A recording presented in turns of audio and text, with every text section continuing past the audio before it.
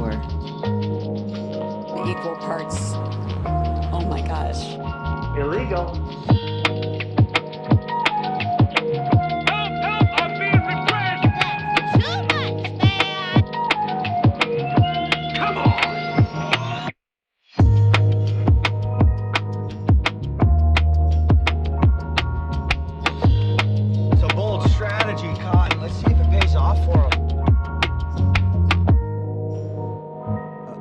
What now?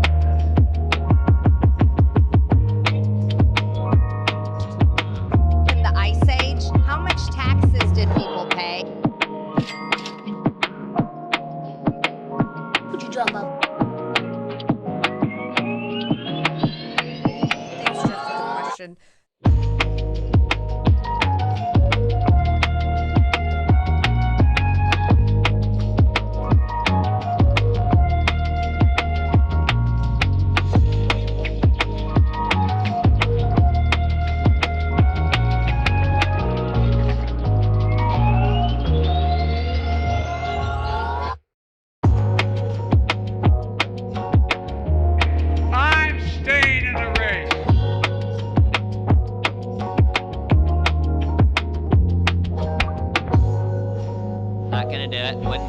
At this juncture.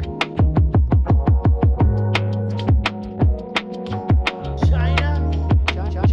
I have to have my China.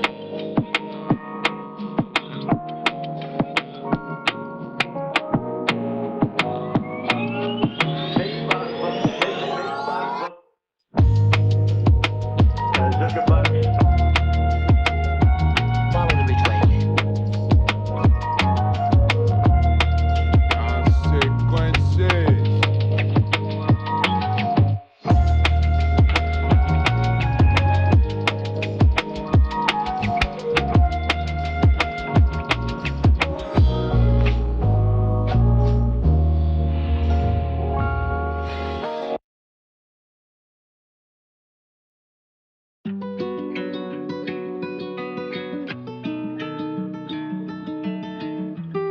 There's no point in you betraying your future self to gratify your present self. It's a stupid game.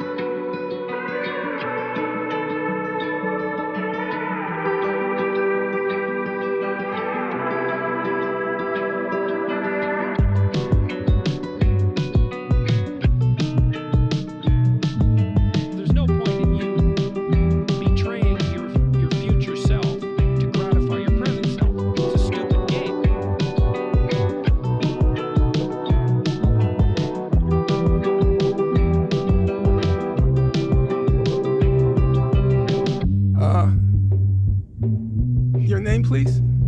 A fucking bitch. Welcome to the resistance.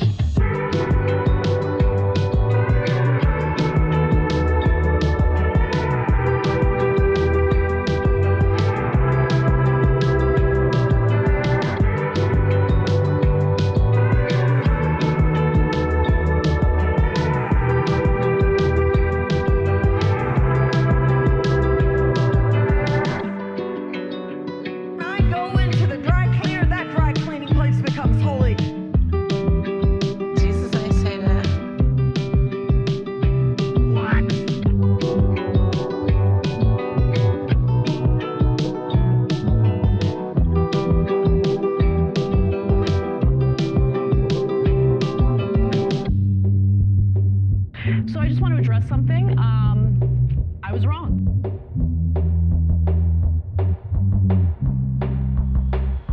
I mean, this woman is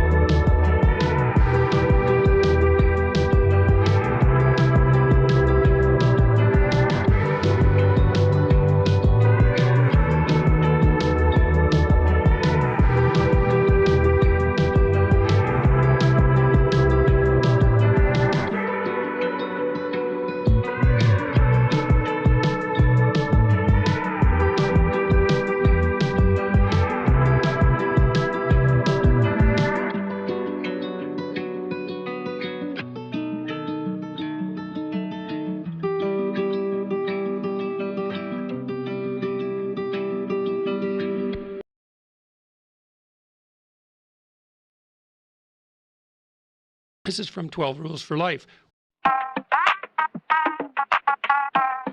I don't want reality.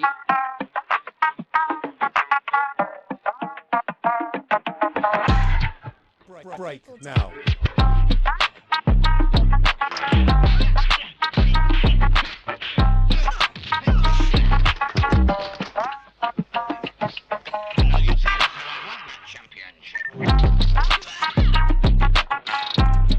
I see that you know your judo well.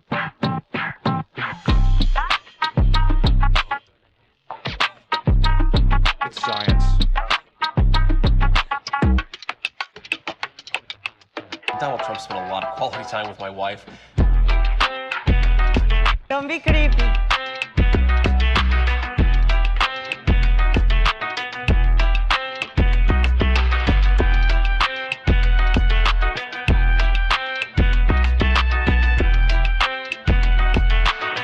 Close it up, just like my wife's vagina. Oh, never occurred to me. Interesting. It's just crazy enough to work. Yeah.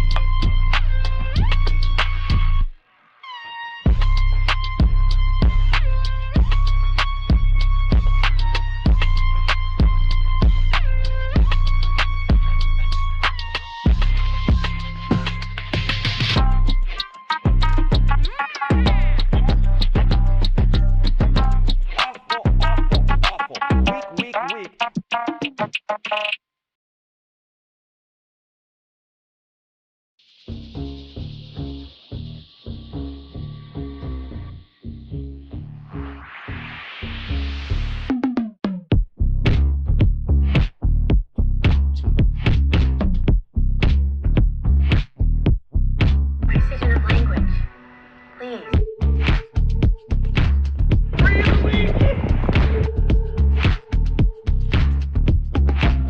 Well, first of all, some of the things that I say will be incorrect.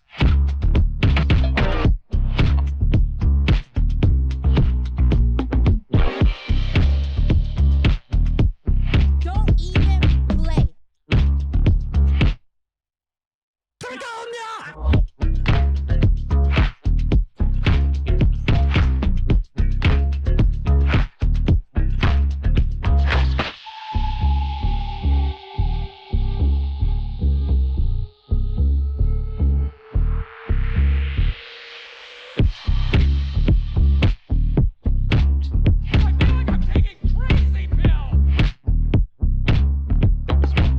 Aren't I a good guy?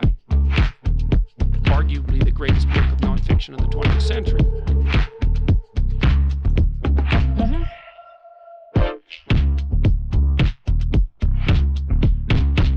You supercalifragilisticexpialidocious bitch.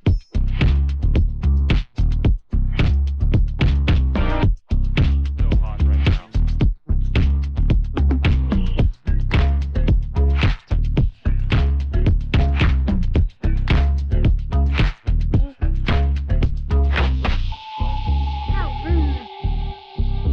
Winter is coming. Cyclone Cheeto.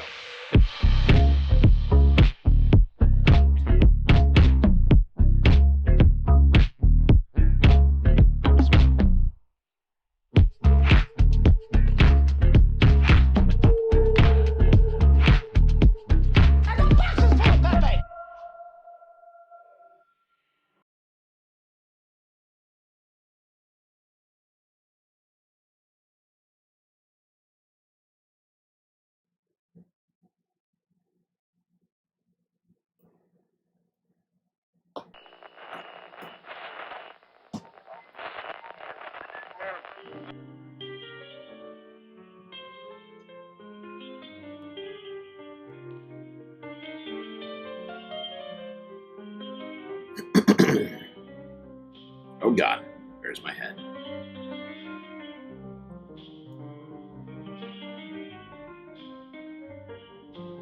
there I am. Ah. Well, here we are again. Floating somewhere between Earth and space. Wondering what it all means as we stare into that deep, dark abyss. So much going on out there in the world. I guess we better get right to it. As always, buckle up those seatbelts, space fans. These intergalactic journeys can often be dangerous and filled with peril.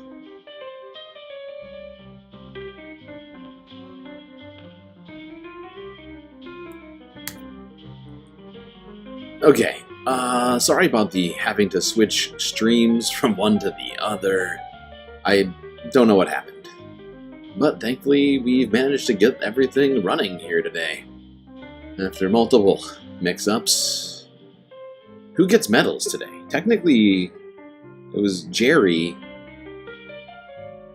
Moanoip? No, it's Jerry, someone, and Moanoip. Who was second place? Obvious Books? I can't remember. I'm sorry. This was the second posting of the link, so I can't remember who got the medals. But I'll at least shout out people in this chat. Obvious Books, Moanoip, Krokenstein's Monster, Jerry McLean, No Fair, I keep my medal. You keep it. Mozart, who was, I think, a close fourth in the... Why can't I remember number 2? Who was 2? Geodragon, I see you. Decipher. Sarah Layla.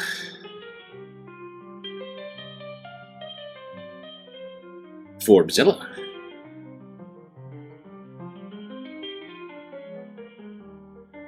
Cranky Dragon. A cranky dragon in the chat. Did I say Geodragon? I can't remember. I'm sorry. I'm thrown off by the fact we had to restart the stream. That's my bad. Pitchforks, I see you as well. Okay. Bob Garmity. Everybody, I see you. I see you. You are valid. Well, hope everyone's doing good on this fantastic Saturn day. Guess we better start in the United States of America. So hot right now.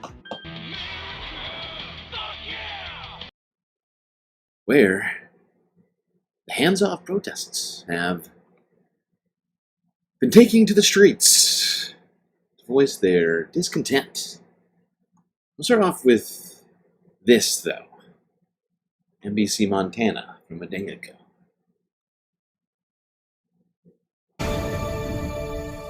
The president told reporters on Air Force One he doesn't want Elon Musk, the billionaire business owner turned advisor, to leave anytime soon. I want Elon to stay as long as possible. Number 1, I like him. Number 2, he's doing a great job. Number 3, he is a patriot. Musk spearheaded the Department of Government Efficiency, or DOGE, which has been... Number 1, I think he's a great guy. Number 2, super smart. 3, great patriot. Number 4, gave me bags of money during the election. Almost $1/3 of $1 billion. Do you have $1/3 of $1 billion, Mr. Reporter Man? I don't think so. I don't think so. Responsible for an abrupt downsizing of the federal government since Trump took office. Musk's term as a special government employee is set to expire in May or June. Politico reports the president told his inner circle Musk will be leaving soon, but DOGE will continue on with individual agencies taking up the downsizing efforts. DOGE will stay active. We have a lot of smart people. In the 70-plus days since Trump took office, DOGE and Musk have driven the mass firings of federal workers and the dismantling of federal agencies. The work has gained large amounts of support from Republicans who have felt the backlash over it at town halls. The DOGE website claims $140 billion in savings so far, including around $25 billion in canceled contracts. The numbers are disputed, including Bank of America saying the DOGE contract numbers are overstated. Yes. Meanwhile, Musk's company Tesla had its worst quarter in 3 years. He spent more than $20 million in a Wisconsin Supreme Court race where the candidate he backed lost by 10 points this past week. Politico cited anonymous White House sources saying Musk has become a liability. Musk dismissed it as fake news. Democrats likely won't be sad to see him go. The president. Fake news.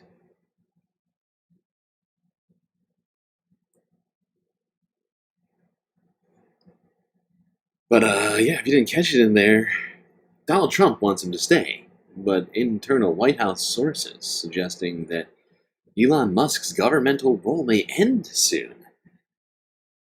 I wonder why. People seem to like him so much. Wait, sorry, I was thinking about somebody else. No, people seem to really dislike him. Because they're taking to the streets to tell Elon specifically just how much they dislike him lately. Tina and Kayla are preparing their signs. So we got to focus on who's being hurt and what is something we can do something about. To share a message that will unite thousands of people across the country on Saturday. All across the nation, the people are rising up to say hands off, no more what Trump and Musk are doing to everybody. They're hurting people. Tina Eck is with Seattle Indivisible, a progressive grassroots group working to call for change. I personally am hoping that we are completely mobilized and that we keep in mind who we're doing this for. Tina said she's doing this for people who have recently been deported, those who live on Social Security and Medicare, and the federal workers laid off. They want us to be afraid, and so one of our messages is there will be thousands of us at Seattle Center tomorrow saying we are not afraid of you. We stand together and we don't support what's happening. These rallies are also happening across the country. The White House has put up fencing in preparation for the protests. Illegal. And the First Lady says tours scheduled for Saturday have been postponed. Back in Seattle, more than 20 speakers are prepared to take the stage on Saturday with live music planned and plenty of signs for everyone. We're looking to get people. Yeah, so this was from yesterday. I was just trying to get in a couple of the preliminary stories leading up to the protest that happened today, April 5th, Saturday. Cranky Dragon. Yeah, I don't think I've seen you in the channel before. I also don't know who Lucretia McEvil is. Great name. Don't know her. Glad to hear that people are finding the channel in different ways. Do we have 20 likes, which means that we have 2 emotional support characters already owed to us after 20 minutes? That's 1 like a minute, chat. Great job. Let's roll for some emotional support characters. Here at the Galactic Cantina. 7, 5. Okay.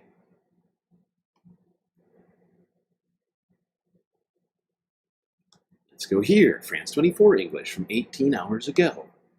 1,200 hands-off demonstrations against Trump and Musk planned across the United States. Immediately, if not sooner.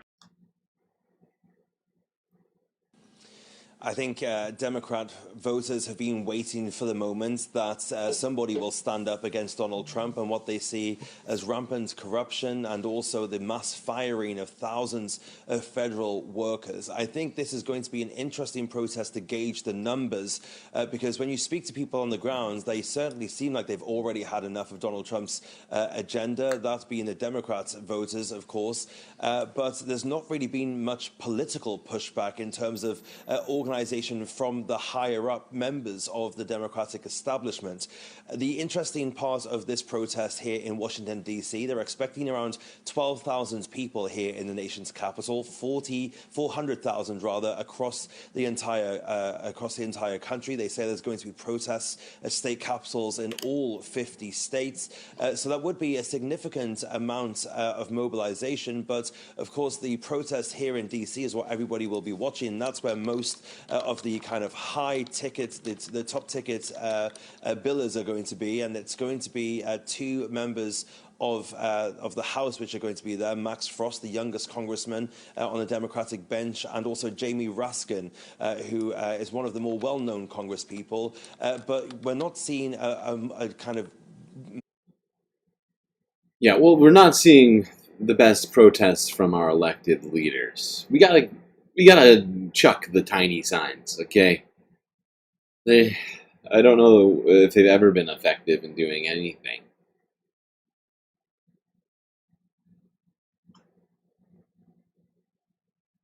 Less tiny signs, more loud noises. Okay, Let's keep going through this here. I guess we'll go to the first protest. I believe this was the first protest that happened. This was at a Seattle area Tesla building. I'm just going to try and go through them chronologically, I guess, as they were uploaded. Friend, Madam President. What is this?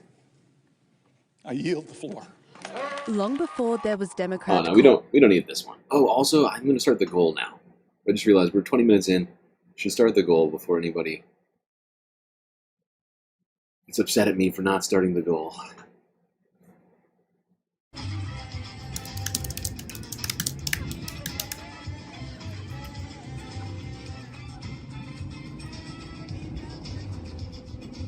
It's electric. Very electric. It's true.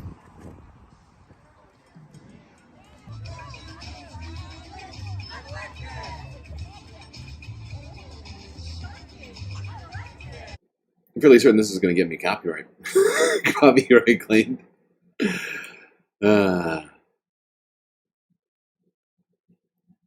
Is it lagging? No, it's fine. It's fine. I'm just seeing things. All right. Let's go to Boston. CBS Boston from 10 hours ago. Crowds protest. President Trump and Elon Musk at hands-off rally in Boston.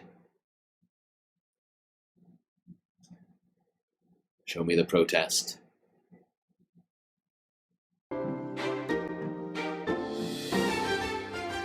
Streaming around the oh, right. clock on CBS I forgot about News this. Boston.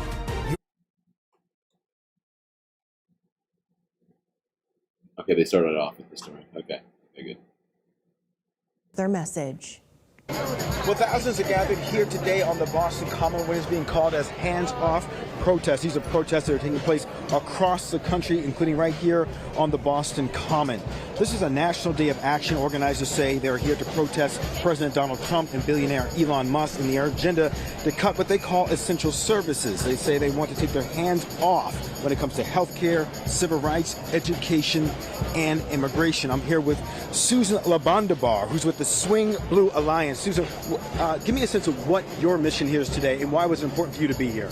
Well, we're here because we work to swing elections in red states and purple states, and we recognize that this rally brings all of us together. It really doesn't matter what your issue is. We're all under attack.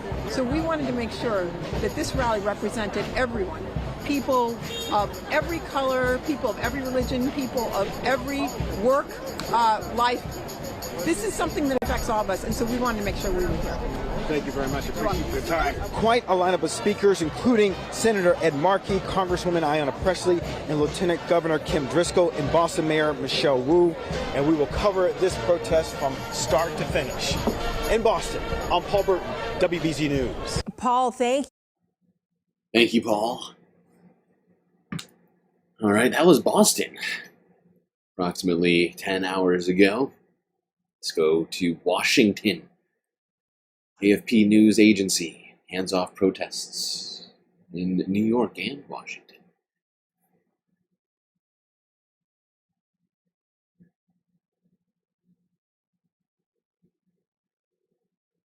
This is what democracy looks like. Show me what democracy looks like. This is what democracy looks like. Yes. I mean, I have to fight. How can people unite?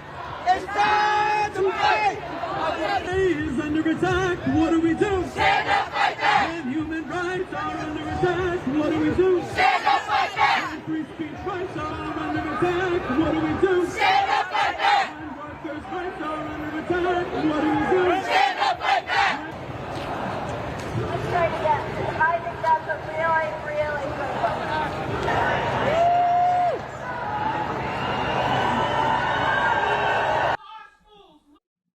So that was New York. This is in Washington, I think Washington, D.C.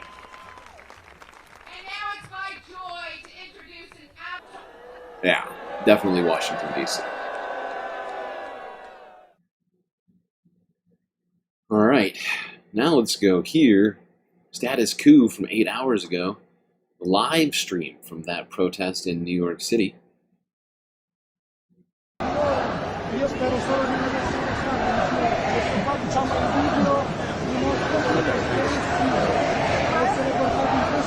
Give it a second.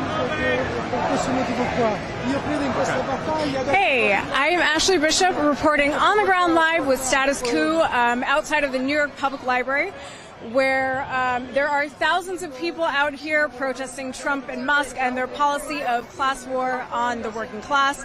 John Farina and I are out here in the fucking rain. It's very wet outside. We're getting very soggy, but we are here reporting for you guys so you can see what's going on the ground. We are going to, in just a minute, walk around, take you through the crowds, and talk to some people. See why they're out here today, again, in the rain, to protest Trump and Musk. I think there are going to be speeches that are starting in just a few minutes. So when that starts, we're going to take you over there so you can see these speeches and get further into the crowd. According to AP News this morning, there are like 1,200 rallies and events scheduled all over the country. So it's not just here in New York City, where there are thousands of people. I don't know, John and I were trying to estimate before. We want to say there's like 5,000 to 7,000 people so far, again, in the rain. So a big crowd, big gathering, lots of energy here. So John and I are going to take you through the crowd now, so we have some time before the speeches start. So let's go and see if we can get a closer look and talk to some folks.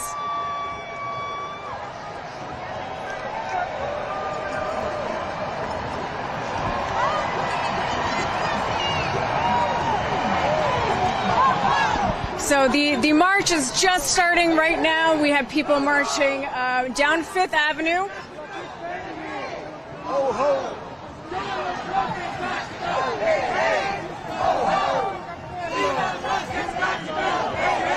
So far, we are chanting, Elon Musk has got to go.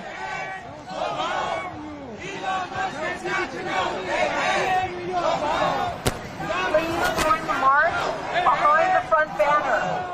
Please join us, New York, behind the front banner. Thank you for coming, New York. Please join us behind the front banner. New York, please join us behind the front banner. Thank you for coming. Looking beautiful. So we have some calls for people standing on the sidewalk to come join the march. And a lot of good signs here. Some of them giant hand-painted hands saying, hands off, hey crooks, remove, reverse, reclaim, tax the rich, a good standard, hands off Medicaid, and Corey sent me. I like that one. Elon Musk has got to go. Please step back and let the march move forward. Which Corey? That's my question. What we could do is...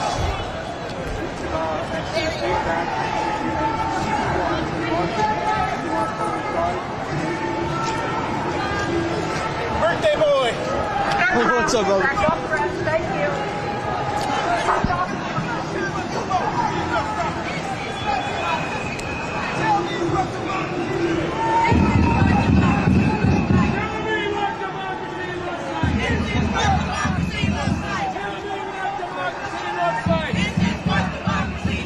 Show me what democracy looks like. Tell me what democracy looks like. Show me what democracy looks like. Tell me what democracy looks like. This is what democracy looks like. You think it was Corey Feldman? Yeah, it could be Corey Feldman. I was thinking maybe Cory Bush, Cory Booker, but that makes more sense.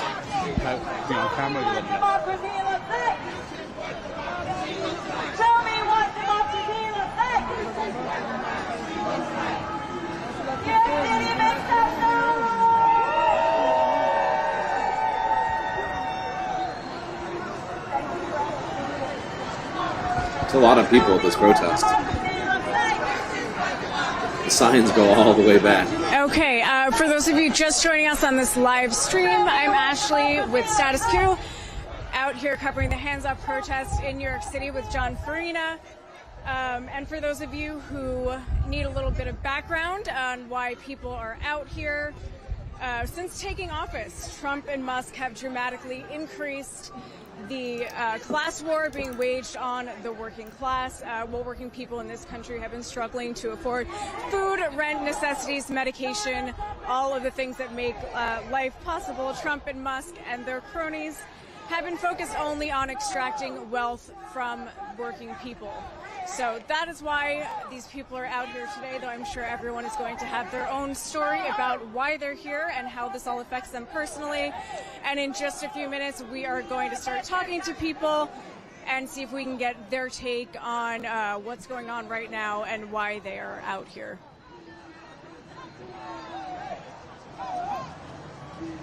And again, there are like 1,200 rallies and events scheduled all across the country, just like this one in New York City. So what's pretty crazy to me is just how many people came out in the rain. Because it is raining out here. You can see people are getting wet. This guy's hat is soaked. Garden tours for today and rescheduling them for tomorrow. So there's certainly going to be a lot of stuff going on all around the country for the entirety of the day today.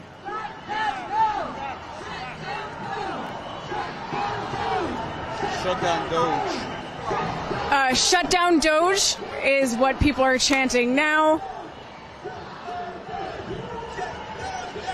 And one of the signs in the front reads, "Get rid of waste from..."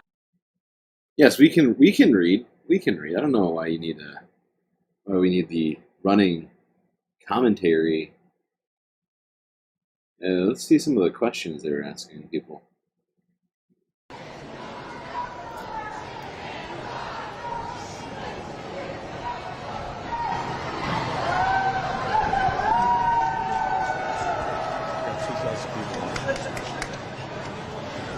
For those of you watching, please smash that like button, follow, subscribe.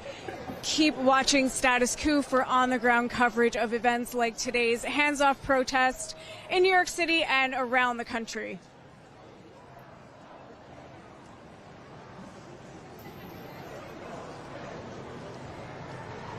As you can see if you're watching with us, the crowd is moving slowly down Fifth Avenue still, but there's a ton of people out here. And again, it is raining. John and I are soggy, but people still came out to protest. When did this happen at Status Coup?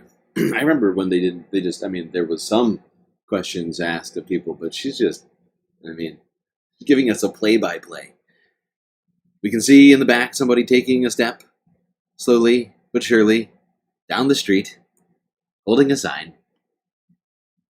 Trump and Musk and their full-scale red jacket on this one. Dismantling of the federal government and all the things that see a lot of ponchos out here to survive. Oh, that's right, Emily. This protest is going really great, even though the rain is here.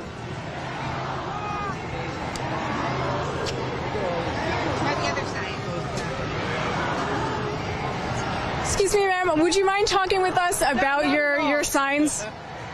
Excellent. He's a better speaker than I am. I would love to talk with both of you. Turn around. Let's see. Don't dare steal from... I'm sorry, what does it say? Don't Elon Musk dare stealing from money from you. Got it. I like it. I like their creativity.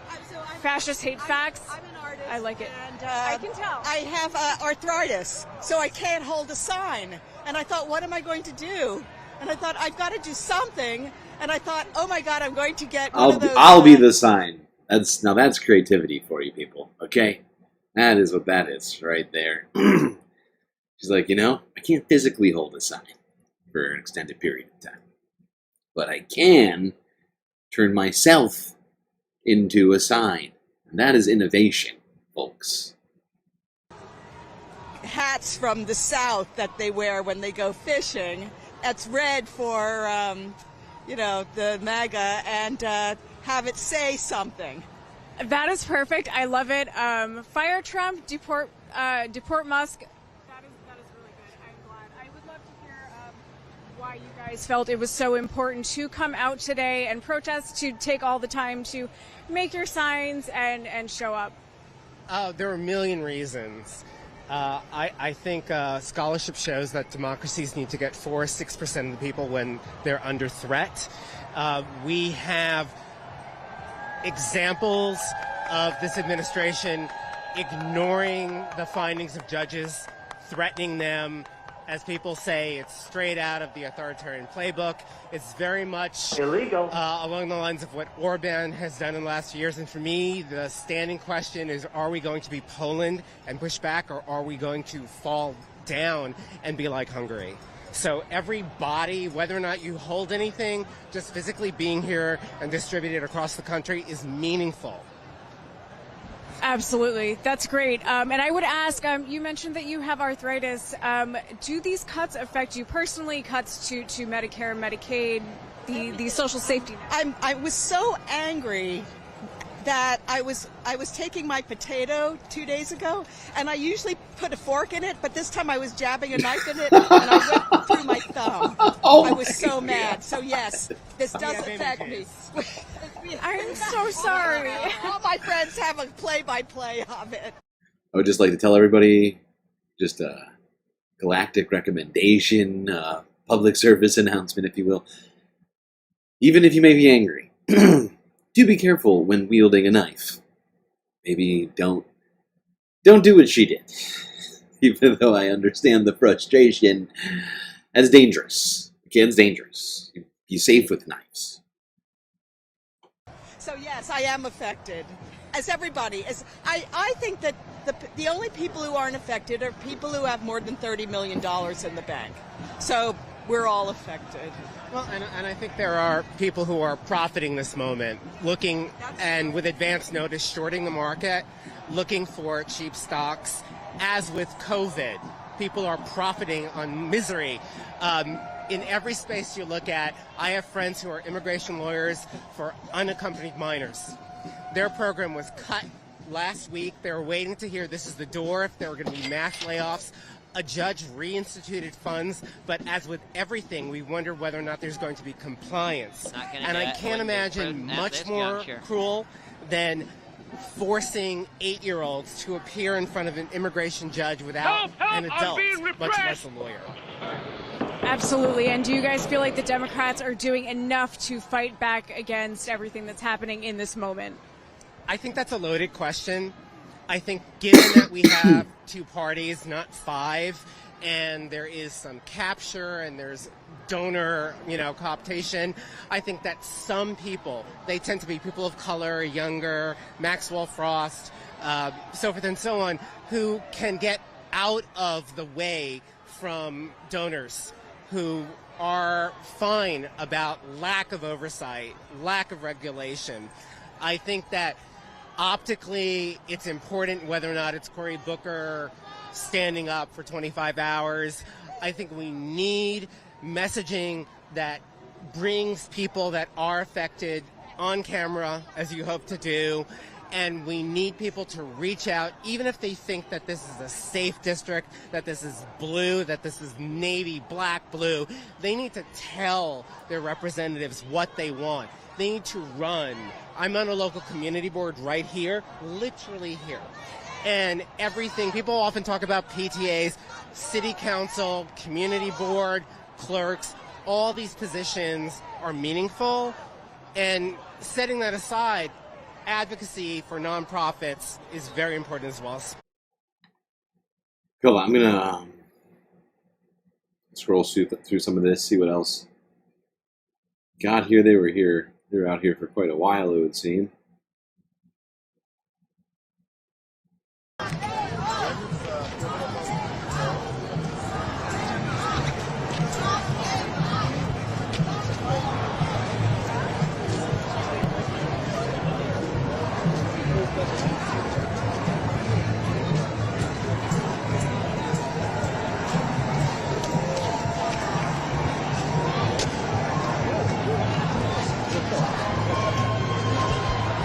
Excuse me, would you mind talking to us about your sign? Oh, it just says exactly what it says. That's all it says. Okay, thank you. but It is pretty clear. I'm not sure what needs to be said about this sign. Please curb your DOGE Musk KKK. Very clear message. keep going now.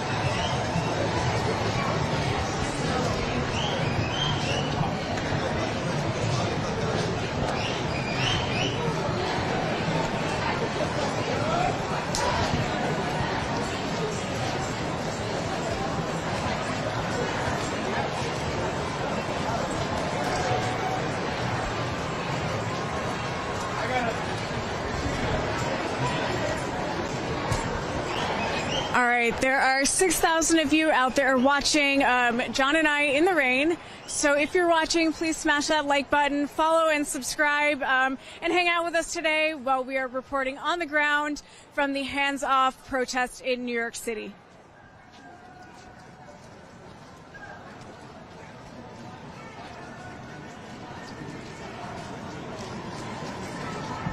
Anybody here?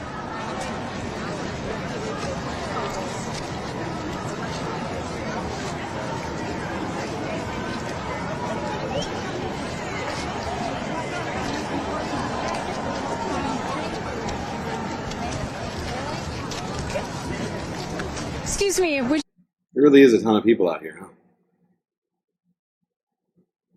talking to us about why you're out here today? We noticed your sign and would love to hear more. Okay. Sure. So why are you out here today? What motivated you to come out in the rain to protest? This is my friend, and she is disabled and elderly, and she relies on Medicare and social security. I mean, all of those things I've that been they're marching for years, and I'm tired. And she said, "I'm coming out this time. Come with me." And so I'm here for her. That's a really lovely story. She helped make my signs, you know. No, I think it's very important that we get out, and you know, the politicians hopefully will pay attention with all these people getting out, because they will be up for election, so they want the people to support them, and they should be talking. Absolutely. And are you guys happy with how the Democrats have been handling this moment? Do you wish that they were doing more? I think they're doing all they can. They have zero power. What else can they do? I mean, they're vocal. If you're paying attention, they're... I think they disagreed on that one. Did you see this old lady on the left? She was shaking her head. She was about to say, no, they're not doing enough. What else can they do? I mean, they're vocal. If you're paying attention, they're vocal. Don't watch the mainstream media, because they're just washing over everything. They're saying they're not doing anything, and it's bull. They're doing everything they can, and they don't have any power, so I don't know what the hell you want from them. I'm sorry. Chuck Schumer. No, you're good. I worked really hard on the election, okay? I volunteered, spent a lot of time before the election. That was the time to put in the work, and not enough people did it. Now they're out here complaining, and I'm just kind of upset about it. Jesus Christ. Wow. Okay. Fed up with them. Pissed off. We appreciate all of that. Thank you guys so much. Is there anything else that you'd want to add? Bulldozer are wrecking, you know, it's okay to, you know, cut down on make things more efficient, but the way they're doing it is making everything more inefficient. Because Social Security, people can't get through. They're entitled to benefits. They can't get through. All other departments, nobody can, their offices are closed, everything. That's not being efficient. That's quite the opposite. So why don't they think what they're doing? Absolutely. We thank you guys so much, and I hope that you stay dry and have a good rest of your protest.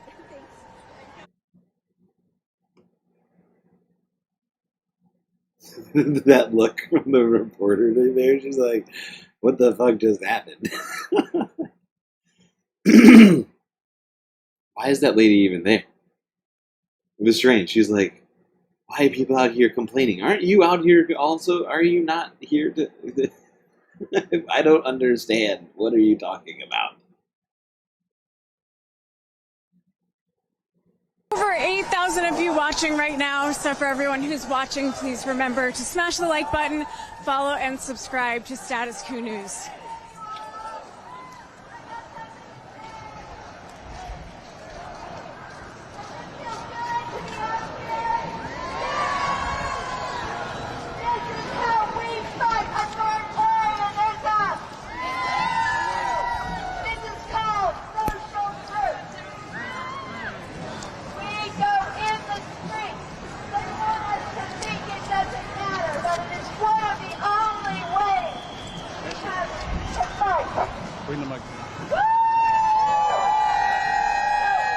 What I want you to do when you leave here today is talk about how much fun you have.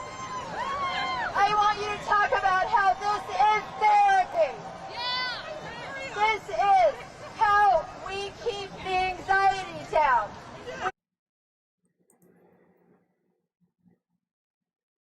I love those signs. They're huge. These things are just massive. I'm just noticing how big they they are from that photo, and I wasn't sure how big they were, and I was like, oh shit, there were two people holding each one.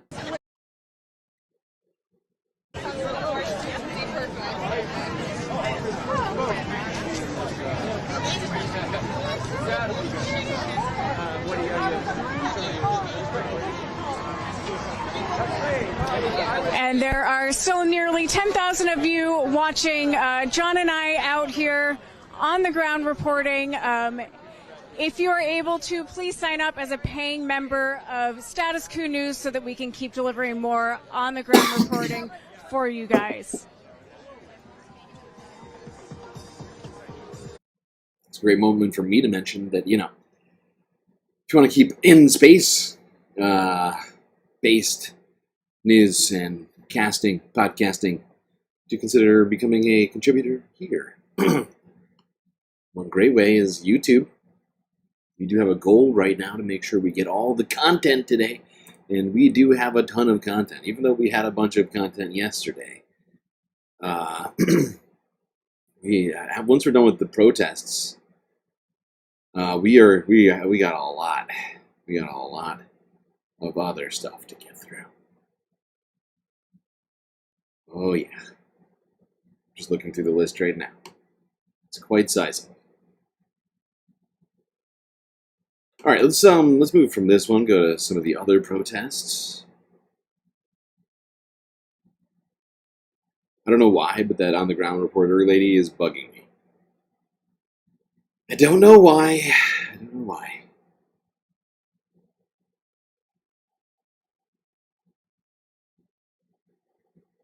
Oh shit, I just clicked the wrong one. No. No, what have I done?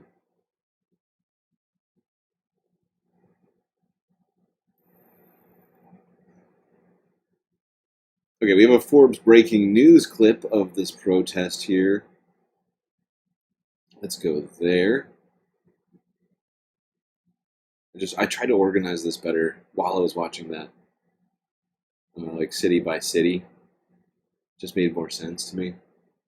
And chronologically.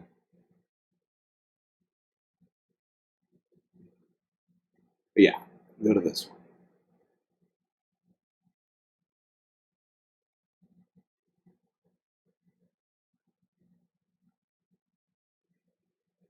Ahem.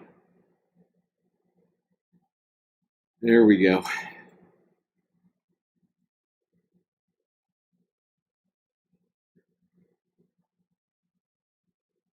Forward.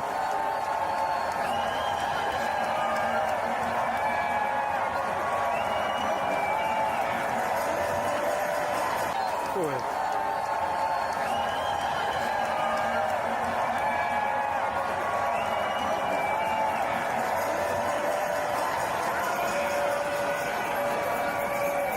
Forward. Wow. Wow. All right, now this clip has got the footage here. I mean, look at, you can really see how many people are out there. When we were on the ground with that last video, it was hard to tell just how big the crowds were. That is going all the way down the street, multiple blocks.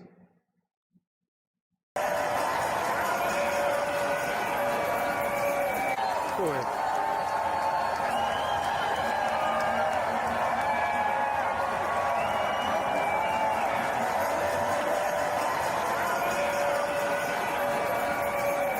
Forward.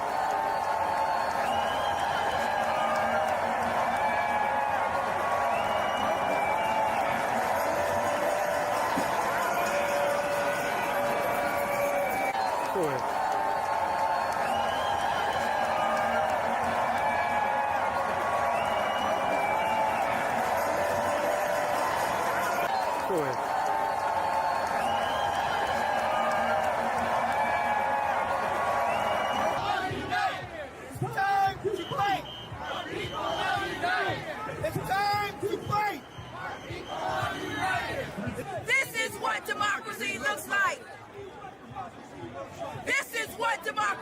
looks like. This is what democracy looks like.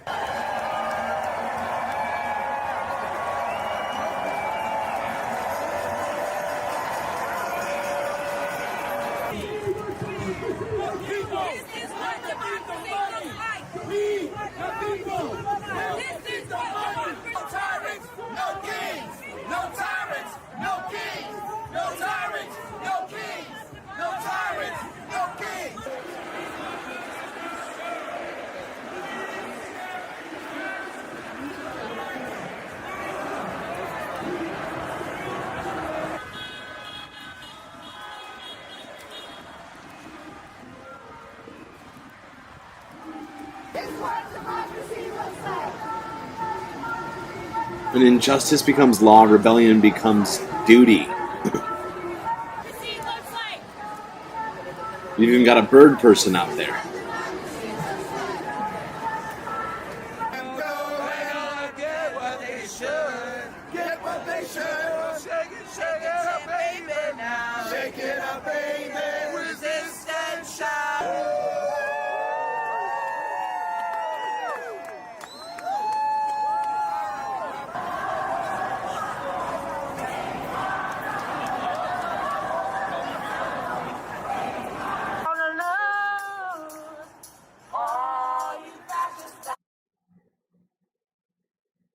New York really turned out in the streets.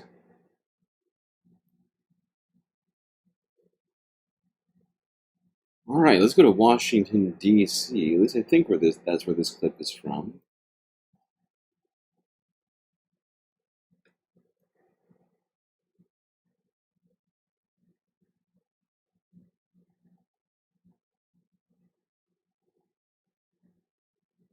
Clark.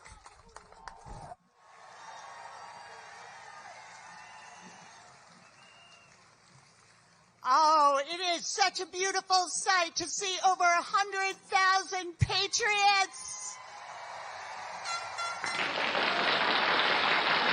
So I'm the whip in the House, and I count the votes and make sure that we stayed unified. And I want to tell you, you are putting on one hell of a whip operation here. You are not just saying hands off. You're not just standing up for your family and your community. You are the patriots standing up for our country. This is all about all of us versus the billionaire class and the politicians that they have purchased. This is about a Republican Party that has not betrayed just you, but the very people who voted for them. So we say to them, hands off our Social Security. Hands off our Medicaid. Hands off our public schools. Hands off our child care. Hands off our science and research. Hands off our veterans' benefits. Hands off our civil rights. Hands off our bodies. And hands off our vote. We do not want a government. There's the House Minority Whip, Catherine Clark, speaking at a rally held in Washington, D.C. She claimed that there was 100,000 people out there. Let's see if that's true. It's the PBS NewsHour live stream.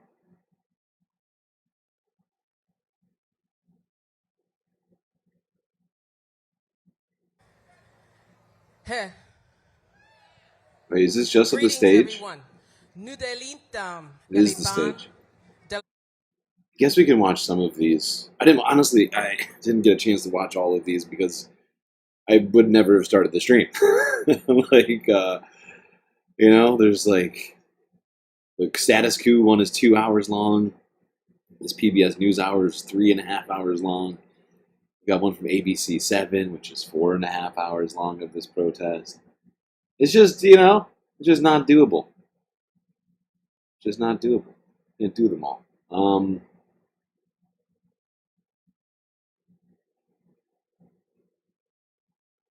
on. I think we're going to go to this one. See, third emotional support character is overdue. Is it? Okay. Okay.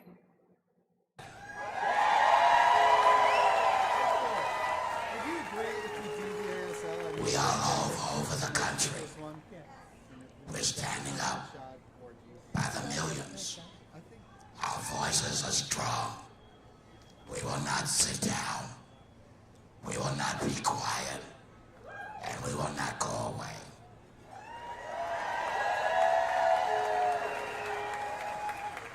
Let all the racists and the ignorant folks and the bigot folks running this government understand that we are people strong and America. Ah, man. I was hoping. Oh, there we go. There we go. I thought this one had it. I could have sworn this one had footage of the people. And that 100,000 number may very well be correct. Here we go.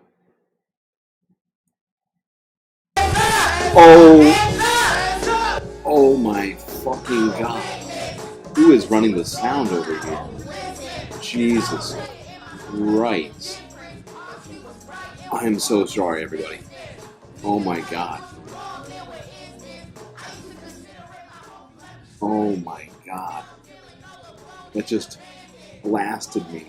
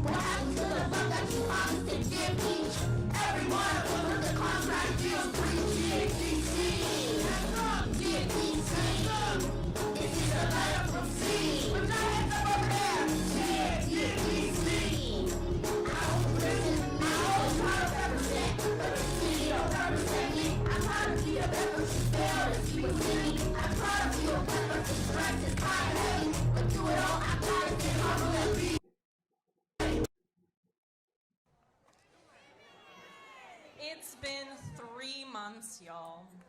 3 months. And how many to go? Too long. 47 months, I've counted.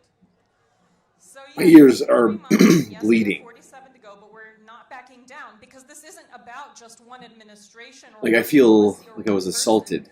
This is about preserving our freedoms and our right to protest and speak out. And now the volume's perfectly fine. Well, I guess not. I turned the volume down over here. It's probably out of control. It's about descending the soul of the Yeah, city. it's at like 30. I think it's like 20%. Political backdrop or a postcard on a bodega. Damn, it's a lot of people out here. It's not just marble buildings and bold headlines. It's home. It's the home of artists and educators, of bus drivers and baristas, of organizers and immigrants and families who have built their lives here for generations. We're not collateral damage for anyone else's oligarchic power play. We are people and we matter. And we start by showing up. We start by speaking to people. Too long we have been in our bubbles, so connect. Find people online or meet them in person, or talk to them about what's important. Start today. Turn to your neighbor and introduce yourself, and reach out to any organization that you're interested in today. Thank you all for your time.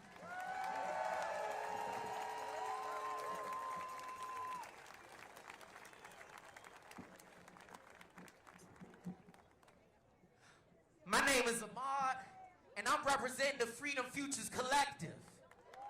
This is in Washington, D.C. And if you got pride, purpose, and power, I need you to make some noise right now.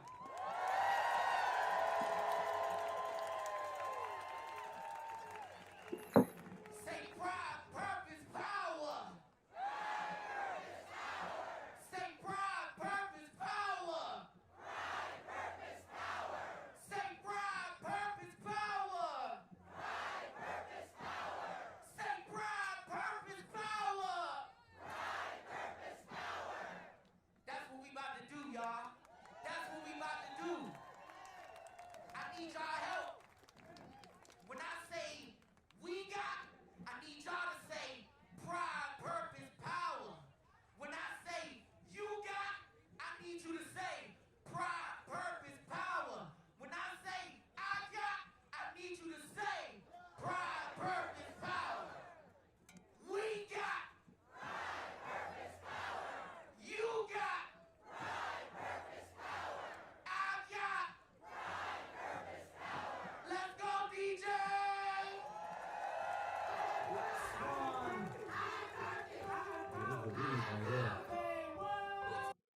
Alright, I'm gonna skip some of the musical stuff because I think that's gonna wind up screwing me. Yeah, we be those little rascals. If you fall back, then you know I'ma catch you. Brothers for life, we gon' make it a tattoo.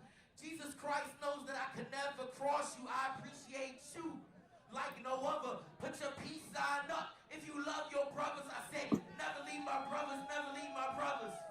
I got your back, you got my back, so we both are covered. Never leave my brothers, never leave my brothers. Been A1 since day one, and that's on my mother. Never leave my brothers, never leave my brothers.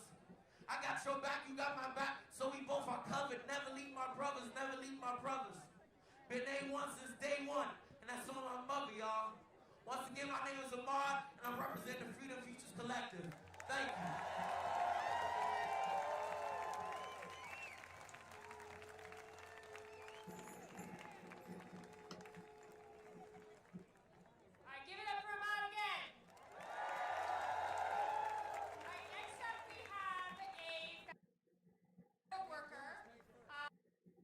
They're on side, and then you go person by person, and you listen, you talk to them, and you come up with concrete steps to build collective power.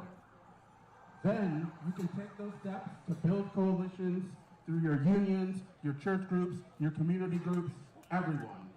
And that's exactly what the Federal Unionist Network is doing across the federal government. On how to have those one-on-one organizing conversations.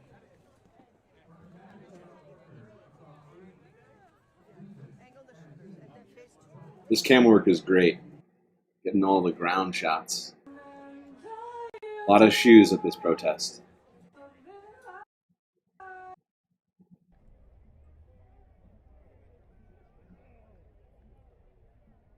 They're taking over the Capitol.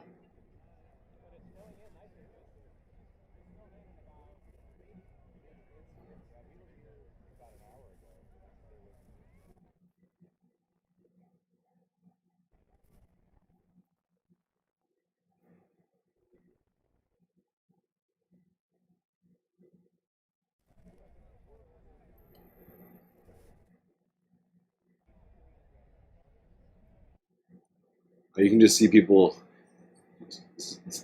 camping out here. So far away from the stage. Hilarious.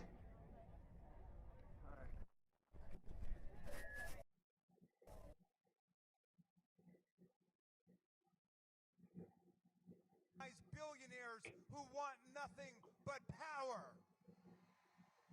Oh, now you guys fixed the sound? Here in America, Mr. Musk, justice is not for sale, and we don't raffle off state Supreme Court judgeships for million-dollar prizes. Stop trying to buy our votes. Stop ripping off our government, and stop stealing our data.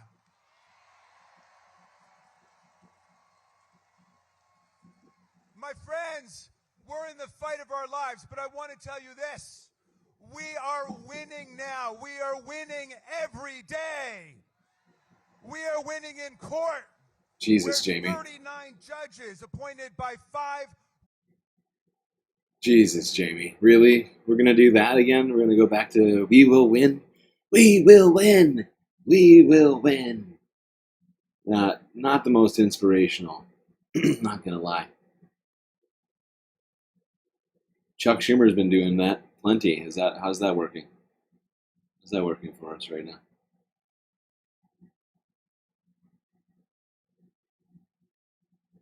Are we winning, or are we winning so much? We're going to be winning very bigly.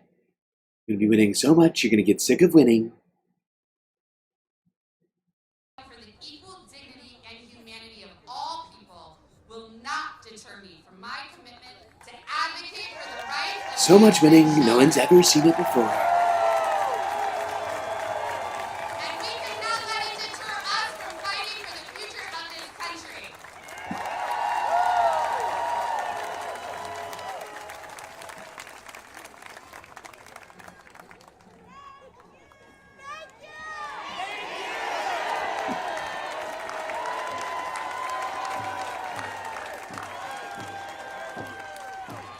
Hello, my friends.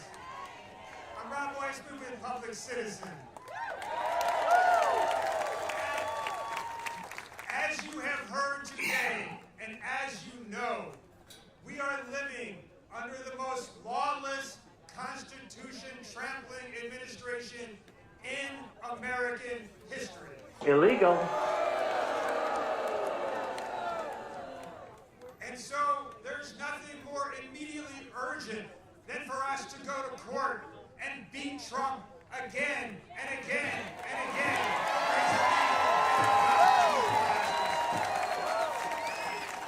And we have to do it because it's not just about a Schoolhouse Rock moment. It's because people's lives are at stake. It is his illegal actions that are causing a humanitarian disaster around the world. So people are going to die from malaria and TB and preventable disease for no reason.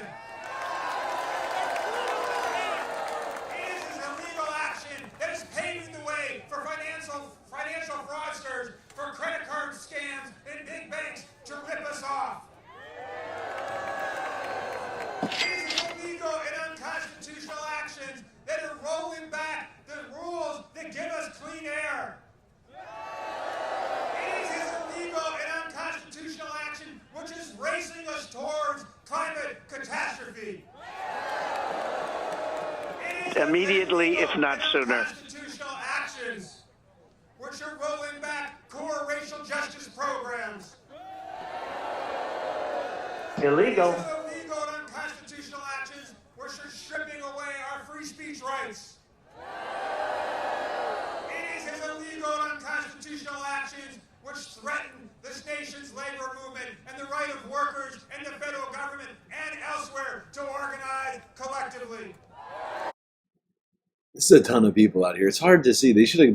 Someone should have launched a freaking drone in here. How hard would that be, ABC 7? How hard? Is there no money? Is there no money over there at ABC?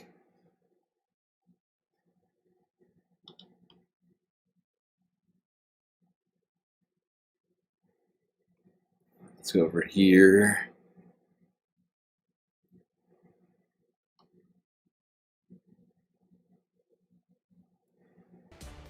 The news at 6 begins with rallies in cities across the country today, drawing in thousands and hundreds of thousands of protesters in defiance of the Trump administration.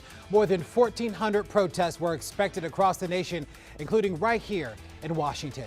Thanks for joining us online on WUSA 9+. I'm Larry Miller. More than 10,000 traveled to the Hands Off rally along the National Mall. As our John Duran tells us, some traveled from different parts of the country to be here. In the shadow of the country's most recognizable monument, Not an option. energetic masses came with signs, chants.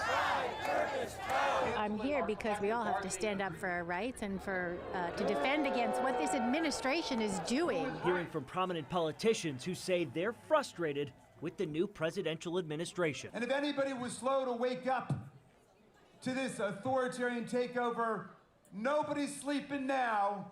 And nothing is going to stop the forces of democracy and freedom in America. Protesters opposing things like cuts to the federal workforce and government programs. Recently opposed tariffs and healthcare. As a woman, we see our rights floating away like... I love that one. I don't know why.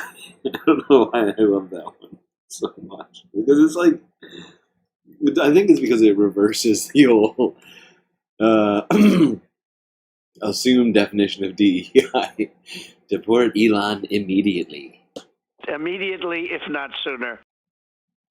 Dandelion fluff on the wind. But we are here, whether you want to acknowledge it or not.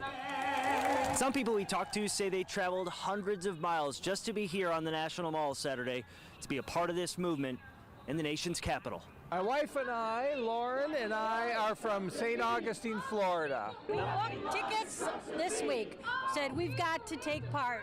Do it for our grandchildren. This is outrageous what's happening here. Like this couple, Illegal. Cooper says he had to be here to have his voice heard. I'm here from Atlanta, okay, yeah, and I believe that everything starts with these people right here. That's what we vote for, to put in to protect our rights. When they don't protect our rights, we have what's going on now that's happening to us. Attendees say there will be more of this in the near future. It'll take a bunch more of these and more people before things change. So, but we're in it for the long haul. In D.C., John Duran, WUSA 9. Thank you, John. Great coverage, buddy. All right. Let's go to...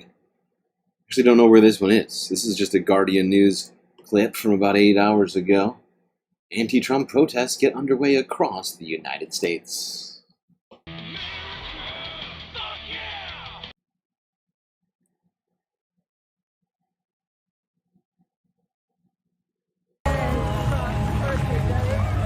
Thousands of protesters crowded the Washington National Mall to march against Donald Trump and his billionaire ally Elon Musk since they launched a rapid-fire effort to overhaul government and expand presidential authority. What he's doing is not trying to make America better. He's ruining our infrastructure, every department in our government. He's ruining, and he's right now destroying our economy. He's taken away all of our allies. We're a pariah in the world. More than 1,000 hands-off demonstrations are planned in 50 states, including New York.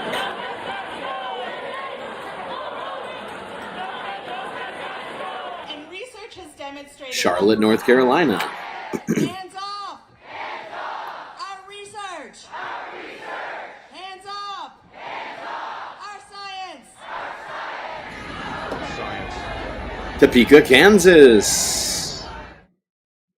All right, now let's go to Chicago? No, Detroit. Detroit. Let's see what protesters are doing here in Detroit, Michigan. Click on Detroit, Local 4, WDIV from 7 hours ago. Damn, people are showing out. Rights are being taken torn away from us, and that democracy is in a real state of disrepair and insult. And these people are here because this is a hands-off mobilization effort, and basically hands-off Medicaid, hands-off Medicare, hands-off reproductive rights, hands-off VA rights, hands-off, just hands-off. Really. Just hands off. Hands-off the lawyers that are trying to work against this. I like that. Just to add a few. I like that. She's like, I can't think of anything else at this moment, but hands off. Wait a second, I got a few more. I love that. Just hands off. Have you been affected by any way of Trump's administration? I think I've been insulted by this administration, and this is my way of protesting. Have I been personally? Yes. Yes. What's going to happen in the next 4 years? What do you expect? Oh, well, I know what I'd like to see happen, but clearly I can't see that on camera. is she thinking? There's going to be disarray. I want to know. To jump in there and say, I can fix this.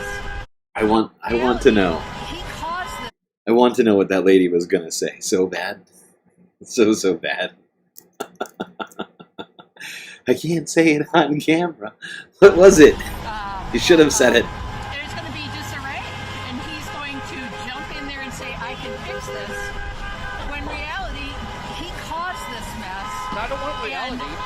So people are going to go, oh, he's our savior. Anything else you want to add that I haven't asked? Okay, for all you people who are taking down. You can barely hear her over the number of honks. Basically, I really truly love how traffic is getting incredibly involved in this. People are just laying on their horns as they go through every single car. Talk about support. Might even be too much honking. Hard to hear what she's saying. Please call, email, write your congressperson, your representatives, and tell them in no uncertain terms that you do not appreciate your rights being taken away from you.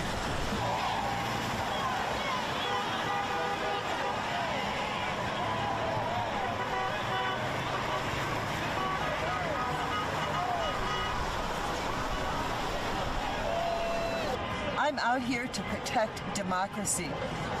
I am 75 years old, and I cannot believe that I'm in a position like this in my own country, that I have to protect free speech, due process, the institutions that make this country great.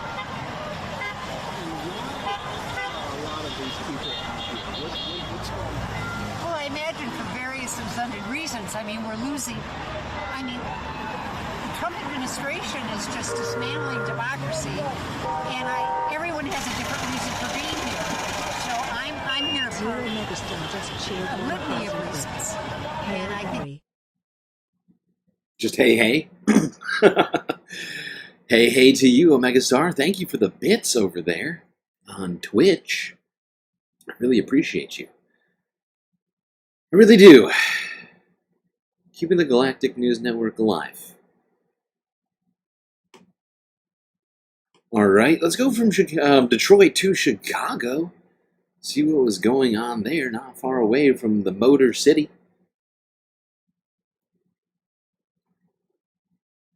Down to the Windy City. CBS Chicago from 9 hours ago. Chopper video above hands-off rally. Ooh, nice. We got some aerial footage here.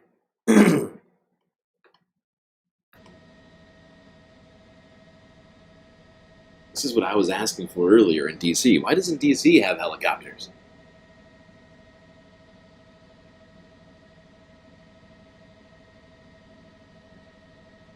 I like how the Twitch lady calls a megastar Zero Megastar. Zero Megastar. Just cheered 10 bits. Hey, hey. Hey, Zero Megastar.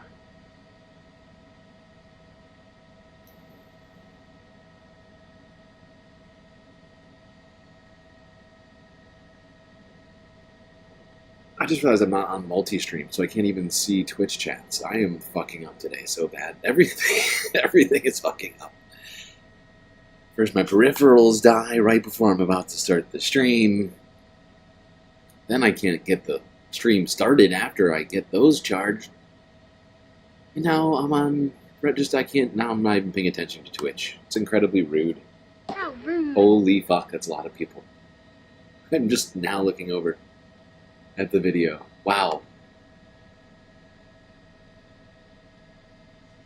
Look at the crowd round the bend. It's like a river of humans.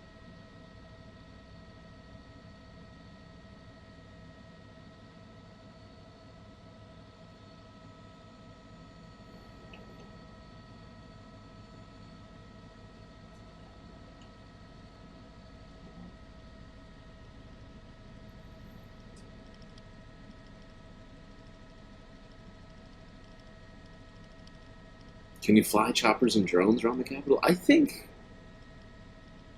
yes. But I think there's definitely specific rules around it. This protest is wild. But like news channels, I'm fairly certain, are allowed to fly choppers in DC. But goddamn, thousands and thousands and thousands of people here in Chicago. There must be 50,000 people.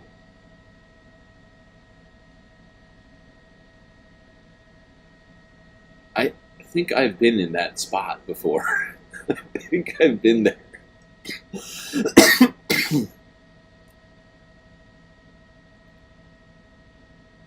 Yeah.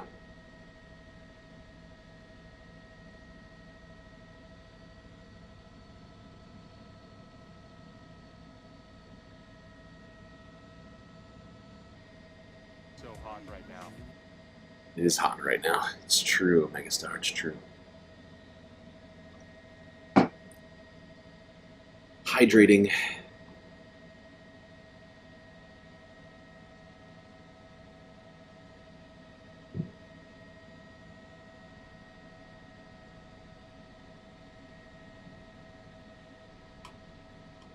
Yeah, this is a ton of people out here. Let's go here.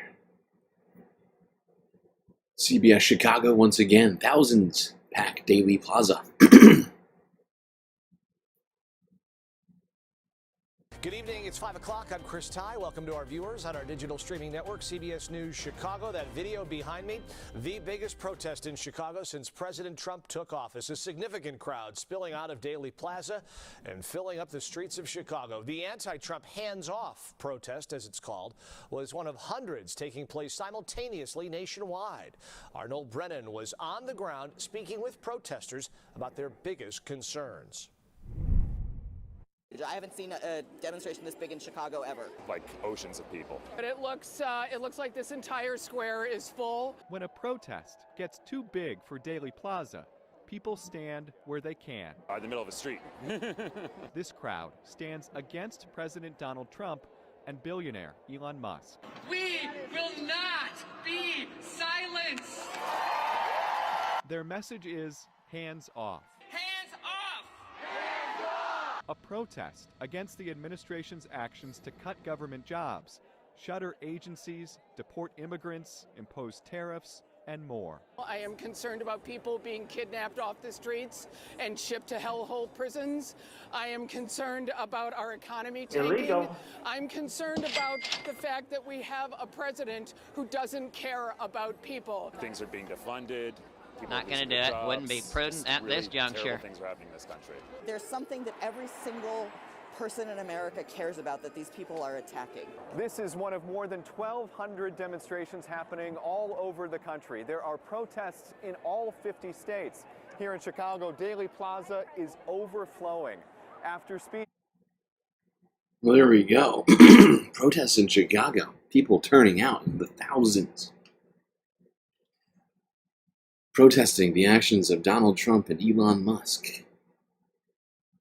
And honestly, one thing that I think actually gives me some amount of, I don't know if it's excitement or if it's, I can't necessarily put my finger on the emotion right now, but there is something about these protests, I guess I would say, that I'm noticing. I think I'm seeing a lot of people who don't normally go to protests show up to these things. Like in the New York protests that we were watching, I just saw a bunch of people who didn't know, like certain people, maybe they just weren't chanting, but from what I could tell, there were a bunch of people in there who didn't know very, very like standard sort of protest slogans, who were just there because they were pissed. People turning out who maybe for the first time ever showing up to protest because of what happened to, I don't know, their Medicare, their Medicaid, their access to their Social Security, whatever else it might be. I think that gives me some amount of encouragement, I guess maybe is the word I would look for. Let's go down all the way to Florida now. South Florida hosts hands-off rallies. We're not kidding about all 50 states.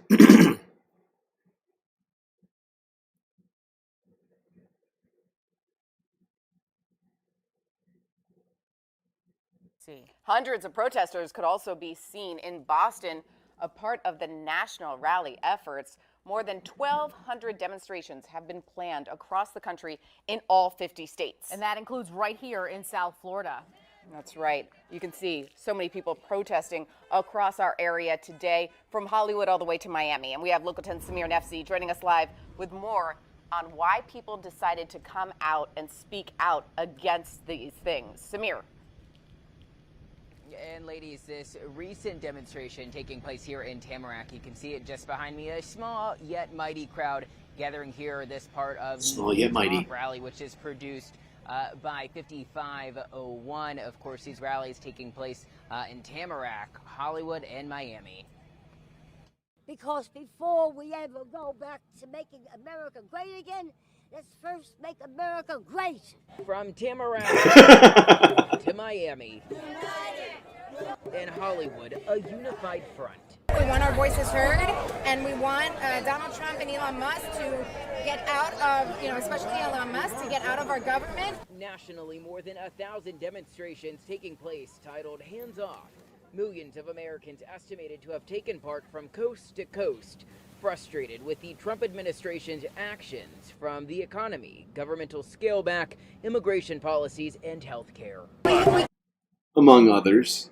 Just sit by anymore and let this happen. We have to talk. In Hollywood, Deborah voicing her concern with how the administration has carried out deportations since Trump took office. They have no due process. As a teacher for 37 years, I'm sure that I've had plenty of children in my classroom that were not here legally, but that doesn't mean they don't deserve an education. And look at that Handmaid's Tale outfit. Very apropos for this moment. People all over Florida. Shockingly. From Hollywood all the way down to South Florida. The Panhandle to the Keys. People coming out to protest. Now let's go a little north of there. I didn't go west to east on this one. That's my bad. Let's go north from Florida to Atlanta, Georgia. Here's Forbes breaking news from 5 hours ago.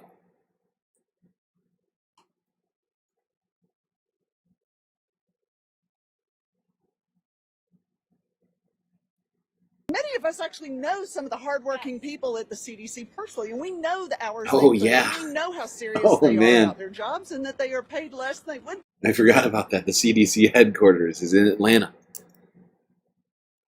And not gonna lie, the first time I ever heard that the CDC headquarters was in Atlanta was The Walking Dead. Don't ask me how that's possible. It's true. It's just true.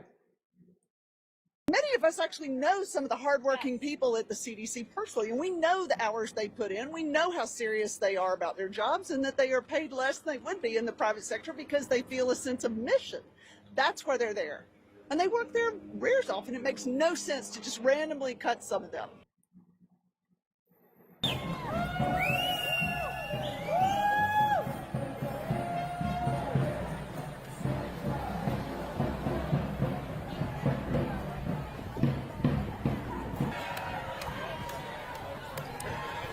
Oh, people filling streets here in Georgia as well. Shocking.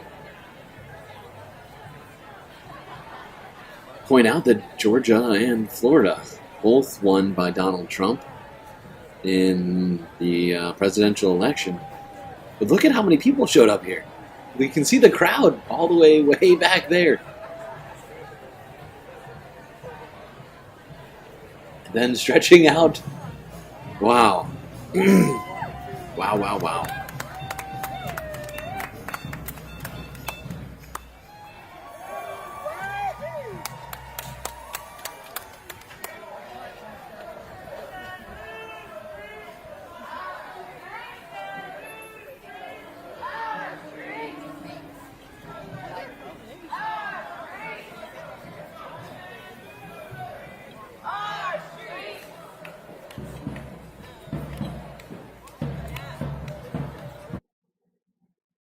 Whoa, what just happened?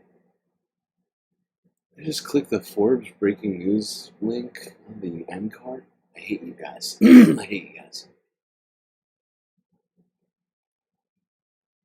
All right, let's go all the way to the West Coast now. I really put these out of order in terms of geography. Let's go to Portland. Portland, Oregon.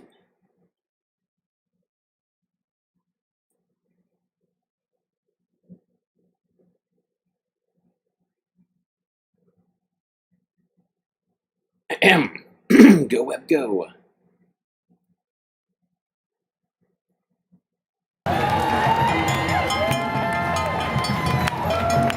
Traffic was shut down in downtown Portland as thousands gathered to tell the Trump administration, hands off. Thanks so much for joining us here at 5. I'm John Adams. This demonstration is one of many that took place across the country. Our Celine Stevens went to several of those rallies today and joins us live from the waterfront where the largest one has wrapped up. Celine, what did people tell you today? John, people told me all the issues that they currently see with the Trump administration and DOGE and how they want change now. So I'm currently standing at NATO Parkway where just a couple of hours ago it was flooded with what appeared to be thousands of people who were out here marching for democracy, as they say. Hey, hey! Hands off our rights, hands off our Social Security, on and on and on. I could go on forever. Trump and Musk have got to go! Hands-off protests took over the country Saturday, with crowds of hundreds and even thousands of people showing up at some locations, including Portland. Woo! Right now, the democracy in our country is going off the cliff, and we're trying to hold on to it. The crowd so big, parts of NATO Parkway had to be shut down due to people flooding the streets. Fight back! I think it's absolutely great. Absolutely great. Yes. Yes. 100% yes. Got an eagle costume and a unicorn costume. That's as American as you can fucking get. Streets. Fight back! I think it's absolutely great. Absolutely great. That people are fed up with it enough to come out in numbers like this. The protests popping up in multiple cities in Oregon, like Tigard. Protesters telling me their grievances with the Trump administration. Cutting back on aid for either foreign countries or right here in our own country. Cutting back on Medicaid and any help to the poor. Also stopping the DEI. Talk of tariffs also coming up following the president's speech Wednesday about reciprocal tariffs being placed on other countries. Yes, we know. We've been paying plenty of attention to that. We know. We're here for the protests, man. Passed on to us. You know, people that are rich, they don't care. Vancouver also saw some action, protesters expressing anger over recent federal cutbacks thanks to the Trump administration, as well as DOGE led by Elon Musk. Some of these cutbacks affecting Veterans Affairs. That's my favorite sign. That's my favorite sign of the day. I mean, come on. Look at that little guy. So cute. Paws off my parks. Yeah, you tell him. You tell him, little buddy. DOGE led by Elon Musk. Some of these cutbacks affecting Veterans Affairs, the Social Security Administration, and more. I just went on Social Security. It's a great system. I think we're at a turning point. You're either going to fund this stuff or you're going to have half these people, probably myself included, we're going to be living in tents on the street. Some calling the current environment a travesty. I think it's a disaster. Way too much going on. Some of the people that have been put into office have no business being there. Protesters telling me the impacts affecting a range of agencies and people. I am a scientist. I work on HIV, and this is impacting my work. People are getting laid off. Grants are getting defunded. It's just shocking that what the government is doing. As you can see, the scene has died down dramatically. The protesters have left and the roads are reopened. Portland Police Bureau did tell me that one woman was arrested for vandalizing a Portland Fire and Rescue brush unit. That said, police also shared with me that protesters were very collaborative and shared those march routes with them as well to ensure safety. John? Okay. People showing out in Portland as well. All corners of the country. Even, that's right, Iowa. Our last of the protest vids. Thousands of Iowans take part in nationwide hands-off protests. KCCI. Good evening, thanks for joining us. Right now, thousands of people are protesting against Trump administration policies. They are speaking out against government downsizing, the economy, changes to human rights policies, and more. More than 1,200 demonstrations are planned in cities across the country and even around the globe. Thousands of Iowans joined in, taking part in rallies in multiple cities across our state. KCCI's Pepper Papura was at the downtown protest in downtown Des Moines. What's her name? Pepper. Pepper LePeur? Yeah, Kayla, one of those biggest ones we saw near central Iowa.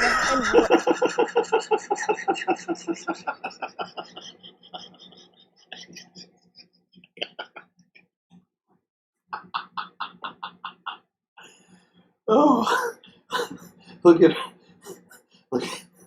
look at her name. Oh no.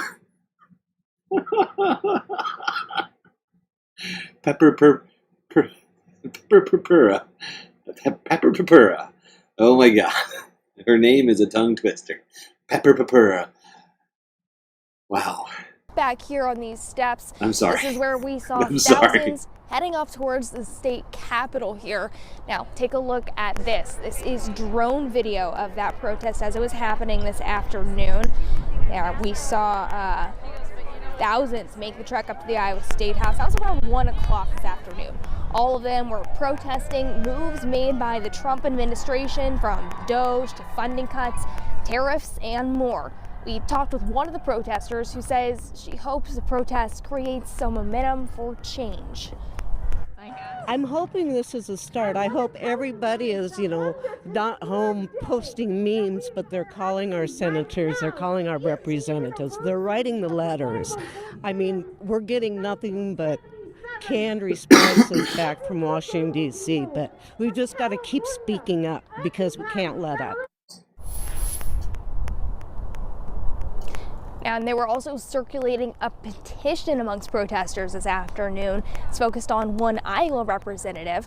Here later tonight at 10, which representative they're hoping to get a response from. In Des Moines, Pepper Papura, KCCI News, Iowa's news leader. Pepper is my new favorite journalist. Pepper Papura. Wow. That's a fun name, Pepper. I'm going to keep hydrating myself? I can do that. I mean, I'm feeling pretty hydrated already, but it's good. It's good to get more hydration in there, I suppose. All right, Pepper, thank you for that. There are people in Iowa showing up in the thousands. Everywhere, seemingly. And in places we don't even expect. Atlanta, Georgia, Florida.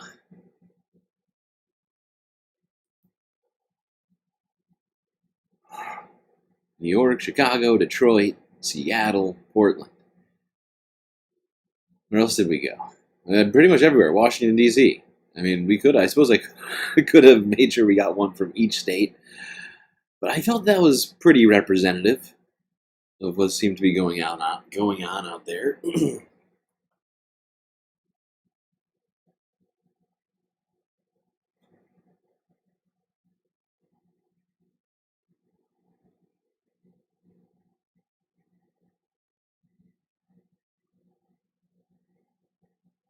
Okay. Let's go to another rally. But this one is a future rally. Coming in 10 days to Montana. One Bernard Sanders of Vermont. We're going to Missoula. Perhaps a district he thinks can be flipped. Political figurehead for the Independent Party is making a stop right here in the Garden City. University of Montana spokesperson Dave Coons confirmed U.S. Senator Bernie Sanders of Vermont will be speaking at the University of Montana Adams Center on April 16th. Now, this is just one of his stops during his Fighting Oligarchy tour. NBC Montana will attend the presentation and share the latest on air and online. Well, there you go, Bernie. Keep it on your calendars. Going to Montana. Continuing with his Fight Oligarchy tour. This has to do with something. Excuse me. Excuse me, Barack. I was talking. But yeah, the burn is going to be felt at University of Montana. I wonder if he'll be turning out similar crowds. I'm going to guess yes, to the ones that he's been turning out across the country in Republican districts, in red states, or states that just generally speaking went to Trump in the election. Going out there to explain to people why Trump is for the oligarchy and not for them.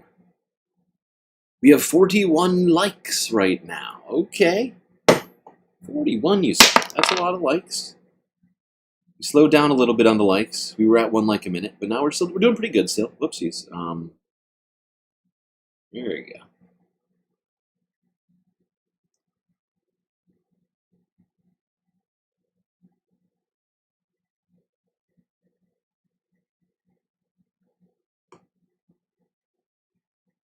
Okay, I think this is probably a good place for us to take our first break. I know it's a little bit before 2 hours. Because we're going to move on from the protests and start talking about some of the other news. All right, now, on the TV. It just feels like a good spot. We'd like to fall in love before the world ends. That's a good plan, I think. We can all hope for such a thing.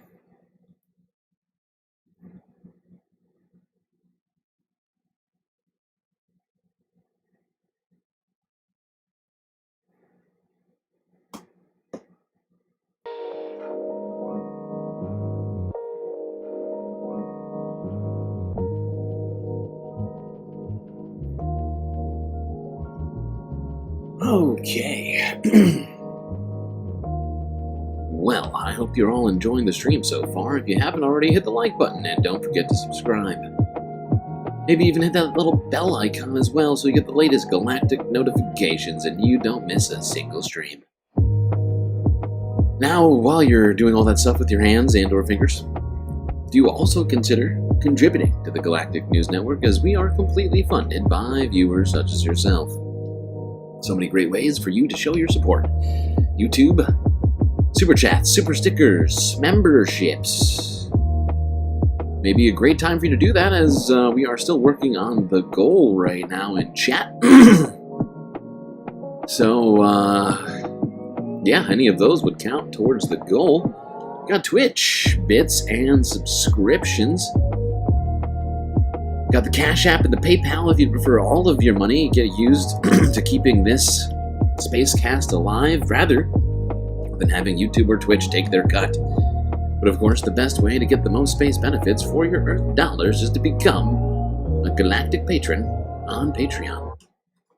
Just a few bucks a month will get you access to a myriad of space benefits. Do you want to be on this stream? Do you want an avatar to represent yourself? Well, you could have it, along with a whole lot of other great space benefits, shout-outs, much more. But yeah, look around you. You got galactic patron avatars all out in the pool, at the bar, at the lake, and in the streets. Anyway, chat, that's it for me on these space messages. Enjoy this short break. Grab yourselves a drink, maybe a snack, and I will be right back.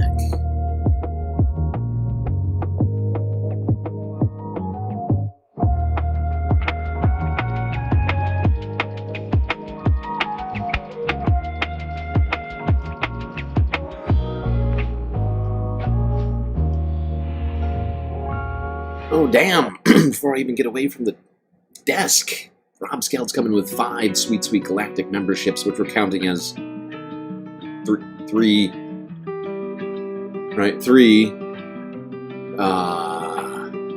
on the goal. So now we only have 2 more. Sue Fairy Dust B gifted a membership. Disco Wolf, Morbid Dotslow, Granola Grin, and Forbezilla. All people who have been actively chatting here, hanging out with the space fans for generally, well, some more than others. Disco Wolf is probably the most OG on that list, but everybody here, even Forbezilla's even in the chat right now. Enjoy those gifted galactic memberships, everyone.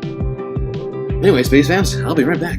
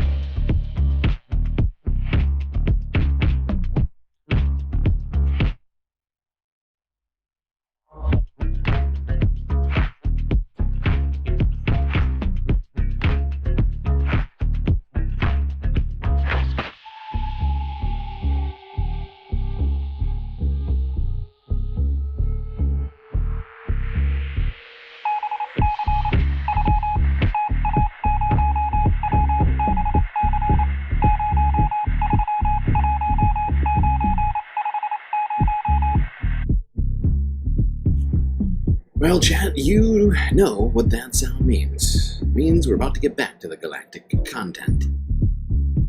Just want to say thank you again to Rob Scouts for the gifted 5 galactic memberships. Really appreciate the space philanthropy. As we all know, the more memberships we get, the more galactic emotes we get. So this is, when people become members, when they gift memberships, something which they'll never technically see the benefits of, we do get a fringe benefit of getting more emotes. And I'm about to check real quick to see where we are on the emote path, just because I haven't checked it in a couple of days. And I don't want us to miss out on adding a new emote, as we all know, perhaps, maybe some of us don't. But the goes back. It'll go back down. Oh, we are getting closer and closer, though. We are getting, even though we've been losing a couple, here and there when people's galactic gift memberships fall off.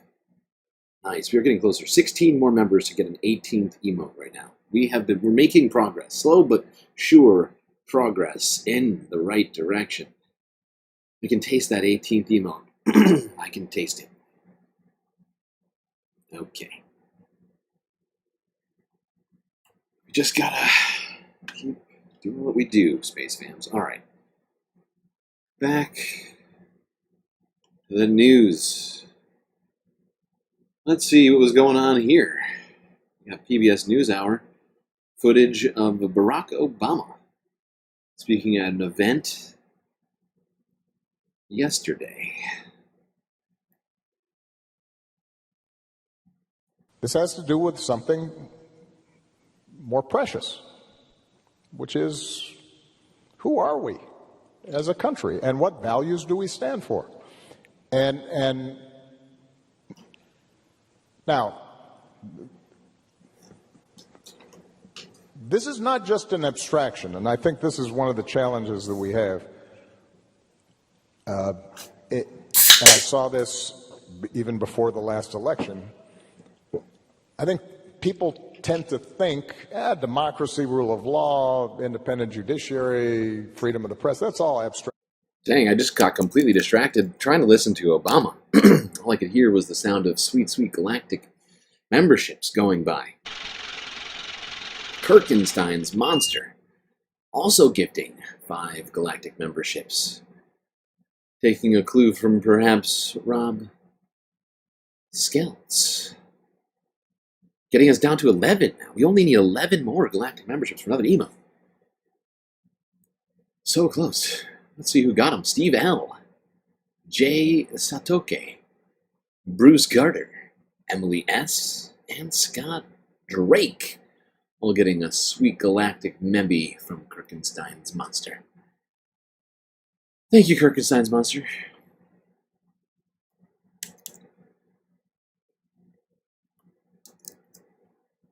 Obama. This has to do with something more precious, which is, who are we as a country and what values do we stand for? And now, this is not just an abstraction, and I think this is one of the challenges that we have. And I saw this even before the last election.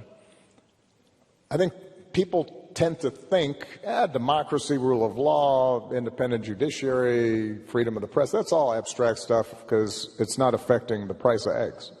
Well, you know what? It's about to affect the price of eggs.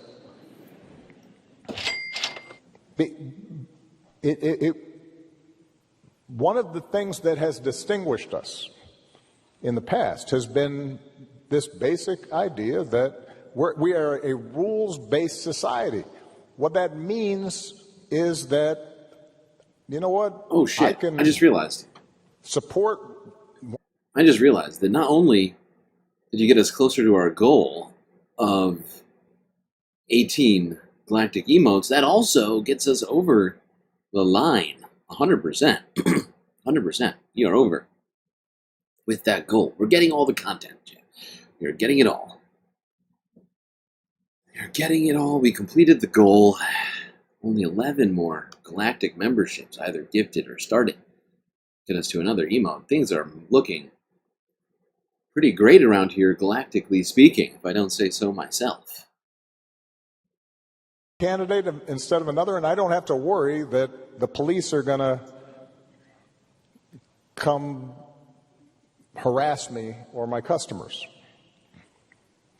That's what happens in other places.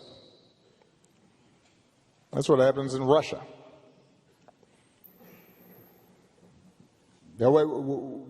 We take for granted the idea that we don't have to pay bribes or hire somebody's cousin in order to get a business permit.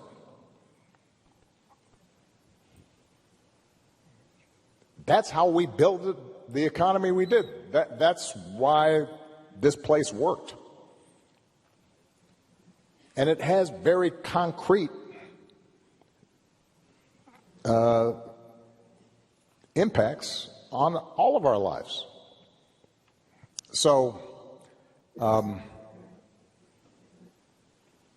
this is the first time I've been speaking publicly for a while. I've been watching a little bit. Yeah. Let me just close this portion of my remarks by saying it is up to all of us to fix this.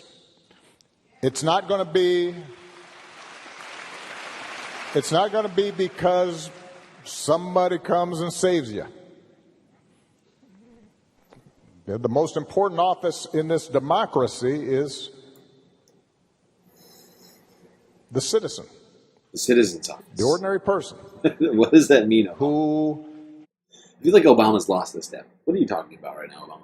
The most important office is the citizen. The citizen's office. Like in our bedrooms. That kind of office. May Wormy with a super sticker. Dropping the mic with that cool pair wearing a headband. Dropping the mic on us. May Wormy, thank you.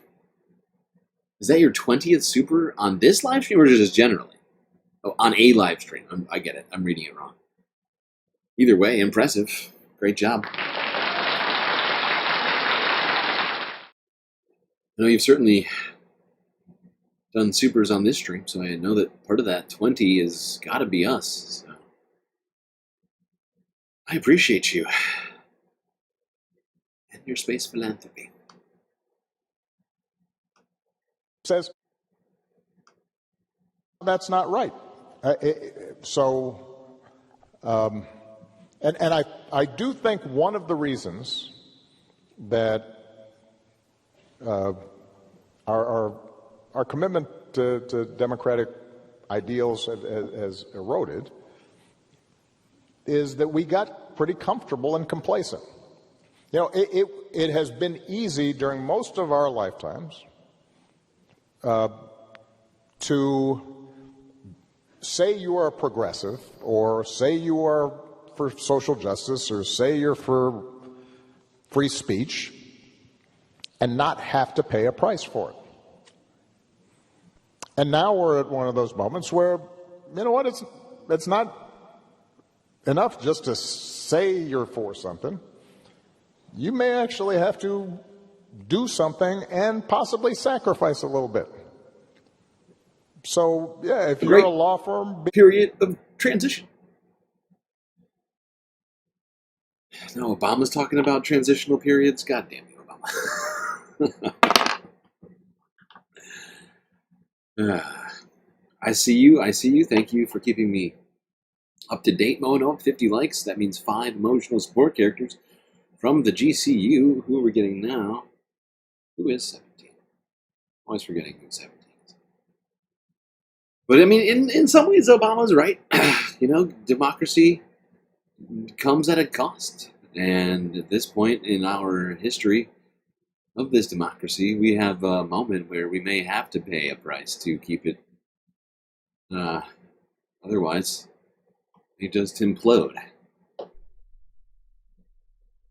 Why do I have no sound? What's happening? There we go. It seems quiet. Oh, I also turned the volume down on the soundboard. There we go. Fixed everything. And also, you deserve an emotional support character, which I'm getting to. Threatened, you might have to say, okay, we will lose some business because we're going to stand for a principle. If you are a university,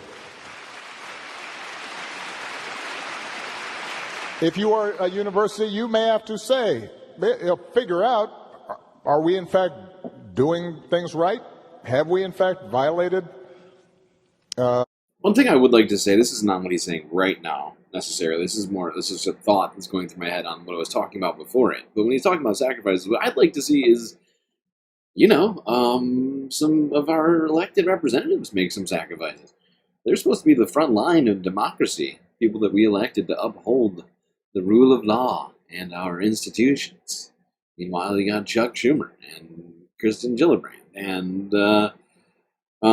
Dick Durbin and whoever else. I don't have the list in front of me right now, but I've been trying to memorize this list of people who voted for that fucking CR in the Senate and betrayed everyone. But it'd be nice to see some real sacrifices being made over there right now.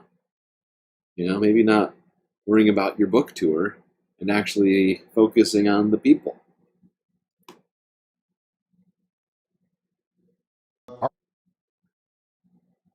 Values, our own code violated the law in some fashion. If not, and you're just being intimidated, well, you should be able to say, well, that's why we got this big endowment. Help, I'm being restrained. We'll stand up for what we believe in, and that would be nice to see. Obama's right about this. I mean, Columbia, all these other institutions who are basically, doing everything Donald Trump wants just because their, funding got cut to this or that. The approach that you're taking right now with sort of just doing everything he wants, not good. Not good for the, for the students, not good for America. Make a different choice. And then we'll pay our researchers for a while out of that endowment, and we'll give up the extra wing or the fancy gymnasium that we can delay that for a couple of years because academic freedom might be a little more important. Yeah, good point, Obama. Academic freedom probably more important than the freedom to go to a fancier, newer arena for the football team. But, I've certainly got criticism for Obama's presidency and some of the things that he did during that. Could have given us nationalized, single payer. 1,000% right, but I'm not sure that it matters. Hold on, what I want to Van. hear from prominent leaders. Hold on there, Van. I need you to take a breath. I'm still talking. But things like instead of giving us, single payer, gave us, Mitt Romney's healthcare bill, right? That's just one of a number of things I would get into. Don't have time to get into all of the things there, but a lot of people could have done more. He's 1,000% right, but I'm not sure that it matters. What I want to hear. By the way, this is in response. Leaders. Sorry, I should have given this a warm up here. But this is a CNN clip. Van Lathan and other CNN contributors responding to President Obama's some of the things that he had to say during that talk he was giving. He's 1,000% right, but I'm not sure that it matters. What I want to hear from prominent leaders on the left is vision, vision, vision. What vision do you have for the American people who have entrusted you as their power brokers. I get it. It's unfair. It's not right. There's a double standard. All of that is true. How are we going to get out of this? Vision, vision, vision. And I think if there's one thing that the left, or the Democrats more specifically, are failing at right now, it's not about diagnosing the problem. It's not about looking into the hole. It's about getting shovels to put the dirt back in and tell people how they're going to be able to sleep soundly on that turf. So while I agree with the former president, I agree with President Obama, I just want to hear the Democrats give us the diagnosis for how this is supposed to go. But what is the vision? Like, I think that's what the problem is. I don't think there's an agreement on what the vision should be for the Democratic Party. I think some people think it should be over here to the left, and some people think the party needs to come back to the center. That's how it's always been for both parties. I mean, the Republican Party has the same civil war, and it's going to get a lot tighter right now. We're still living in the Bernie fan, Hillary fan civil war. But for all the Democratic Party low poll numbers, their positions are consistently more popular than the Republican Party. Women's reproductive rights, paid family leave, taxing billionaires, Medicare covering vision, hearing, and dental, decriminalizing cannabis, gun safety legislation. On issue after issue, the majority of Americans agree with the Democratic Party platform. So shame on them if they can't sell it. Democrats at 21%, a historic Well, again, low and Republicans aren't that No, higher either. Because Van is right. Because Van, I think, pointed out very articulately that the Democratic Party doesn't have any vehicle, meaning a person, to convey their message in any fundamentally positive, uplifting, and hopeful way. Look, I didn't like President Obama. Not a fan, right? But he was an excellent conveyor of the message of the Democratic Party that people wanted to hear and saw it in 2007 and 2008. There is no one. And I mean, look, Cory Booker got so much credit for just giving a filibuster. He won an award for speaking the most, right? That is the low bar which the Democratic Party is standing right now. But can I tell you something, though? That actually cut through. And the reason why it cut through, I was surprised that it cut through, too. Because somebody was doing something. It cut through because they saw somebody willing to put it on the line for them. They want a fighter. He stood up there and he didn't go to the bathroom for 25 hours. He made himself uncomfortable. We are witnessing so many business leaders and people on the capitulation weasel train bowing down to a man they despise. People on my SiriusXM show call in every night hungry for someone to be a leader in the Democratic Party or in the movement. And I keep having to remember that this is not how it works. It's great that Barack Obama gave a speech. Jimmy Carter would have done 10 protests and a hunger strike by now. But at the end of the day, it's going to be the people who lead, and eventually a Democrat will sign a law and take credit for it. I'll play a little bit more from Obama because he kind of touches on that. Listen.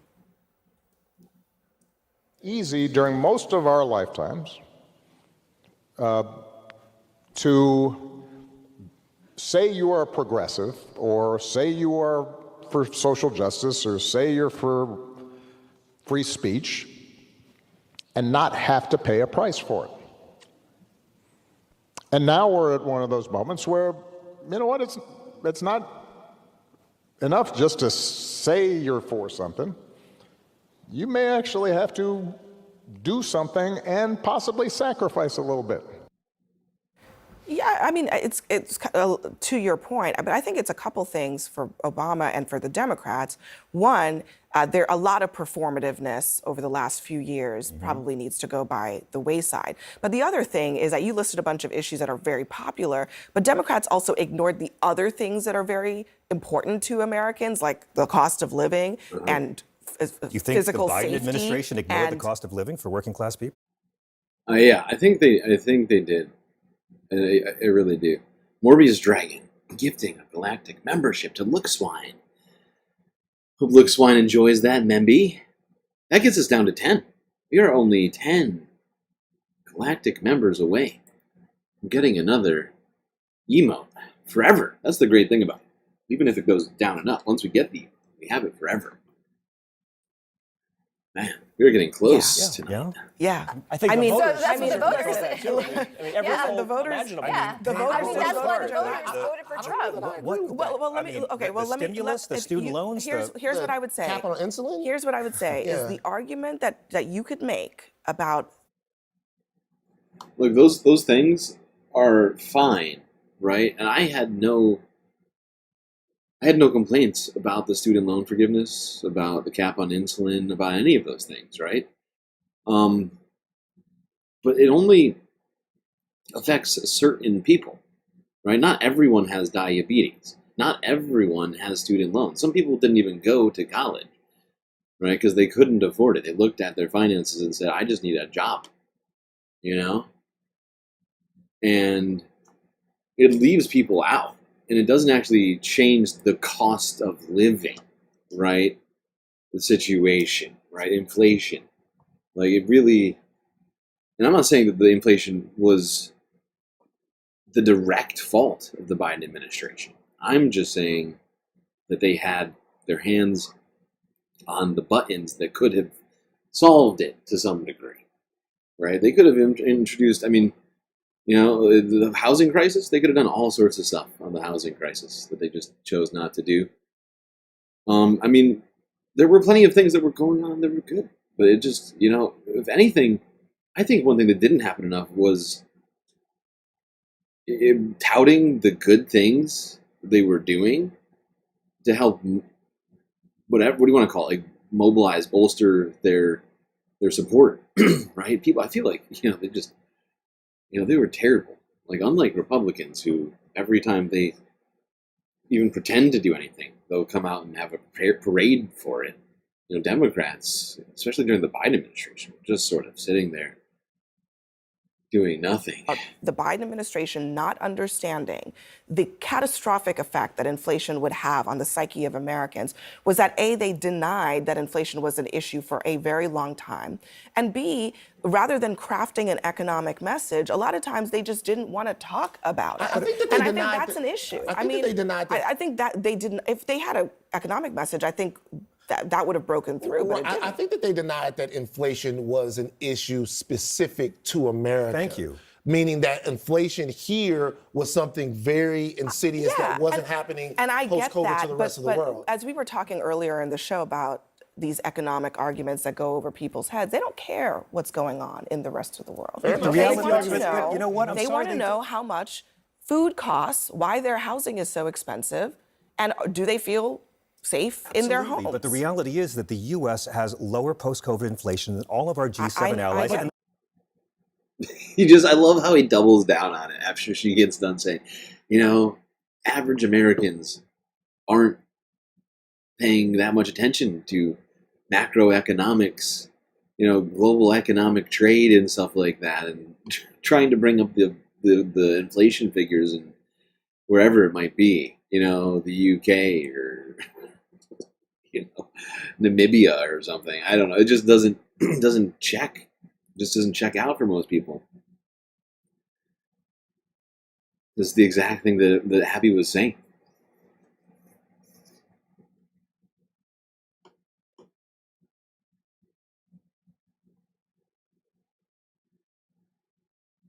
But yeah, I would say we should imagine to some degree what would happen if Obama did any of this. And we know exactly what would happen, right? It's the Tea Party plus Jan 6ers these days. You know, everybody would have been out there on the streets, you know, just like people are doing now across America, but are doing it in a much more peaceful fashion, perhaps. But like it's the same thing that's happening in town halls right now that I'm seeing happen right now. I feel it coming. But I can sense that this sort of left-wing Tea Party sort of sentiment is sort of growing. That feels disenfranchised by everybody. And I'm hoping it catches fire here at some point. Turns into something real that can fight back against all this sort of right-wing shit.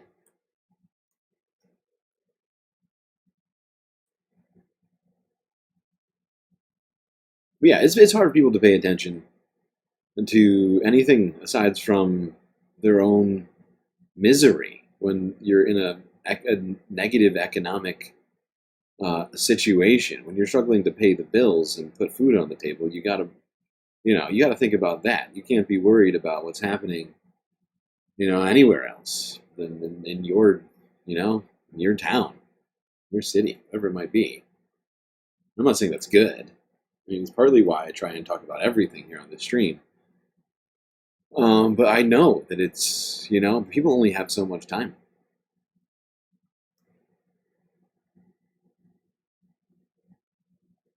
All right. Let's just hit up a couple of things here.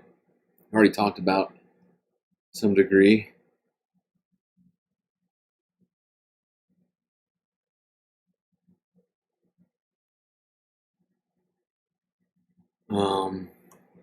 Cory Booker was mentioned. This was towards the end of his speech after he broke the record for longest Congress Would the senator speech. yield for a question?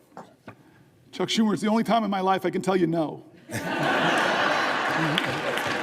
I just want to tell you a question. Do you know you have just broken the record? Do you know how proud this caucus is of you? Do you know how proud America is of you?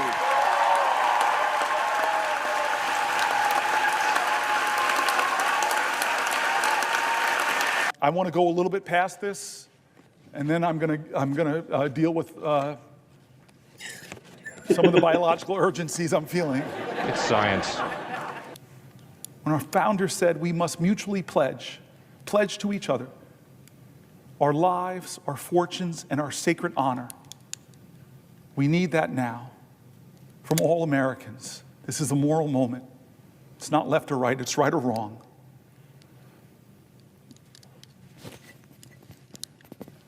Let's get in good trouble. My friend, Madam President, I yield the floor.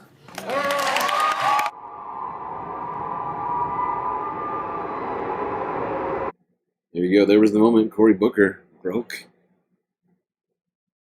the record for longest speech in the Senate. Over a full day.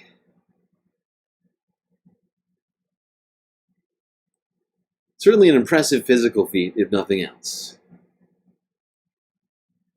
I'm not sure what all I accomplished. I struggled to get through it. I mean, it's hard to... I feel like it's hard to clip a 24-hour speech. But hey, it's something. I'll give him that.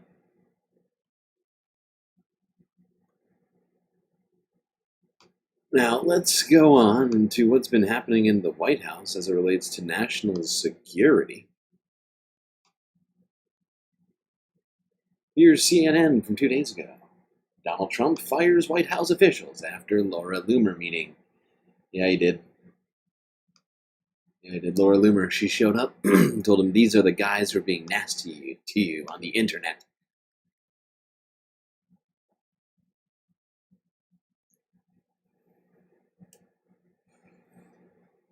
The National Security Advisor, Mike Waltz, just got on Marine One with President Trump, but both of them declined to answer shouted questions about the several National Security Council staffers who were abruptly ousted from their jobs after an Oval Office meeting that President Trump had with the far-right activist Laura Loomer.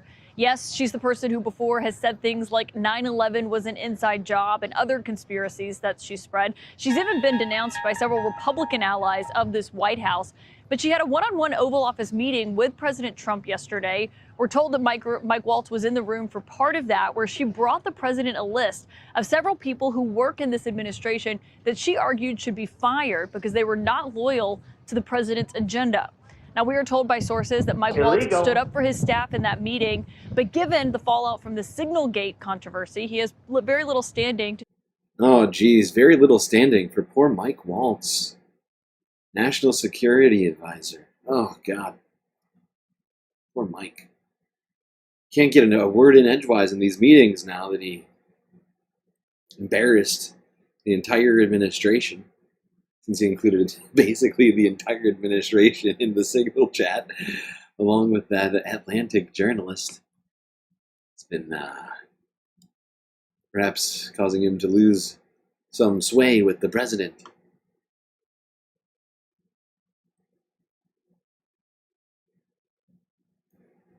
Let's talk about some of the downstream effects, potentially, of these firings Donald Trump did.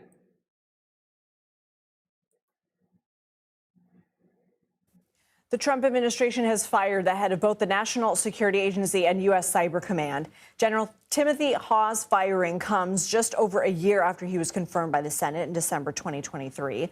A senior intelligence official and a source familiar with the circumstances tell CBS News The right-wing personality Laura Loomer, who spoke with President Trump at the Oval Office Wednesday, played a role in Ha's firing, as well as other members of the president's inner circle. The news comes after at least 6 staffers at the National Security Council were also cut following Loomer's White House visit. CBS News national security contributor Sam Vinograd joins us now from Washington. Hey, Sam, how significant is the general's firing and what effect could it have? Well, Lindsay, it goes without saying that members of the administration serve at the pleasure of the president. But the how and why the general was fired, along with these other individuals at the National Security Council, is incredibly troubling. These individuals were fired immediately. There was no transition period. There was no opportunity for whomever is following in their footsteps to learn the job and to do a transfer of knowledge. So there are real concerns about a knowledge gap here and the perception by our adversaries that we just don't have all hands on deck in our national security apparatus at the moment. At the same time, the why. Individuals, in my experience, have been fired from top positions for failing to deliver on their core responsibilities. Instead, this time around, the perception, at least, is that a conspiracy theorist, Laura Loomer, presented what she called vetting information to the president, which led to these dismissals. I think overall, this is going to have a real impact on recruitment and retention to the U.S. government. I don't understand how that's even possible. How does Laura Loomer have vetting information? Would she sit down with the NSA Cyber Command General or whatever? I mean, what possible vetting could she have? She interrogated the head of the... I mean... Oh my God. I'm very confused. In what way? I mean, I assume it's just social media accounts where people might have said something that was too woke or something, or maybe liked a post somewhere. I don't know. What is her expertise again? Being nasty online? Nasty woman, but very good at betting. I think overall, this is going to have a real impact on recruitment and retention to the U.S. government as individuals feel like they could be arbitrarily fired if they get on the wrong side of somebody who's close to the president. And it goes without saying that we need key people in national security positions at the moment. The threat landscape is incredibly complex, and we need more expertise and more talent and more stability in our national security apparatus right now. And CBS News has learned as many as 1,300 cybersecurity and infrastructure security agency employees could be pushed out or incentivized to leave in the near future. What impact would those cuts have? Well, I worked extremely closely with CISA, the Cybersecurity and Infrastructure Security Agency, which is part of DHS, during my time there. CISA's mission generally is to protect the nation's critical infrastructure, which includes election infrastructure, chemical infrastructure, schools, and more, from both physical and cyber threats. They've really been in focus when there have been serious election security threats, including, for example, disinformation and threats to election infrastructure around the country. Now, yeah, we don't need election security, do we? Wait, I thought that was a big thing in the Republican Party. I thought they were very serious about the election. I thought they loved election security. They needed it. The democracy is at stake because of all of the stolen elections all over the place with no evidence for there having been stolen. I don't know. What do I know? What do I know? I found this next clip to be interesting.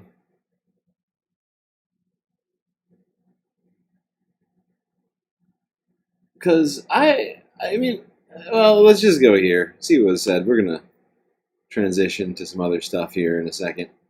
But let's just hear what happened. There was a moment in 2015, 2016 for Donald Trump and the Republican Party to say, Proud Boys, Oath Keepers, white nationalists, anti-Semites, quacks and conspiracy theorists, you're not welcome in my movement. I don't want to be associated with you. He didn't. He said, come one, come all. If you like me, that's enough cost of entry. That gets you into the party. And then conservatism and the Republican Party sort of swallowed these people up and morphed into this MAGA movement. And that part is so bothersome to me more than he fired some people at the recommendation. It's that Laura Loomer associates herself with conservatism and the Republican Party. That is so awful. And Trump calls her a great patriot. Yes, and that is associated with the movement that I found so empowering that I joined it at 18. Well, that's the part that bothers me. It's been codified. It's been culturally codified at this point. I mean, you have someone talking to the president, not just chumming around, not just had a dinner, but going to the White House and delivering advice to the president that he then acts on, who is an avowed white nationalist. Terrifying. Terrifying to the point that I thought he had to be flooding the zone, that this had to be something that he was doing to take our minds and the talking points away from the tariffs and the bad week that he had, and it had to be some sort of stunt. But the more that I think about it, it doesn't matter whether it is or whether it's not.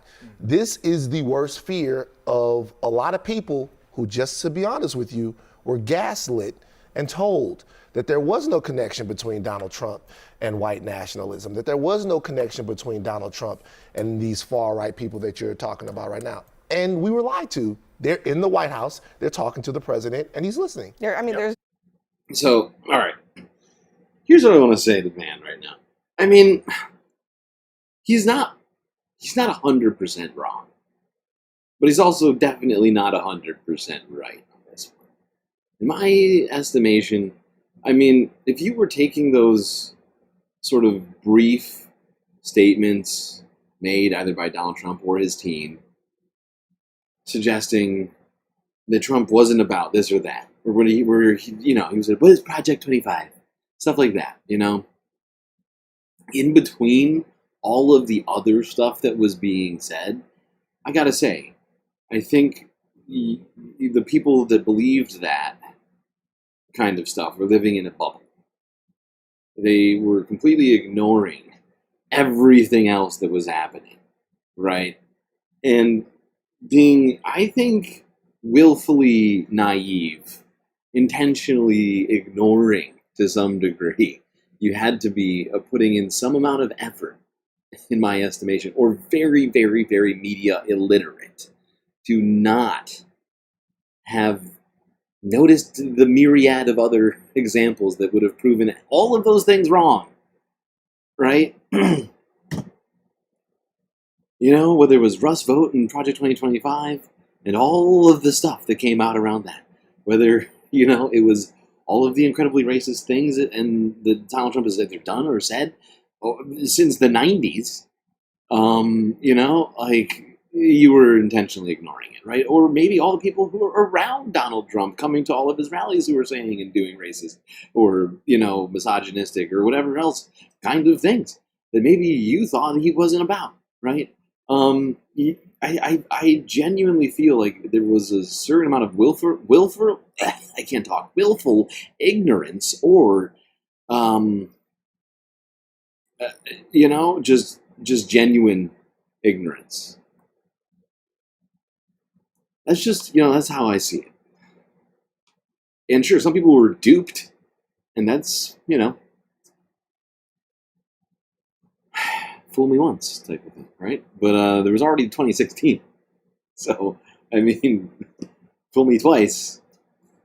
Just saying.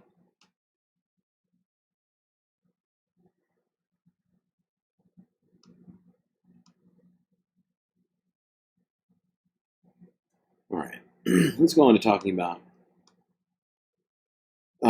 some health-related stuff really quickly. RFK Jr.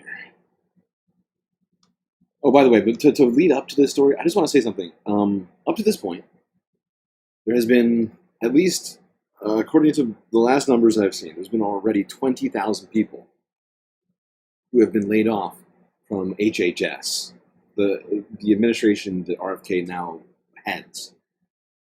And he had this to say. CBS News from yesterday. What did RFK have to say? The cuts in all of our agencies are not affecting science, so that science jobs are preserved. The frontline enforcement jobs and health delivery jobs are preserved. HHS was a was a bloated agency. How was it?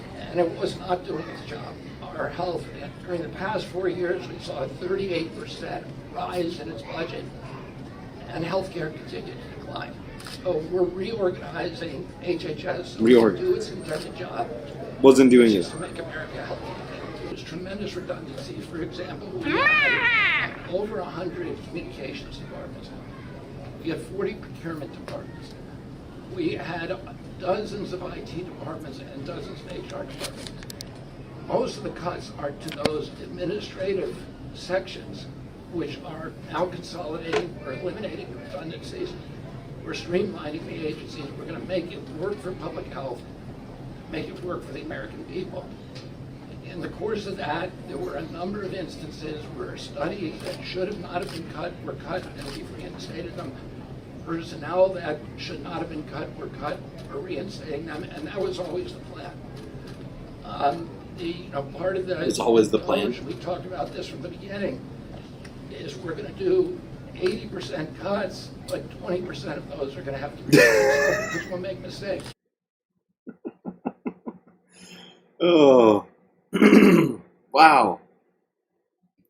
We always knew that we were going to make 20% mistakes. I thought we were going to get efficient meritocracy of the competent. But it seems like we're getting inefficient incompetence from the meritless. We went into it knowing that 20% of the cuts were going to be mistakes. Well, first of all, some of the things that I say will be incorrect. What am I even supposed to say to that? I mean, what? That doesn't sound efficient. 1 in 5 decisions that you're making are wrong? What? So of the 20,000 people who were just fired, 4,000 of them shouldn't have been fired, and you're going to have to go back and try and find them, hope they haven't found another job already, and get them back at their job now? Huh. Weird. While all that's going on, measles cases are exploding across the nation and are showing up all the way north in Michigan. Let's go here to click on Detroit, local 4 WDIV from yesterday. Experts warn of growing concerns as third measles case confirmed in Michigan. Ah.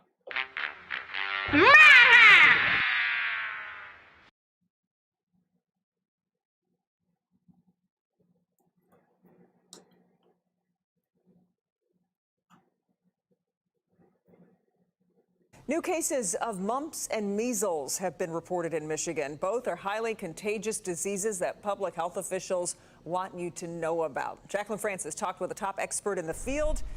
So Jacqueline, what'd you find out?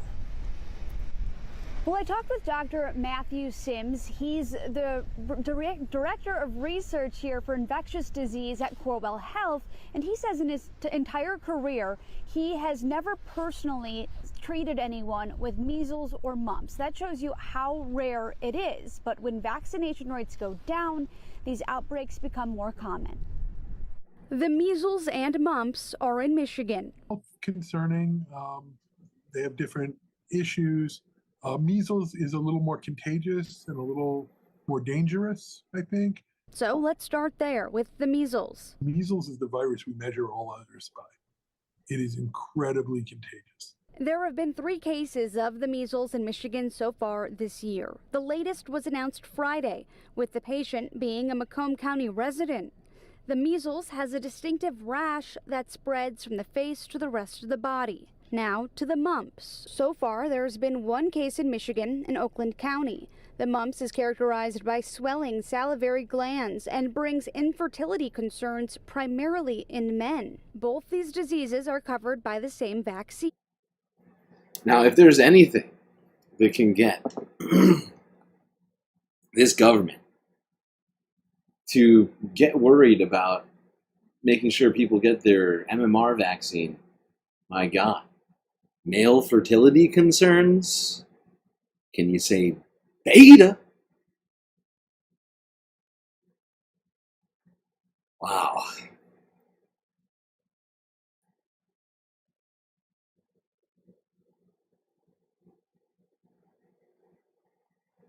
Sorry, I don't really mean that, but you get what I'm saying.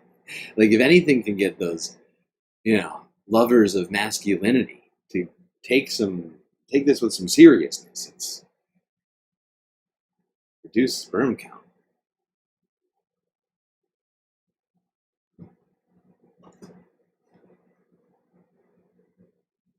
Okay.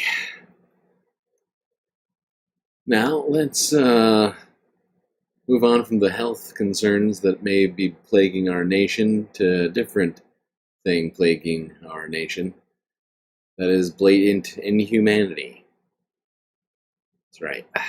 Let's talk about how the Trump administration has been treating people, most specifically immigrants of any kind, regardless of your status. They don't think you should be here.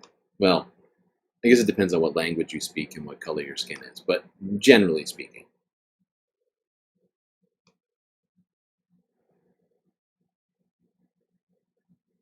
Press Secretary Caroline Leavitt, this is at the White House press briefing, is asked by a reporter about the case of the Salvadoran man, Kilmar Garcia. Garcia was the individual who was basically taken from Maryland. I think that's where he was. He came to the United States when he was 16 years old. He was fleeing gang violence in El Salvador, so to send him back there is especially cruel. The administration claimed that he was a leader of MS-13. This is not what any of the records of this man say is true. They basically made it up. Elon, J.D. Vance tweeted it out and then had to fact check himself as he thought he was dunking on a reporter, just to show the level of seriousness with which this administration is engaging with just destroying people's lives here. But here she is being asked about this case. Right, sure. Thanks, Caroline. A few questions about this deportation case. First, I wanted to clarify something that you said to Jeff a few minutes ago. You said you'd seen evidence that this man was a convicted gang member. In what court was he convicted and for what? This individual was an MS-13 ringleader. This individual was also engaged in human trafficking. And I'm glad you brought up this point again, because We know what court it is. The court of the Trump administration's opinion. It's their opinion. Court of Trumpian opinion says, dude's definitely MS-13. Do you see that? He's got a tattoo. He's got an Air Jordan tattoo. to point out that if Anybody who likes Michael Jordan is saw the in MS-13. I mean, everybody knows this. This is a fact. Everyone knows that if you like Michael Jordan, you are in MS-13. From the insane, failing Atlantic magazine this morning, you would think this individual was Father of the Year, living in Maryland, living a peaceful life, when that couldn't be further from the truth. They didn't even mention in the title of that article, or even in the first paragraph, that this individual is an illegal criminal who broke our nation's immigration laws. He is a leader in the brutal MS-13 gang. He's a leader. And he is involved in human trafficking, and now Wow, she's doubling down. He is a leader. We know he has been running an MS-13 cell inside of the United States, in Maryland. Wow, really? No evidence for that? That's a great question, though, Mona. Where is her cross? I am also wondering where her cross is. Where is it? She wears it every day, and I don't see it anywhere. Did she forget God? Have you forgotten God, Caroline? How am I to believe anything you have to say here from the Ministry of Truth if I don't know you have the explicit support of Jesus Christ? I have no way of knowing. It's very confusing. We have 61 likes. That's a lot of likes. It's a fair number of likes. I'll say we've had more, but it's certainly a pretty sizable portion of likes. Get you another support character. This time it's Worf. Protect us galactically speaking.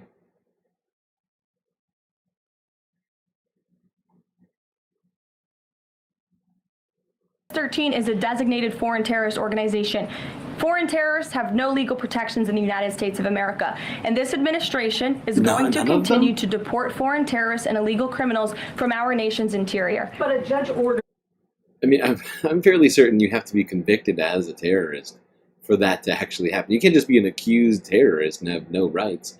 Actually, I guess we kind of did do that, didn't we, in Guantanamo?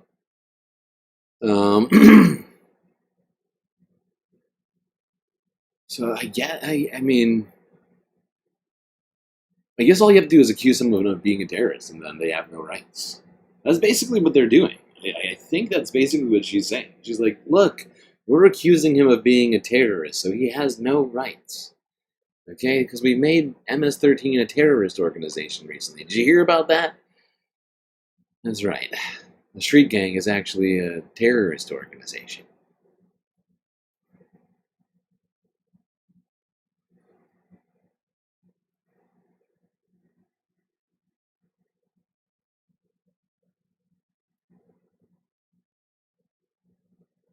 But that's actually something I think we need to look into. Is that essentially what they're trying to do here? Is that as long as they've accused all these people of terrorism, they think that they have the right to just deport people, regardless of their actual, like, their status as citizens or whatever else? Like, if you're a terrorist, sorry, bye. Immediately, if not sooner. But at least according to the law, and a federal judge presiding over this most recent deportation of that Maryland man, U.S. has to get him back. That's right. The Trump administration somehow has to get this guy back. Should be no problem. I mean, El Salvador is basically doing whatever we want right now. Hopefully, they know where this guy is. Let's go here to Reuters. From yesterday.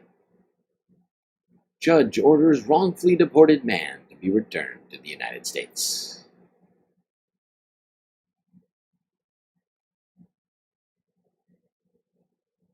Judge Zinnes granted the preliminary injunction and ordered that Kilmar Albrego Garcia be brought back to the United States by 11:59 p.m. on Monday. Immediately, if not sooner.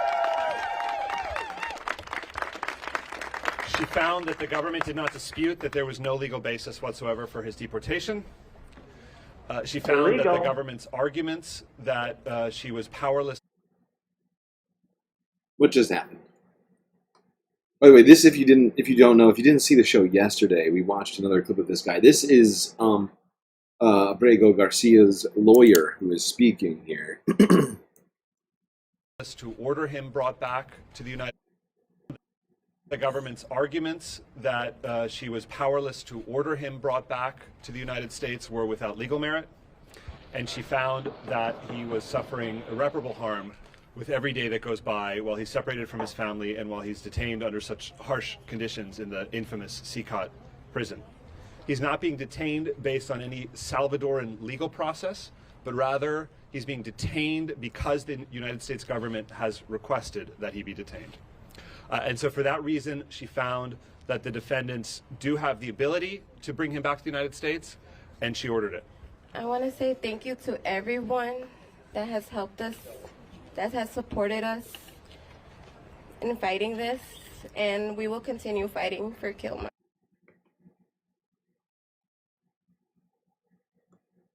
There we go. Well, I guess we'll see what happens there. Fairly certain they're going to try and take this all the way to the Supreme Court and avoid bringing back someone who should never have been deported. It's almost like they're so weak and fragile they just can't admit that they're making mistakes, even though they're clearly making mistakes.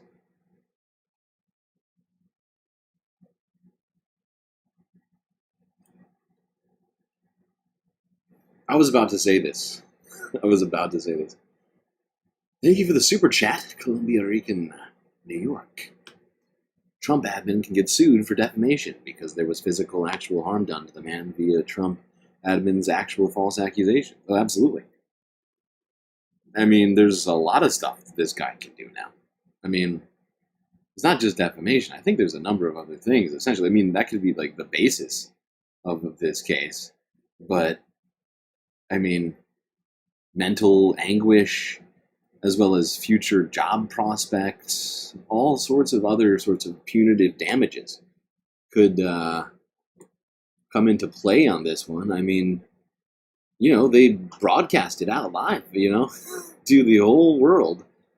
This guy's face, accused him of being in the MS-13, which he wasn't. And so, you know, who knows how many people out there will have seen that and will still believe it, regardless of the facts. There is genuine damages done here. And I hope he sues the government for millions of dollars. If he ever manages to get back to the United States, because that's not even guaranteed, even with the judge ordering it.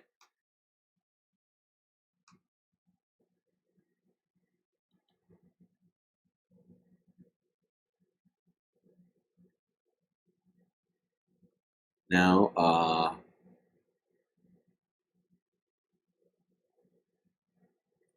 let's go here. Newt Gingrich, Republican ghoul of old, who is no longer in government at all, was brought into the government as a witness to discuss immigration,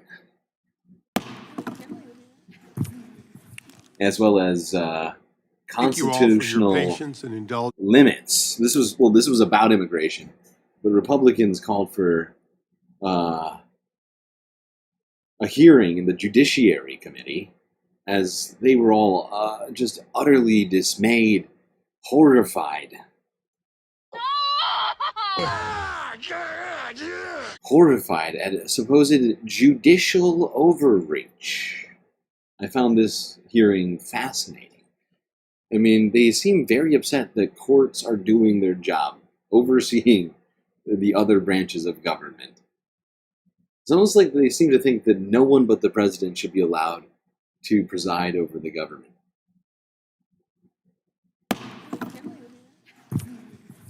Thank you all for your patience and indulgence. It took a little longer than we planned. The committee will now resume, and our next questions will come from the gentleman from North Carolina, Mr. Harris. Thank you, Mr. Chairman. Thank you all on the panel for your patience today and continuing to persevere as we go through this day.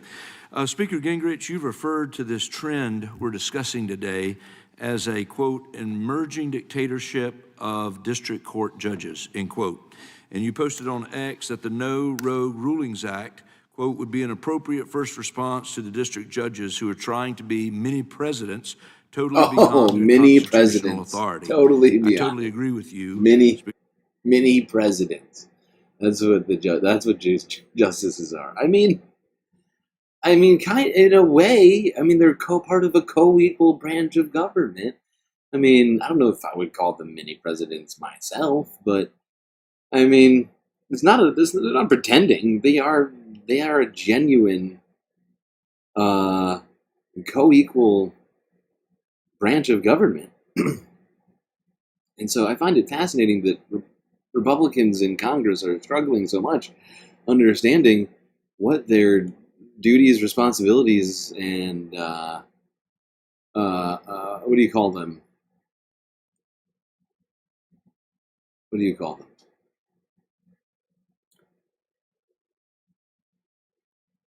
I can't think of it right now. They're like, powers, what their given powers are. It's like, it's like we need to have some sort of a civics class in Congress or something. They've forgotten what their jobs are. But they don't want the power of the purse anymore. They don't want ability to oversee tariffs or anything that Trump wants to do. I wonder what will happen if a Democratic president comes into power. I wonder if they'll want to oversee any of that. But yeah, they don't think that they shouldn't have any power. Judges shouldn't have. Nobody should have power. Pitchfork Dragon with the super chat. Where's the goal, GalacticStreamLord? You got to pay for soundboards and such. It's true. I've put off the paying for the soundboards goal right now. We do have to buy a new one. We have made a great deal of progress on it. But I'm also like in the middle of like doing a little bit of research on how I want to move forward with it. But we are, we are without the good sound right now. It's very sad. I appreciate you though. I do appreciate you. Mid-month, I'll probably have that figured out. Fingers crossed on that. I've figured out maybe where we are on all of that. I'm trying to weigh my options on it before I rush to just buying a new one. I'm trying to figure out what's wrong with the one that I own right now, honestly, and what I can do maybe to fix that. Figure out what that'll cost. I need to get on that. But let's see here. Sorry. I want to listen to this whole thing. It's just a bunch of nonsense. These guys saying, why do we have many presidents? Judges think that the presidents are always going around overreaching the constitutional limits, the federal courts, telling Donald Trump what he can and cannot do. It is unacceptable.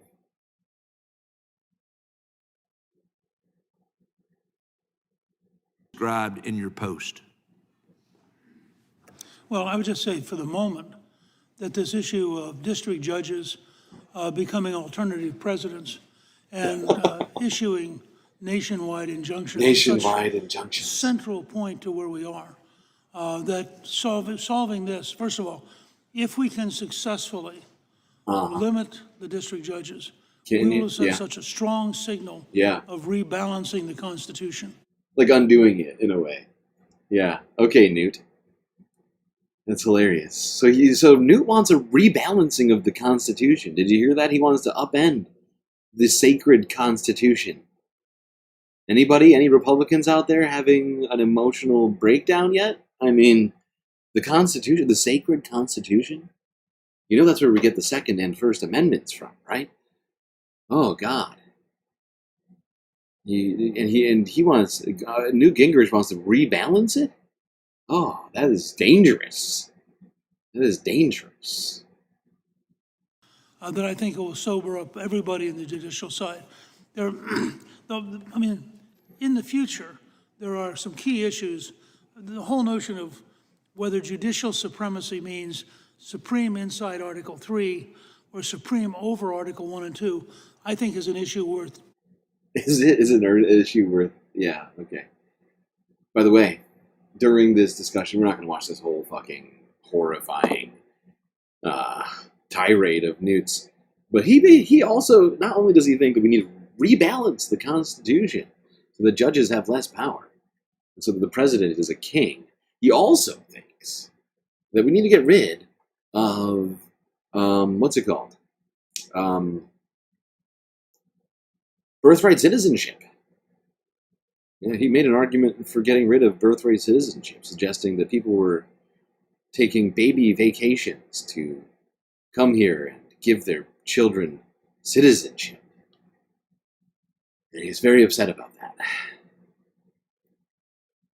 And I don't know how far back he wants to go on that whole birthright citizenship thing. Like if we have to talk about, all the illegal Irish and Italian and whatever other sort of European immigrants that came here. The 19th and 20th centuries. But hey, we need specifics on things like that. Yeah, it's fascinating. I wonder, are these guys thinking about, are they just really banking? I think, from what I can tell, I think Republicans are banking on Donald Trump basically turning the democracy that we supposedly had before this into a genuine dictatorship. This kind of talk, rebalance the Constitution, take away the power of the judges, all this kind of stuff. I mean, it makes you think, right? Because they must be aware of the possibility of a Democrat getting into office. Are they not concerned about what a Democratic president might do with unlimited, uncheckable power? I mean, or maybe they don't care. I don't know. Maybe they're hoping Donald Trump will dismantle the entire government before the term's up. I don't know what exactly the thinking is behind some of this stuff, but Seems incredibly short-sighted. Unless you believe that you're about to get everything you ever wanted and will never see another Democrat in the presidency ever again. Right? Because that's kind of what it feels like when I hear some of the stuff they're talking about, where they're like, these guys who used to be big constitutionalists are talking about, oh, well, we might need to rebalance the Constitution, actually. My ears perk up. What the fuck is happening here? I thought you all loved the Constitution. When did you decide it was actually just something to wipe your ass with?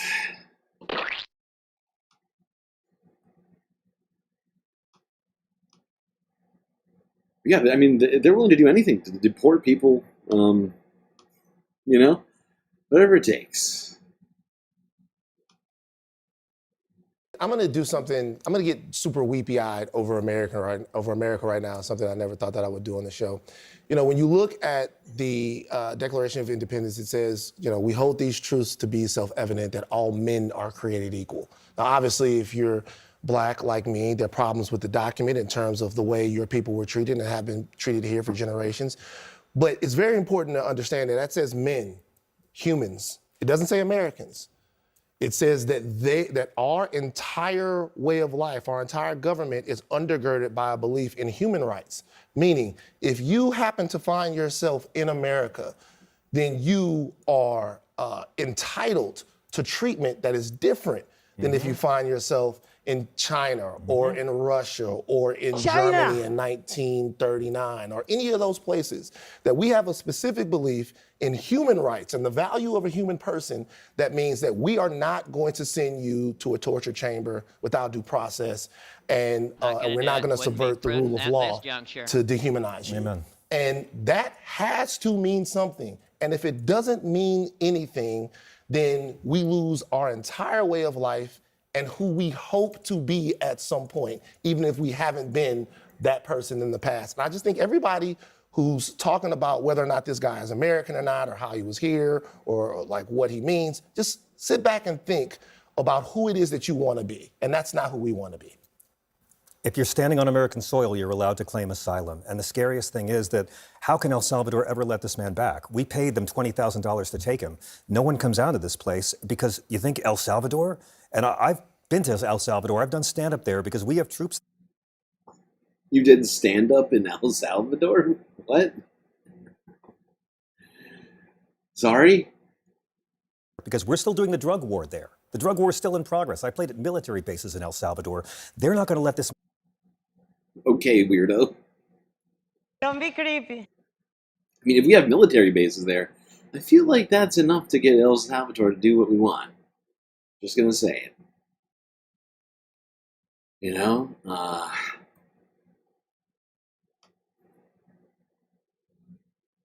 don't think that'll be good for El Salvador if they decide to start saying, no, actually, no, these are ours now. But maybe. It could happen. Could happen. Just find it to be weird. A weird idea, the more I think about it, that El Salvador would say no to Donald Trump. The guy who, first of all, Nayib Bukele loves. I mean, I'm fairly certain he has his own Donald Trump statue in his living room. Dude fucking loves Donald Trump. Then there's also the fact that El Salvador is a tiny country in comparison to the United States.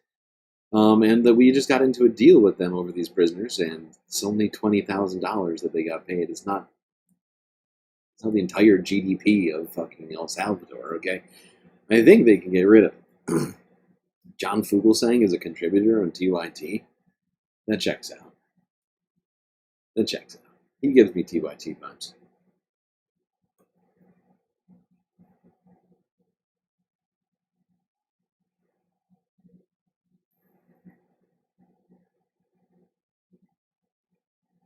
You know what? When Joe Rogan calls it bad, you know it's bad. Well, not necessarily. But maybe in this case, particularly.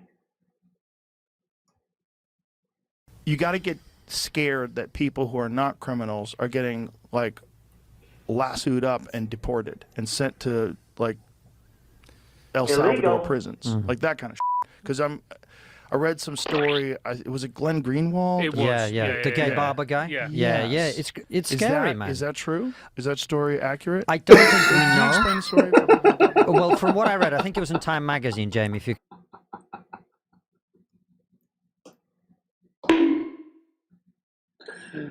How did Joe Rogan become so big? The guy is such an idiot. Like, I mean, he's like a child. He's like a 55-year-old child who is just, I mean, I think that's partly it. It's like his endless curiosity because he has no information inside of his brain, right? Like, he doesn't know how to distinguish what is true and what is not true. And so he's just constantly asking questions. And I just love that. He's like, so I read this news article from this journalist who I respect. Is this true? A random guy sitting across from me at the table?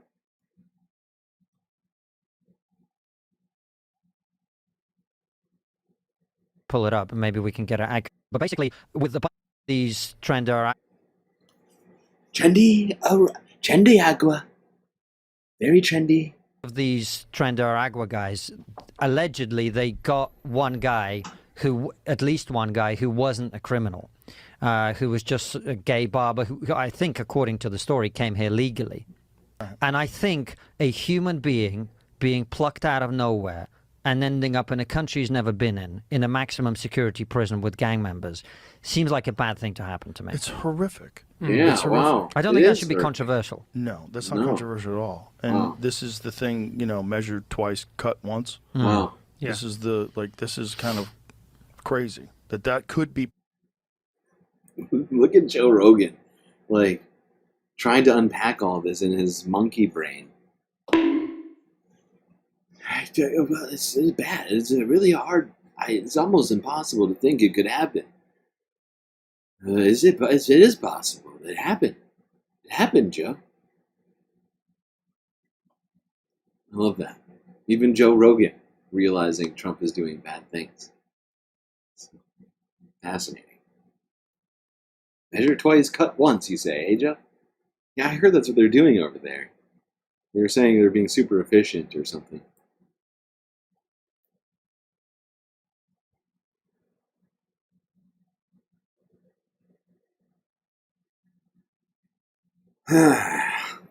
Now, apparently, there's been some Republicans out there who are, attempting to do very nasty things in Montana, in the Montana State Senate. What are they doing? Let's find out. Nasty, nasty Republicans in the Senate. Oh, God, what are you doing? The Montana Republican Party announces a censure of 9 state senators after, quote, repeated alignment with Senate Democrats this legislative session. A press release just sent out claims the senators, quote, undermined the Republican majority leadership and disregarded the will of Montana Republican voters. It goes on to say the senators, quote, consistently voted with Democrats, betraying the core values of the Republican Party. We posted the list of those senators on our homepage, NBCMontana.com. The party's action means Montana GOP will no longer support or fund the senators' campaigns. They also urge people to stop referring to the senators as Republicans. NBC.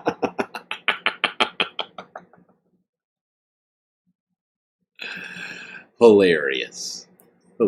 9 state senators in the Montana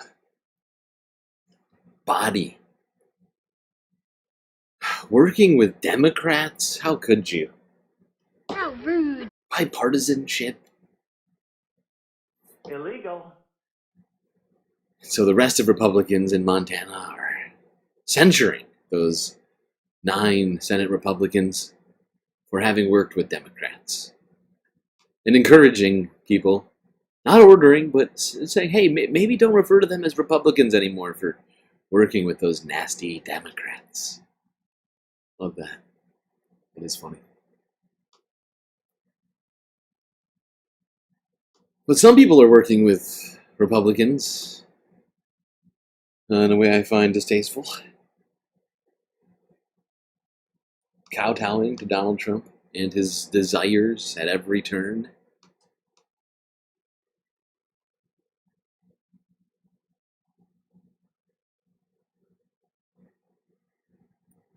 Institutions, Welcome back if to you America will. Decides. You may have noticed, we certainly have, that a lot of elite institutions, under pressure of executive orders or the very threat of an executive orders, have begun cutting deals or trying to cut deals with the Trump administration to avoid all sorts of consequences. It includes big law firms, universities, even news organizations. Our good friends over at Political have dubbed this possibly a new era in American politics called the Great Grovel. The author of that article, Politico's global editor-in-chief, good friend of mine, John Harris, joins me. John, it's great to see you. Thanks for coming in. Hello, Major. So, why does this grovel matter? Oh, I think it's a remarkable picture into the mindset of people in America with power and how they're responding to this remarkable moment with a very aggressive, very disciplined new administration, determined to bring its adversaries or perceived adversaries to heel. Now, I suppose that part is not such a surprise. It's a very strange word to use. Disciplined? I don't think anybody's accused the Donald Trump administration of being disciplined. Perhaps disciplinary. But disciplined? These people are all over the fucking board. Signal chats. I mean, this is the first thing that comes to mind. Cutting nuclear silo work. I mean, how many times have they made mistakes? Is that disciplined? It doesn't seem like it. Trump had made clear that he was keeping a list, but it turns out he really meant it. What has been a surprise to me is the ease with which he's been able to bring these institutions into line, put them on a leash. It's not only surprised you, John, to a certain degree, it has surprised the president. He talked about that earlier this week. Let's listen. You see what we're doing with the colleges, and they're all bending and saying, "Sir, thank you very much. We appreciate it." Doing so great. They are, nobody can believe it, including law firms that have been so horrible, law firms that nobody would believe, and they're just saying, "Where do I sign? Where do I sign?" Nobody can believe it. Where do I Yeah, sign? nobody can believe it. And all right. Not all law firms, but some very prominent law firms, powerful ones in Washington. One of them cut a deal at $40 million of pro bono work for administration-favored causes. Then the price went up to $100 million. And it now looks like maybe that law firm might have got a discounted rate because they were the first one to basically bend the knee. Yeah. You know, a couple things that come to mind from that. One is, I don't think people generally, I would say, I certainly didn't, realize the number of pressure points. You think of a law firm, it's a private institution. Columbia University, it's a private Ivy League institution with big endowment. You think that they were fully independent and fully able to be insulated from power. And the reality is the reach of the federal government with its funding, if it's going to be somebody that's prepared to wield that.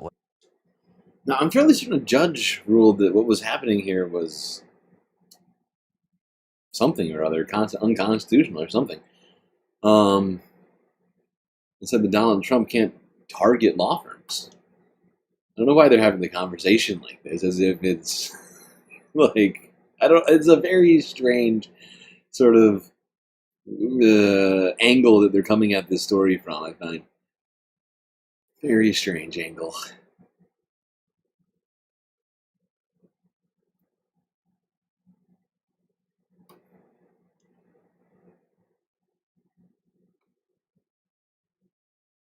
So the fact is, while Donald Trump might want $100 million from whatever it is, what was it, Milbank or whatever these, I mean, I don't think they're going to, I really hope they don't give him the money or give him the pro bono work. And the fact is, I don't think any of these law firms should be giving the president pro bono work just because he fucking threatened them. It's pathetic. Awful, awful, awful. Weak, weak, weak.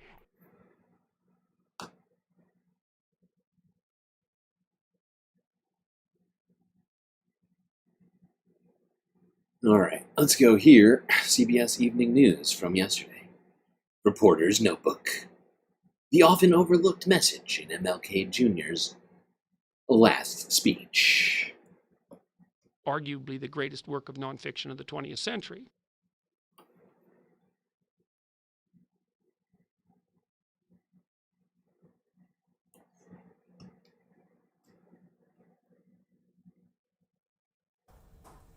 I thought I knew, but I didn't.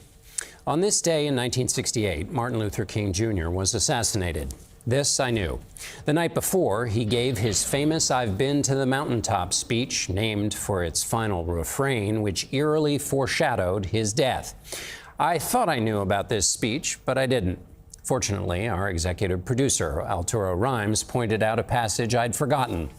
King tells the story from the book of Luke of the Good Samaritan, the man who stopped to help someone injured by the side of the road when others, including a priest, did not stop. King started his story by imagining the real fear those who passed by the injured man might have been feeling. If I stop to help this man, what will happen to me? But then the Good Samaritan came by, and he reversed the question. If I do not stop to help this man, what will happen to him? The parable is often told to encourage good works. King was asking something more of the audience, to shift the center of their concern in life from the self to the other. If I do not stop to help, what will happen to them? That's the question, he said. King wasn't just preaching, he was living this choice, helping others at the cost of his own safety. He knew he was in danger that night. Empathy is often dismissed as soft, even by some who follow the man who first told the Samaritan story. But to live that idea and risk death for it is extreme moral toughness. This is why we read and reread history, to make sure lines like "I've been to the mountaintop" don't lose their power, or the context that gives them meaning today. Yeah, it is an important message, and the fact is we need to see politics through that lens. But it's very difficult, very difficult. As things get worse in our society, as people struggle more and more to pay the bills, their vision is narrowed, oftentimes, onto the self. Hard to do, but is important in this moment. All right, let's get back to talking about Liberation Day, something we talked about most of all yesterday, and we are going to be continuing the celebration of our liberty. To pay more money for the things that we've been buying this whole time. Liberty to not say things that are whatever. You get what I'm saying. We've been liberated. Everybody feeling more liberated in chat? Just checking in with you. 1 in chat if you are feeling more liberated. 2, I guess, if you aren't feeling more liberated. Just trying to check the pulse on your feelings of liberation in this moment. It's only been a few days that we've been fully liberated. Here I thought we had the independence and liberty, but apparently we only had Independence Day. Now we have, of course, Liberation Day. This was the view from the White House outside before Donald Trump signed all of those fucking tariffs on everybody. Oh no, 5. Is that worse than 2? Pitchforks 2. 2. A lot of 2s in chat. See a 12. So is that like a half liberated, half not liberated?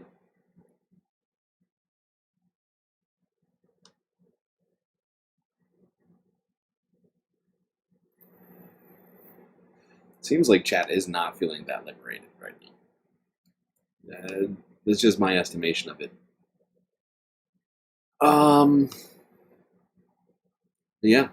Trump, of course, held off on the tariffs until the stock market closed because, of course, if you sign it while the stock market's closed, it's like they won't even notice. They won't even pay attention to it. Nothing bad can happen if you sign it after the market is closed. Here is some of the footage of him signing the tariffs. Boy, oh boy, was he excited about the tariff. Oh my God. So exciting for everyone. I don't know. I mean, chat doesn't feel liberated. Oh my God. I was saying to myself, I'm not paying enough for things, and I would like to feel liberated to pay more for things than I am.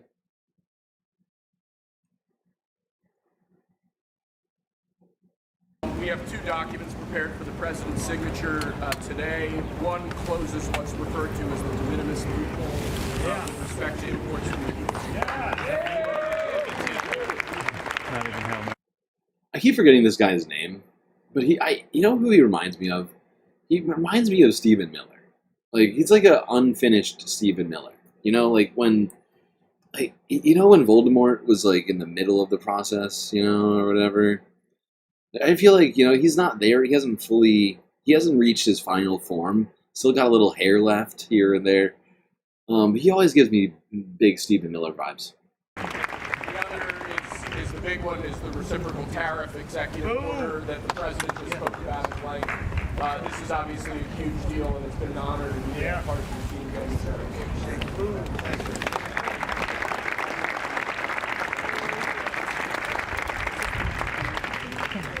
This is big stuff.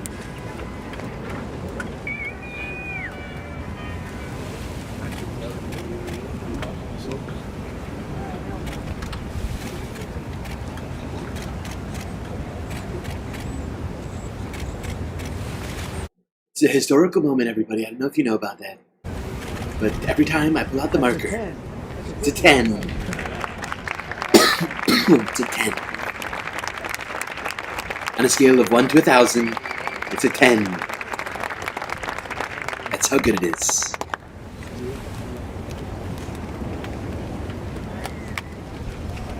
So Donald Trump closed the de minimis loophole and added a tariff onto every single country on the planet.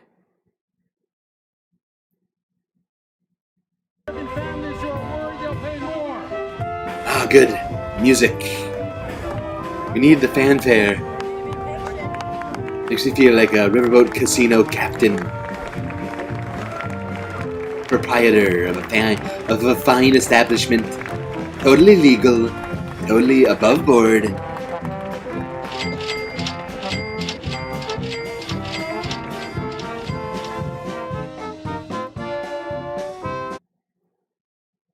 So great. That's how you know we have a old-timey band playing. That's how you know how liberated you really are.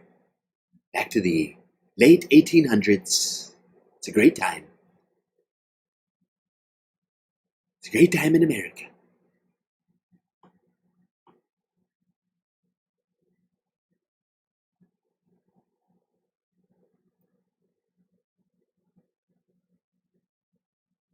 Let's go here. NBC News from a day ago. Markets plunge as trade war escalates. People stocking up for tariffs impacts prices. On Wall Street today, a second day of dramatic losses and high anxiety over Donald Trump's global trade war. The president today golfing at his club in Florida, and his only public comments on the economy via social media, posting, "My policies will never change." All caps. That he had a very... Oh my God. Oh my God. Posting... All caps. Wow. This was April 4th at 8:44 a.m. To all caps, to the many investors coming into the United States and investing massive amounts of money. My policies will never change. This is a great time to get rich. Richer than ever before. Follow the rich white man.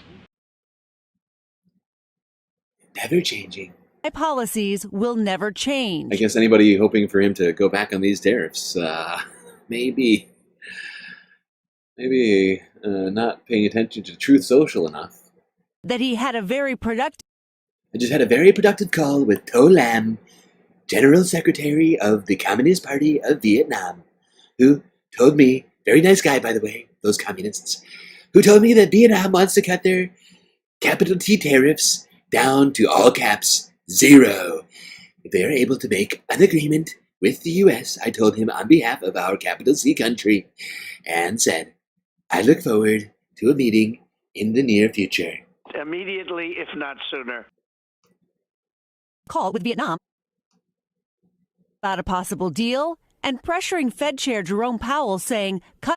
This would be a perfect time for Fed Chairman Jerome Powell to cut capital I, capital R interest rates. He is always, quote unquote, late. But he could now change his image, and quickly. Energy prices are down. Interest rates, capital I, capital R interest rates are down. Capital I inflation is down. Even capital E eggs are down 69%. And jobs are up. All caps up. All within 2 months. A big win for America. All caps, cut interest rates, Jerome, and stop playing politics. I don't think Jerome's playing politics. I'm just going to point that out right now. I don't think Jerome Powell is playing. He doesn't. He is not a political guy. He didn't play politics. I mean, they have made very clear months in advance what their plans are over and over and over again. We all know what the Federal Reserve is going to do. It's not politics. It's got to do with the numbers, Trump. Dual mandate. They've said it over and over and over again. We here at the Fed have a dual mandate. Maximum employment and low inflation. Target of 2% inflation. Not too little, not too much. Just right. Goldilocks number of 2% in inflation. But with these tariffs, probably going to be bad for prices and inflation. Interest rates, Jerome, and stop playing politics. Powell speaking with journalists at a conference in Virginia. We've taken a step back and we're watching to see what the policies turn out to be and the ways in which they will affect the economy. Recession forecasts growing. J.P. Morgan now expecting the economy to contract under the weight of the tariffs, and that a recession will drive unemployment. At 2, J.P. Morgan. Jamie Dimon, where are you right now, Jamie? That nasty Jamie coming out saying that my great policies are going to make the economy worse. That's illegal. Illegal. To 5.3%.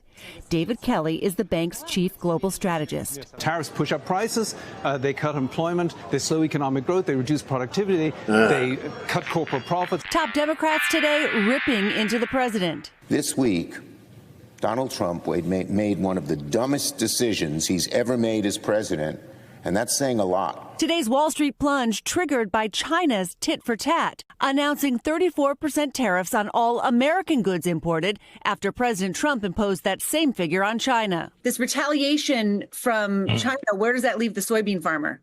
We're in that twilight zone right now. We don't know. Last year, the U.S. exported $143.5 billion worth of goods to China, topping the list, the kind of soybeans fifth-generation farmer Glenn Newcomer grows in Ohio. My portfolio is the commodity or the grain that's sitting in the grain bins here. My commodity is going down in value, no different than what the stock market is doing. So, well, it's a little bit different. I will say this. Soybeans have been plummeting in price. We've talked about this disparity that's been going on for a while. Because while commodities prices have been plummeting since basically 2021, they hit a massive all-time high on most commodities, whether it was, besides from maybe like gold, but like with lumber, all the stuff that was part of industrial producing, right? Lumber, soybeans, corn, all these like important consumer staples and things like that, things needed for construction, all these other things blasted to the sky during the pandemic and hit an all-time high in 2021 and then started coming precipitously down over the last 4 years. Meanwhile, we're still paying higher and higher prices every month, every year at the gas pump or at the whatever, well, especially at like the supermarkets and for our rents and for whatever else. Which is a dichotomy I've been trying to point out for a while, is that somewhere there's something is wrong, and it's not wages, because wages have not gone up as much as prices on commodities have come down. But soybeans, for instance, one of the biggest hit in the last 4 years in terms of prices for farmers. I'm not saying it's bad necessarily. For most people, that's good. For farmers, it's bad. Those prices have been coming down, like I said, precipitously.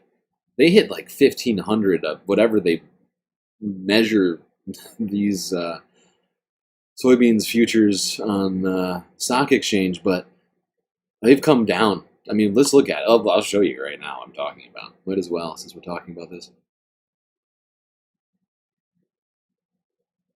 Here are soybeans prices.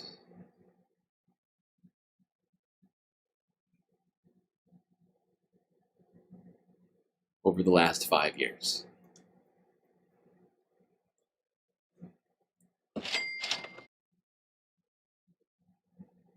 As you can see, they hit a high.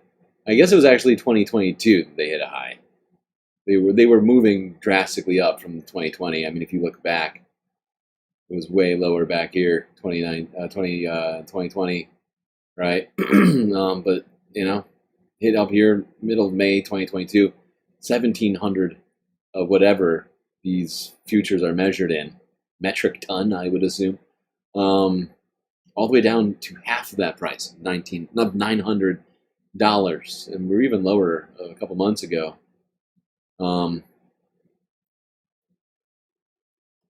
Yeah, this is certainly going to put even more pressure on those farmers. I look at my current assets, they're going down. And hopefully it will turn around. Concerns about a growing risk of recession overshadowing today's report showing the U.S. economy added 228,000 jobs in March. We've basically had the rug pulled out from under us. Steve Lang runs a company that sells wedding and prom dresses to hundreds of boutiques, dresses he imports primarily from Asia. What would you have to do for prices?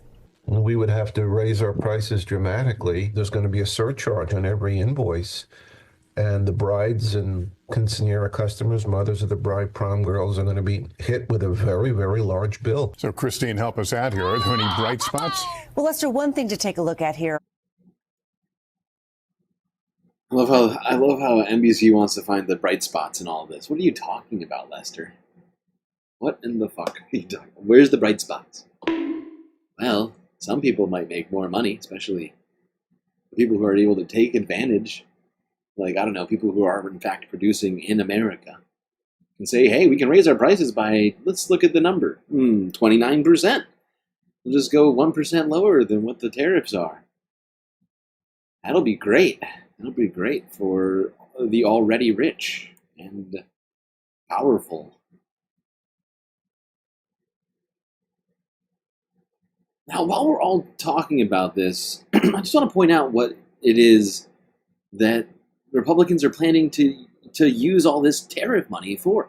We've been told that it's going to add up to $6 trillion over a decade, supposedly, that they're going to be taking in from these tariffs. Although, usually you would use tariffs not as a way to collect income, but as a way to encourage people to buy certain goods. And if you're making a lot of money from tariffs, then the tariffs aren't working. But let's not get too deep into the economics of it. But, you know, what they want to use that supposed $6 trillion for is, of course, to give billionaires another tax break. One that you're not going to see any real benefits from. But they'll see millions and millions, if not, in some cases, many tens of millions of dollars in taxes good to keep. While you will have to keep paying basically the exact same amount.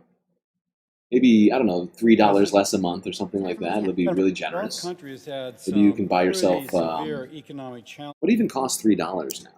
Maybe 1 gallon of gas a month, I guess, extra? That'll be really good for you, right?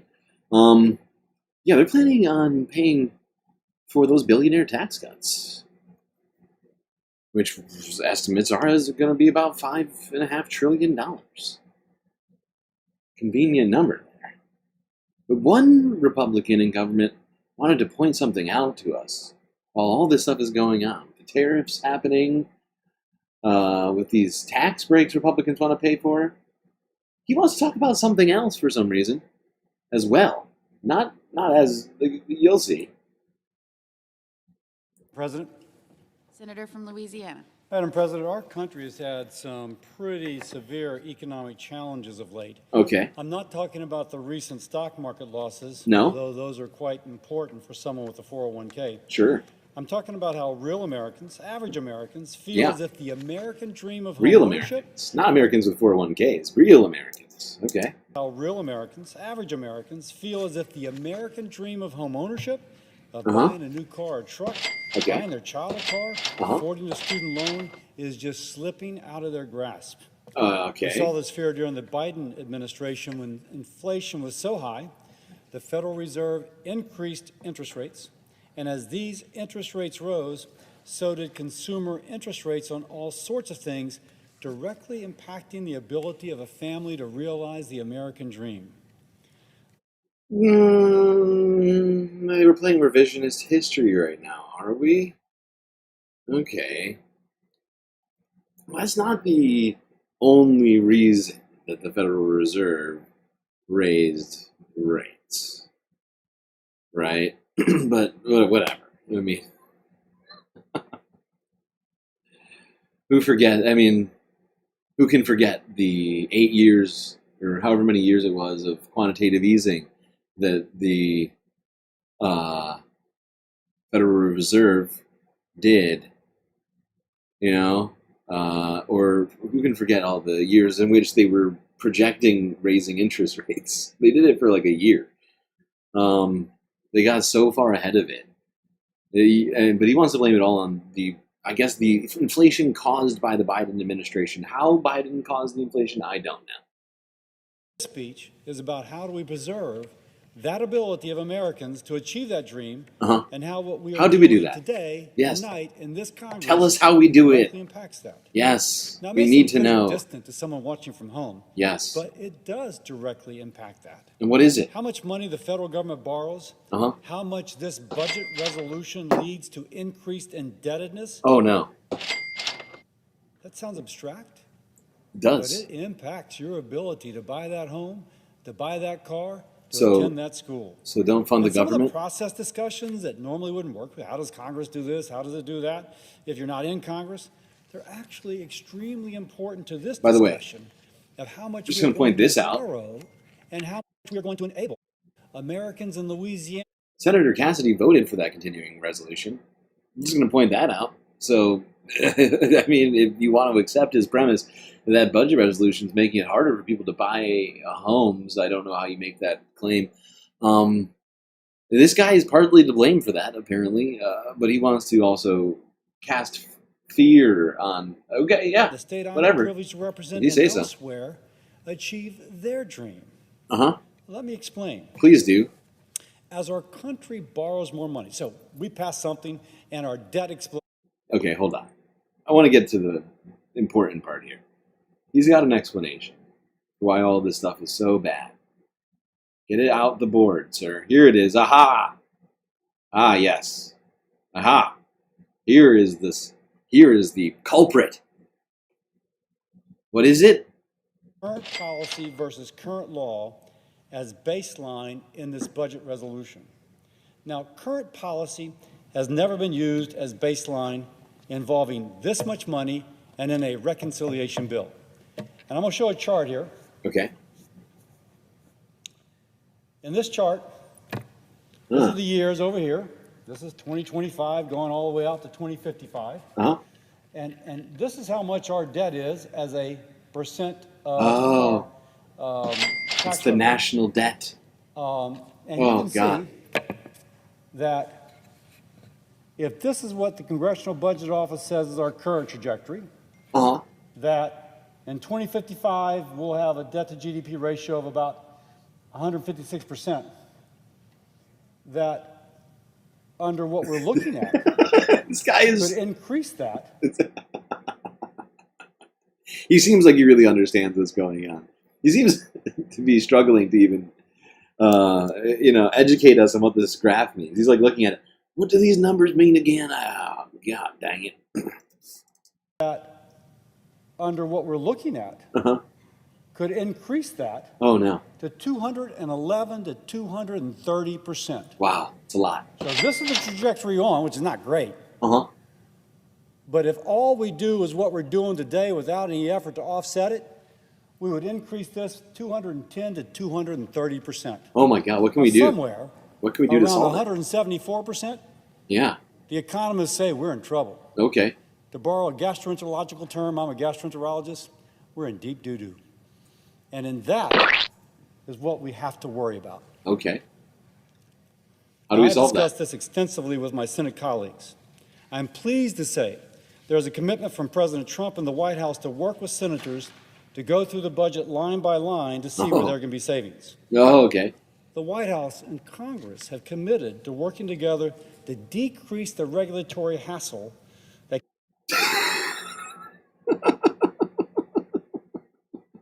Okay.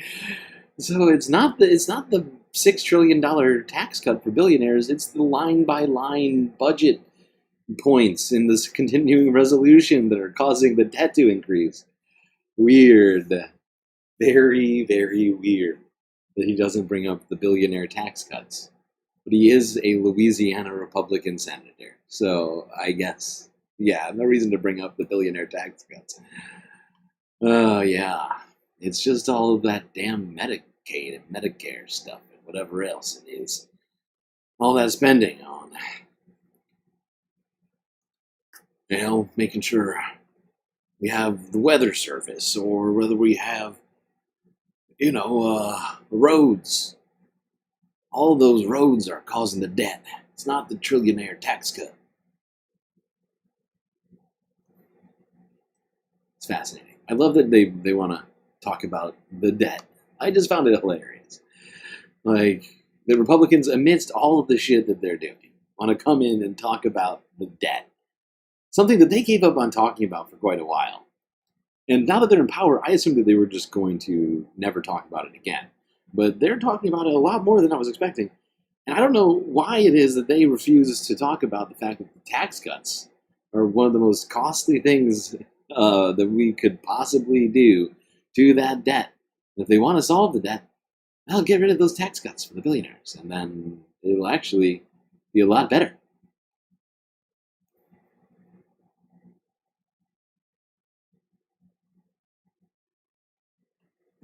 Adding $600 billion in decreased revenue for the government, probably bad. Maybe that's the problem. Not the little line by line things. This one costs $10 million here. I mean, how long does it take to get to $600 billion a year in the CR? I mean, you'd have to gut most of the continuing resolution to make up for it. So, I mean, you just shut down the government. That's the solution. We don't need the government.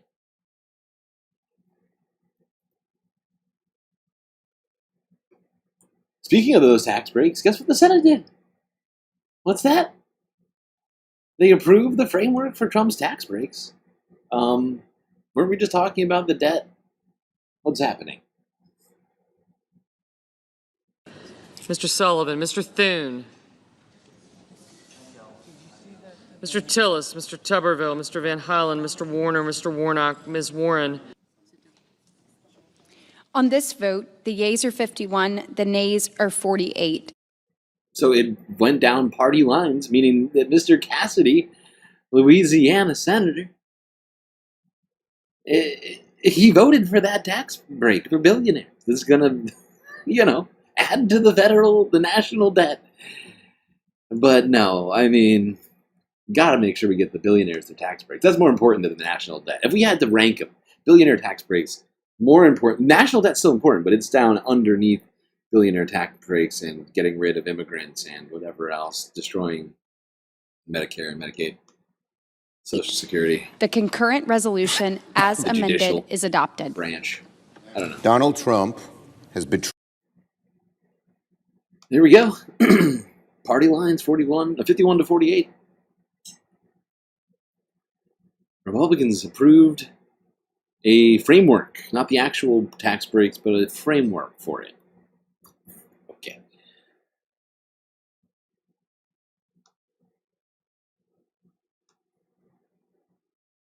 All right. Let's go to CNN real quick. See what Scott Jennings had to say about these Trump tariffs.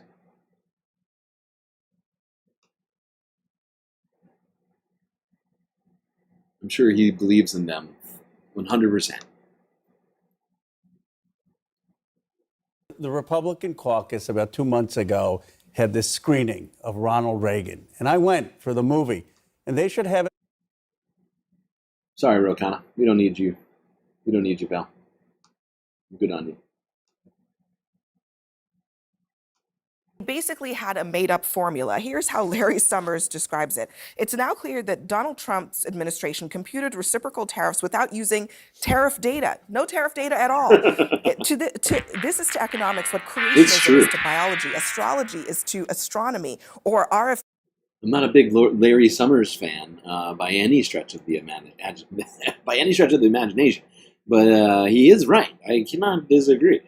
They did not use a single piece of tariff data to calculate the new reciprocal tariffs.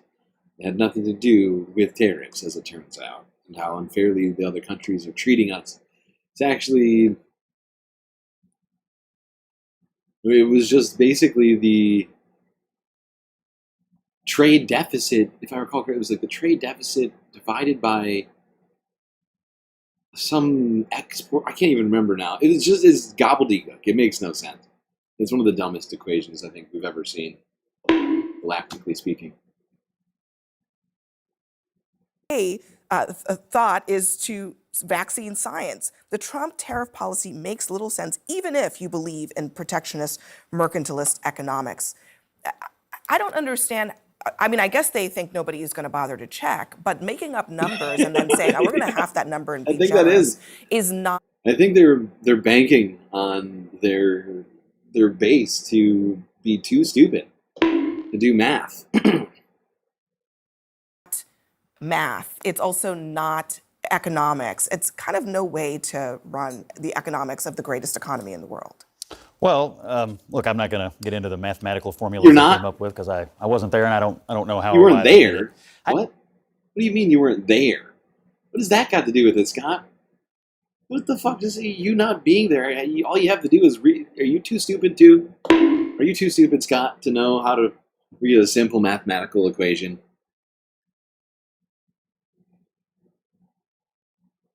What an idiot. Mixed feelings about this. Truthfully, I wasn't trained to believe in tariffs. You know, those of us who grew up as traditional Republicans have always thought what Ronald Reagan thought. And so what Trump is doing here is implanting new economic theory DNA inside of the Republican Party. And what you're seeing is some Republicans are rejecting it. Some Republicans are reluctantly going on with it. Some Republicans are enthusiastically embracing it. I know people in the business community who are on both sides of it, frankly, back home in Kentucky and elsewhere. Okay. I'm also persuaded, frankly, by the Trump argument regarding the working class in this country and also by the fairness argument. So I will just say this. If it were... He's persuaded by the working class argument? What does that mean, the working class argument? What's the working... Just say what the working class argument is. Don't say that you just agree with it. But I don't think anybody knows what you're talking about. The working class argument? Well, the working class is going to have to pay 10 to 60% more for absolutely everything? That is, you know, what are we talking about? Is that good for the working class? Well, you mean the jobs that may or may not come to fruition years from now? It'll be the ballsiest and gutsiest thing a president's done in decades. Oh my God. Let me finish. No, please. The ballsiest. Listen to Scott. Wow. Suckling the Trump teat over here. Trump has the biggest balls on the planet. You just don't get it. He's a mighty man of valor. Let me finish. And if it doesn't work, the political consequences fall on the shoulders of one man. Actually, and I totally agree with you. This is the... Of one man? It's not just one man, I don't think. I could be wrong, but I think Republicans in the Senate could have blocked it. They chose not to block the tariffs. So one man plus about 51 other men and women. Because technically, the legislature has the ability, actually the responsibility and power to oversee tariff policy. They chose not to. They allowed Donald Trump to declare a national emergency, to usurp their power. Republicans are not. It's not just Trump. It's all of them.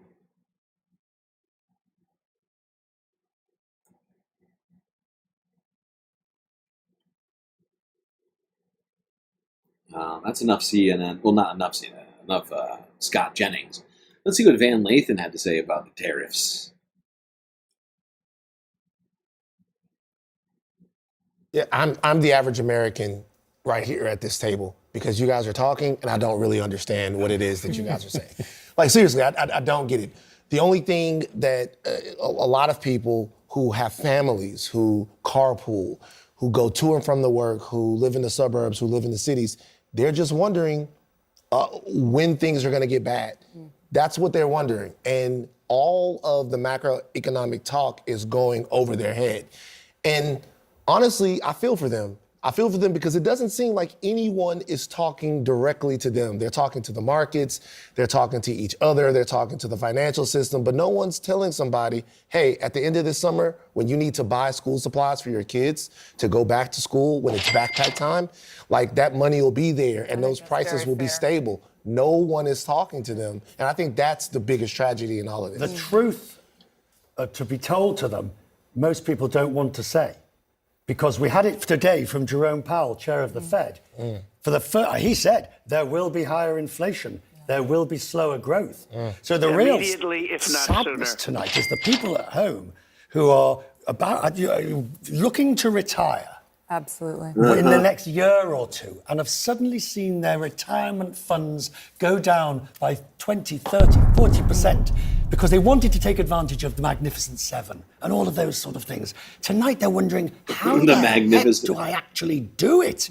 This is the Magnificent Seven have taken a real nosedive. Tesla was included in the Magnificent Seven, down 54%. real life economics, to your point. Facebook. You're right. The sort of nonsense that we can all go on about. Oh, it's not nonsense. Well, I'm just saying. But it's totally true because you're making a really important point.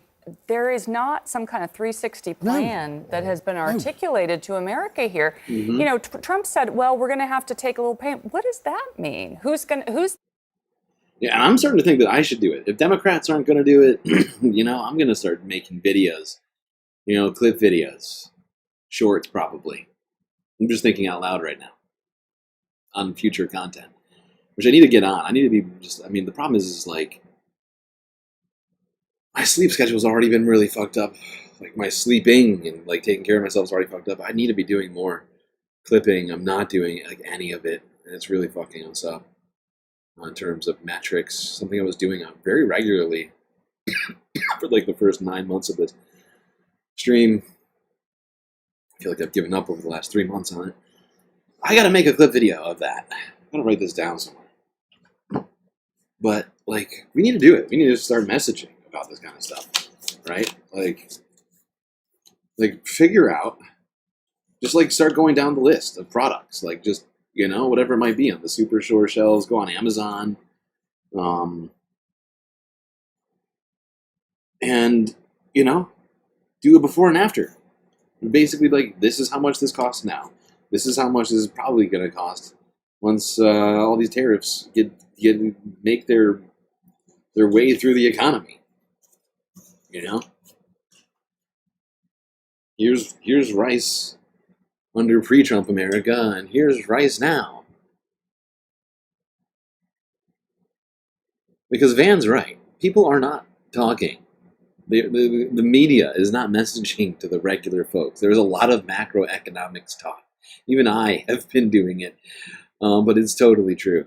You just got to make it fucking simple for people, for the vast majority of people who are sort of consuming this kind of stuff in a very leisurely manner. Not like our space fams who are so dedicated to knowing everything about everything going on. We're going to come back to talking tariffs and more economics stories here. Within a couple of days, a lot is coming out about this. May be able to at least do some of this messaging here shortly. But we have to take a short space break because we're at 4 hours, which means a galactic intermission must happen for any more content can be done. A little space messaging for you folks.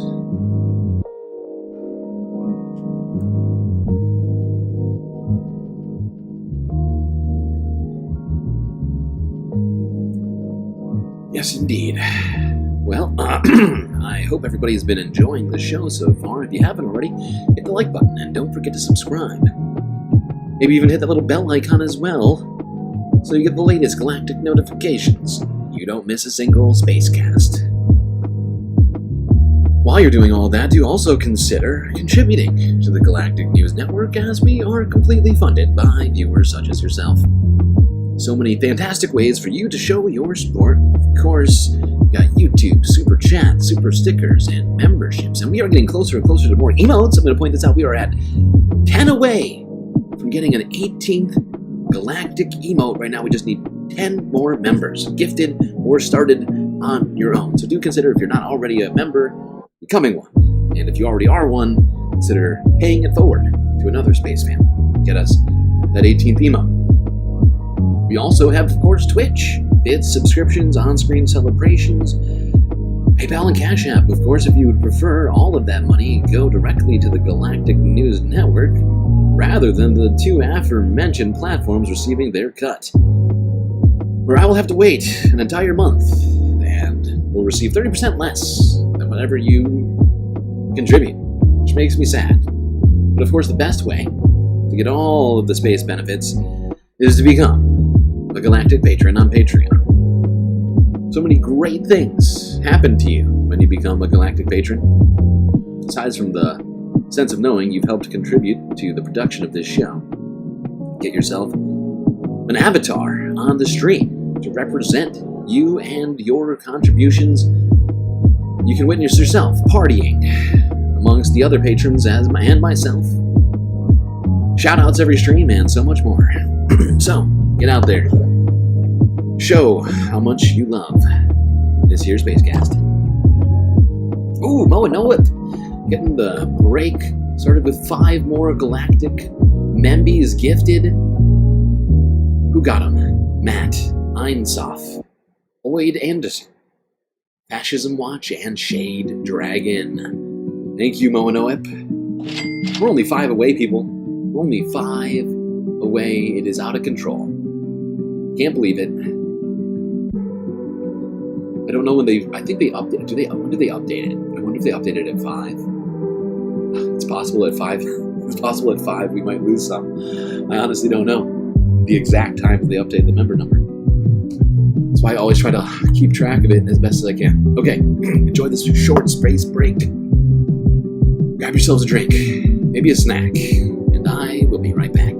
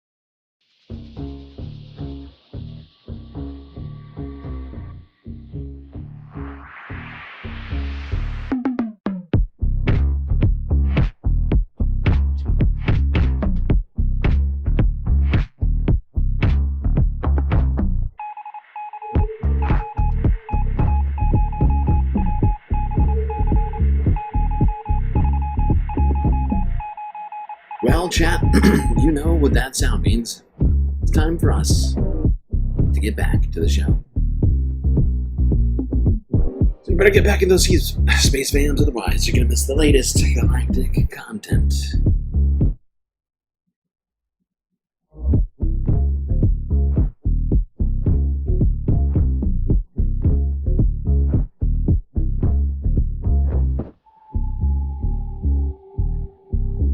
By the way, thank you again to Mo and Op for gifting 5 Galactic News Network memberships for break.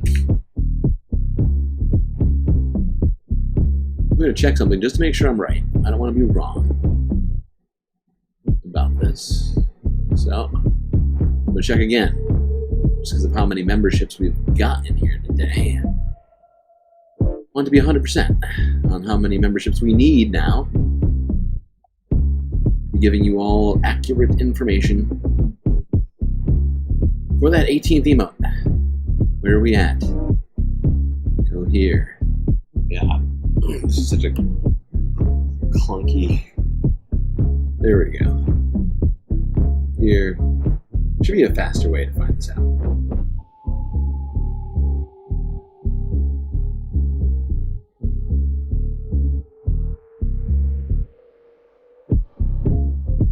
It's almost like they don't want us to know how many, is how hard they make it to do this. I have to click so many things. Oh my god, I was right. We only have 5 more members needed on YouTube right now. So if you have 3, count them, 3 US dollars sitting around, you consider getting yourself a membership or gifting one. Because we only need 5 people to do just that.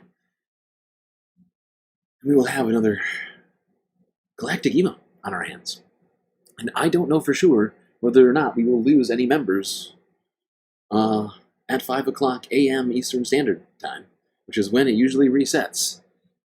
So I don't know how much of our, progress we've made will be lost at 5 a.m., but some of it may be lost. I can't say for sure. Just want to point that out. I know everybody wants that galactic emote, so. Holy shit. Oh my god, Sasha. Sasha saving the day. Gifting 5 galactic memberships. Who got them? Charlie got one. Who else got one? YouTube, don't do this. YouTube, do not play. Do not play with us. Pitchfork's Dragon gifting 5 galactic memberships. To who? What is happening? Why is this happening? Why and how is this happening? Hold on. Hold the phone. This better have counted. I swear to God I will lose my mind. If that didn't count, I am going to flip out. What is happening? Why do we not have... Why are we missing 9... Who got them? Are they just ghosts? Did they get them or not? Oh my god. Either way, thank you to both of you. Let me look at this here. Let me double check this. I've already closed the window. I shouldn't have closed it. I shouldn't have done it. Ugh. I made a huge tiny mistake. Reopen this, go here to earn. 9 memberships are in limbo. You're right. I mean, hopefully they'll pop up. I feel like we've seen this happen in the past randomly. No clarity on why it's happening. But hopefully, at least that, let's see, fingers crossed, everyone pray to Gary.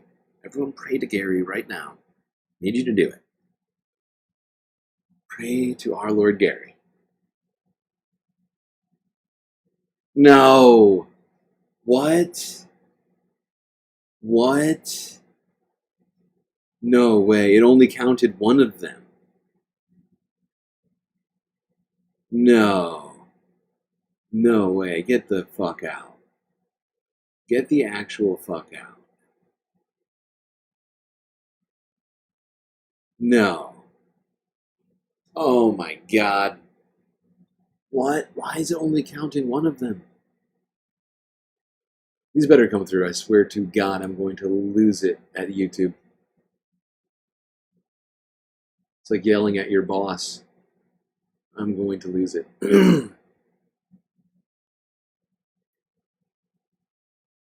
Oh, this is highly offensive to me. We deserve another galactic emote, and now we don't have it?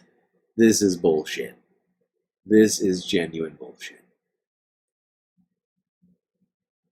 Maybe not enough people have subscriptions. We've talked about the possibility of people not having subscription, like gifted subscriptions enabled. I find it hard to believe that how many members do we have right now? You gotta have like almost 200, like less than a fourth, like almost 1/5 of. That would mean that 80% of people who are subscribed don't have gifted members. I find that very hard to believe. What just happened, YouTube? Why are they repressing us? Help! Help! I'm being repressed! Oh my God. You gotta be fucking with me right now.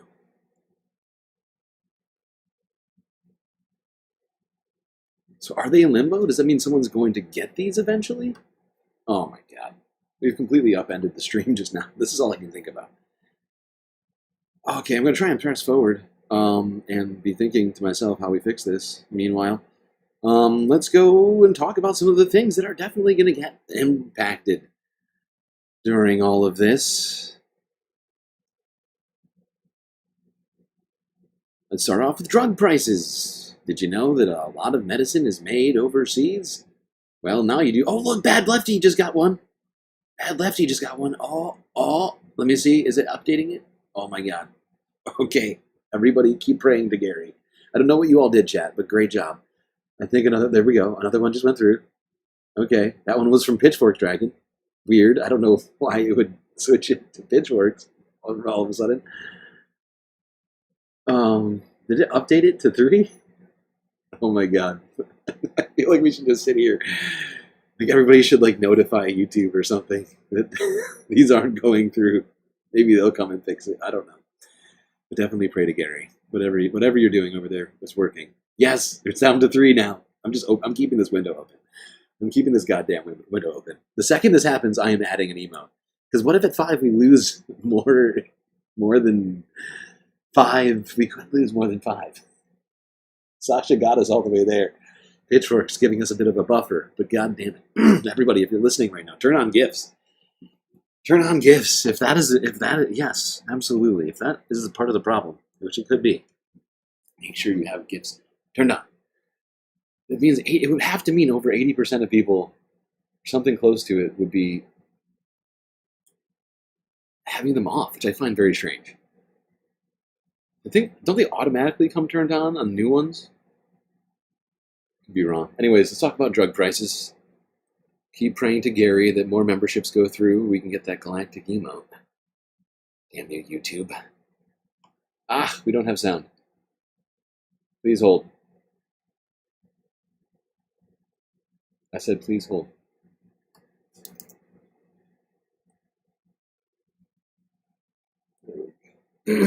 All right, concerns about future tariffs on prescription drugs from people dependent on those drugs to live. So right now, about 90% of prescription drugs are generics. Half of those are made in India.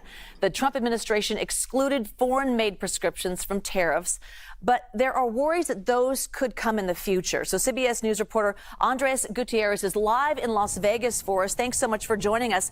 Let's talk about what these tariffs could mean for people dependent on prescription drugs to manage their health conditions.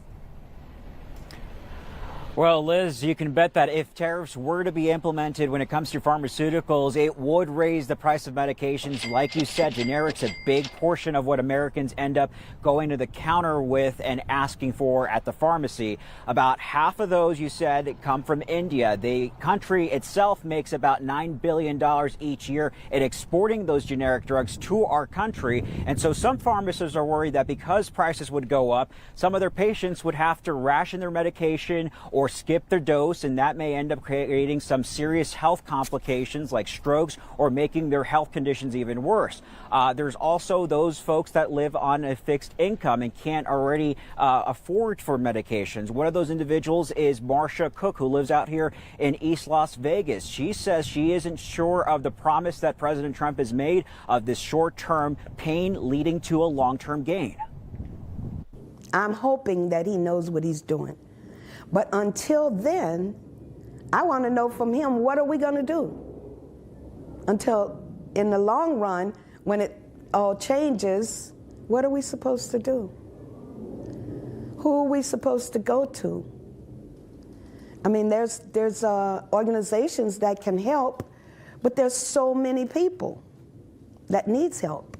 And one of those organizations is a nonprofit called Care Chest here in Las Vegas. They also have a location out in Reno. They help out folks with medical supplies and covering prescription costs. We'll give them each year about $300. But as Marcia said, there are so many folks out there who need the help, and there are limited resources. And so at this point, they're just hoping that the Trump administration doesn't have to dole out these tariffs, specifically when it comes to pharmaceuticals. Yeah, if the administration does move forward, though, and have to add tariffs on these pharmaceuticals, then how do they prevent drug shortages? Well, right now, they haven't been specific about that. The plan right now has been unclear. This administration has kept a lot of folks on their feet. Last week, they were dangling the fact that these tariffs would be coming for pharmaceuticals. And then when Liberation Day came about this week, that did not transpire. However, the drug industry has been advocating in a slow rollout of these tariffs, not the 25% that the president would like to see implemented. So hopefully they could try to kind of piecemeal it throughout over weeks or whenever these negotiation tactics, if they... So yeah, as it turns out, medications are going to cost more. That seems bad. That seems bad for basically everyone.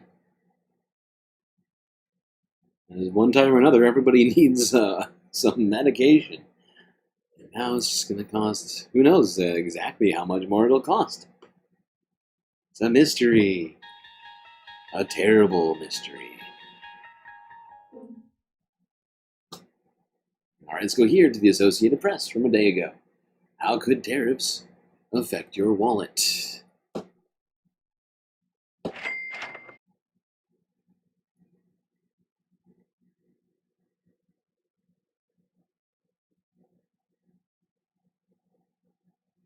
President Trump unveiled his latest round of tariffs, affecting dozens of countries and reaching as... Whoa, what just happened?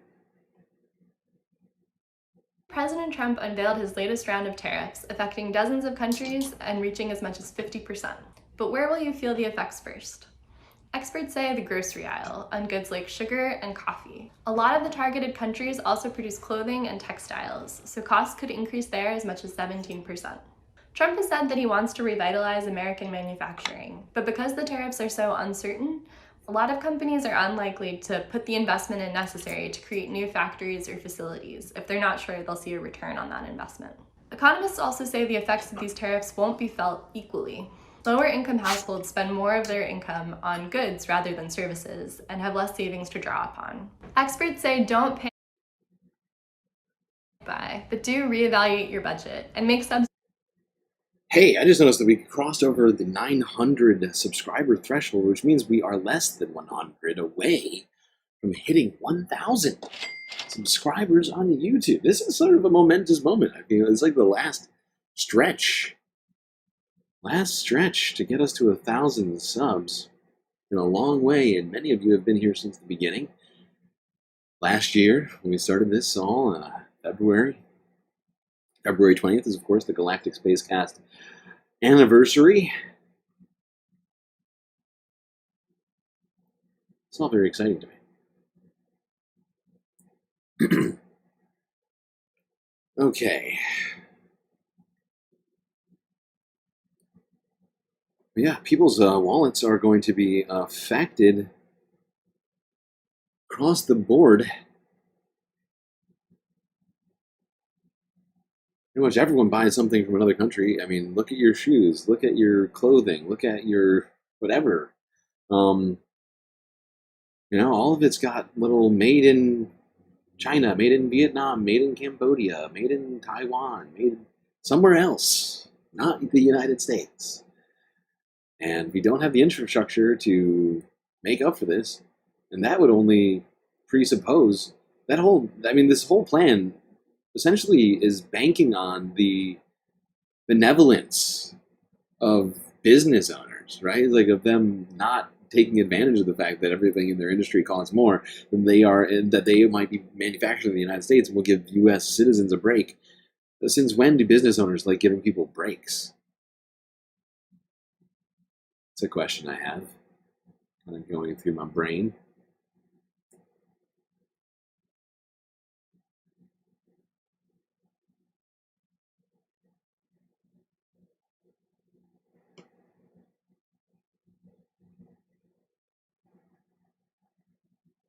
What else is getting hit by tariffs? Oh, everyone's 401ks are imploding.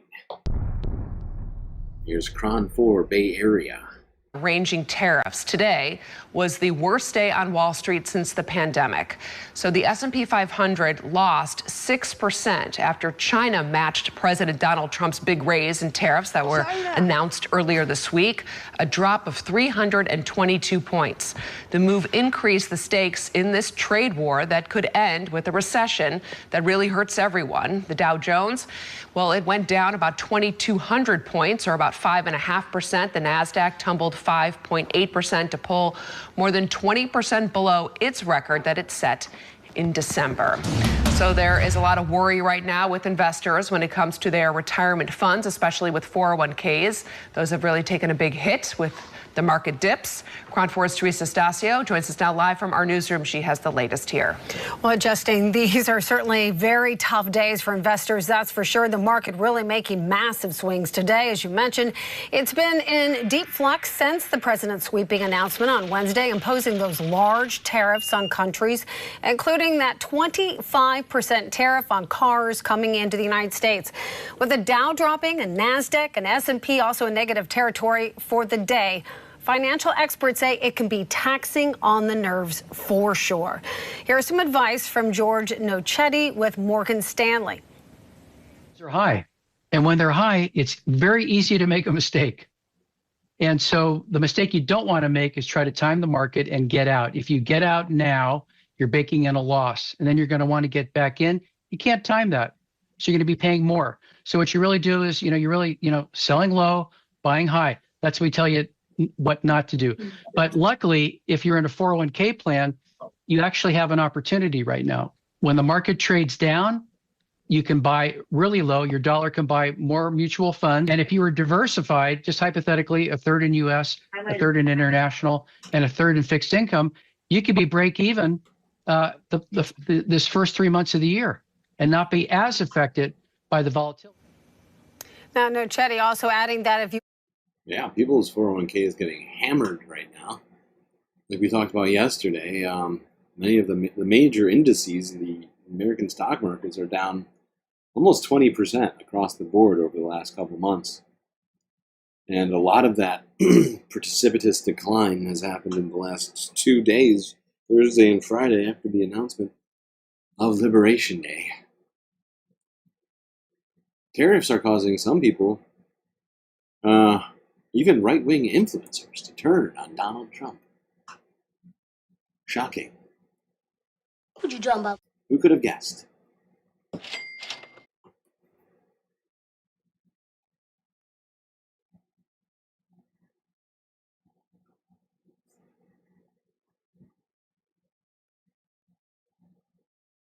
Welcome back to America Decides. Republicans, it's fair to say, exercise sort of outsized influence in the last presidential election cycle. Well, now some of those. Major Dick.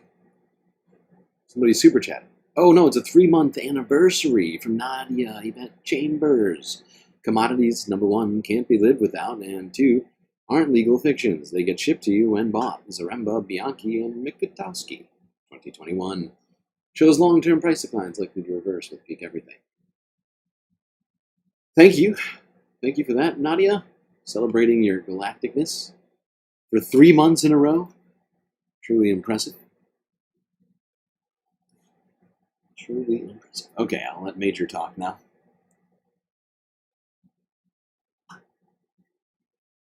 Welcome back to America Decides. Republicans, it's fair to say, exercised sort of outsized influence in the last presidential election cycle. Well, now some of those influencers who helped President Trump capture the so-called bro vote, well, they're a little displeased about all this tariffs. Let's listen.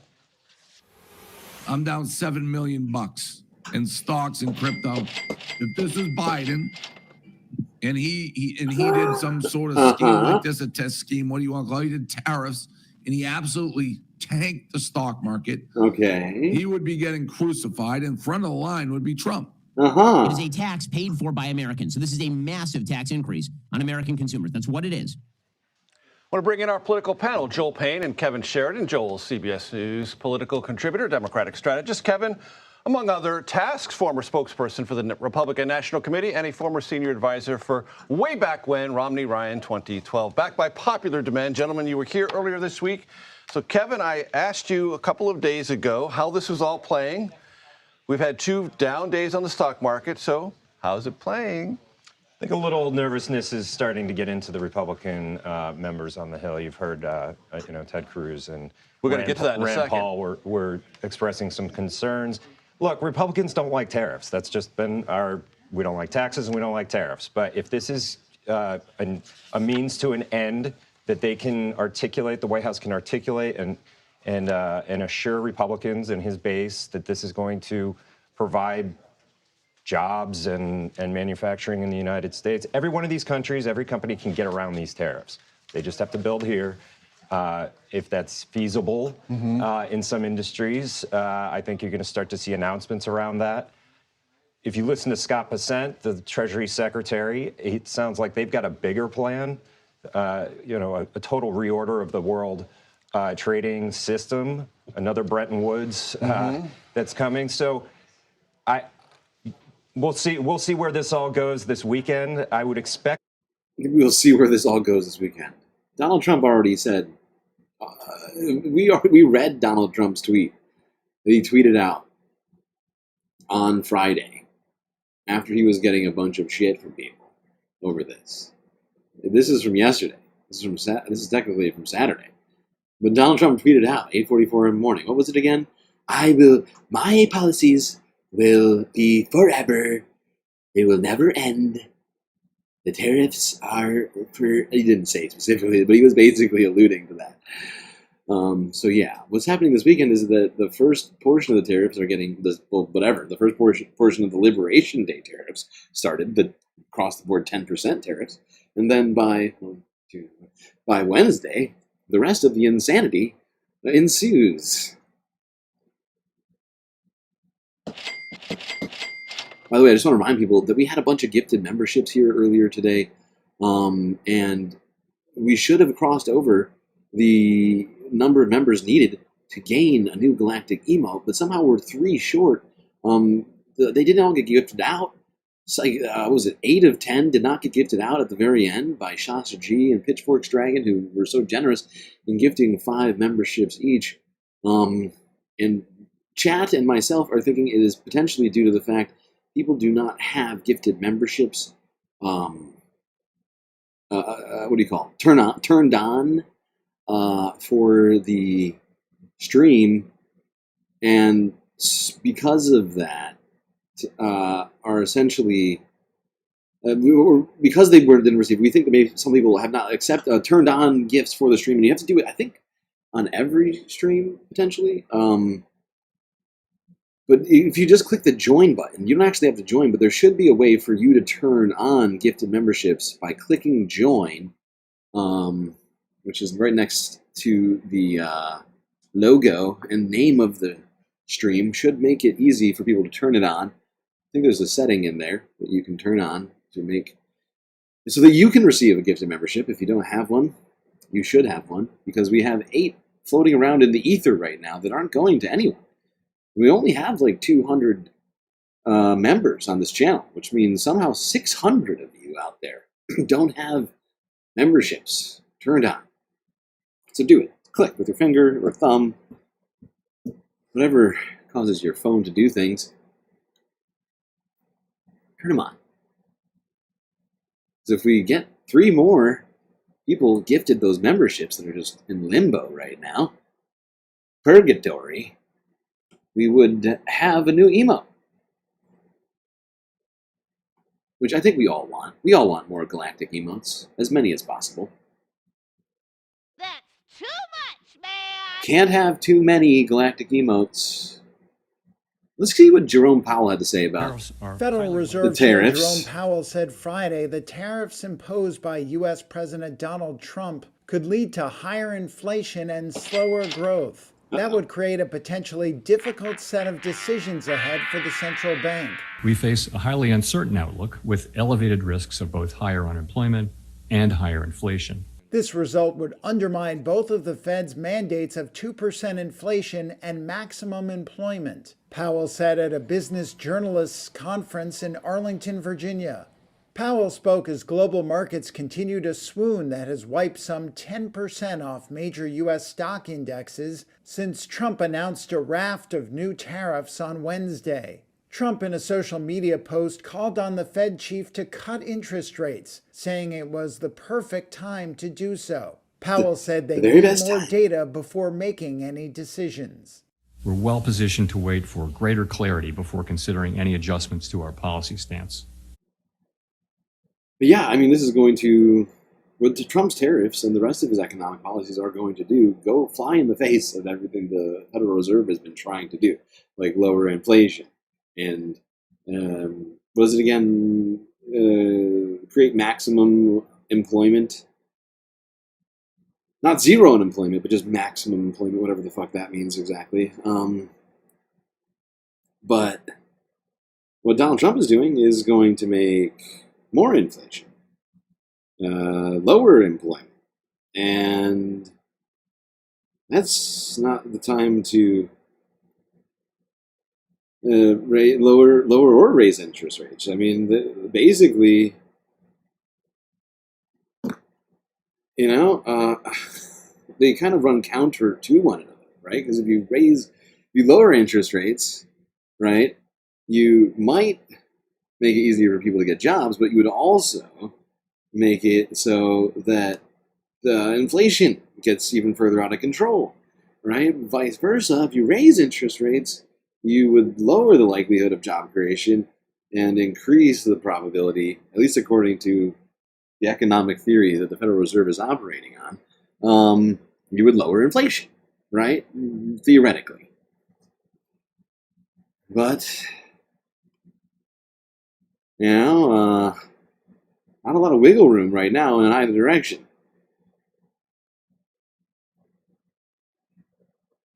Let's listen to a little bit more Powell had to say this week. Here's Forbes breaking news from yesterday.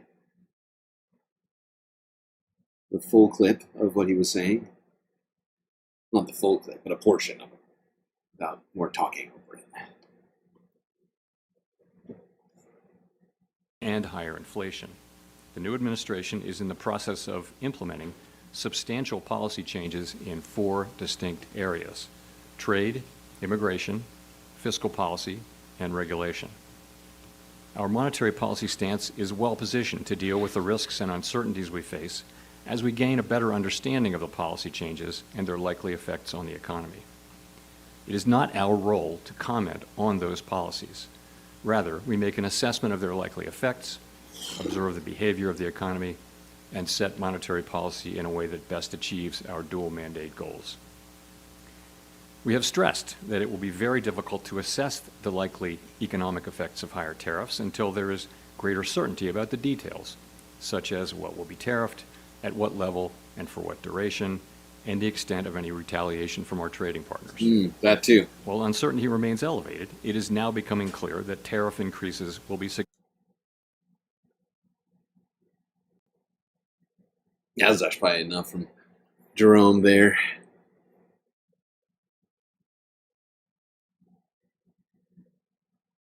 Let's see what Jerome had to say in response to a question asked during this little press conference they did.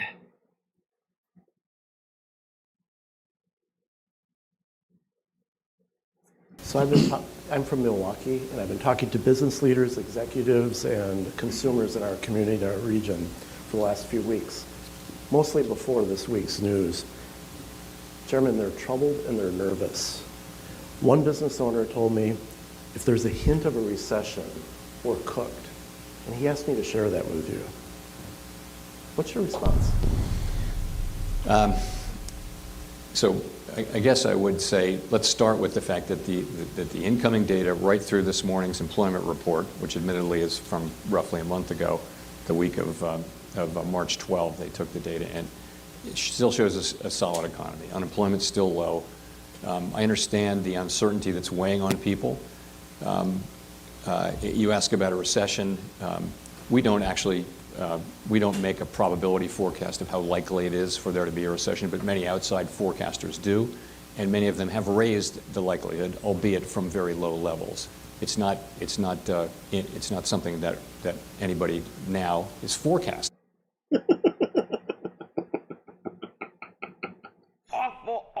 Awful. Weak. Or some people are starting to. So I can't, there's not much more I can say about it. Yeah. Fact is Jerome Powell, he's a banker, okay? He's a banker. And, I'm sorry that you're worried about a recession. It might happen, it might not. Jerome Powell can't comment on that because the Federal Reserve doesn't make forecasts on recessions. Yeah. Okay, thanks, Jerome, for that. I'm sure that business owner is incredibly relieved after hearing that. Although some people are forecasting a recession. Even Jerome Powell admitted that. He's like, yeah, we're not forecasting it, but JP Morgan Chase is forecasting it. Some other people.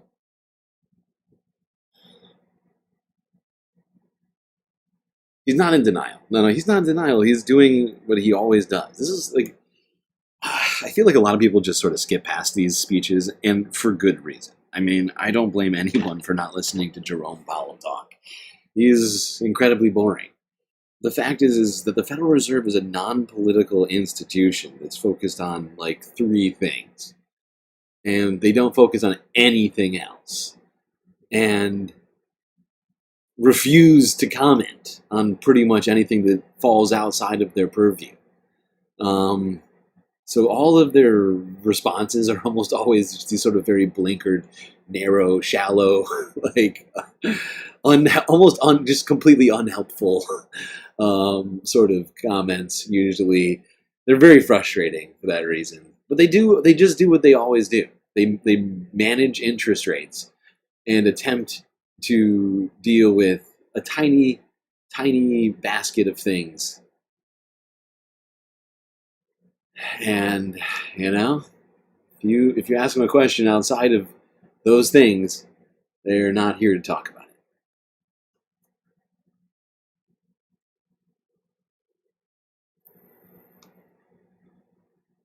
Very rarely do people get them to talk about anything else.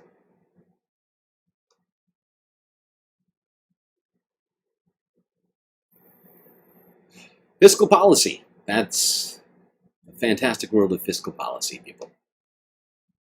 All right, let's go here. Go back to talking about some people who are going to be affected. Do you like beer? Well, actually, sorry. That's the wrong story. Do you like coffee? Well, it's going to be more expensive. Same idea. Do you like drinking things with your mouth? Get ready to pay more for it. $1 to $2 because of these tariffs. At House Coffee Company in the West Adams neighborhood of LA, the aroma of fresh coffee fills the air. But owner Eric DeHaven says something else is also brewing beneath the surface. It's still a little unclear. A lot of the countries that the Sweet. It is unclear. It's unclear what he was about to say. But, I mean, it is clear that everything is unclear in this moment. But what is clear is stuff is going to get more expensive. Today, in the aftermath of President Trump's sweeping tariffs,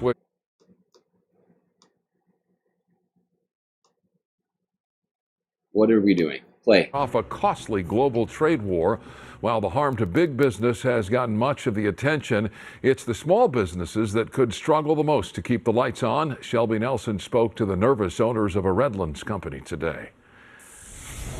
We know the price of doing business here in the state of California isn't cheap, and here at Ritual Brewing Company in Redlands, the owners say that a pint of beer is about $7. They might have to raise that if tariffs go into effect. We pick our ingredients from all over the world. We're very particular about what goes into our beer. It's a beloved local brewery to founder Steve Dunkirkin and Owen Williams in Redlands. They've been here since 2012, surviving the hard times through COVID, and now potentially another obstacle. We source malts from Canada, the UK, former Czech Republic. While not all of their back-of-the-house products at Ritual Brewing Company are sourced overseas, they're bracing for impact as new tariffs foretell looming price increases. And if it does happen, just to stay in business, that means that we're going to wind up losing part of our margin, and we might have to pass that cost on to the consumer. President Donald Trump announced sweeping tariffs, including a 34% tax on Chinese goods, a 20% tax on products from the European Union, and a 10% baseline tax on anything imported to the U.S., all of which he says will help boost domestic manufacturing. The stock market paints a less than positive picture after it suffered its worst week since 2020 at the start of COVID. China announced its own retaliatory tariffs of 34% on the U.S. as fears of a global trade war or a recession mount. I'll remind all our international trading partners, California is a stable trading. Okay, Gavin. I mean, California might be stable, but what about the unstable man in chief, Donald Trump? Not sure people are going to be going state by state from outside of the country. I think it's going to change anything if California is stable. Another day of massive losses on Wall Street. The Dow dropping 2,200 points today. The S&P losing 10% in the past couple of days. But after a day at the golf club in Florida, President Trump tonight saying, quote, big business is now worried about the tariffs. That may or may not be true, but small business owners are certainly concerned, including some in Chinatown. And tonight, they talked to Stefan Kim. China. Like this kind. All this goes to the restaurants. Yeah, like white colors and mostly because that's a durable China. Not real, not like this kind of China. This kind of China home use. Ken Lee knows all of his products like the back of his hand, from the plates and bowls imported from China. This is all made in Japan. Is from Japan. To the rice cookers that sit on his shelves. Do you think they have people handmade this kind of thing in the United States? Impossible. To the brooms that come from Vietnam. He knows his products intimately because the KK discount store in Manhattan's Chinatown is more than a business to him and his wife. Working 7 days a week for more than 30 years here is how they put their kids through college. But his livelihood is about to take a beating by the Trump tariffs. After China announced a retaliatory 34% levy on the U.S. today, the markets took a nosedive, the steepest drop since COVID. In the past 2 days, the S&P lost 10%. The Nasdaq shed almost 12. Moments before trading stopped, President Trump posted from Florida, only the weak will fail. A 10% tariff takes effect tonight for virtually all countries. Only the weak will fail. Awful, awful, awful. Weak, weak, weak. Wow. Yeah. I guess.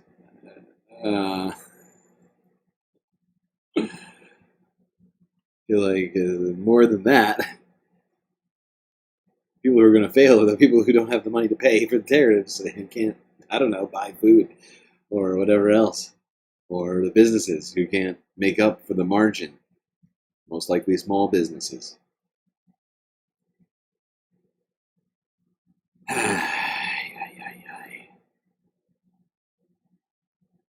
Okay, hold on. I need to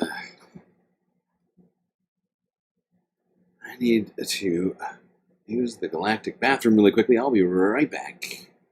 Please stand by.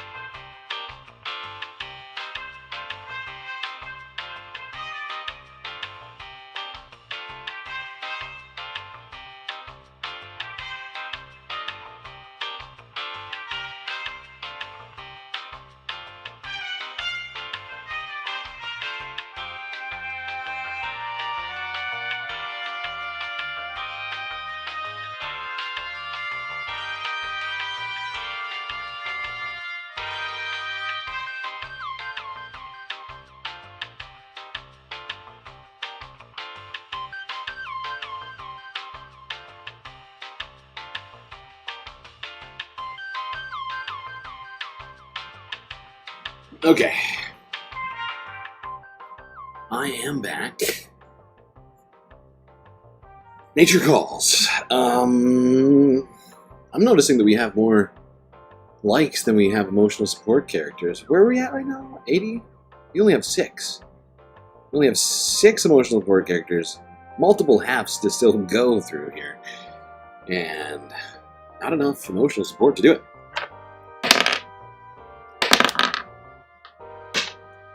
Okay, gonna add 2 more in here.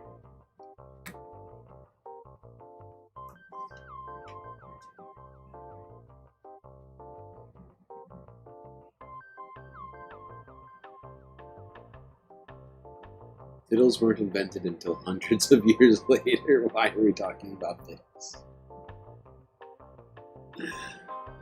Okay. Let's see how Americans are feeling about Trump's managing of the government. Seems like the honeymoon period is ending very quickly.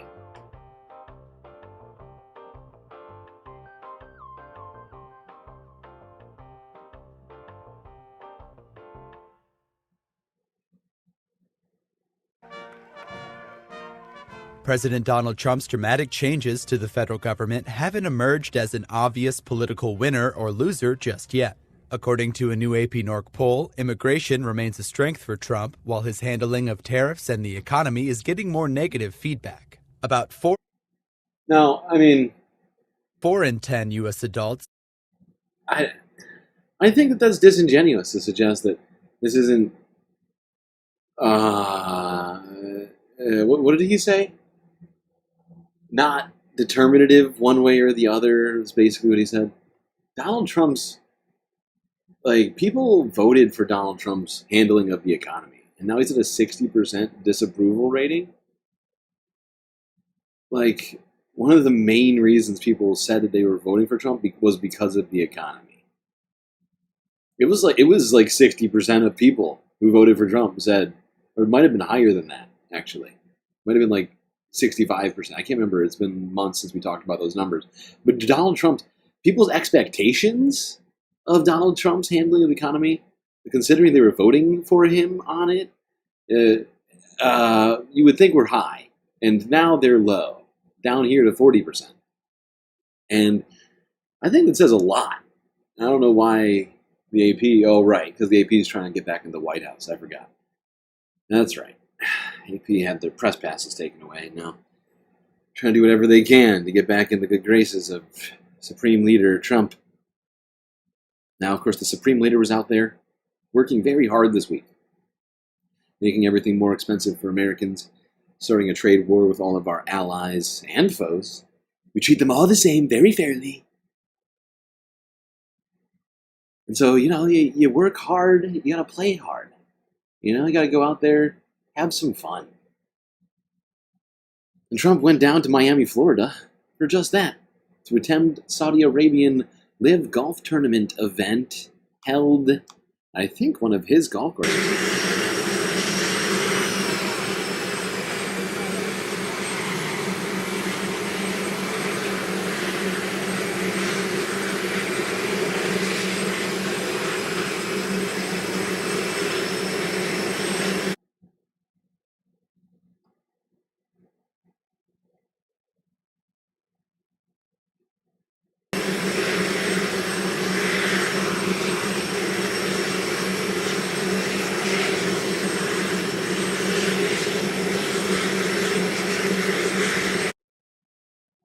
Why does it keep pausing?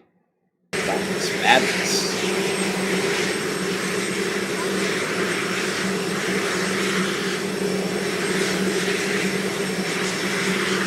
Who is he waving to? He's waving to the troops?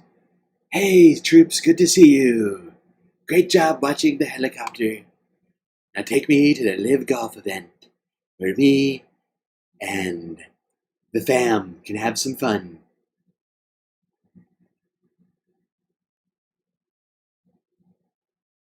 This doesn't seem at all tone deaf, right? On the day where you implode the 401ks of America, make everything more expensive for all Americans, you go out onto the golf course that you own to watch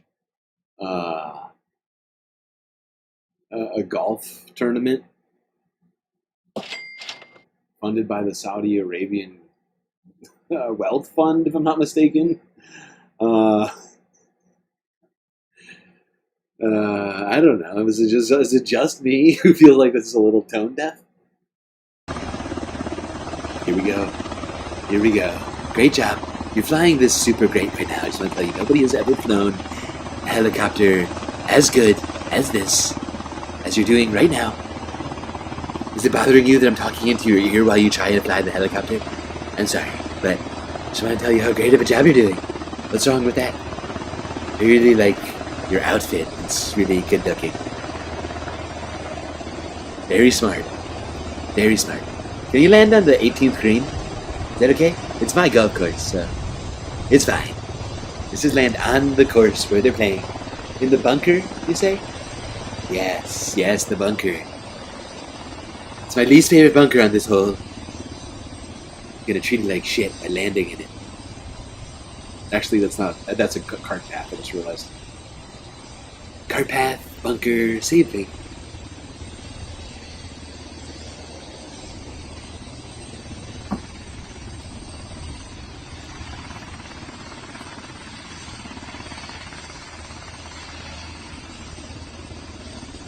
Where's my foot?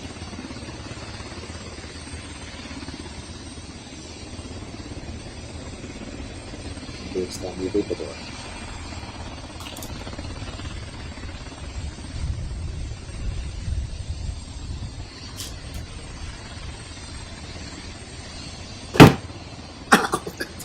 Did I do that?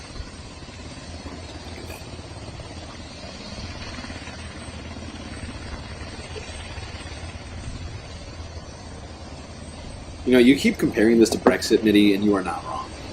But instead of instead of the UK leaving the EU, it's America leaving the world. No fucks given.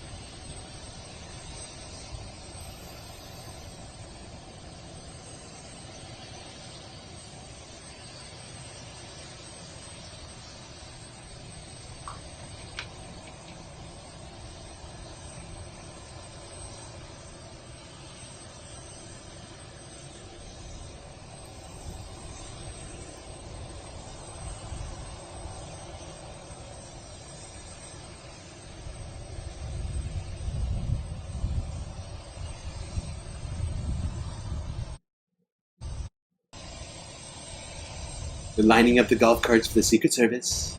Everybody's got to get one. It's like a convoy. It's a security convoy for the president.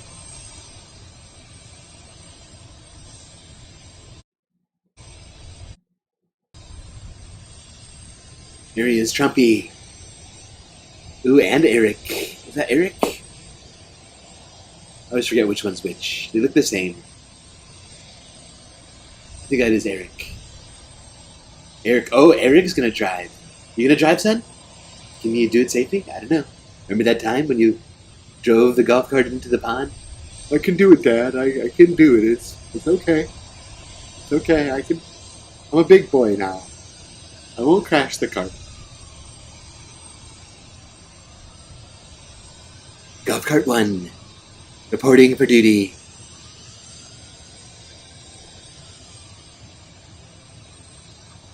This is your president, everyone. Working incredibly hard here. You can see how hard he's working. Look at him working so hard. Having a great time. Great time with Eric here. Uh-oh, we're losing a galactic mod.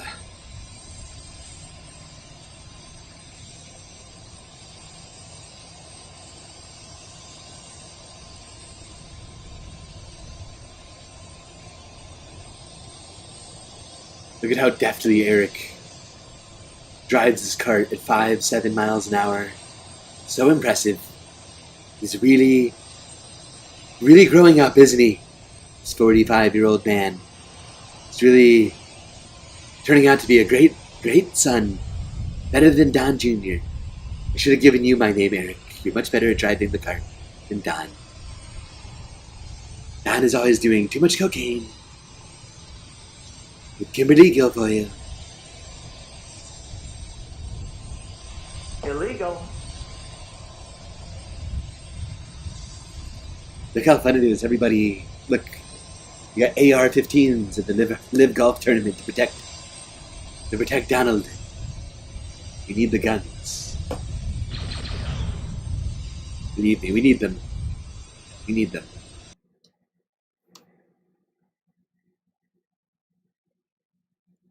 There you go. There was Eric Trump driving his dad around the golf course. I think it was Doral, I want to say. Really great job. Really great job, Eric. Trump, you too. Great job working so hard. So hard over here. So hard at work. Phrasing? Settle down. Let's go here.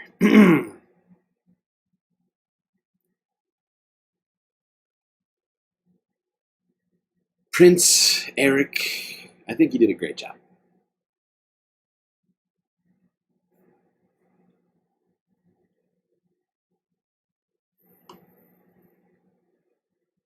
All right, we're almost done with the golfing for now.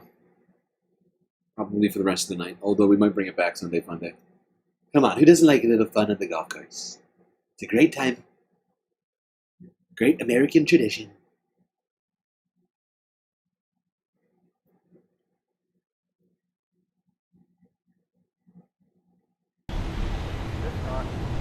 Here we go. Your tax dollars hard at work once again.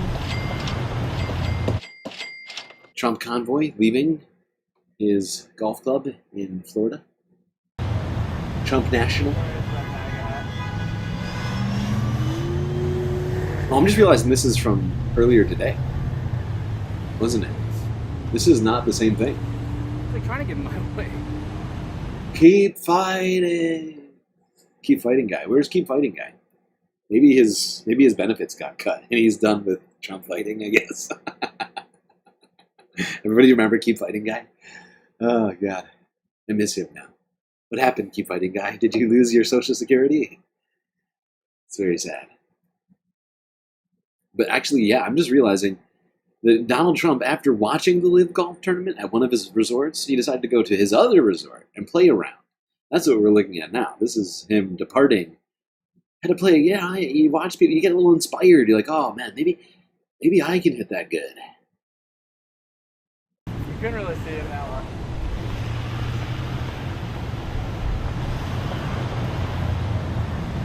How much do you think it costs to take Trump to the course and back from Mar-a-Lago? Like, you got, like, what, 50 vehicles that follow him there and back home to Mar-a-Lago? What do you think it costs to pay 50 Secret Service agents, get all strapped up and walk the course for 18 hours? Not 18 hours, but 18 holes. However long it takes Donald Trump to finish a round. Keep golfing. Yes, you're right. That should be the new phrase. Keep golfing, Trump. You're doing a great job with the golf. Stop touching the government. Leave it alone.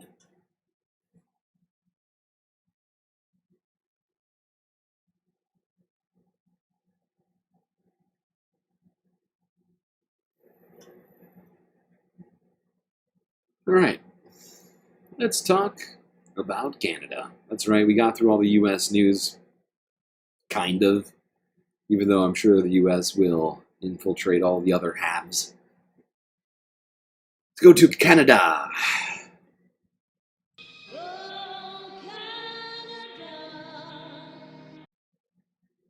Where the trade war is hitting people from coast to coast. Ah, damn it. That sounds like America. Is that America related?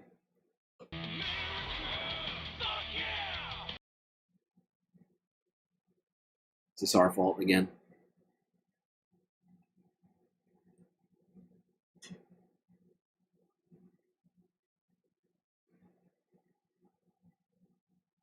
Let's go to Norfolk Island. Start it off.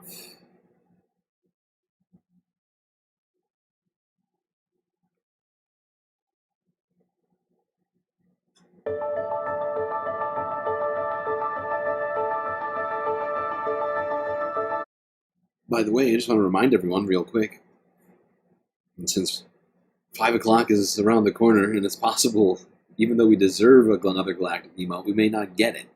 So if you have an account that does not have a galactic sub, turn on memberships, because you should have received one at this point. We have 8 galactic subs sitting in limbo, which no one has received. Make sure you have memberships turned on. Just click the join button. Don't have to pay for it. The gifted memberships are just waiting for you to claim, essentially.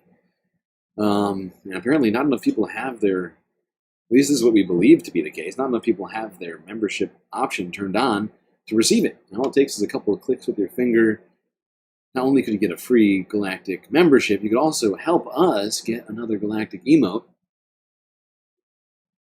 Just saying. All right. People on Norfolk Island were left dumbfounded by the hefty tariff imposed by U.S. President Donald Trump. The tiny Wait. Why do I think Norfolk is Canada? Stupid. What did I just do just now? Sorry, chat. I'm moving this all the way down to Australia. Look, Canada has a lot of islands. I just assumed one of them could be Norfolk, and I somehow missed this. Wow, that's really impressive stuff for me today. Really impressive. Take 2, Canada. Now, the trade war is having a big impact on travel, with fewer Canadians making trips to the U.S. Let's bring in Christine Geary to discuss more on how the tariffs are affecting her travel agency. She is the founder of Maple Leaf Tours and joins us from Kingston, Ontario. And nice to see you. Thanks for taking the time, Christine. Thanks, Andrew. Happy to be here. So I've been told, you've had a 70 or 80% drop in bookings from people traveling to the U.S. Which destinations have been hit the hardest by cancellations? It's been devastating. Sales, you're right, sales have plummeted 70 to 80% in the travel to the United States with the new administration. For us, and what we're hearing is that the hardest hit area is New York City. Where people used to go and, see a Broadway show, be in Central Park, be in Times Square. The feeling is simply now, not here. I'm not giving. Yeesh. Canadians. Sick of what Trump is doing. 80% less bookings than last year. For Canadians looking to travel to the United States. Yeah, good point. Global News is a Canadian channel. Maybe that's why. That's probably why my brain associated with it. And I was listening to this, not watching it earlier today. And since that was all music and subtitles, I probably just didn't notice. And I put it there and never noticed that I had made a mistake. I made a huge, tiny mistake. It's true, I did. And I apologize.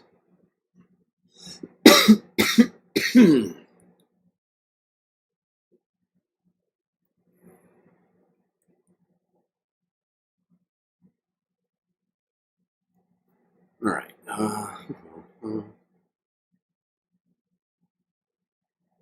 Need to make food. I do too. I haven't eaten yet today. I need to get better with feeding myself like a normal human being on a regular basis. I've just been so either stressed, not sleeping enough, or just like pressed for time, or in some cases, not having enough money to buy food. It's been a struggle. It's been a struggle lately. Not gonna lie. Not gonna lie. Not gonna do it. Wouldn't be prudent at this juncture. All right. Let's quickly see what some of the things that Mark Carney had to say, the new Prime Minister of Canada.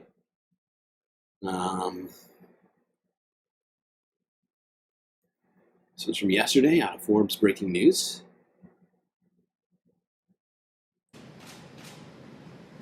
We will fight to bring each of these tariffs to an end.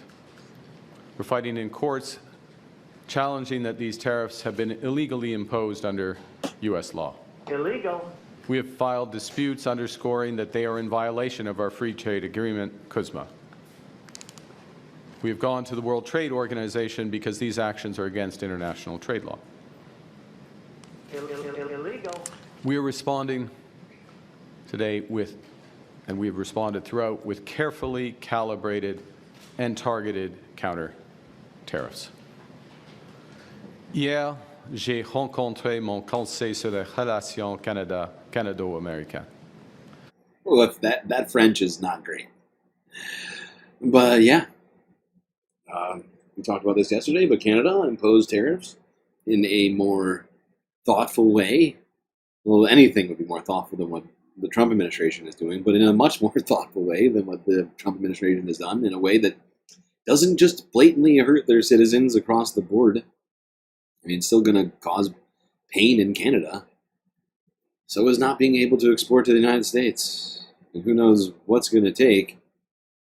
Maybe if everybody re-tariffs all American goods, Donald Trump will finally wake up. I don't know. I do not know. Let's see what Foreign Minister Melanie Joly had to say in regards to these Trump tariffs. Here's global news from yesterday. Got a bunch of Canada news today. Foreign Affairs Minister Melanie Joly says the relationship between the United States and Canada will never be the same again after President Donald Trump announced sweeping new tariffs. They want to do things differently, and we understand that. And that's why we will seek to make sure that we get to an agreement on trade, but also on security, because both cannot be siloed. She made the comment to reporters while attending a meeting of NATO foreign ministers in Brussels. Joly adding that a deadline should also be set for Russia to agree to a Ukraine ceasefire, saying that there had to be consequences if Russia does not agree to a ceasefire proposal. We understand that President Trump is taking decisions for his own administration and his own people, but he also respects strength. And we've made sure that there were counter tariffs on American products back in Canada.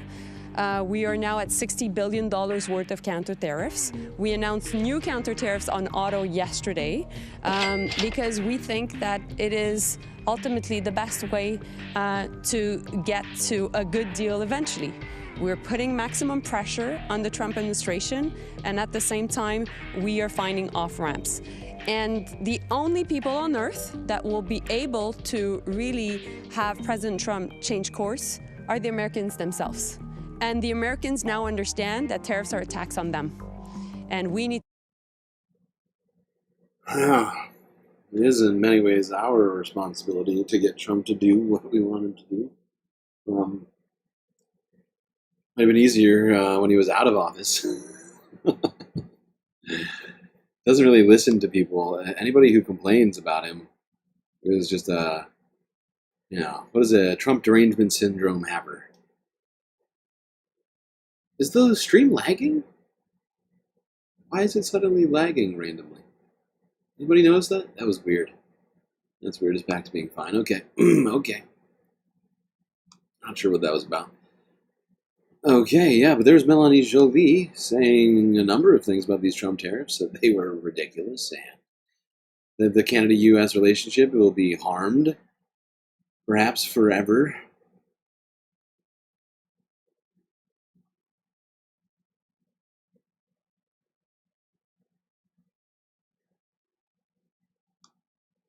Some Canadians are doing everything they can to stick it to America, to support Canadian no matter what.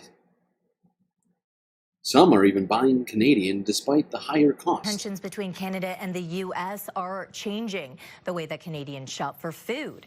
A new survey finds a majority of Canadians are willing to pay more for homegrown products. With more on this and how it's affecting the grocery aisles across the country is CTV's Chris Campbell tonight. Chris. That's right, Stephanie. A new study today from Dalhousie University shows 6 in 10 Canadians are willing to spend more, saying it's not just about quality, it's about supporting local producers during uncertain economic times.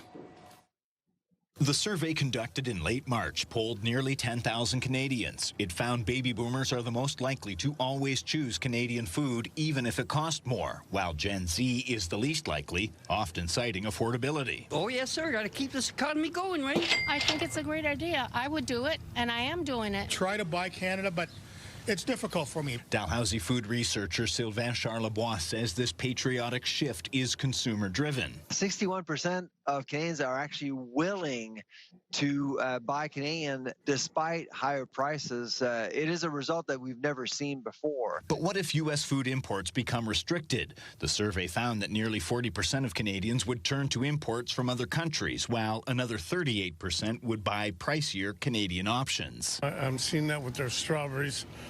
Canadian strawberries, and right now they're quite expensive, and they're still buying. They're not moving as much, for example, as California, because California we're selling at $2, and Canadian right now are at $5.99.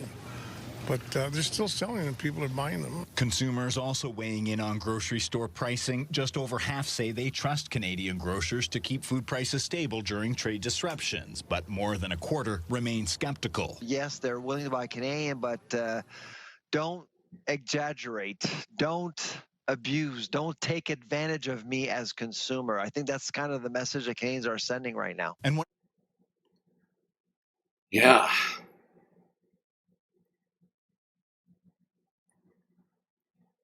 Fortunately for Gen Z, many do not have the money to show their love of Canada, perhaps at the supermarket. Baby boomers doing their part. Hopefully grocers don't take advantage of this and start charging more, knowing things like this.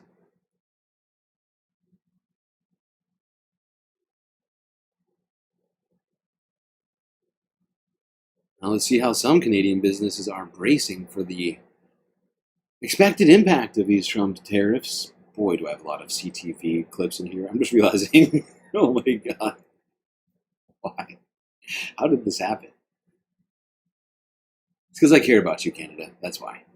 The supply chains for some Canadian businesses run through multiple countries, including the United States. And if one of those other countries are hit by U.S. tariffs, ultimately that impact will trickle down to their business. The owner of Advantage Home Health Solutions sells medical equipment, and 30% of his inventory is manufactured in China. It's then sent to a distributor in the United States where it will be hit by a tariff, and then he buys the products through them. I don't understand the reasoning behind tariffs. I understand the rationale, but I don't think it's valid. And I'm disappointed that we'd have to raise our price just because of that. In another example, the owner of the Sentry Box sells board games and says almost all of them are printed in China. He gets his inventory from a Canadian distributor who gets their products from the U.S. after they've been shipped from China. The game is made and its landed cost is $10. By the time it retails, it's going to be $40. So if you think of it, if it goes up to $15, the retail is going to be $60. We've basically just cut our margins to the bone, or will be, but if something comes across the border and we're buying it from a distributor at a certain price, it's going to get passed on. Raising prices. Jesus Christ. Here's my question. With everybody now tariffing each other, where do businesses even move to? What's the calculus that they now have to make? It's no longer just the United States.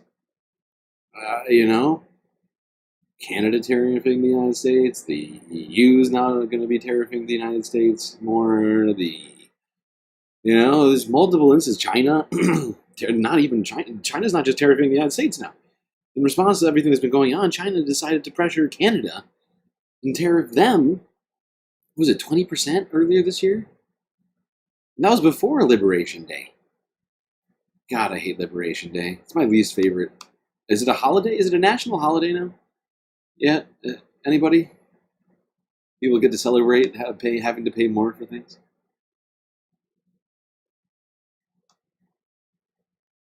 And while, you know, at least in the last month, we saw numbers for the U.S. jobs market, which was holding steady as of, I think, around this time in March. It's been another month of who knows what's been going on in the United States, but in Canada, latest job numbers already show Canada is losing jobs. 33,000 of them, to be exact, in the month of March. CTV News here from a day ago. This was another crushing day on the markets. The main index here in Toronto was down 4.5%. Over 2 days, that's a more than 9% plunge. And boy, the Dow in New York, it was down 2,200 points. For a second day, staggering stock losses with quadruple-digit plunges on both Toronto's main exchange and in New York. Dow's down 1,700 points, S&P down 276 points. As investors weighed the costs of tariffs, including new Chinese retaliatory tariffs of 34% on American imports. There's a lot of fear. You know, it was once famously said, there's blood flowing in the streets, and that's yesterday and today. The stock rout continuing around the globe, especially hitting hard companies that manufacture in Asia, including Apple. While crude oil fell another 7% to its lowest level in 4 years amid broader economic fears. JP Morgan now thinks there's a 60% chance of a global recession this year if Trump's tariff plan continues. This as the U.S. president doubled down on it, writing on Truth Social, his policies will never change. While the U.S. Secretary of State denied economies are crashing. I don't think it's fair to say economies are crashing. Markets are crashing. Oh, the markets are crashing, right. And the markets are completely, was it devolved? They're completely separate from entities from the economy? Is that what you're saying? We don't count? We don't count that in GDP?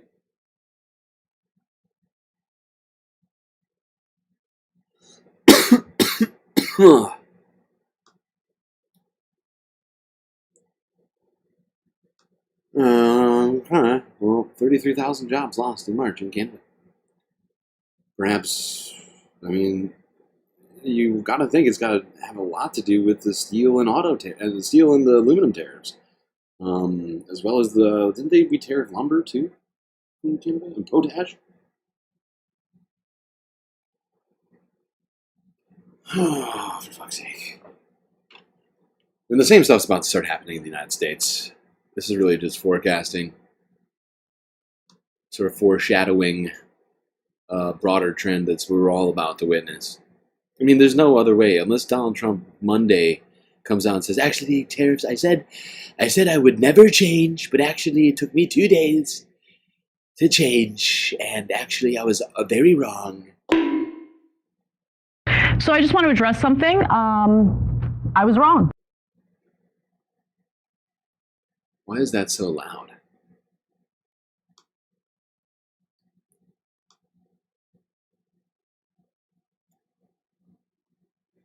Yeah, you think it'll take him 2 days to realize he's wrong and undo the tariffs? No, probably not. I'd be shocked, utterly shocked to hear that. I mean, you know, I generally, what's the word? It's not like I have a lot of faith in Trump in terms of like his, you know, day-to-day moods staying the same. But this one, he has had a weirdly long, many decades long obsession with tariffs. I don't know who told him about tariffs.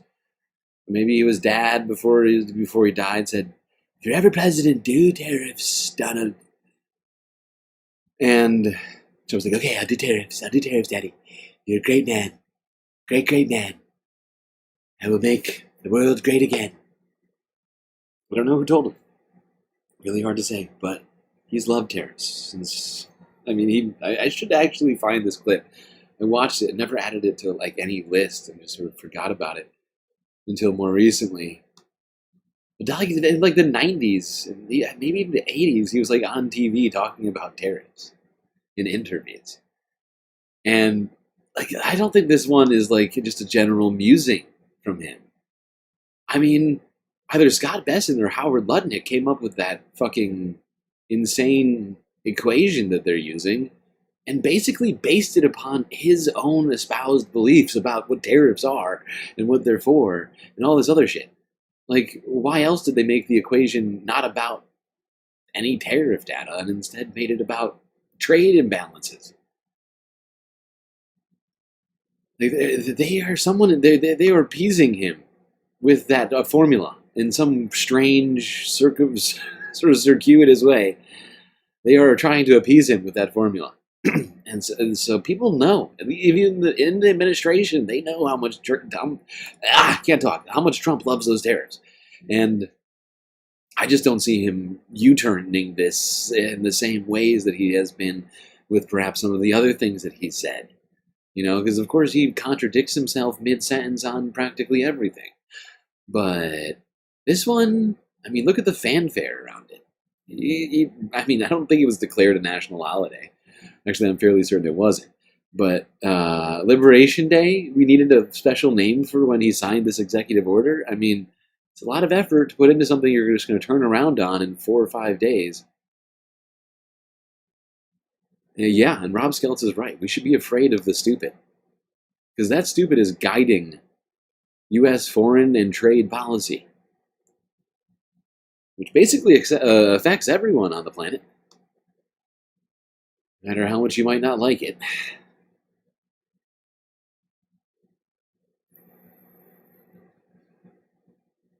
Alright, let's talk a little bit about the election. Some critics are calling for changes to Canada's voting system. What are those changes? Let's find out. More CTV clips. That's right, like I said, we have a plethora of Canadian news. CTV was working hard over the weekend. The federal election was launched just weeks after Ontario's vote was held. While the Liberal government is different, the voting system remains the same.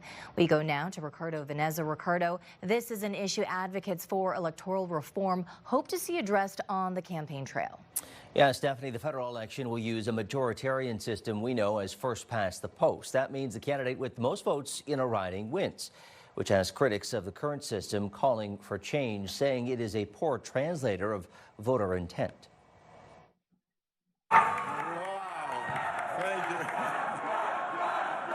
Thank you so much. Election 2025 in Ontario saw Doug Ford's progressive Conservatives return to power with a third straight majority at Queen's Park, winning 80 seats with 43% of the vote across the province. Concentration of party support across the 124 ridings saw the PCs win 64% of the seats. And it's that mathematical mismatch that has critics of the first-past-the-post system calling for change. I mean, if the voting system is like a communication device, then what is it communicating? It's not really communicating what people said with their votes. Dennis Pilon has been studying electoral systems for 35 years. He describes the way Canada votes as an archaic system left over from a bygone era that doesn't properly translate voter will into governments. It's not doing the job that I think any democratic system should do. At the most basic level, a representative democracy should represent as accurately as possible. According to advocacy group Fair Vote Canada, under a proportional system that assigns seats based on vote share, the election results would have mirrored the provincial mood more closely, giving the PCs a minority government with a Liberal official opposition instead of the NDP returning to that role. Ideally, if you are going to have a majority system, it does work best if you have a two-party system. University of Windsor political science professor Lydia Miljan says having multiple parties fight elections under the current system can dissipate the vote, but argues it provides citizens a better option for local representation, requiring parties to engage the electorate in a geographically diverse landscape, and hedges against the rise of fringe parties. I look at it... Yeah, I'm not sure how I feel about this. You know, I think it could go bad and also could go good. It's really hard to say. I feel like I need to look into it more. about the exact details of all of it. So right now, I'm remaining skeptical about whether or not the voting system in Canada needs to change. We'll probably talk about this maybe tomorrow, some more if I have time to look into it. Between now and then, it is only 5 a.m. Plenty of time. Plenty of time. Although that doesn't sound very Sunday Funday now that I'm thinking out loud about it. All right, let's talk about one issue which may or may not affect this Prime Minister election, which is underway already. We're in week 2, I think, technically, since it was announced by Mark Carney that they would be going forward with an election here. Let's talk about Quebec and whether or not the Quebecers will be judging Mark Carney for his somewhat, well, it's not the best French. It's not great. Voters in the riding of Longueuil-Saint-Hubert haven't elected a Liberal in more than 40 years. But there are signs that's changing. Mark Carney, I think it's the best. I think he's the man of the hour, says this person. Poll after poll show Quebecers believe Mark Carney is the best pick for Prime Minister. And across the province, ridings once considered Bloc Québécois strongholds are now facing tight races with tough choices. I think it's one of the hardest that we've had to make.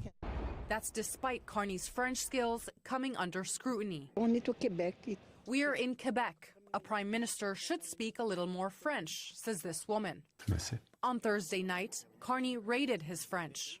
En parlant, 6. And gave himself a 6 out of 10. His first weeks on the campaign trail, he had several slip-ups. Natalie Pronovo, à Montréal. Natalie Pronovo. Carney was asked if the flubs were related to his French. That was not a question of language, that was a question of misspeaking. In another instance, Carney switched from French to English while answering a question about Conservative leader Pierre Poilievre. Il invente toutes les choses, il est un homme he's a conspiracy theorist.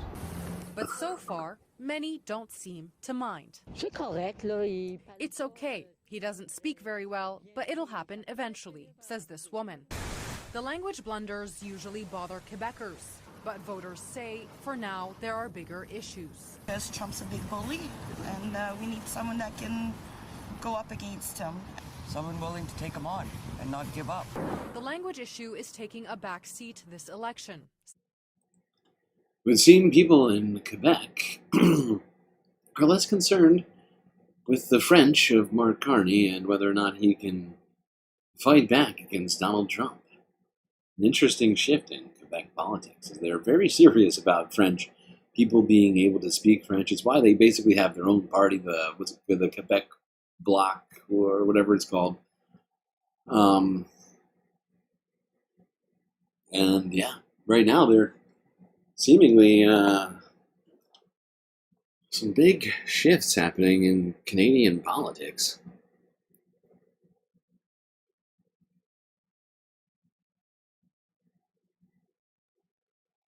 Now let's see how one fringe party, well not fringe, but one smaller party, the NDP, which is really I think technically France's third biggest party, if I'm not mistaken.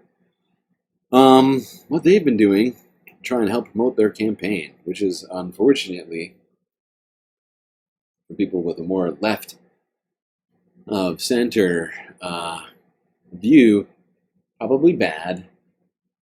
That NDP has been struggling as much as they have been recently. But with everything shifting in Canada around what Trump has been doing, basically the NDP, Conservatives, all of the parties, aside from the Liberals in Canada, are precipitously dropping in support, while Liberals, as we saw in one of the previous videos, are just, exploding. I mean, rocket ship to the moon. I mean, suddenly Mark Carney has 50% support in Quebec, and liberals have gone from being in the back seat and being written off a few months ago before, before Justin Trudeau fell out, to where they are now, beating conservatives, beating everyone somehow. I mean, it's pretty crazy. It's pretty crazy. There was people were writing obituaries for the liberals heading into December of last year.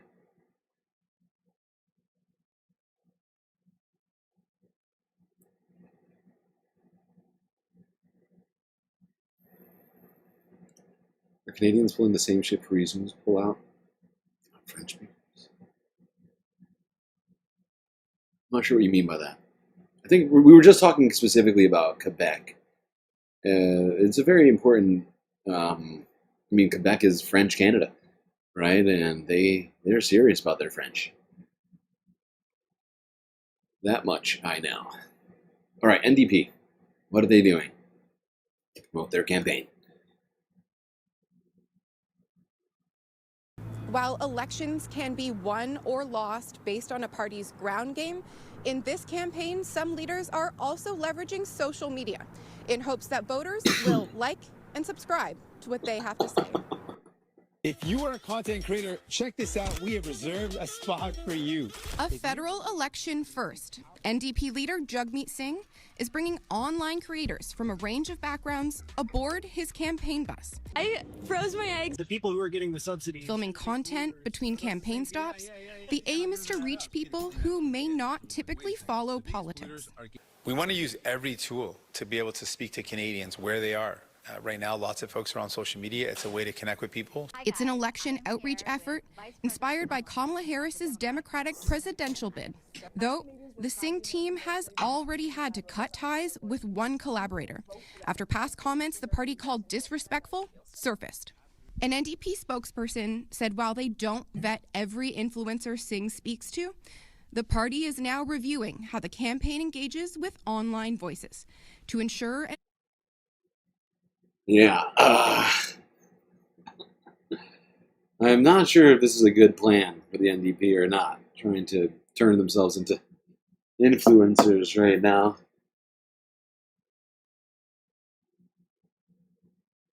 But honestly, considering where the NDP currently stands, they got to do something. I don't know if it's this, but it's something. So they have been, they have been tanking.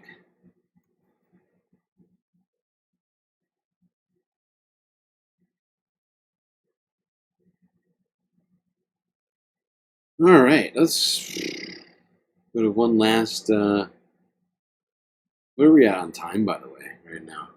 Oh God, we're approaching the fourth half already. We're almost to the fourth half, people. How is that possible? So quickly, it feels like, but it's been actually 5.5 hours we've been going here. Actually, I just realized we have 2 more Canada stories here. Wow, I have a lot of Canada. I was not kidding. It's almost a full half of Canada.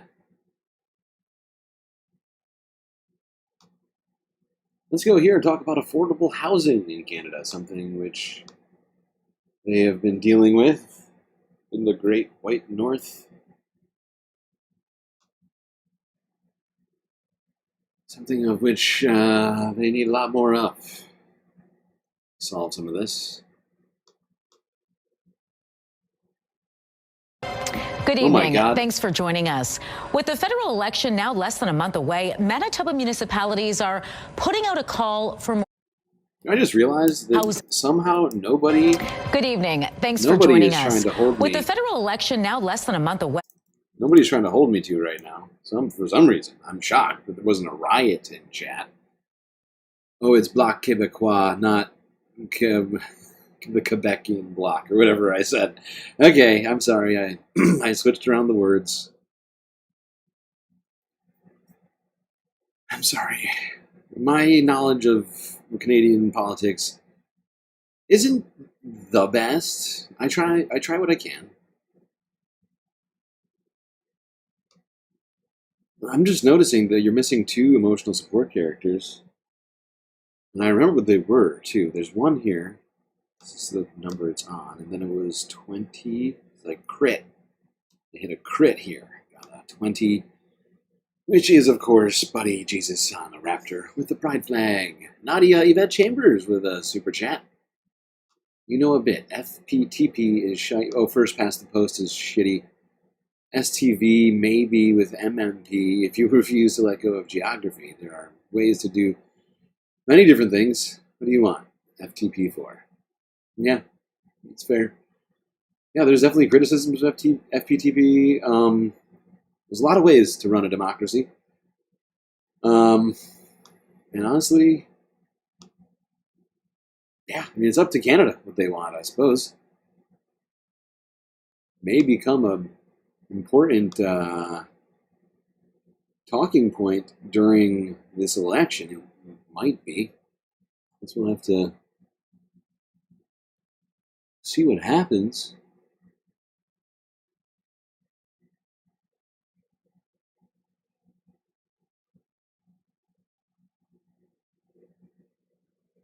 Okay, affordable housing. Let's do it. Good evening. Thanks for joining us. With the federal election now less than a month away, Manitoba municipalities are putting out a call for more housing. And as the promises start rolling in from the campaign trail, experts hope a critical piece won't be forgotten. CTV's Danton Unger reports. In the RM of St. Andrews, Mayor Joy Sewell wants to see more housing. We, along with every RM, needs development. With the escalating costs, the high cost of inflation, we have to increase our tax base. So that means increasing density. The Association of Manitoba Municipalities says the call to build is growing in several communities. We need to have more affordable housing that people can buy, live in, rent. AMM Executive Director Dennis Volkov says municipalities are largely quick to approve new housing developments, but are concerned about reliable water and sewer infrastructure to support them. These are very expensive infrastructure projects that municipalities cannot pay alone just using property taxes. So they need support from the federal and provincial government. On the campaign trail, the Liberals have promised to double Canada's residential housing builds over the next decade to nearly 500,000 new homes per year. New Democrats have proposed using federally owned land to build more than 100,000 rent-controlled units, while Conservatives pledged a full GST exemption on new homes up to approximately 1.3 million. I think what we're seeing from all. I love how basically the neolibs and the leftists' plans are to build more housing, and conservatives' plan is to gut the tax base. That sounds about right. Jesus Christ. Sure, there'll be no negative downstream effects of cutting property taxes. No way that goes wrong. No possible way for that to ever go wrong. Never has cutting taxes ever gone badly. Let's go here to CBC News now to wrap up the Canada talk from 14 hours ago. This is a troubling story for some, I am sure. This is certainly a privacy violation, but did you know, Canadians, that if you cross the U.S. border officials have the power to search through your electronic devices to their heart's content? Got any nudes on there? Anything you'd like to keep private? Well, won't be private anymore once that U.S. border security officer takes your phone and starts going through it. Hopefully he doesn't do anything weird or creepy when you come to visit the United States. The government of Canada has updated its travel advice for anyone going to the U.S., warning of the significant discretion American border officers have. That's when it comes to deciding who enters their country. The CBC's Tricia Kindleman has been following this for us today. And of course, travelers listening very closely to this, what do they need to know? Yeah, so not necessarily new rules at play, but it does seem like there is some newer applications that we might be seeing with these rules. But it's definitely important for people to realize just sort of how much discretion those border agents really do have. So now, again, this website with official advice from the federal government, it does, suggest that U.S. authorities are strictly monitoring these entry requirements and enforcing them, and that does include scrutiny of electronic devices. Now, the advice from the Canadian government is to comply and be forthcoming with all interactions with border agents. And they say if you are denied entry, you can be detained while awaiting deportation. Now, we have this graphic here that sort of gives us an idea just how many people are actually have their electronic searched, rather. Now, it is just a small percentage. You can see that number there, just 0.01% of travelers who go through secondary screenings, which can include that electronic search. So it's not necessarily been a high percentage, but again, these are 2024 statistics that we're seeing there. So the relationship between the two countries has changed a little bit, and people do believe that that is sort of what's leading to this increased scrutiny at these border crossings. Now, we're also hearing from immigration lawyers who are saying that they're getting a lot of inquiries from people, and they do have a few pieces of advice.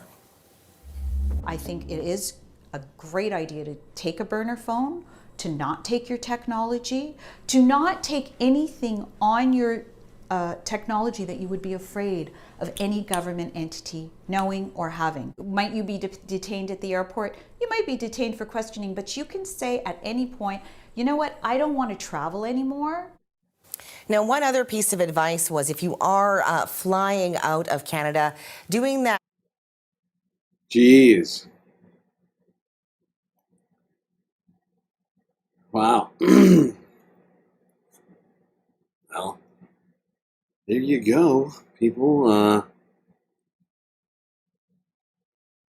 If you decide to travel to the United States, border security might go through your shit, including your electronic devices, and start, going through your emails and your photos and whatever else you might have on your phone. Maybe they have access to technology that can easily download all of the information on there. I don't know.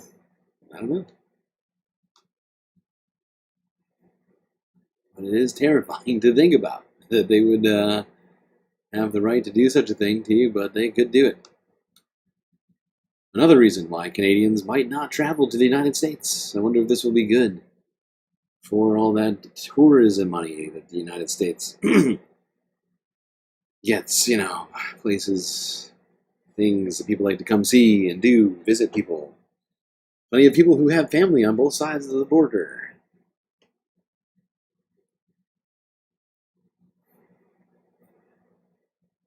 Alrighty. We're going to take another quick break here. A little early, but we're about to switch over to talking environmental stuff. Got a few things to talk about, really just to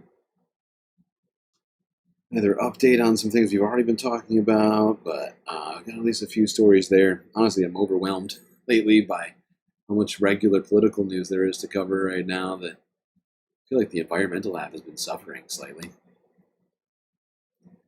But we're going to try and separate the topics by taking a break.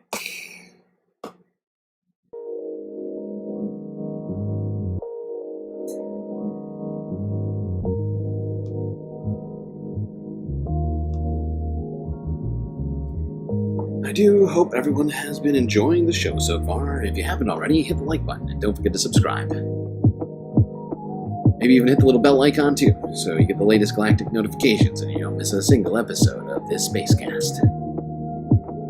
While you're doing all that, do also consider contributing to the Galactic News Network, as we are completely funded by individuals such as yourself. So many great ways for you to show your support, of course. YouTube, Super Chats, Super Stickers, memberships. I just want to remind everyone to turn accepting memberships on. I'm not sure if that's the reason why recently During the stream, some Galactic memberships didn't go through, but it could be. So if you're one of those people who's lurking, who hasn't clicked join, and edited your settings so that you can receive Galactic gifted memberships, make sure you do that. Very easy, doesn't cost you anything, and you could receive a free membership. So what is stopping you? Do it now. Also, there's Twitch. You could support us by donating bits or subscribing. Cash App and PayPal if you prefer. All of your money, every single cent, goes directly to your pal StreamLord, rather than having a third of it going to YouTube or Twitch. But of course, the best way to get the most benefits for your Earth dollars is to become a Galactic patron on Patreon. Just $3 US a month will get you access to a whole bunch of super sweet bennies. Benefits like getting an avatar on the stream. That's right, you could get yourself on the stream. You could put your favorite sci-fi character or something else. You could be a puppy or a snail. You could be, any number of things. Also shoutouts, also secret Discord channel inside of the Discord server. Anyway, chat, enjoy this short space break. Grab yourselves a drink, maybe a snack, and I will be right back.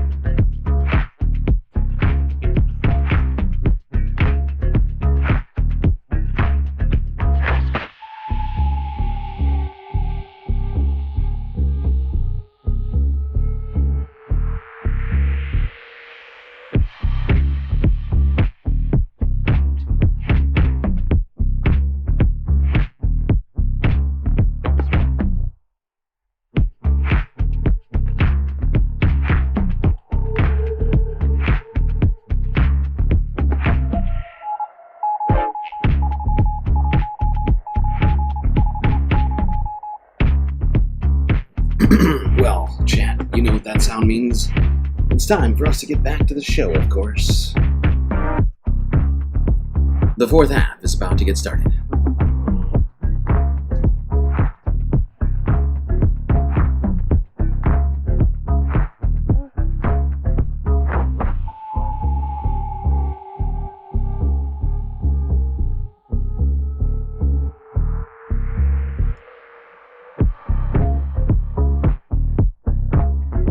Okay, now we are going to start off the environmental news half with more Canada news. That's right, let's talk about the price of oil, which is very important to Canada.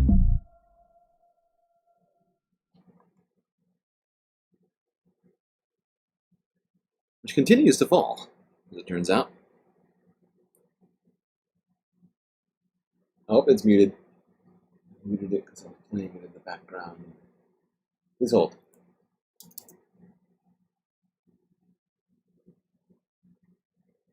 The evolving situation with Canada-U.S. trade relations is bringing even more uncertainty. Outlining his budget roughly 1 month ago, Alberta's finance minister warned of uncertain times. Those times have arrived. The short-term pain and unpredictability right now is just hard to stomach. This drilling company president says low oil prices are already impacting production, adding if prices persist, We'll end up having some rig workers that are without jobs for a few weeks or a few months. WTI was trading at $61 a barrel today, a price not seen since 2021, and expected to drop. It wouldn't surprise me to see crude oil prices drop into the mid to high 50s. This energy analyst says while job losses could lie ahead, consumers will see a silver lining. Gasoline prices, diesel prices will decline. Coupled with the axed carbon tax, Bell says consumers could also see a decline in food prices, but warns shoppers are unlikely to see big savings if tariffs persist. Yeah. Now, I mean, this isn't so bad, you know, unless you're Alberta, who depends on oil prices. And the fact is, you know, I'm hoping that the price of oil goes so low that it makes it financially, what's the word? I can't think of words right now. It's just starting too early in the night. 6 hours in. Can't think of words. Like fiscally responsible for oil drillers to continue drilling. Because there is a number somewhere out there on a barrel of oil that, and it varies per region. Like, you gotta go regionally. But, you know, whether you're in Anwar, you know, or, you know, Saudi Arabia or Canada, or you're doing shale oil in the Bakken, or in the Gulf of Mexico, whatever it might be. There's a different number that makes that barrel of oil profitable, right? You got to pay your workers, whatever number, and then there's a certain number per barrel of oil that you're pulling out of the ground that makes this operation profitable or not profitable, right? You know, on one side of the line, you're making money. On the other side, you're losing it. And that's usually when these oil drillers turn off those pumps. They're like, well, we can't pay to, you know, have people continue drilling oil at this price. And I honestly would love to see a moment in which they just stop doing that. Because we need to be thinking hard, long and hard, about what we're doing to our planet. And maybe that would give us a moment to think about. I don't know, maybe it's a little too bleak for some people, or too accelerationist, or whatever the word is you want to use in regards to what I'm talking about. But we really do need some sort of genuine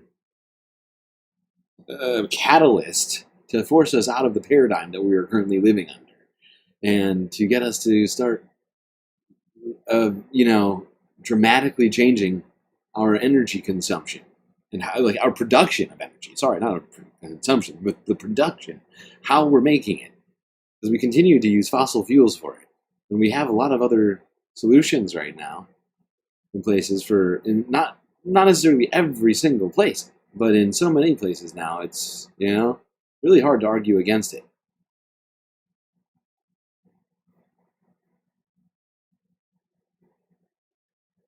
Anyway, let's talk about the collapse of biodiversity. Something certainly contributed by oil production and consumption, but not the only thing. Let's go here to TRT World. They've been doing great stuff, and some of these have been good. Some of these have been not as good. But, like, I would say, just generally speaking, for a pretty mainstream-ish outlet, TRT World, I feel like they've been doing a great job on climate change with these just 2 degrees. Same thing for Al Jazeera. What's up with that? What's up with the Middle East doing better? Like, the Middle East being better at talking about climate change than the United States or Europe, you know? Although Europe's a little bit better than the United States. But, like, where's the you know, continuing saga series from CNN, right? TRT World's got their own, just 2 degrees. That's what it's called. Okay, whatever. I'm gonna shut up.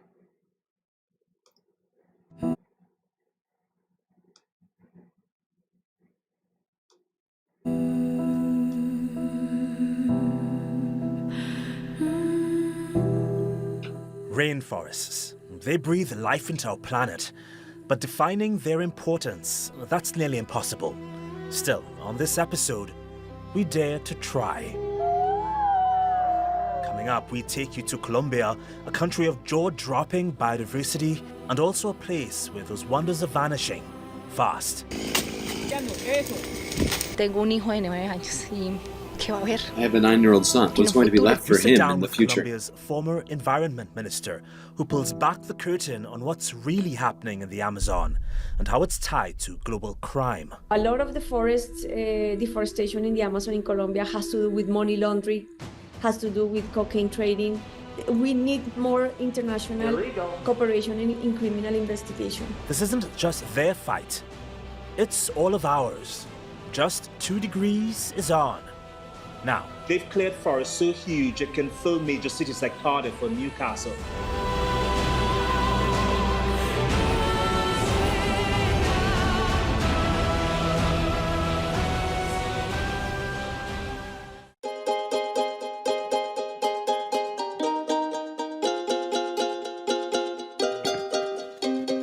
They say we share nearly 99% of our DNA with them. But beyond that fascinating fact, these primates are more than just our close cousins. Their way of life in the heart of tropical rainforests helps entire ecosystems thrive, introducing the incredible chimpanzee, not just an animal, but a vital player in the planet's story. Dammi un bacio, Sugo! Dammi un bacio! Un altro, passerottina. Bella lei. They're playful, clever, and eerily familiar. But beyond their human-like charm, chimpanzees play critical roles in keeping forests alive. You could even call them the gardeners of the jungle. Every time a chimp munches on fruit, they carry seeds through the forest, and their droppings become a natural planting machine, helping new trees grow and ecosystems regenerate. And when chimpanzees build nests, when they break branches and dig into the earth, they shape the forest in subtle ways. And the cool part, because they need large, healthy lands to survive, protecting these primates often means protecting everything else that lives here too. But a chimp's life isn't all rosy. In some cases, they've come into conflict with our communities. As their habitats shrink, they've been known to raid our crops and, in rare cases, harm livestock or humans. They always tend to throw stone at you because territorial protection is key to them. You know, just like humans, like I said, they are just like us humans. We are so much conscious of our boundaries. The tug of war has led to diminishing numbers of chimpanzees, and the International Union for Conservation of Nature classifies them as endangered. Right now, there may be fewer than 300,000 left in the wild.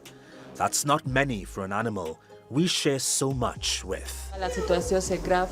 The situation is serious. We know there are other chimpanzees that need to be saved. So if we do nothing, if we do not act to protect the forest, soon it will be empty. And that takes us to one special chimpanzee which found itself stranded in a Colombian zoo after a fascinating life. This is Yoko, a chimp in his 30s which was kidnapped as an infant and raised by a drug lord.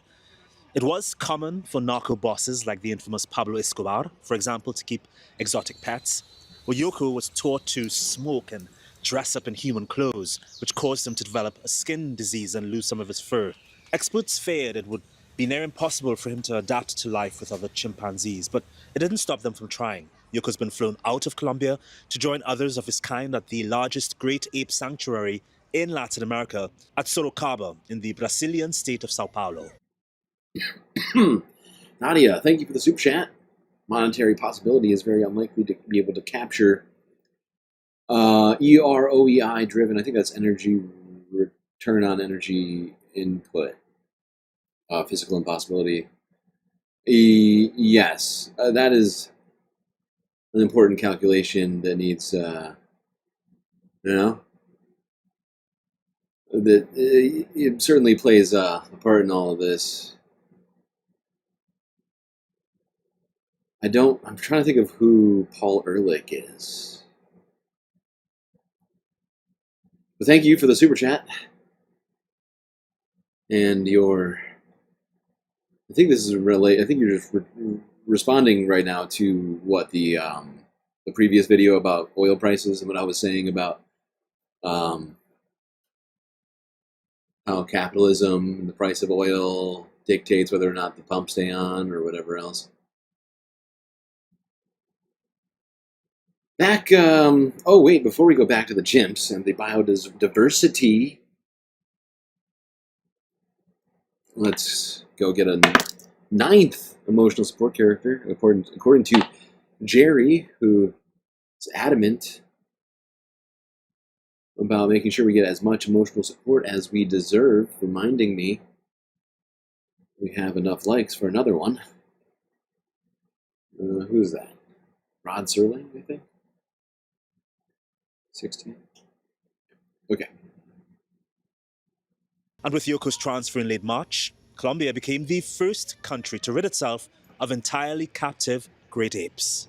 Yoko desde bebé fue víctima de From a young traficantes de age, Yoko was a animales victim of animal que lo traffickers who llevaron a handed him manos de un over to narcotraficante drug que lo traffickers, sometió a un who proceso subjected him to a cruel y cruel brutal de and brutal impronta. process Yoko of imprinting. aprendió a tener Yoko comportamientos learned human humanos, behaviors like montar en riding a bicycle, bicicleta, smoking, llegó a fumar, becoming addicted se to hizo television, adicto a la televisión, dibujaba, vivía drawing, vestido living y ese dressed, proceso de impronta lo while alejó de distanced cualquier him from any posibilidad de chance of vivir en living su in his hábitat natural natural. habitat. Por varias razones. Primero porque Yoko quedó that solo sucks. en Ucumari y los chimpancés son una especie gregaria, sociable. Ellos And necesitan vivir chimpanzees con los are de their su own especie. creatures. They need to live with their own Segundo, kind. porque es la Second, oportunidad it de is que an Colombia opportunity for Colombia to definitivamente be quede free libre of de great grandes apes simios en in cautiverio. captivity. Entonces, por esta razón This es una move is not salida only que no about giving solamente Yoko a busca chance to live as a chimpanzee for darle the a first Yoko la time, posibilidad de vivir como chimpancé por primera vez, sino blindar but also la about entrada de preventing otros the grandes entry of simios other y great apes también and de exotic animales de animals otras especies into our exóticas a country. nuestro país.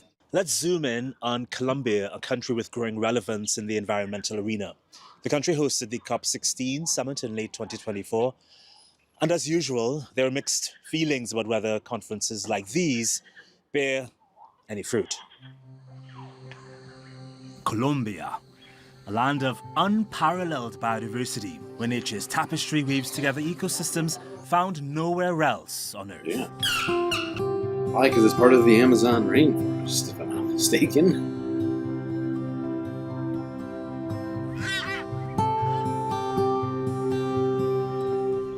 But as the climate crisis intensifies, how is this nation balancing environmental stewardship with development?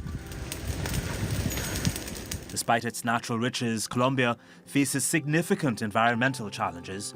Deforestation, for one, driven by agriculture, illegal mining, and infrastructure expansion, has surged alarmingly.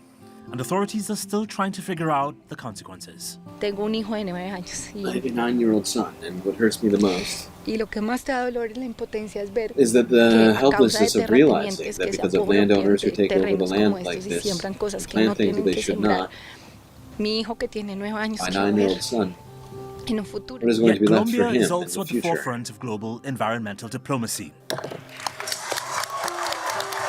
It hosted the UN COP16 summit in 2024 and showcased its commitment to protecting biodiversity. And some strides were made towards achieving the 23 targets for 2030 outlined in the Kunming-Montreal Global Biodiversity Framework.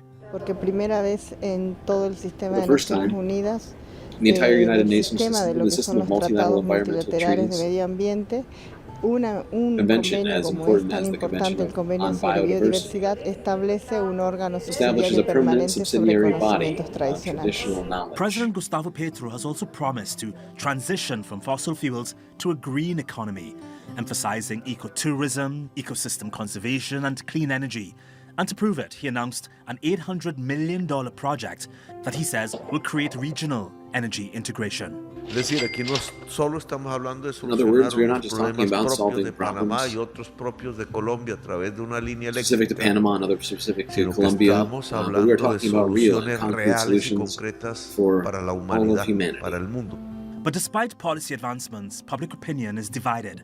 The surge in deforestation, forest fires, and environmental degradation has sparked criticism. Esa visibilización política Political vision will be very important for the transition process de esta crisis ambiental que el of the mundo está environmental viviendo. crisis that the world is experiencing. What I hope is that the agreement reached at COP16 are motivated by nature, not by business. Because what's the point of having money if I don't have a place to live? It's no doubt Colombia stands at a crossroads, embodying both the promise and complexities of climate action. Soy adopted. So I spoke with Susanna Mohammed, Colombia's former environment minister, who also chaired the COP16 summit, about the role her country is playing as climate disasters worsen and as more Paris Accord deadlines draw near. So you recently closed the COP16 last year, which was a critical opportunity for Colombia to show leadership on biodiversity, but there's skepticism that it was more talk than action, which I can say happens after every conference. And the summit. Yeah, and honestly, it's kind of true. And not enough was done. But, you know, doesn't mean we shouldn't be having them, I guess. That's my thinking on it.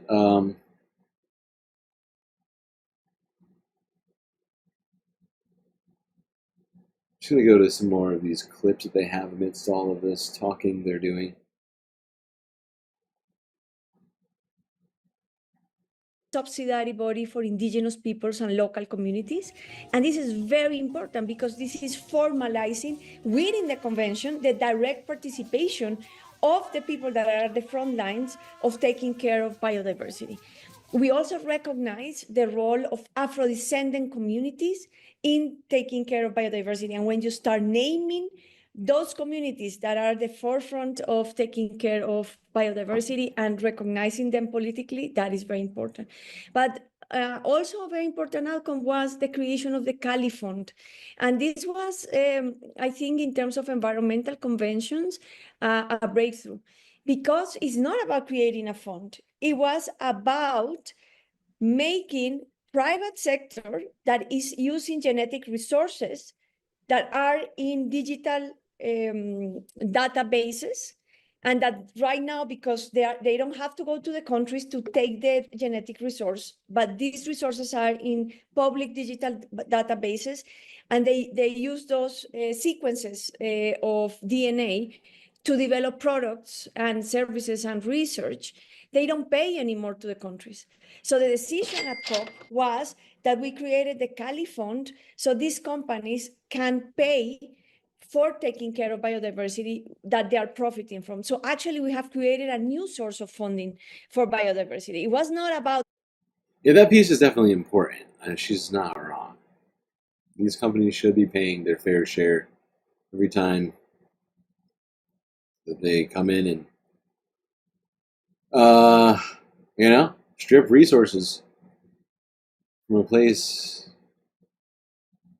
that they, give nothing back to. This is a very vital aspect. One of the better things that happened in the COP16 this year. Hopefully that will be abided by and enforced somehow. Its full name is a bit of a tongue twister. The Cali Fund for the Fair and Equitable Sharing of Benefits from the Use of Digital Sequence Information on Genetic Resources. All right, but in simple terms, it's a global fund designed to collect money from private pharmaceuticals, cosmetic, agriculture, and biotechnology companies that make profits using digital genetic data from plants, animals, and microbes. The idea is that if companies are benefiting from nature, then they should be giving something back to protect it.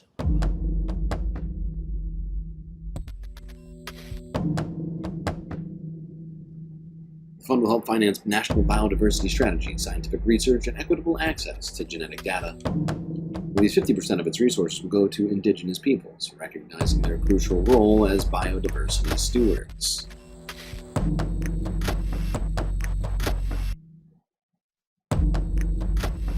The fund will be managed by the UN Multi-Partner Trust Fund Office with the UN Development Programme and the European Network of Environmental Professionals. It's the first global biodiversity fund that mandates private sector contributions and introduces payback to nature, model for companies that benefit from genetic resources. The Cali Fund with 6 key points. The fund's true effectiveness will depend on corporate compliance. Sorry, I didn't read that whole one. I messed up. The true effectiveness of this fund will depend on corporate compliance, transparency, and its ability to turn pledges into concrete local benefits. That's going to be the tough part. Yeah, 100%. It's feared that oversight and enforcement may be difficult, with risks of the uneven distribution of benefits or delayed payments to communities if governance falters. Yeah. It was a very successful COP. Now, just to finalize, where do we have some vacuum? Where do we need more action? And I think that's where we need all society mobilizing. Right now, there's very few countries, around 50 countries, that have submitted the national biodiversity plans according to the Montreal 23 Goals framework. And this needs to be solved because the national plans is the implementation tool. We have created financial strategies, we have created the Cali Fund, we have created the 23 goals internationally, we have given access to participation to indigenous peoples and local communities. But if we don't have national plans, then this will be all a very nice international process, but where is the action? The action happens at local level. So you mentioned a lot about national plans. I mean, when we think about Colombia, we think about the Amazon. But yeah, this is a thing we got to deal with in the United States, because right now, on a national level, we have a government looking to destroy the environment, pretend like the environment isn't important to us and our future, and is just a thing to pillage for profits. And that's probably bad.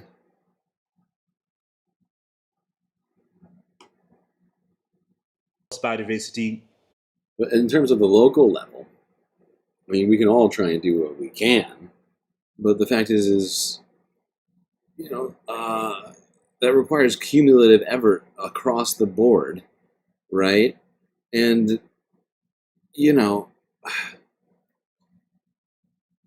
I think worrying too much about the local level to some degree is missing the forest for the trees. Because, it's basically just a slightly larger microcosm of the same sort of talk around, individual responsibility. Can you recycle enough as a one person to improve things in your local watershed or whatever? No, you can't.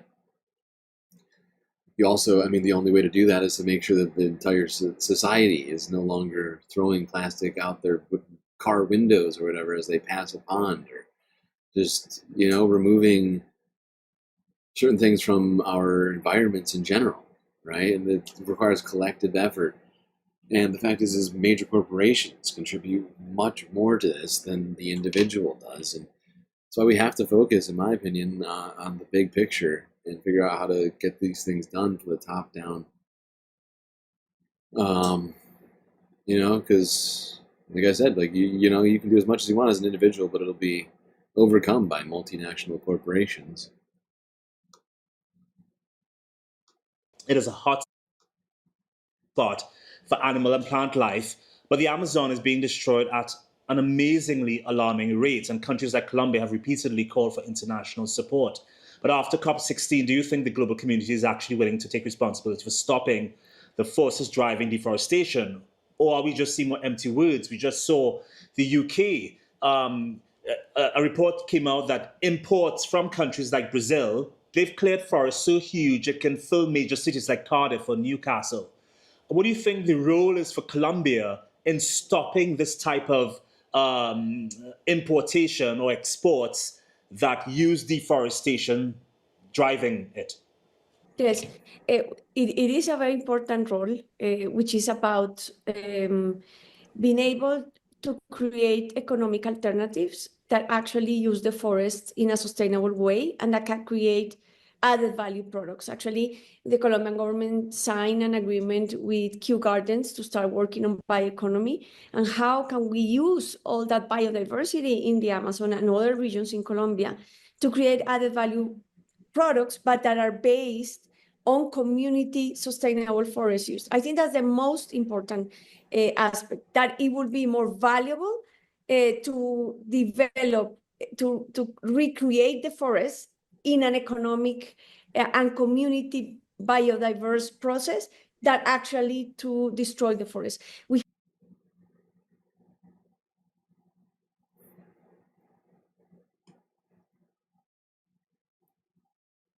All right.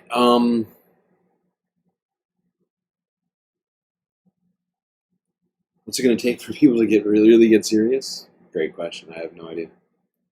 I have some thoughts on it, like extreme enough stuff. But, I think one of the problems with this question is not every person is affected at the same rate, right? But it needs to be that the vast majority of people are either experiencing physically extreme enough weather to have it wake them up to the existence of climate change, and the importance of having a stable climate and environment, or have their economics be impacted and be able to tie that economic thing directly to all of this, right? Which is why I was talking about the oil thing, because like I was saying earlier about oil, like if it goes low enough, like I was saying, they'll just stop producing oil, right? Just because of the economic incentive. That's the only reason they pump the oil. It's not because they like oil, right? They like money, right? And if that economic incentive drops out for a barrel of oil, to the point that the producers around the world stop producing oil, things will shut down because of how much of our infrastructure is dependent on oil, and it'll force us to change things. But this is a very accelerationist argument because it will create genuinely like a economic upheaval. If you thought Liberation Day was bad, I mean, the fact that we're so far into all of this that we haven't set up an infrastructure that would be fine without that is, to me, truly astounding, mystifying. But that's where we're at.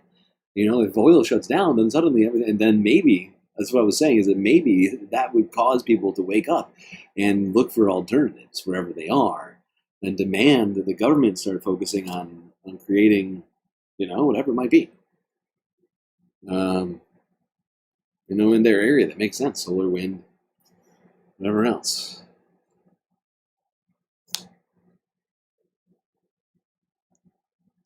But it would be an incredibly difficult transition, rather than doing it, because here's the thing, the transition would be much easier if we still had the oil, right? But if they stop producing the oil, then we're in a situation where producing things like solar panels becomes more difficult because we don't have, you see what I'm saying here? Like, because we do need oil for certain things. And if we could just set up the infrastructure, it would allow us to transition in a much more smooth way, rather than one where potentially who knows how many untold millions of people would be hurt. Which is not something that I want. I want us to transition when we still have, the opportunity to do it, not be forced into it in a moment, because there's also things like peak oil we could get into. I don't feel like getting into that right now. But it's the same premise, but just based upon supply rather than demand, which is basically one of the reasons why oil prices are going down right now, because of the tariffs causing economic uncertainty and global economies to retract. Why are we doing this right now? We got past the oil talk. I did it to myself that time. Okay. Let's move on from the TRT special on now to Utah, to a poll result in the state of Utah. Do you know that half of people in Utah believe that the state won't have enough water in 20 years? What you talking about? Yeah, Utah, you're in a desert and/or a mountain area. Not a lot of water. I guess you could use that salt water you're so famous for. A new study finding that more than half of people in Utah believe there will not be enough water 20 years. Huh? What just happened? God damn it.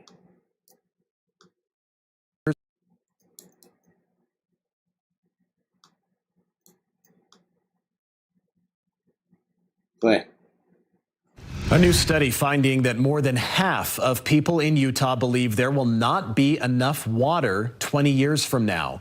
That study was conducted by Envision Utah. 2/3 of respondents said too much water is going to outdoor water use, with 41% saying they feel guilty for the amount of water they use on their landscaping. Utah does have several water incentives in place, including money to replace aging toilets and to install water-smart landscaping. If you'd like more information, you can get that at utahwatersavers.com. Yeah, Utah is one of those states in the West that,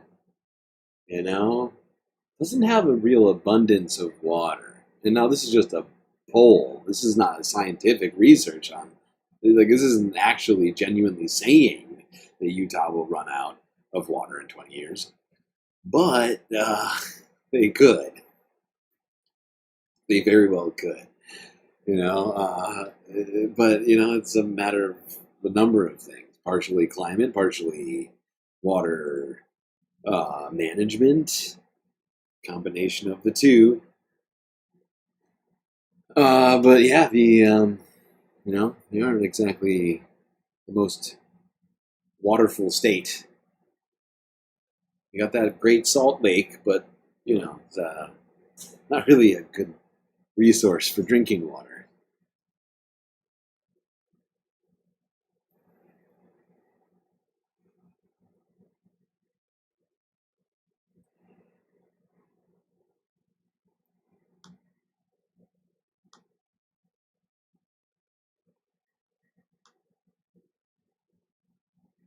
All right, now let's cover this storm which has been sweeping across the country. There's a storm system that's sort of hovering in like the middle of the country, basically, but like kind of has tendrils going out in a little bit to the north, a little to the east, a little to the south. And it hit a bunch of states through that area over the last couple of days and is still sort of lingering in that region, causing more damage. Tornadoes. 7 people died the last time I checked. Actually, it might be higher. It might be closer to 9. I can't remember what the number is, but it was safe to say people died. People have died from these storms. And sure, we could talk about how, maybe defunding the NOAA, the National Weather Service, probably didn't help people prepare for this. But these were some incredibly powerful storms as well. So, multiple factors in perhaps people's preparedness for these storms. Safety. Let's just look at some of the showing this destruction. A tornado that's going through this area in, what was this? This was in Tennessee, Selmer, Tennessee. This is WX from 2 days ago. My God, you can see some of these homes are just completely flattened. Others just seemingly picked up off the ground and just shredded and then tossed across the neighborhood. Some fared better than others. As you can see, at least part of this building is actually still standing, although it was a massive building. And just look at all this damage. It's utterly shocking to look at. Cars sitting in trenches. I assume that wasn't parked there. Trees snapped in half like toothpicks.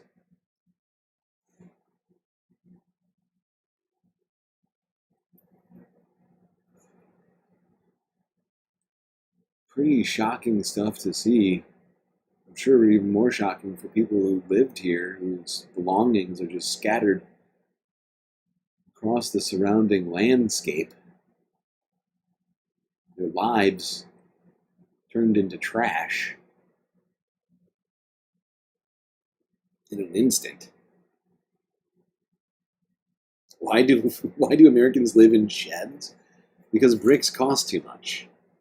Because we pretend that we're doing good while the robber barons continue to enrich ourselves. Then we live in paper shacks. Although even the robber barons in some cases live in paper. Well, I mean, the fact is we're not Europe, okay? We haven't been around as long as you all right? I know what you're saying. Everything isn't built out of stone over here. It hasn't been around since 1200, A lot of stuff in the United States has been built in the last century or so, a little longer, but the vast majority of it's all pretty recent, built with twigs and paper walls. All right.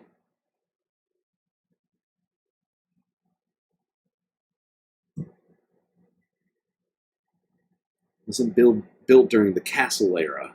All right.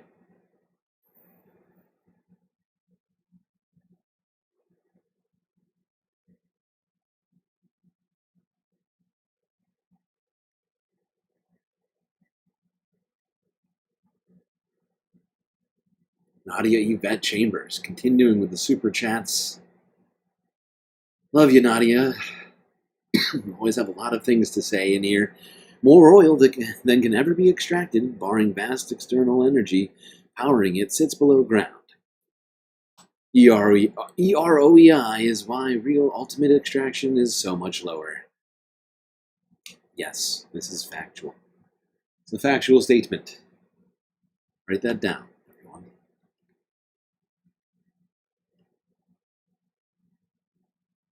By the way, I just want to remind anybody who's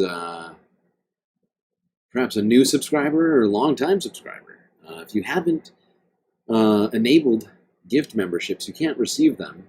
And right now we have 8 gifted memberships sitting in limbo because, at least according to YouTube, supposedly, not enough people have enabled this feature. It's completely free. Just click a couple buttons, click join. You could Google it. It'll tell you how to enable memberships. Yeah, if you just click join, there's a little setting in there that allows you to enable gifted memberships. And you can receive a free membership. Free emotes, a feeling of galacticness, and so much great stuff. Even some hidden content out there. Just need to make it possible.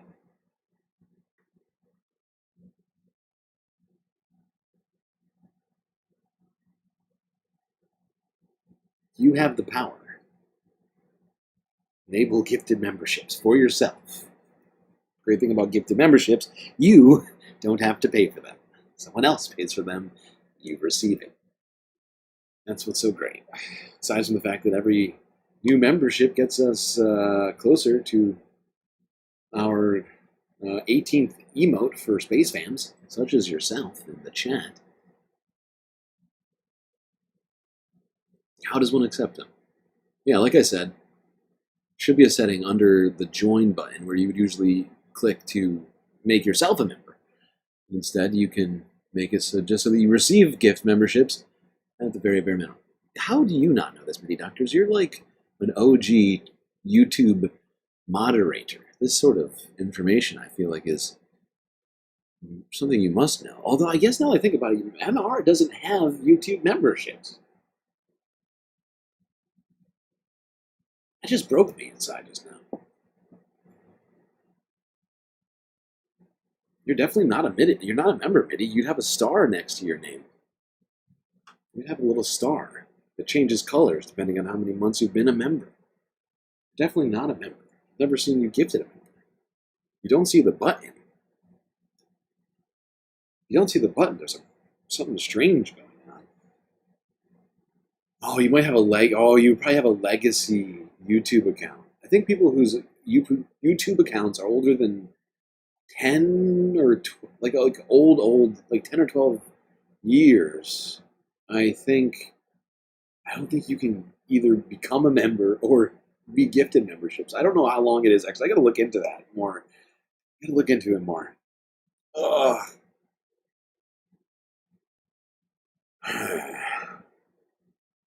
It's very strange to me that the majority report doesn't have gifted memberships. The fact is, they probably don't need them, I guess. It would be cool, though. They already have emotes on the Discord. They already have a plethora of emotes just could be given to members on the majority report. I don't have one. You press join, no setting for gift? No. Really? Maybe I am wrong. I need to Google this. I'll look into this more. Maybe I'm misleading people. Don't listen to me. Don't click join. Search Google.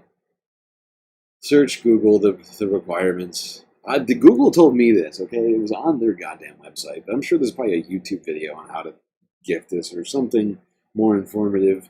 I'm going to look into it, people. Tonight. By tonight, I mean today. Between now and Sunday Fun Day stream, I'm going to figure it out. I swear to God. Swear to God. Good Lord, Nadia. Another sweet, sweet super chat. Europe isn't even old. Oh, Jesus Christ, Nadia. Don't play this game with me right now. You fucking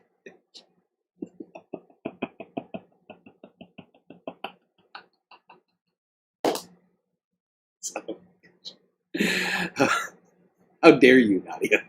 How dare you use a YouTube chat for a super chat for this?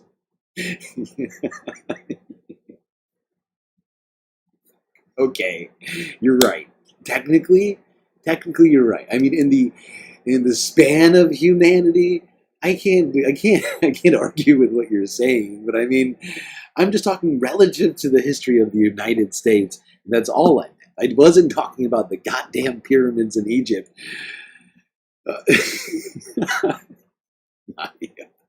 You're too much. Okay, you're too much. You're very accurate, but you're out of control. Okay. That's too much, man! That's too much. Europe isn't even old. The pyramids in Egypt were built while there were still mammoths on Wrangel Island. Caesar and Cleopatra, and even Alexander lived in times closer to ours than those of the pyramids. You're a funny lady, Nadia. But I appreciate you and all that you do. Hope you know that. My God. Fine. You're right. Just saying, as compared to Europe, United States, not quite built to the old standards, okay? I feel like you're splitting hairs a little here. Alright, continue talking about the tornadoes. Because there is still tornado risk lingering this weekend in multiple states. Jesus Christ. Have you heard of the pyramids before? Arguably the greatest work of nonfiction of the 20th century. There is a risk of more tornadoes in the middle of the country for the rest of the week. Heavy rain and flooding, too. Rob Marciano tracking it all for us. Rob? Good evening, guys. We had 36 reported tornadoes yesterday and just catastrophic damage in some spots. This is just outside of Louisville. Probably an EF2 tornado there. That commercial park heavily damaged. Omar is going to have much more on the roundup of the damage. Let's get to what's going to happen tonight.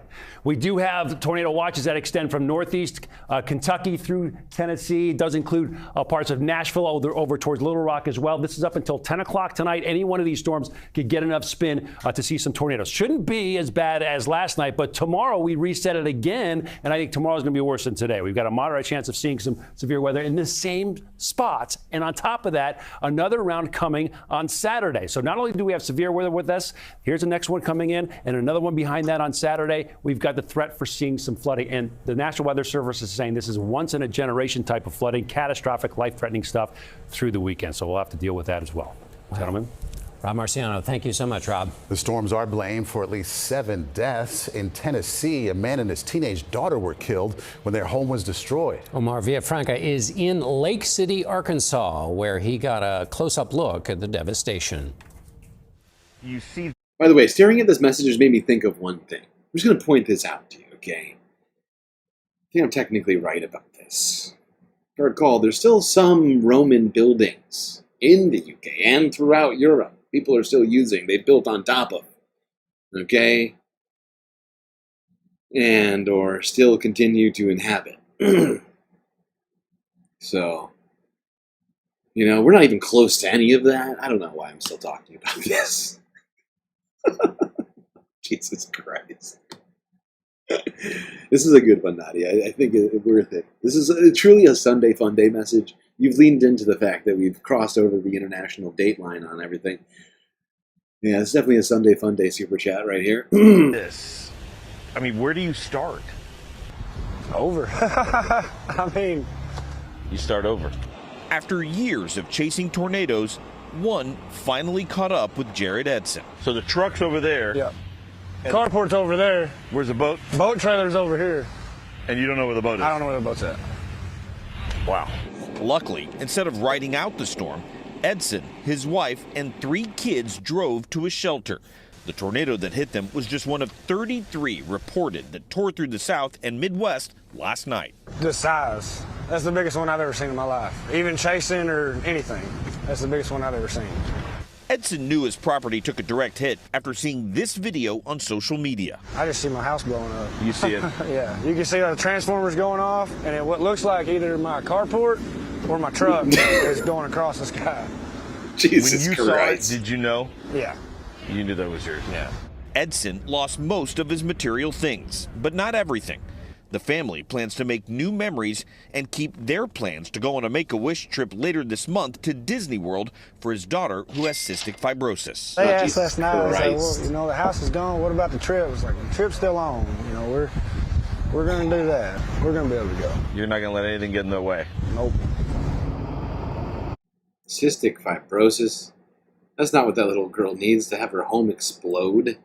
And for a guy who lives in Tornado Alley, for that to be the biggest tornado that it's ever seen, and I think that says a lot. Appears to be about maybe late 30s, early 40s. You would think that he's seen quite a few tornadoes. I think he even suggested that maybe he's a tornado chaser, which would mean he's been seeing even more tornadoes than normal people. My God.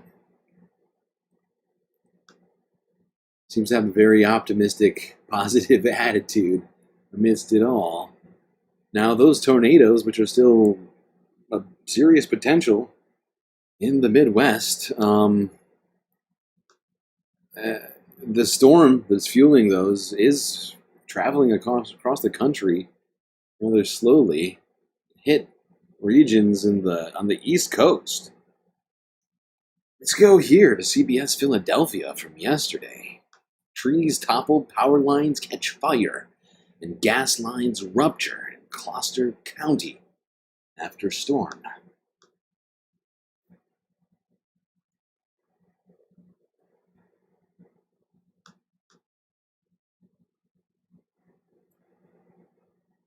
Well, this powerful storm also caused damage in South Jersey as well. Gloucester and Camden counties saw the brunt of the damage. Let's take a look here. That is where we find New Jersey reporter Ryan Hughes. He's been getting up close and personal images for himself of the fallout out there. He's live in Gloucester Township, where crews have been cleaning up all day today. Ryan. Hey there, Natasha. Good afternoon. Yeah, we are off of Summerdale Road, and most of the damage was in this area. This is just one example. You can see this huge tree that came down in the yard of one home. It knocked out a light pole, and take a look at those roots. They're now standing several feet into the air, and the homeowner has been out over the past couple of minutes trying to collect all of the branches that came down. They now stretch around his property. Part of his fence also came down, and this afternoon we've been speaking with many people that live in this area. They tell me at one point they came running downstairs because the sound of the wind and the rain was incredibly loud. Holy shit. It was a rude awakening for Julie English. Security video outside her home in Gloucester Township captured the heavy rain, hail, and winds that startled her out of a sound sleep. It was just loud noise, and I felt like the roof was going to come off because it was so loud. English said when she looked out her back window just after 5 Friday morning, she saw power lines on fire. And in her front yard, a tree toppled over and took out a light pole. So I come outside and trying to, see all that. And as soon as I open the door, I just get hit with a smell of gas. Across the street behind Don Lippy's home, one tree took out part of his fence and another ruptured a gas line. That's what really caught my attention. So I called 911 and they came out. And immediately, Gloucester Township Police say they responded to several reports of trees on wires and roads flooded after the powerful storm raced through South Jersey. We found a basketball net that landed on a car in the Broadmoor development, and a home skylight window nearly blew away. Just incredible wind, rain, and hail against the bedroom window like I've never heard of before. As quick as the storm blew in, crews raced to get everything cleaned up. English says she's thankful her home only suffered minor damage. Yeesh. It's quite a loud storm. They were not lying. That video was wild. Let's go to Delaware County, Pennsylvania, to talk a little bit more about this. I'm UP Washington. And I'm Natasha Brown. Drone Watch 3 over media just a short time ago. The National Weather Service just determining that it was not a tornado, but straight line winds that caused so much damage. Now, we have live team coverage for you this evening. Joe Holden live in media. But let's begin with Chief Meteorologist Bill Kelly in the Hyundai Next Weather Sphere. Yeah, and that damage right there shows you it's straight line or rotating winds. It doesn't necessarily matter. It's how strong are those winds.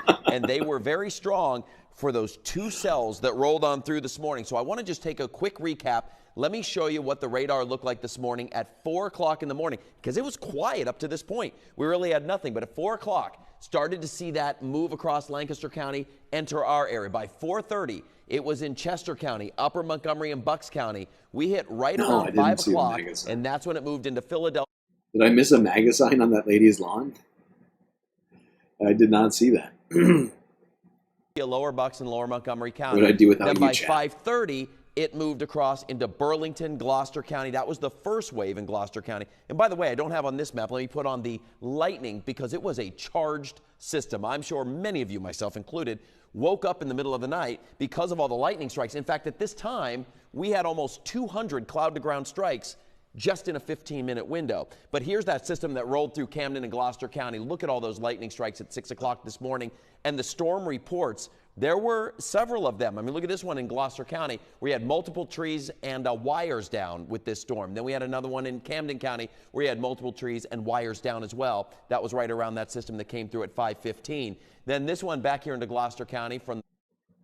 Yeah, so as you can see, much of southern Pennsylvania, southeastern Pennsylvania getting smashed by high winds, not tornadoes, but still a significant amount of damage seen over here on the East Coast in Pennsylvania.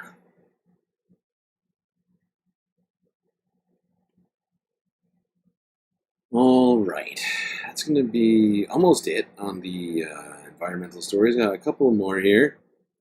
First, let's go all the way to Myanmar. See some of the on-the-ground footage of rescuers searching for survivors, some of the destruction, the cleanup that is still ongoing, will be ongoing here for who knows how long. Myanmar isn't exactly full of money, and are in the middle of a civil war. This situation is, it's not just the earthquake, right? I think that's partly why I keep wanting to talk about this over and over again. It's not just the massive destruction, the huge death toll, which, by the way, keeps climbing. Earlier, I saw a video suggesting that or not a video, it was like a post. You know what I mean? Like where they just post some random thumbnail and a fact or something. But apparently the death toll keeps climbing here in Myanmar. I think it's approaching 4,000 now. Of course, they're in the middle of a civil war. There's been, the Rohingya Muslims have been turned all into refugees. They've been forced out of the country. It's a bunch of shit already going on here. They don't have cohesive actual government to take care of this right now. They have a... You switched on gift settings from channel page, not stream page. Oh, awesome. Awesome. Thank you, Mitty. So there is a way to turn them on. Easy. Okay. Sick. So did you have them off? Does that mean that you managed to turn them on? If so, awesome. Everybody go to the channel page, if you haven't already, and turn on gift subs immediately, if not sooner. Hopefully hopefully the YouTube system will start gifting these subs out that we deserve, because there's still 8 waiting in limbo.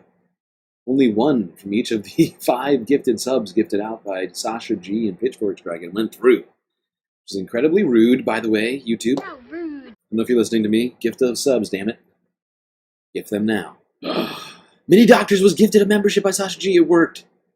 Oh my god, immediately. Immediately, if not sooner. Oh, people, go to the channel page. Do it. Do it now. Click join. Turn on gifted memberships. And like Mini Doctors, get yourself a sweet, sweet gift. They're literally waiting for you. There's 7 left. It's oh my god, I feel like I'm like, who was the guy? I'm Bob Barker over here. I'm giving shit. I'm Oprah. I'm Oprah.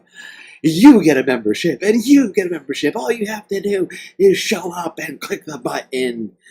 7 left. Let's go, baby. Mitty, this is why you make the big bucks as an MR mod, as a galactic mod. I know you don't actually get paid, but you do deserve to be paid. Oh, you really... Wow. You just solved a galactic mystery for us. Which means that there's literally got to be like 700 people who are subscribed to this channel who aren't... What are you doing? What are you doing not turning on gifted memberships? Also not chatting. What's up with you? Because I feel like I always look to the chat and everyone has a gifted membership or a membership badge.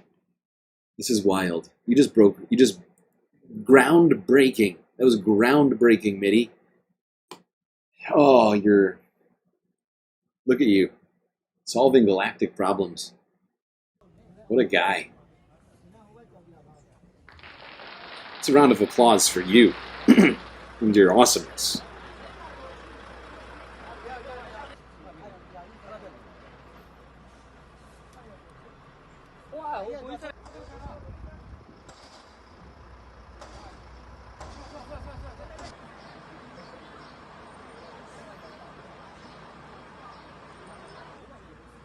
I guess it makes sense, though, you know, now that I think about it, there's plenty of channels I see out there, you know, like, for instance, Majority Report, 1.7 million subs, but, you know, 8,000 active chatters watching the stream, and then people just watching clips, which is why I have to do better with the clips.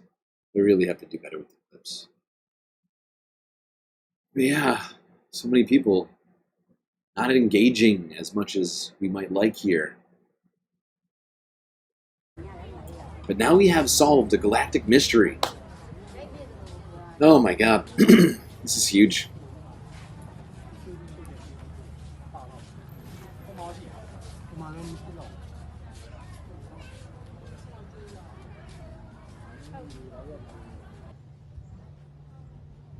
That means we only have two more. Only two more people need to turn on their gifted membership settings, receive that membership. Come on, YouTube, you can do it. We'll get another emote. Oh shit, was there an 11,000 view? Oh, I'm sorry, you're right. Things have been looking up at the Majority Report. 11,000, that's epic. Those are epic numbers. PBD has 32,000. What is wrong with America? What is wrong with us? Why does PBD get 32,000 while the MR gets 11,000? PBD, by the way, how many of those are actually bots? How much of that is like right-wing money funneling to this guy right now? I'm just wondering to myself. But seriously, what's up with you, America? Majority Report has been around more than a decade longer than PPD has, and yet PPD is doing ridiculous numbers over there. I don't even... It's ridiculous. Oh, God, it's so annoying.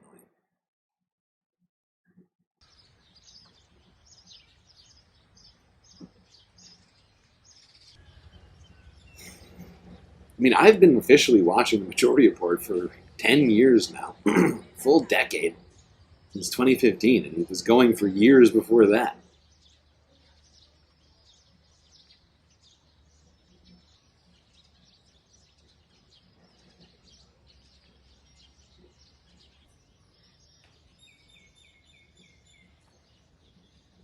Did Michael Rice turn on? You turned on your subs? Nice. You should hopefully get your membership setting. Hopefully everyone turns on their memberships, gifted memberships.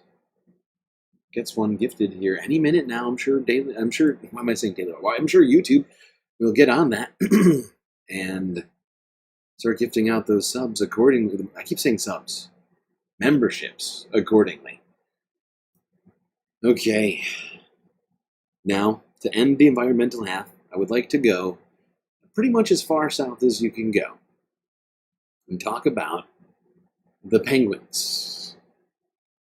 Whether or not they'll be able to survive having penguin exports tariffed in the United States. CBC News from 2 days ago. Now, one day after the Trump tariffs were released, it's becoming clear what they are and how they were described don't quite match up. The Trump administration has claimed these global tariffs were meticulously planned with fairness in mind. Every country will be reciprocal. It won't affect everybody because there's somewhere we have similar tariffs. Then, on self-appointed Liberation Day, I love pomp and circumstance, followed.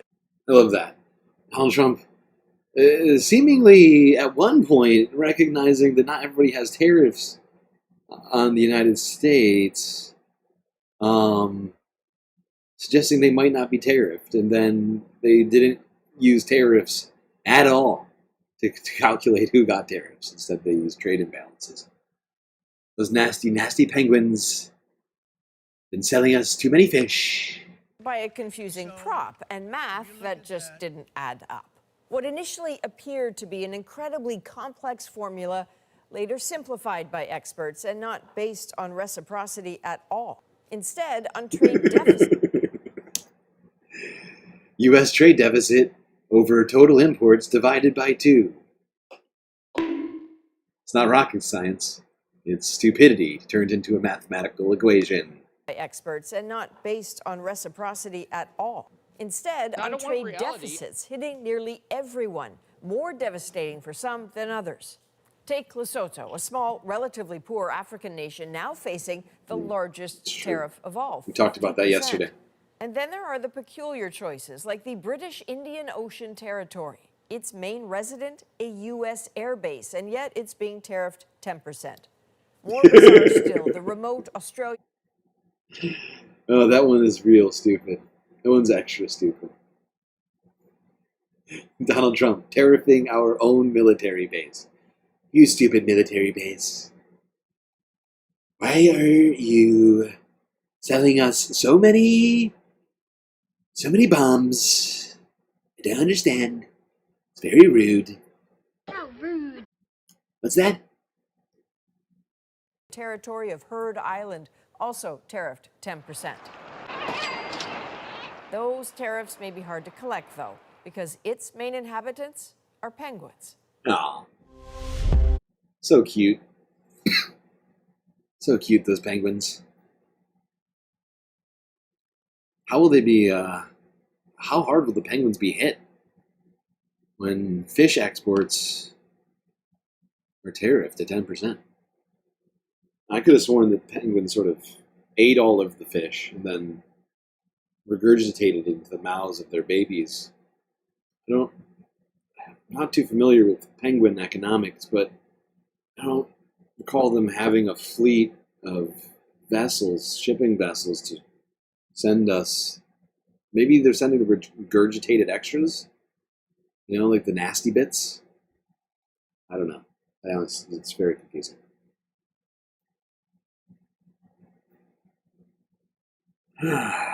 Nasty, nasty penguins. Michael Reich not receiving a gifted membership, even though? What is happening? YouTube, give Michael Reich a gifted membership immediately. Immediately, if not sooner. How dare you? We still have 7 galactic membies in limbo right now that should be going out to deserving people like Michael Reich. What has Michael done to anger you? Huh? What's the problem? Give Michael a membership. What are you waiting for? Why are you being so rude?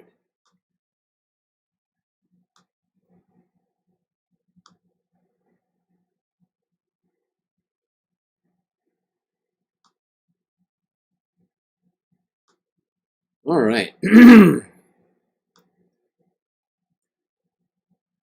Let's go now to the UK. Guardian News from 3 days ago. Keir Starmer at the PMQs talking about that nasty, nasty trade war. My God, I just realized I don't have space news 2 days in a row. This should be illegal. Illegal. That's it. I'm shutting it down. It's too much. It's too many times. That's too much, man. What am I doing? I'm failing at my job. I expect I made a huge, tiny mistake. I expect a galactic revolt to ensue any moment now. I'm very sorry, everyone. I failed you. I don't understand. what's going on in my brain. I promise, Sunday Fun Day, we will have space news. I won't let anything stop me. I see a lot of people talking about the Sam VPBD podcast. Really, it was it was a PBD podcast takedown. I mean, Sam destroyed them. We're going to cover it Sunday. We're definitely covering that Sunday. Oh my God. That's right. We're going to do it. I've been saving it until Sunday. Oh God, have I wanted to do it. I wanted to do it since day one, but I was like, no, we have too many important real newses to do on regular news days. So, I've been holding it off in my list for days now. We will be doing that, hands down, as well as space news on Sunday. Omega Star, trying to keep me hydrated. Thank you, Omega Star. I will do that. Mr. Speaker, we've been preparing for all eventualities ahead of the confirmation of US tariffs later today. Let me be clear with the House. A trade war is in nobody's interest. And the country deserves, and we will take, a calm, pragmatic approach. That's why constructive talks are progressing to agree a wider economic prosperity deal with the US. That's why we're working with all industries and sectors likely to be impacted. Our decisions will always be guided by our national interest, and that's why we have prepared for all eventualities, and we will rule nothing out. In November, I urged him to seize the draft US trade deal. Okay, so there we go. Keir Starmer suggesting that this Trump trade war is in the interest of no one. It's science. Which he is 100% correct about. Then Kemi Badenoch came out to yell at Keir Starmer for not engaging in some preemptive trade agreement with the United States, rather than getting back into, trade agreements with the EU.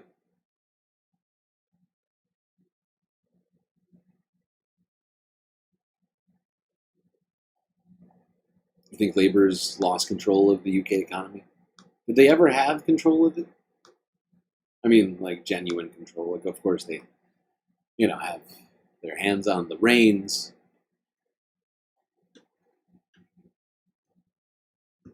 Things were already kind of going bad.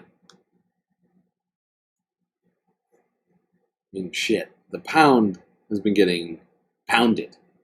Excuse the pun. But the Great British Pound has been having a tough time. That's certainly not helping. I know that much, at least within the last few years. Although it is doing slightly better. There was a time where, it was double, a US dollar. In the last, 20 years, it's gone from double down to, at one point it was like almost single digits, like 1-to-1 against the dollar. I can't be helping.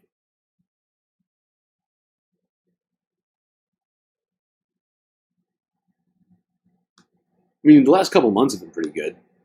And the fact is all the currencies have been doing better recently with Donald Trump taking office. It seems like everybody is sort of exiting the dollar really fast. It could be really bad, honestly, for the United States. Good for everybody else. But, nobody needs dollars if they're not doing trade with the United States anymore. So, yeah.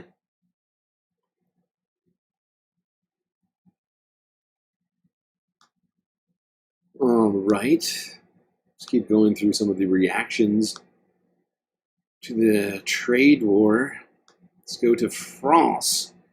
France 24 from one day ago.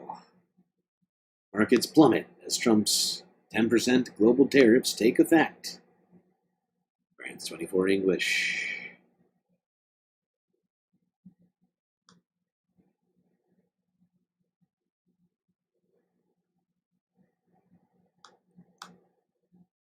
FTSE got fucked. Every labor economic decision is based on foreign events. They do seem to be reacting. La décision qui a été annoncée cette nuit est une décision brutale et infondée. Please hold, Emmanuel. Absolutely no. This does seem on point. I mean, not only is London stock market getting absolutely pummeled, but they do seem to be very much reactionary right now, rather than being sort of proactive in many places, basing a lot of their decisions on world events rather than on what's happening at home, which is probably bad for the electorate and British UK citizens. The decision announced last night was both brutal and unfounded. Unfounded because you don't correct trade imbalances by putting tariffs in place. The basics of economic theory show the opposite, particularly as the imbalance relates to the digital services sector. Sorry, what was that? Particularly as the imbalance doesn't take into account services, including digital services, to cite just one, if not others. The scale and the negative dimension will impact, above all, the American economy. And one thing is sure, after last night, the American economy, and Americans, be that business or the people, will come out of this weaker and poorer than yesterday. And we need to hammer that we need to stay strong, because these decisions are not bearable for the American economy itself. Wow. Seems like Emmanuel Macron attempting to speak to America from France, trying to tell us that this trade war is going to be bad for us. Thank you, thank you, Emmanuel. Now let's go here. France 24. Talk about all the anti-Trump protests that have not just been going on across the United States. They have actually been going on across the world in some places.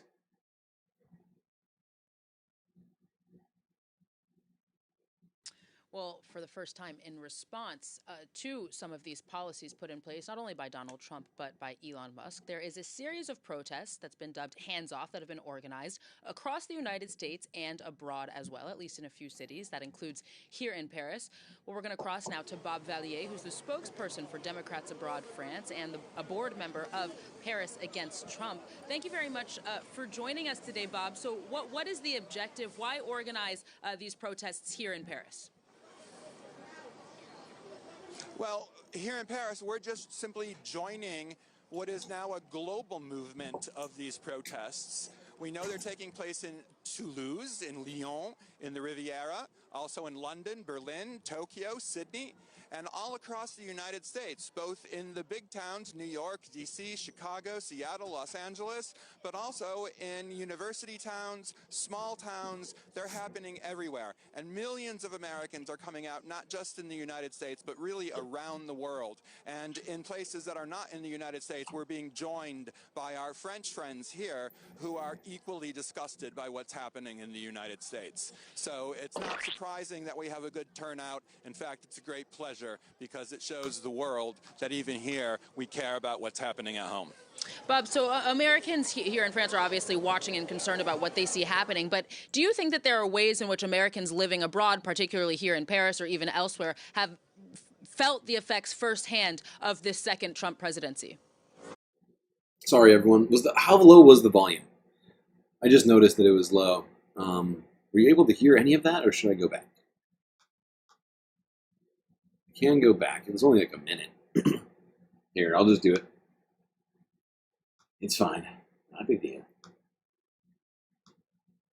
Well, for the first time in response to some of these policies put in place, not only by Donald Trump, but by Elon Musk, there is a series of protests that's been dubbed hands-off that have been organized across the United States and abroad as well, at least in a few cities. That includes here in Paris.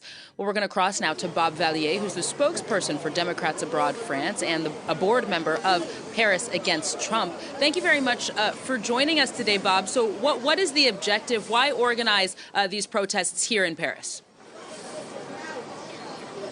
Well, here in Paris, we're just simply joining what is now a global movement of these protests. We know they're taking place in Toulouse, in Lyon, in the Riviera, also in London, Berlin, Tokyo, Sydney, and all across the United States, both in the big towns, New York, DC, Chicago, Seattle, Los Angeles, but also in university towns, small towns. They're happening everywhere. And millions of Americans are coming out, not just in the United States, but really around the world. And in places that are not in the United States, we're being joined by our French friends here who are equally disgusted by what's happening in the United States. So it's not surprising that we have a good turnout. In fact, it's a great pleasure because it shows the world that even here we care about what's happening at home.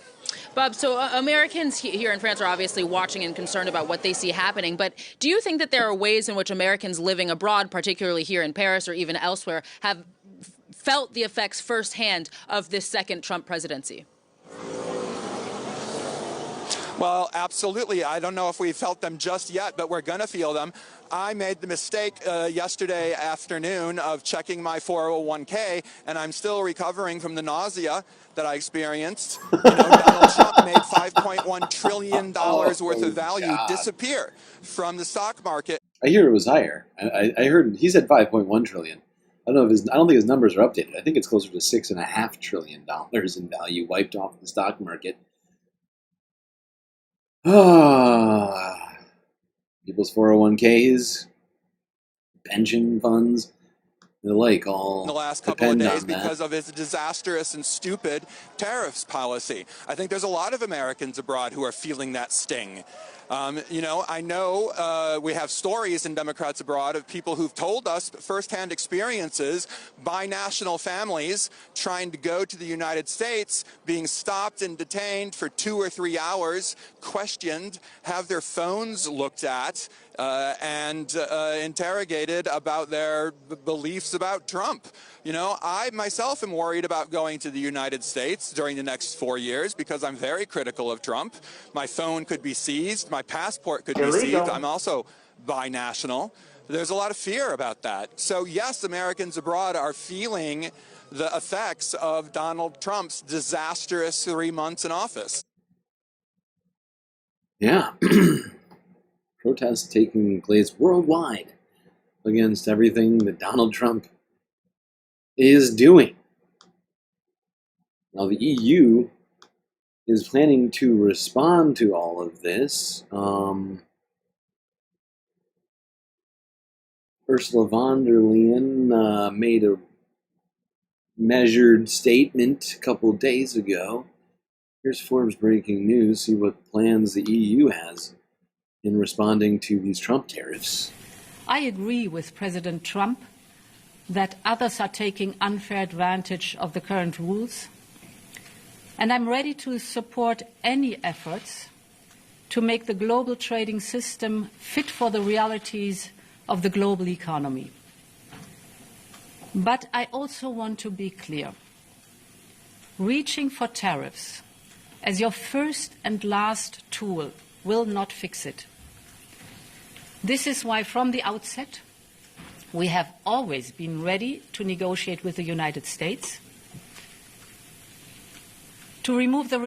I feel like that first comment was her placating Donald Trump more than actually suggesting that there's a bunch of nasty actors taking advantage of the United States.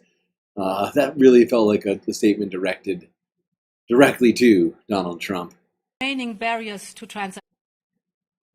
Quit reminding me that he only had 3 3/4 years to go. I know, more than that. Well, yeah, we haven't even had 3 full months yet, right? That'll be April 20th, right? Yeah, no, it's technically slightly more. Just 46.5 months to go. Everything's fine. It's going to be great. To transatlantic trade. At the same time, we are prepared to respond. We are already finalizing the first package of countermeasures in response to tariffs on steel. And we're now preparing for further countermeasures to protect our interests and our businesses if negotiations fail. President Trump's announcement of universal tariffs on the whole world, including the European Union, is a major blow to the world economy. I deeply regret this choice. Let's be clear-eyed about the immense consequences. The global economy will massively suffer. Uncertainty will spiral and trigger the rise of further protectionism. The consequences will be dire for millions of people around the globe, also for the most vulnerable. Billions. Honestly, this is going to affect billions of people, not just millions. That's how, I mean, every single country is getting hit by these, including 300 million Americans. And yeah, I mean, Ursula von der Leyen said here that she's the European Union, the ECU, is putting together a thoughtful response, some form of economic response. One would assume tariffs will be coming to all EU citizens for American goods.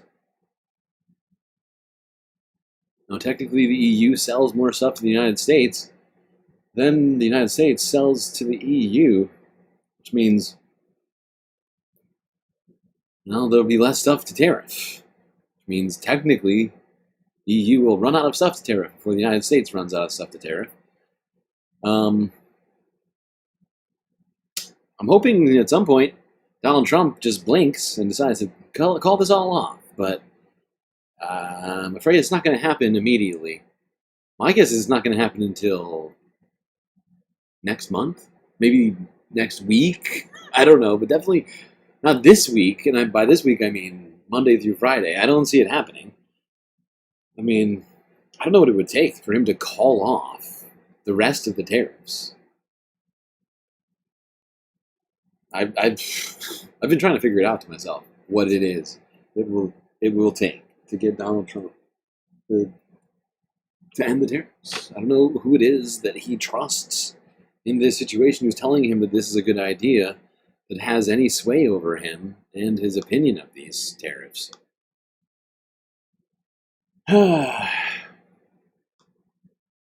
Speaking of the EU, let's talk about the auto industry, which is going to be facing major setbacks amidst the Trump tariffs. Not just the regular ones or whatever, the Liberation Day one, but the auto tariffs too. Workers at this auto plant in the U.S. are worried for the future of their jobs. President Donald Trump's tariffs on imported cars triggered temporary layoffs of hundreds of American workers and temporary closures of 2 assembly plants in Canada and Mexico. I agree with the intent and what they're trying to do with the tariffs and bring jobs back. When Trump made the announcement, and Stellantis didn't waste no time announcing 900 people are going to be affected. And I think that's immediately, if not sooner. Although these workers are based in the U.S. Midwest, they are employees of Stellantis, a Euro-American conglomerate that produces Jeep engines.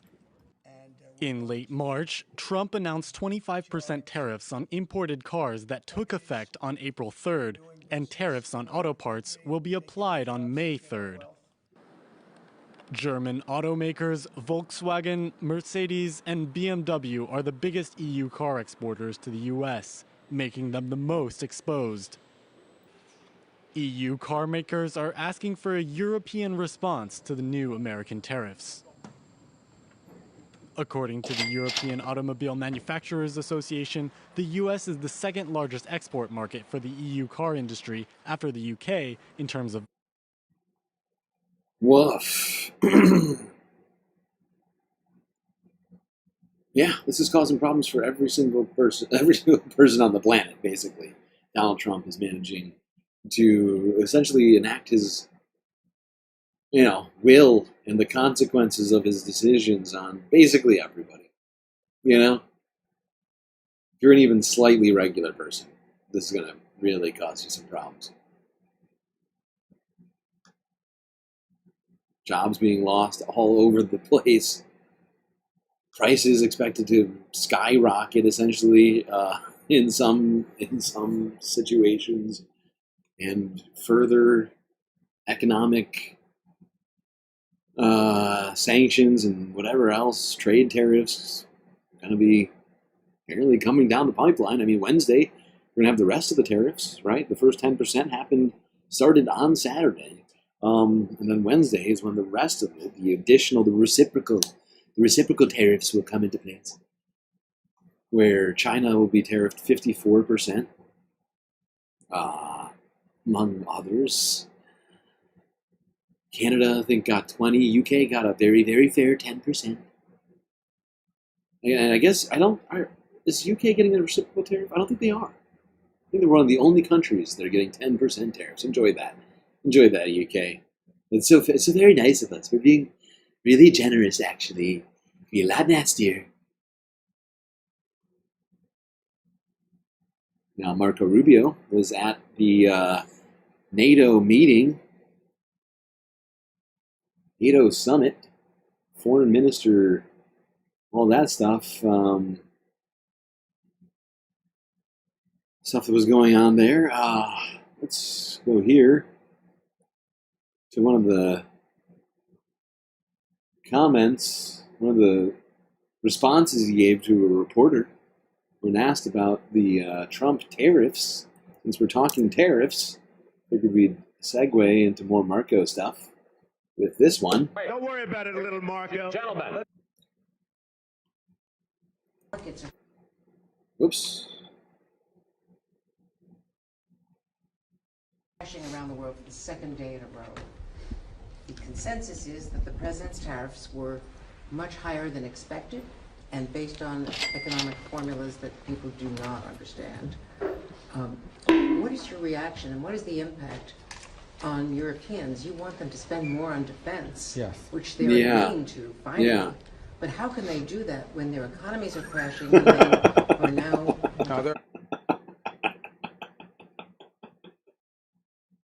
I don't want reality. Oh my God, it's such a fair question to ask. That is the fairest question I've ever heard. How does the United States expect all these European countries whose, economies are collapsing in front of us with all of these tariffs to spend more on NATO defense spending? Marco's got an answer, though. Hold on, Marco. Don't worry about it, little Marco. Don't worry about it, little Marco. Gentlemen. But how can they do that when their economies are crashing and they are now... No, their economies are not crashing. The markets are reacting. No, their economies are not crashing. Their markets are reacting to a dramatic change in the global order in terms of trade. And so what happens is pretty straightforward. If you're a company and you make a bunch of your products in China and all of... Yeah, don't you see, Chassis? Oh, so you don't understand economics enough, like Marco Rubio. It's not the economy that's crashing. It's just the stocks. It's just the stocks. It's not like stocks are important to economies the way that the system is currently set up. It's not like companies use stocks as ways to get loans or whatever else. It's not as if people are. It's not as if the reason that the stocks are collapsing the stocks, they mean nothing, okay? They move up and down. They're not tied to anything, okay? It's not like, stock traders or, whomever, investors are selling those stocks because they believe that GDP is going to collapse in the ECU, in the European continent, right? Oh, wait, that is why they're... you're saying that they're concerned about the underlying fundamentals due to this shock. The shock of Liberation Day and the numbers with which we were all presented recently. These insane fucking... I feel like I'm taking crazy pills! Non-scientific, supposedly reciprocal but non-reciprocal tariffs that had no basis in reality. Is that what we're talking? Yeah. Oh, okay. Sudden, shareholders or people that play the stock market realize that it's going to cost a lot more to produce in China. Your stock is going to go down. Oh. But ultimately, the markets, as long as they know what the rules, as long as they know what the rules, as long as that's set and sustain where you're going to be, they know where they are. Oh, they'll just adjust. The world, including in trade. So you see, Europe, it's going to be fine. Okay, you just have to adjust. This is another period of transition. It's not just Americans who are experiencing a period of transition. It's everybody. All right, Europe, China, Africa, the rest of Asia, South America, everybody. We're getting a period of transition. All right, enjoy that period of transition. It's fine, actually. You'll adjust, and everything will be fine. You can increase defense spending according to your GDP. And if your GDP goes down, hey, believe for you, suddenly that number is a lot lower.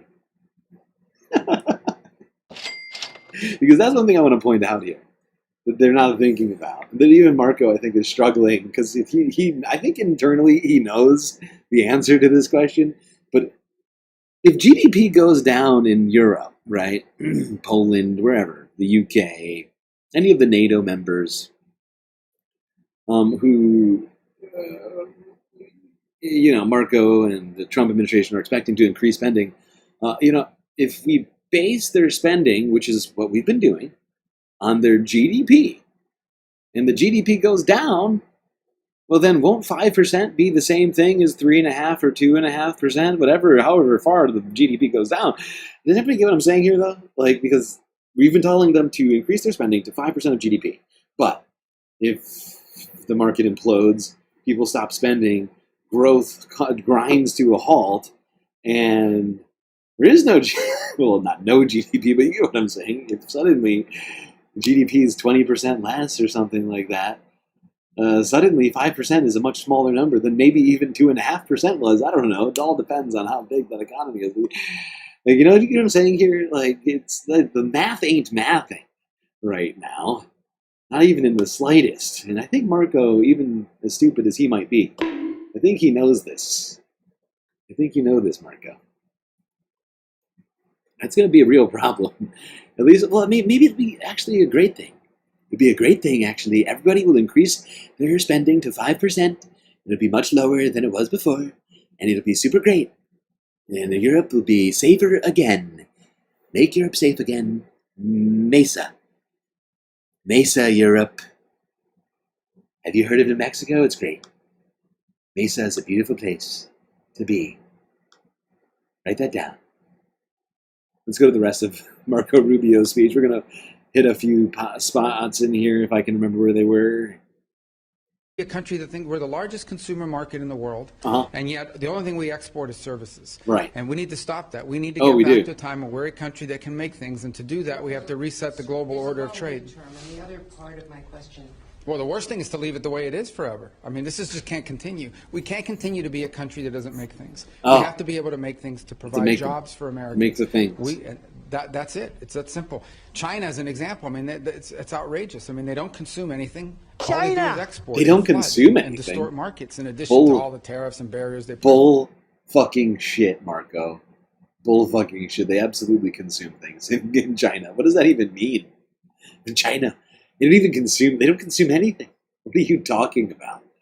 Now, I mean, China, maybe what Marco means is China's not importing a ton of stuff from the United States. But of course, people in China consume things. I mean, and the fact is, the consumer economy in China has been exploding to the upside over recent years.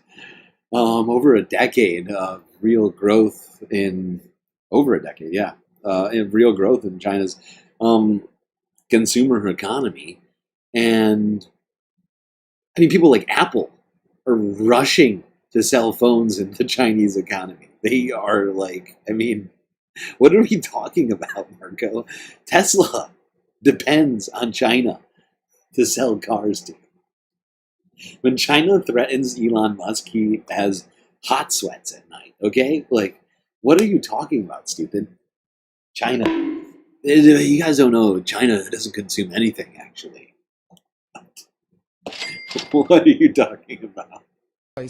So the president rightly has concluded that the current status of global trade is bad for America and good for a bunch of other people, and he's going to reset it. Okay. And he's absolutely right to do it. If you say so. The predictability of relationships with allies.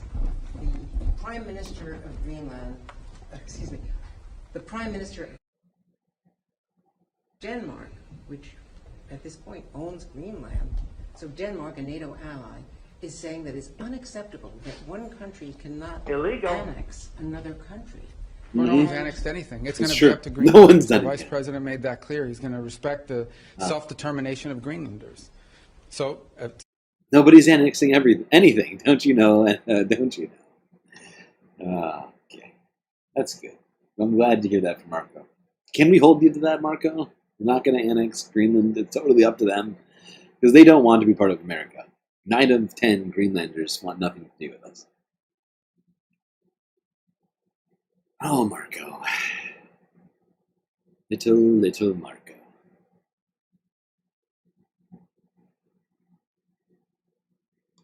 Strange, stupid individual, aren't you?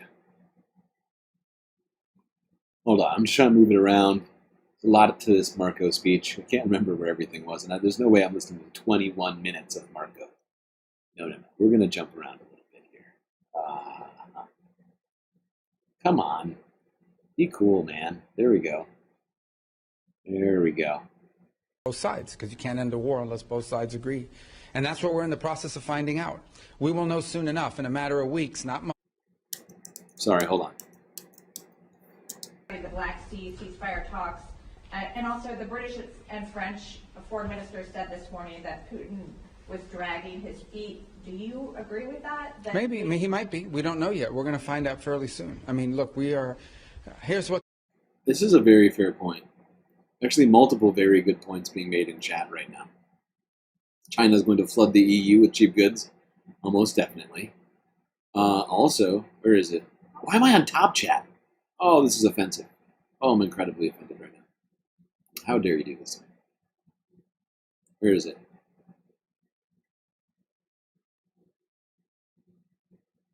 Yeah, Tracy. What about all that debt that the United States owes China? That's a great point. And if China wanted to, they could spike interest rates in the United States pretty significantly. I'm trying to think of how much debt they own right now. I mean, most of the U.S. debt is owned by the United States, sitting on our balance sheets. But China's number 2, if I'm not mistaken, followed by, I'll say, UK or Russia? I can't remember. But yeah, they have a bunch of it. They could absolutely spike consumer interest rates on treasuries. It would be real bad, super bad. They just decided to start selling it. See interest rates on bonds go to, I don't know, 7, 8, 9, 10%.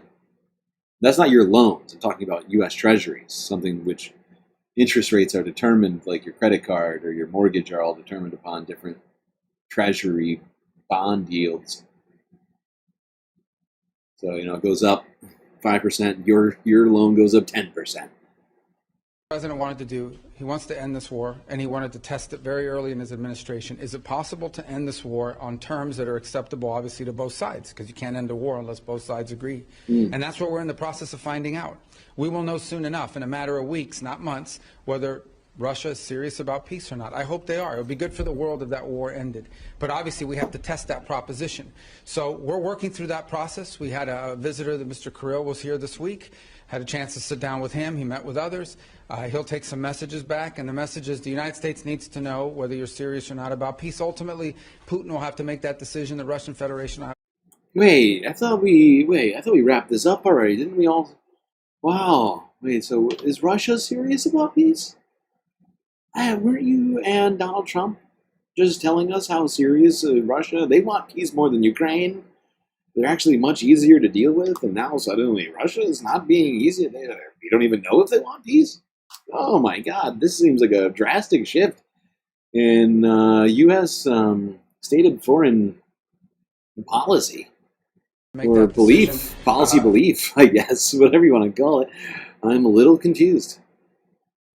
Ukrainians have shown a willingness to enter, for example, into a complete ceasefire to create space for negotiation. No. At some point here, fairly soon, not 6 months from now, the Russians and Putin will have to make a decision about whether they're serious or peace or not. And I hope they are serious. It would be good for the world if that were. What is your assessment of the Russian conditions that were put forward, and also Dmitry? To Russia, tricking Donald Trump, pretending you're very easy to deal with, and then actually being very nasty. Wow. Unexpected. Let's see what else reporters were asking old Marco here.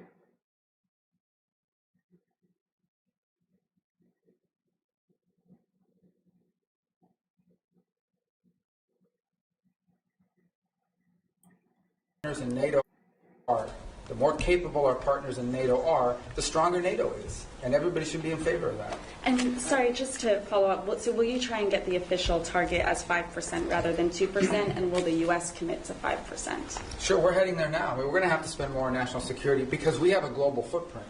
And that's the point that I think. By the way, just want to remind everyone, as Marco says, that the United States is definitely going to aim for 5% of GDP. 5% of U.S. GDP in military spending is $1.5 trillion.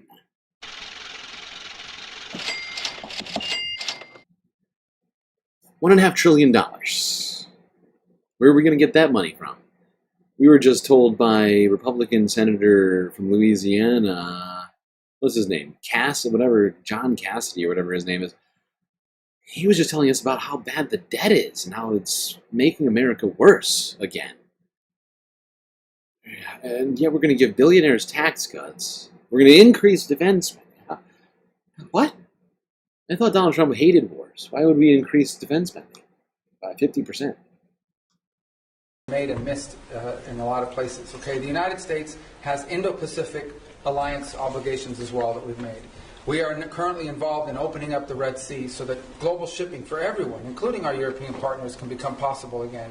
We're engaged in counter-drug and counter-gang interdictions in the Western Hemisphere.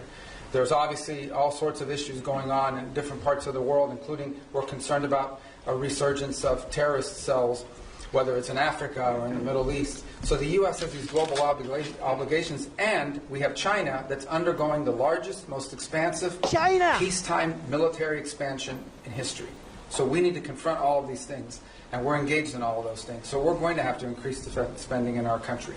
I think our commitment to NATO isn't just 3% spending of GDP. It's sustained over an extraordinary period of time, and that continues. So, look, I think our partners know they need to do more. They've all indicated they want to do more. They've begun to do more, and that trend needs to continue. Mr. Secretary, you mentioned that you met with Kirill Dmitriev as well. In order to stop them from dragging their feet and dragging this on, is there anything that you said, perhaps not threats, but is there anything that you said you wanted to see concretely from the Russian side in order to peace? We want to see peace. But specifics in terms of getting to this ceasefire first and then the negotiations later? I mean, peace means you stop shooting at each other. I mean, Oh. as simplistic as that. Now, Whoa. all kinds of conditions for a fight. Oh, whoa. Peace means you stop shooting at each other. What? That's too much, man! Wow, since when? Was that the new definition of peace? What about Israel? Should we make sure that they do the same thing? They've been shooting and bombing and all that stuff. Huh. That's very strange. It's almost like Marco Rubio is saying true things right now. That's very shocking. It is true, though. It is true. It's not a new definition, actually. Yeah. That is what peace is. You stop shooting and bombing people. 100%. Peace, and you have to work with both sides. And I've said from the beginning, the only way a war ends in a negotiated settlement. If it's not an unconditional surrender, then it is both sides make concessions. We're not going to prejudge what those concessions are because those concessions will depend on what Ukraine will accept and Russia will accept. But we have to make concrete steps towards peace. What we're not interested in, and I'm not accusing them of this, I'm just telling you what we're not interested in. I take it back. Marco, I'm not accusing them of doing that. I'm just talking, hypothetically, if Russia were, fucking hilarious, Marco. Wow, that is great diplomacy from this guy. That's expert diplomacy is what that is. Expert diplomacy. Coming out from the Secretary of State, Little Marco. Wait, don't worry about it, Little Marco. Gentlemen. The Middle East was part of your discussion here in NATO, especially did you find support from members toward your policy of airstrikes and Houthis and your maximum pressure policy toward Iran? Yeah, I mean, on the Houthis, everybody wants to get their ships through the Red Sea. We're the only ones doing anything about it, but everyone wants to, get their ships through there. As I said, we've done the world a great favor by taking on this band of criminals. The whole world, huh? Unfortunately, sophisticated weaponry that the they whole can use world. to. I mean, they attack with 100. You're welcome, everyone. I don't hear a lot of people saying thank you to Marco Rubio right now for America. And all this great stuff that we're doing for you, like keeping the Red Sea open for Israel to receive shipments in parts of Europe. You know, everyone, where are you with the great thanks for Israel? For America's bombing of Yemen. A lot of ungrateful people out there. 50, 160 merchant vessels, 174 times they've attacked the United States Navy. So I think the world should be grateful to the United States for being involved in this and doing this. Everyone thanks us for it. I understand these nations have limited capabilities despite being very rich countries. Nobody else can project power there and do this. But that said, we think that mission is going to bear fruit and it's necessary. We can't have abandoned. Journalists are being more aggressive. Well, I would point out that this is not the White House. This is the NATO summit. So it's foreign journalists. It's not American journalists afraid of having their press passes taken away. Maybe that's why these questions are slightly more to the point than maybe what we're getting from the current media apparatus in the United States. That's the problem for Marco. He's got to face foreign journalists all the time. You know, at the NATO summit, he can't just pick and choose who gets to ask him questions. In the case of Iran, I don't know of any country in the world that's excited about Iran ever having a nuclear weapons capability. Some are more forceful about it than others. We've had talks about that. As you know, the president would like to figure out what's going to happen there, but he's also made it clear that there's not going to be a nuclear-armed Iran. That's not going to happen under his watch. Mr. Secretary, what's your message to foreign citizens who may be afraid to come to the United States because they're concerned about potentially being detained over some minor administrative error, because they might have something on their phone like criticism of the president or the Gaza conflict, and they don't want to come into the United States now? No, first of all, those people that have their phones looked at and so forth, and I'll refer you to CBP to go through their processes. But generally, it's people that have been flagged coming in for a reason. Oh, for a reason. If you're not coming to the United States to join a What's the reason? What sort of reasons? Oh, you're going to tell us what the reasons might be for searching someone's phones? Generally, it's people that have been flagged coming in for a reason. Tell us the reasons. I would say that if you're not coming to the United States to join a Hamas protest or to come here and tell us Hamas about how protest. right Hamas is, or to tell us about, stir up conflict on our campuses and create riots in our street, vandalize our universities. If you're not a troublemaker, or as long as you love genocide and you don't want to say things that might make Supreme Leader Trump upset, you have no problem, you have no reason to worry to come to the United States. Oh, that does make me feel better, Marco. Thank you. As long as you aren't planning on exercising free speech in the United States, you're going to be fine. All right? So I don't know why everybody's asking these questions about, are people's phones going to be searched? No, it's not random. We identified troublemakers. People who don't like us, funding genocide, stuff like that. Those are troublemakers. And yes, we will search your phones. Then you have nothing to worry about. But thank God. Thousands of people coming to the U.S. every single day to conduct business, to travel, to do all sorts, to visit relatives. The number is going to keep going down. It's very commonplace, and nobody has a problem. I mean, if you're coming here to create problems, you're probably going to have a problem, and I think that's a good thing. If you're coming here to create problems, not here. Oh, if you're coming to cause a problem, then you're going to have problems. And that's a good thing. Okay, that makes sense, Marco. Thank you so much. Oh, you're such a competent diplomat. Take back everything I've ever said about you that was negative. I'm so sorry. How rude. Doing such a great job. Ameliorating the world of their concerns. I'm sorry, I can barely finish that incredibly sarcastic statement. Jesus Christ. Jesus Christ. Does this count as diplomacy? Just seems like a mean-spirited playground bully with no concept of human relationships. That's, I feel like, where we're at. Fantastic. So great. Thank you, Marco. You're doing such a great job, the Secretary of State. Please don't deport me.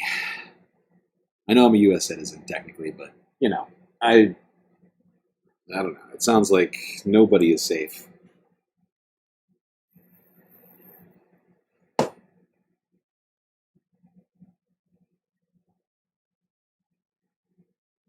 America, fuck yeah. Fuck yeah! Making friends everywhere we go.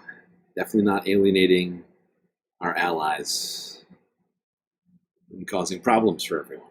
That's... Nah, come on. Come on! Okay, let's take another break as we're approaching 8 hours now, approaching the fifth half now.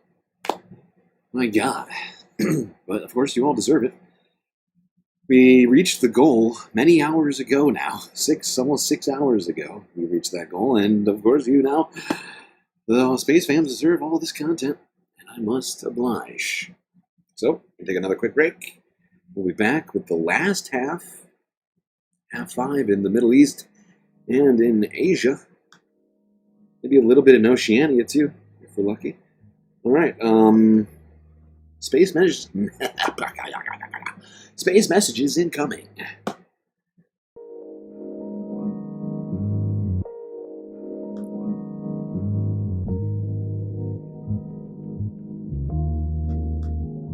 Well, I do hope everybody has been enjoying the stream so far. If you haven't already, hit the like button and don't forget to subscribe.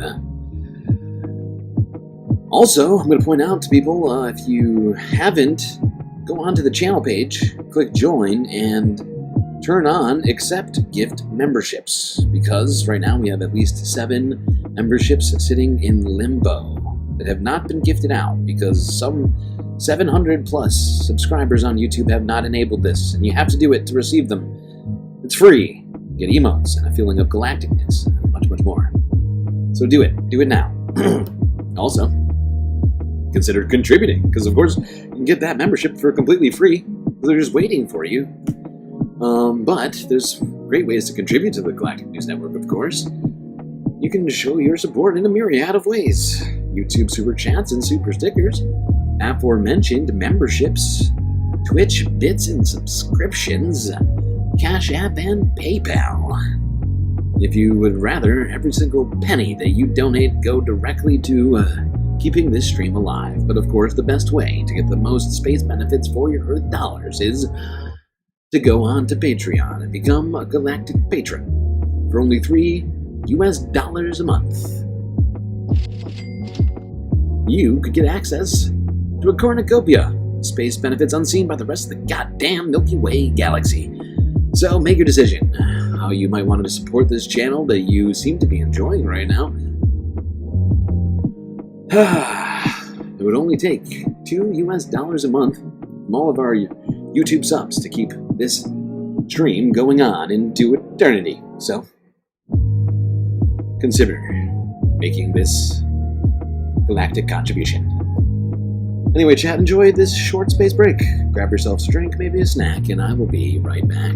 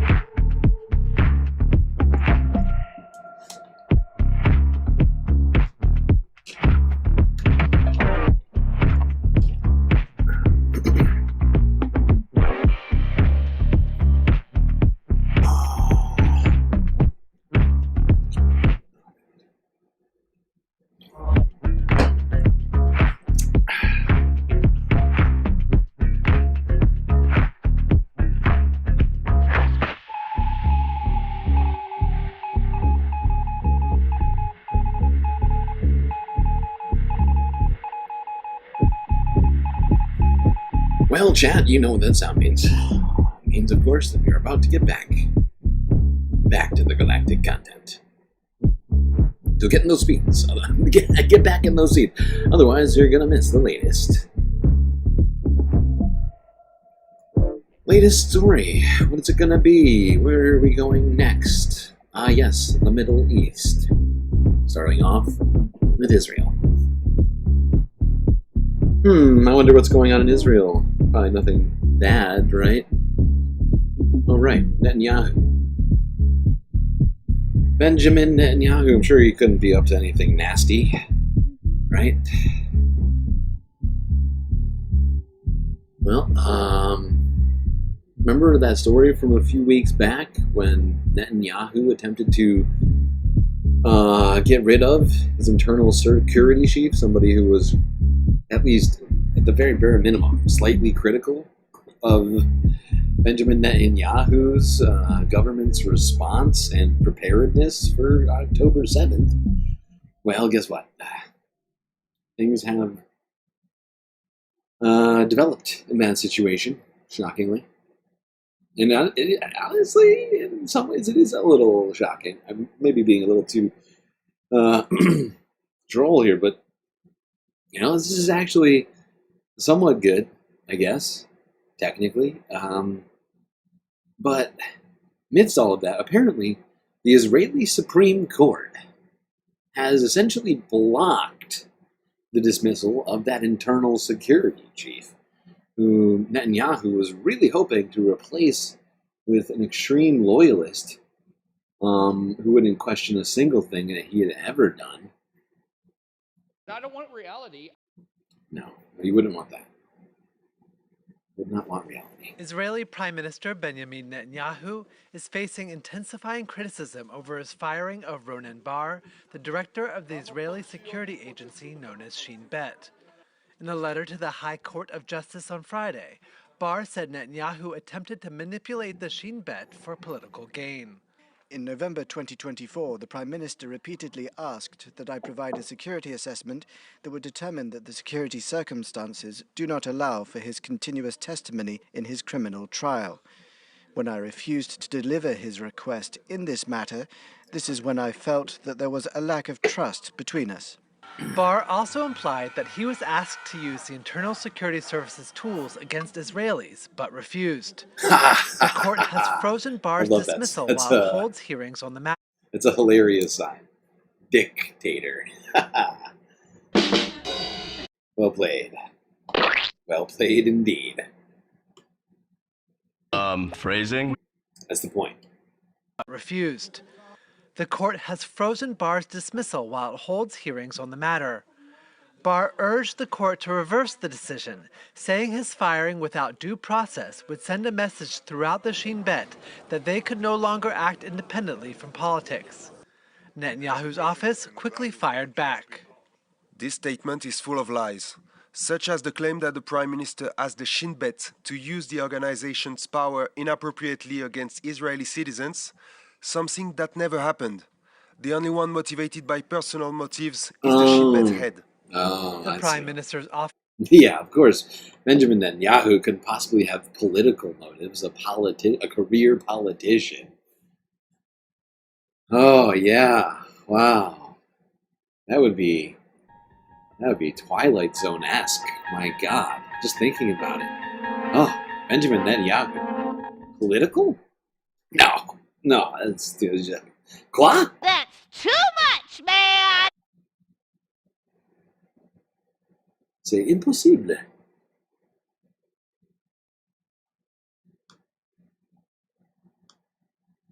Speaking of corrupt acts, Israel committing more war crimes. Illegal. If you somehow missed this story, I'm sorry for what's about to happen next.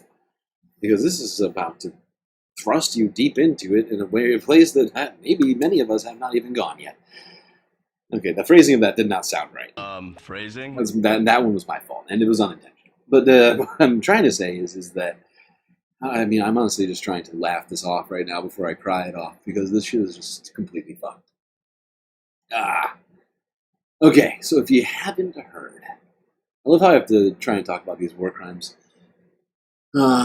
Some sort of a reasonable way. Okay, here we go.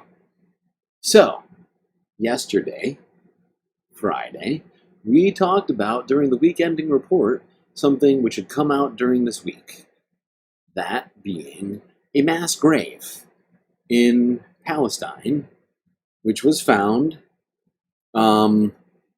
which contained the bodies of, I believe, 7. Was it 7 or 9? This was some odd number. Too many. More than one would be too many. One would be too many. I mean, but the it was full of aid workers, foreign and Palestinian aid workers, UN aid workers. I can't remember all of the different agencies they were a part of, but look, I know it's not Saturday, okay? Let's settle down. This was the Saturn Day stream still. This is still Saturn Day stream, all right? So it's Saturn Day until the stream's over, all right? Sunday Fun Day doesn't start until Sunday Fun Day stream starts, of course. That's how the galaxy would stop to turn. There'd be no more movement of the stars if the spacecast were to... All right, that's ridiculous. Wildly narcissistic and untrue. All right, I'm just trying to not talk about this because I hate this story. It's the worst story ever. Well, not the worst. It's a really shitty story. It's honestly not getting enough coverage. It's getting more coverage than some of the atrocities in Palestine. But a massive war crime here happened to not just Palestinians, but, internationals, international aid workers. They were then buried in a mass grave. Some of their hands and feet were tied up as if executed. And next to their bodies in the same hole were aid vehicles, ambulances, and other things marked with UN and other aid agency logos.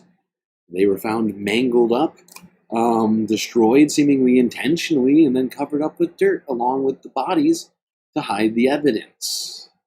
Illegal. Of these fucking war crimes that we're talking about right now. And now, here on GNN, for the first time, we have fucking footage of the moment when this aid convoy was attacked while traveling through Palestinian territory. Okay, here we go. Warning, this is rough. A rough watch. Footage has emerged showing the moment Israeli troops opened fire and killed 15 paramedics. See, I was right. Not about the number, but about the number being odd number. Double what I said. Not 7 or 9, but 15. God damn it. Footage has emerged showing the moment Israeli troops opened fire and killed 15 paramedics in Gaza. The video, shot by one of the medics, shows ambulances driving down a road in Rafah's Talsur district. The aid workers were searching for colleagues who were missing. The IDF said shots were fired because the vehicle was advancing suspiciously without headlights or emergency signals. Well, that's weird. No emergency signals? Huh. Well, this footage seems to completely contravene the reality, this footage, not the reality, but the statement. And the footage don't seem to line up. I wonder which one we should take more seriously, the video footage or the statement. I wonder.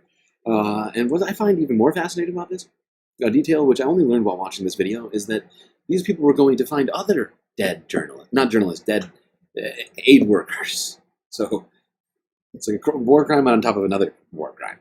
Like, it was caused by the attempt of it's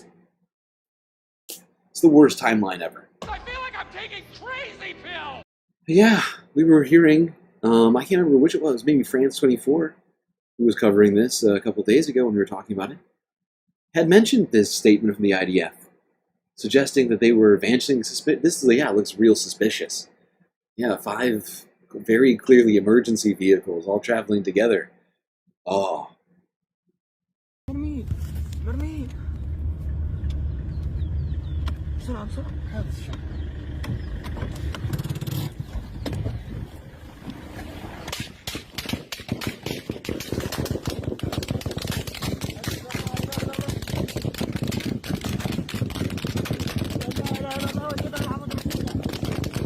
The aid worker who recorded the video can be heard reciting the Shahada, a Muslim prayer.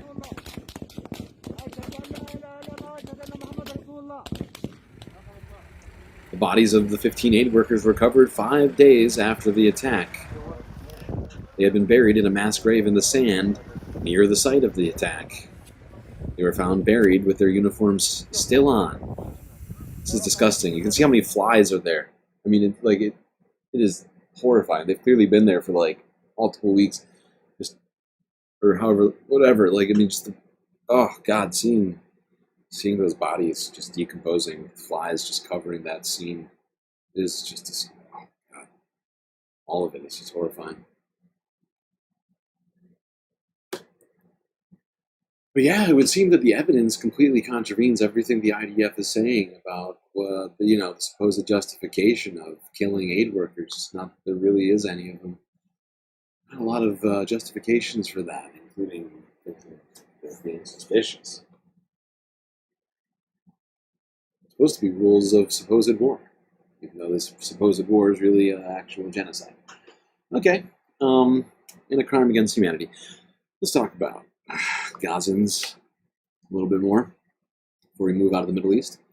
Here is TRT World from 20 hours ago, talking about the Israeli blockade of Gaza, which is now creating very expected flour and fuel shortages.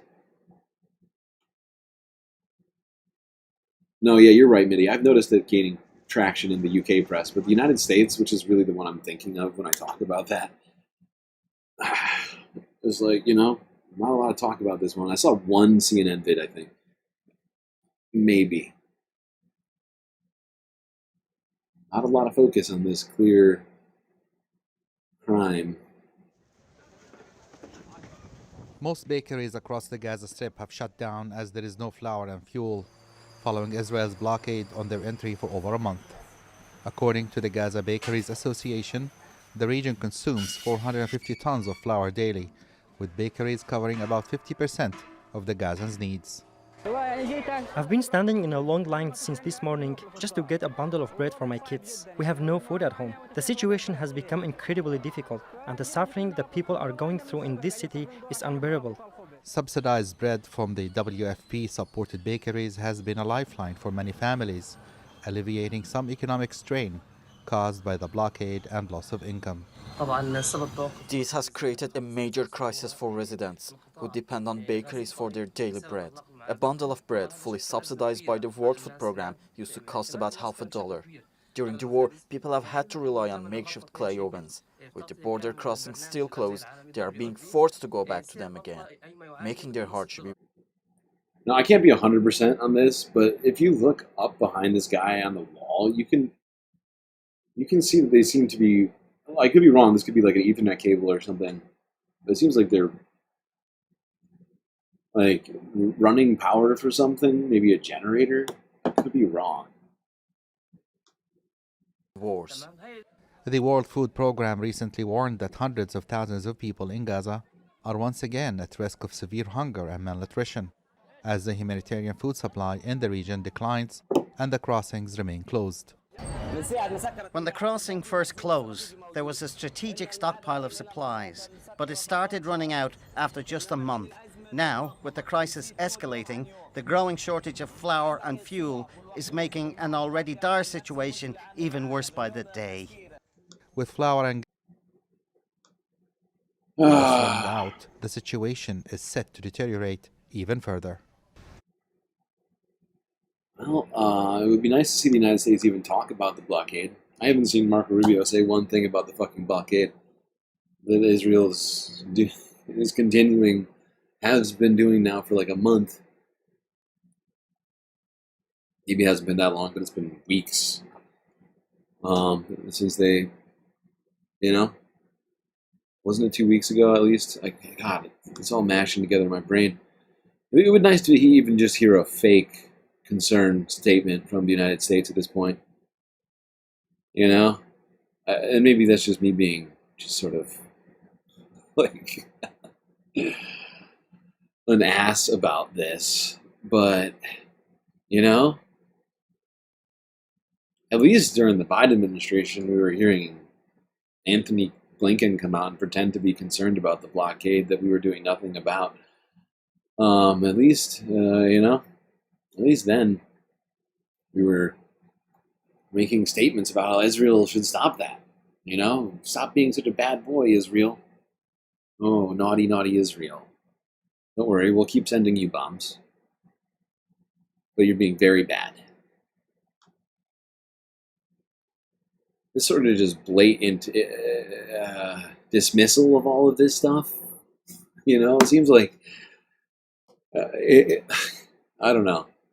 I just remember this time back when the State Department it was actually having meetings about all this stuff, and we were actually hearing things from the Pentagon about all this stuff, and journalists were at least asking questions back in the United States of U.S. officials about this stuff, rather than just being dictated to by the Ministry of Truth, being kicked out of the White House for saying wrong things. I mean, there was some of that too that happened too, but this new paradigm, not a fan of it. But no, I got nothing else for you on the Middle East right now. Let's go to Russia.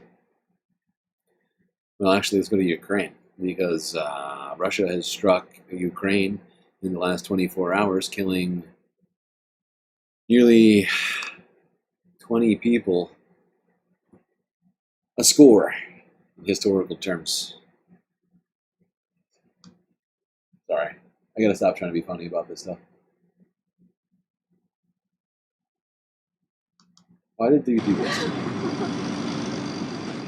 A mother sobs as she lays down flowers on a playground bench. Her child was killed here in one of the deadliest strikes on Ukraine this year. Please hold, Authorities say. A mother sobs as she lays down flowers on a playground bench. Her child was killed here in one of the deadliest strikes on Ukraine this year. Authorities say at least half of those who died in the Friday night attack were children, with dozens more injured. Illegal. Residents gathered for a moment of silence on Saturday morning. There's nothing worse than having to bury children. It should never happen. Whatever Russians are writing about us, calling us Nazis, they should take a look at themselves. Russia's target, President Volodymyr Zelensky's hometown. Ukraine says Russian troops fired a ballistic missile with a cluster warhead to maximize civilian casualties. Illegal. 20 apartment buildings were damaged, the mayor says, along with several education. Those cluster bombs, I'm fairly certain, are a war crime. It's like, using sarin gas or something like that. I don't have the list in front of me, but I'm fairly certain about that one. Centers, shops and businesses. The Russian Ministry of Defense claims the strike had targeted a restaurant where a meeting between Ukrainian and Western officials was taking place, describing it as a high-precision strike. You can see for yourself. It's a residential area, just apartment blocks. There are no bases, big garages, or equipment storage sites. The site that was attacked yesterday, I saw regular civilian cars there that were damaged and burned. It comes as little progress has been made on peace talks to end the war, with US President Donald Trump showing signs of frustration with his Russian counterpart. Yeah, we heard it for basically the first time recently, last day or so. Trump administration suddenly being like, actually, Russia's kind of being nasty, not negotiating. We thought they were going to be super nice, super great guys. They didn't want the war, and now suddenly they want the war? I don't know what changed. It's very weird. It's very strange, and they're striking Ukraine while we're trying to do the ceasefire. I don't get it. Why are they being so mean? It's like, dude, nothing's changed. You just realized. You're just too stupid. You just realized for the first time the actual reality of the situation. Russia does want the war. 100%.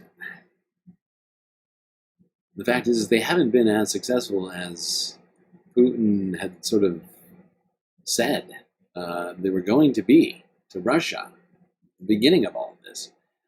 He had a lot of very bold claims he was making back at home that he's got to come through on. That's at least part of it. Aside from his sort of obsession with reuniting former USSR territory.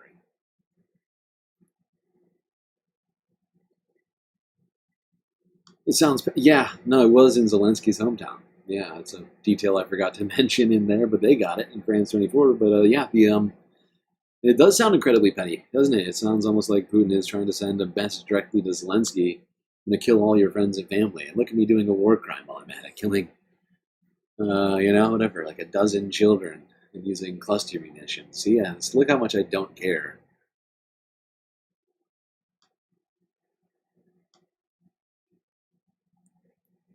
All right, let's move on to Asia.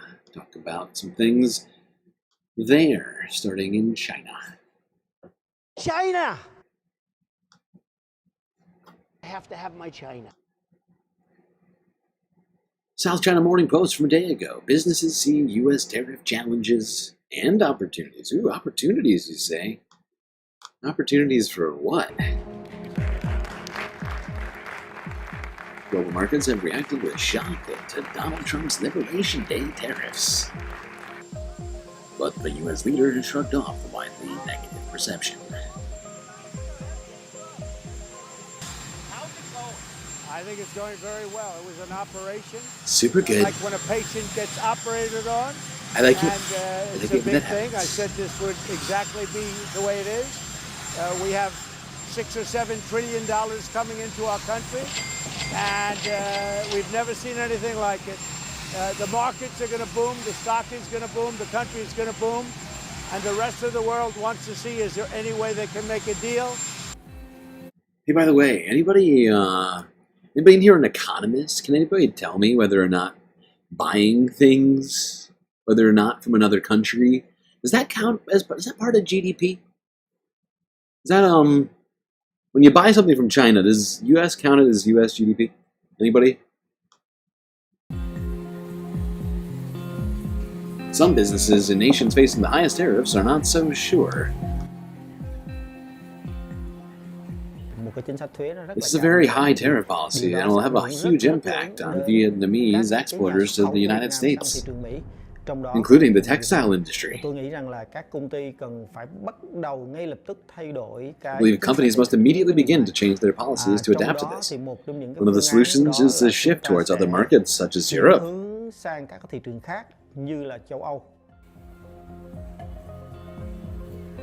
Asian countries will bear the brunt of the levies, with Vietnam being hit with a 46% tariff.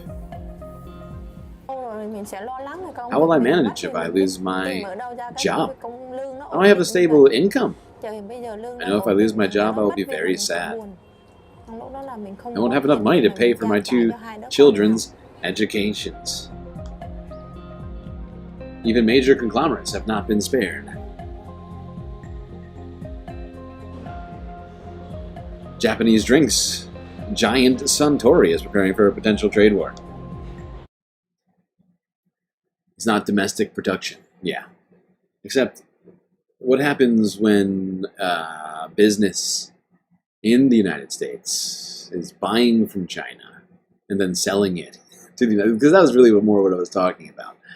Or say Amazon facilitates that transaction, or whatever else. Because I'm fairly certain all of that counts in GDP. But you're right, technically, if you're direct buying from, okay, yeah, all right. But I maybe have misspoken with that sarcastic comment. But yeah. Fairly certain we count that stuff, you know? Ford buys some stuff from China, turns it into a car, you know, buys a auto part from somewhere else, you know, and then sells that car. Oh yeah, that definitely counts in GDP. And that's really what I was talking about. Or whatever, you know, a retailer buys something and then sells it back to you. That's GDP. That's GDP, baby. 100%.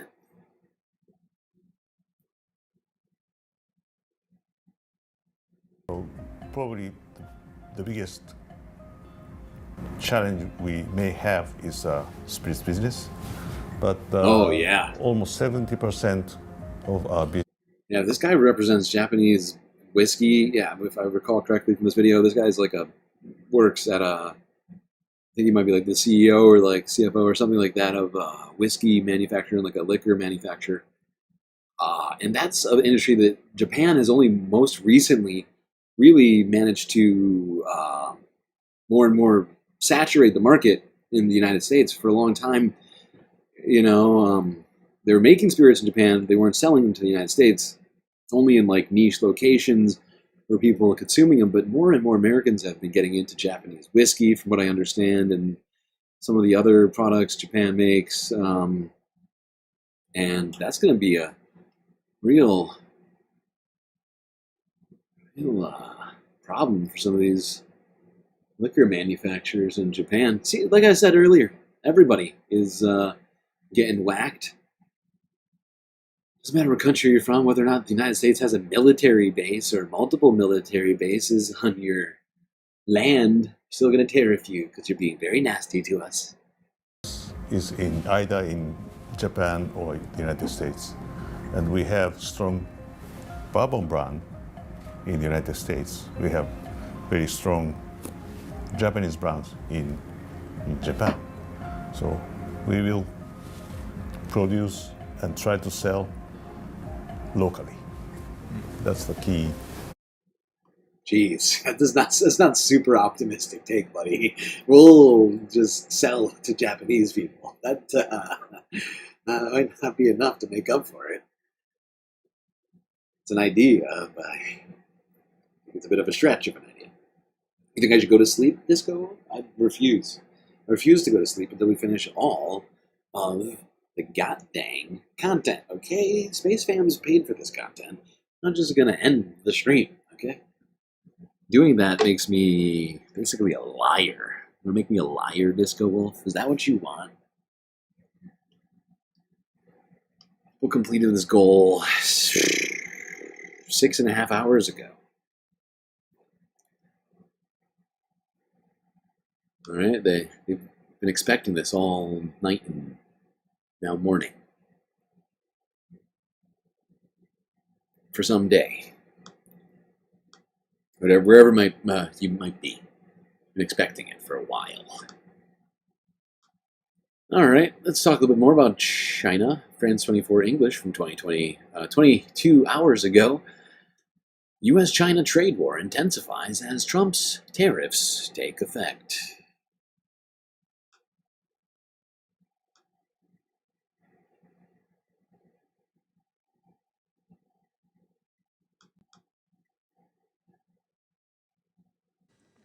In the trade war US President Donald Trump has unleashed on the world, China is not holding back. Beijing revealing it will impose 34% tariffs on all US imports, plus export controls and trade restrictions. Just 24 hours after President Trump presented his latest round of tariffs. This American decision goes against the rules of international trade and harms the legitimate rights and interests of China. The news sent shockwaves through global financial markets. China's Ministry of Commerce called it a typical act of unilateral bullying and has filed an official complaint with the World Trade Organization. But President Trump does not seem to be fazed. Well, everybody's doing that, On the way to his golf course in Florida, he hit... It's not just China. I think Canada and France have already filed, I think. I can't remember who it was, actually. Don't quote me on either of those. But I could have sworn it was one of the two. Or both, who have already filed complaints with the WTO, otherwise known as the World Trade Organization. People who are supposed to essentially manage the multilateral world trade and all of that stuff. We have 100 likes? Oh my god. That's a great job. That's a great job, chat. You deserve more emotional support. We still got enough stories left. I think you deserve it now instead of a rollover. I'll give you one immediately. Okay. What was I saying? I was distracted by that incredible accomplishment from chat. Something about World Trade Organization, right? Yeah, they were Yeah,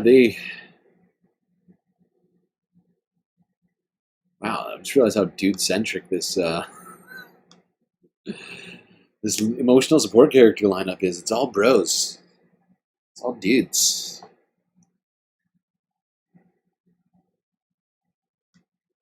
But yeah, World Trade Organization is supposed to sort of manage and regulate world trade. It's kind of in the name. And everybody's filing complaints with the World Trade Organization about Donald Trump's unilateral decisions on tariffs without talking to anybody about them, just sort of flying in the face of world order. It's a new world order. It's going to be super great. I remember Alex Jones used to talk about how great the new world order is going to be, and now here we have it. Very new, very ordered, very awesome. America, in fact, the world, now greater than it's ever been. Mawa. Make world great. Again, Muga. Muga.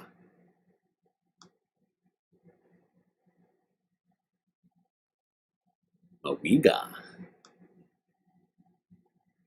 Make world extremely great again. Alright, let's go to Reuters. Markets reeling from tariff impact. They certainly are. And I have a feeling Monday is not going to be a lot better than Thursday or Friday. Liberated, probably, from all those gains over the last few years of free trade. Now, a lot of anti-free trade? I thought Republicans loved the free markets. But now it's the world tariff market, I guess? I don't know, whatever. I mean, it's fine. You don't have to have principles or anything. President Trump's tariffs are here, and investors really don't like them.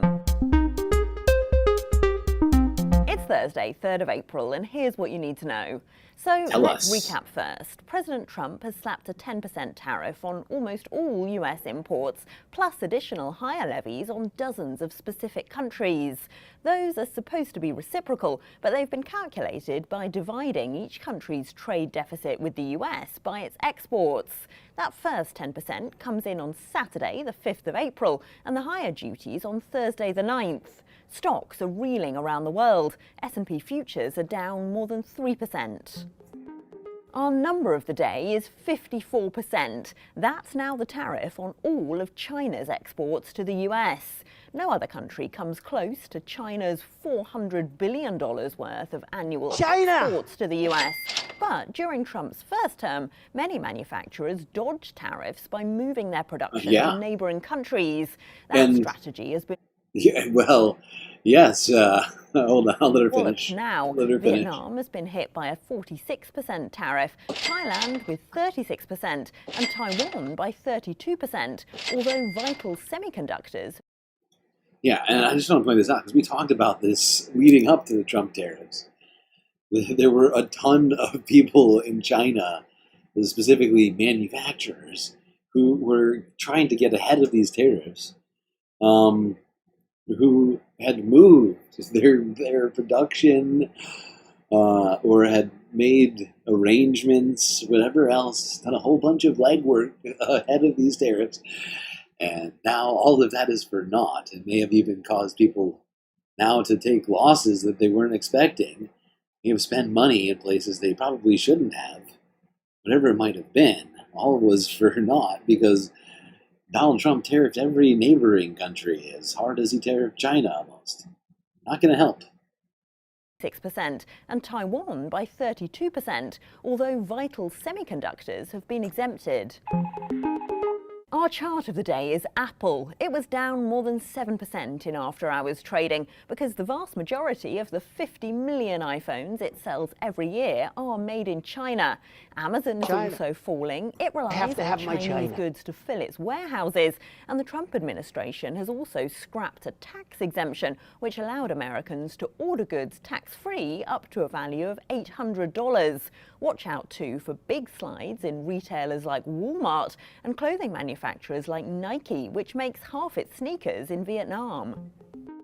Watch out then for Yeah, all those Nikes are about to cost a whole lot more. 50% more to be exact. Actually, 54 plus whatever Nike did and whatever retailer you might be buying it from as a third-party seller, gonna tack on little extra costs for you. You know, maybe it'll be 75, maybe it'll be 100% for a new pair of Nikes.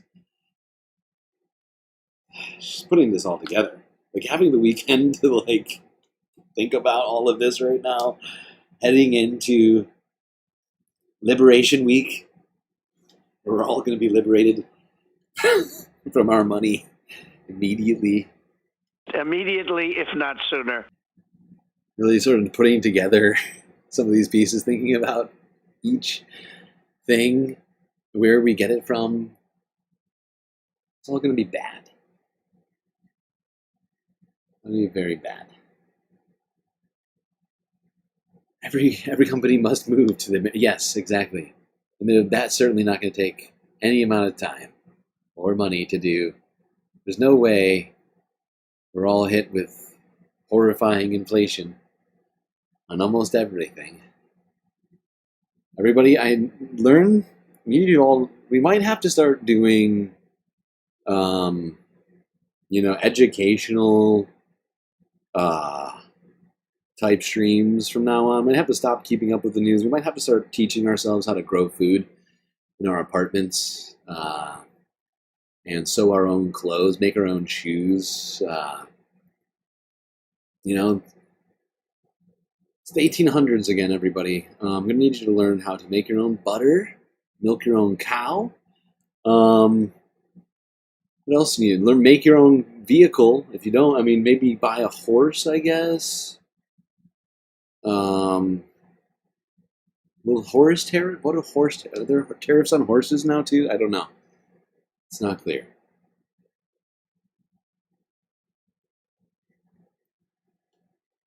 You can just go back to the barter system. That's it. I know what we'll do. We'll just barter with one another. Yes. Haha. Yes. I've got a rake and a bucket. I'll trade you for a cow and some eggs. It'll be great. It's going to be phenomenal.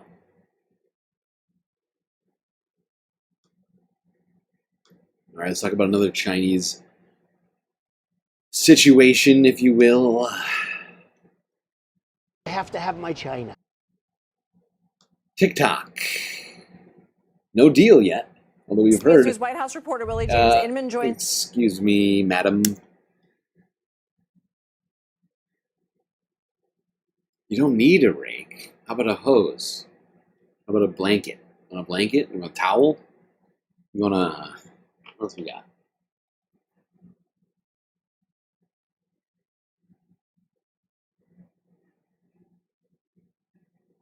Would you like a book?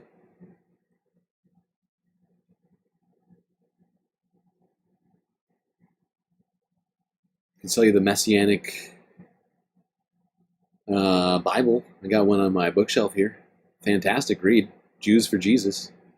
Combines the Torah, the New Testament, and some weird quasi-historical stuff. It's quite a read.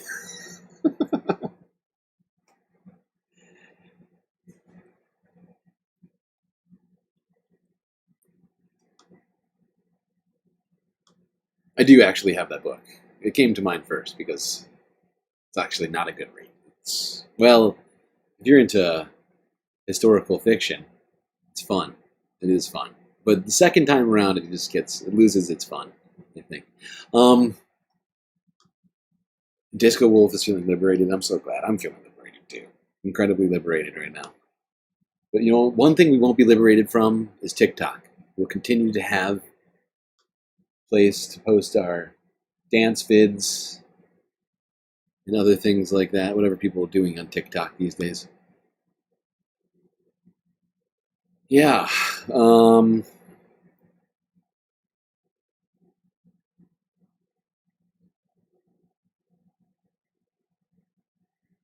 CBS News from a day ago. TikTok deal was almost at the finish line before Trump tariff announcement. It's true. It's true. There was almost at the finish line, supposedly, even though there wasn't. Definitely wasn't. Amazon was trying to buy it too. Nothing had been approved by TikTok. Trump was unilaterally dealing with people who wanted to buy it, from what I understood. But there's more. Apparently. Well, hold on. Let's go here first. I'll get into it. CBS News White House reporter Willie James Inman joins us now. So, Willie, let's talk about TikTok. It faced a Saturday deadline to find a U.S. buyer or face a potential ban. The president announced Friday on Truth Social he was granting a 75-day extension.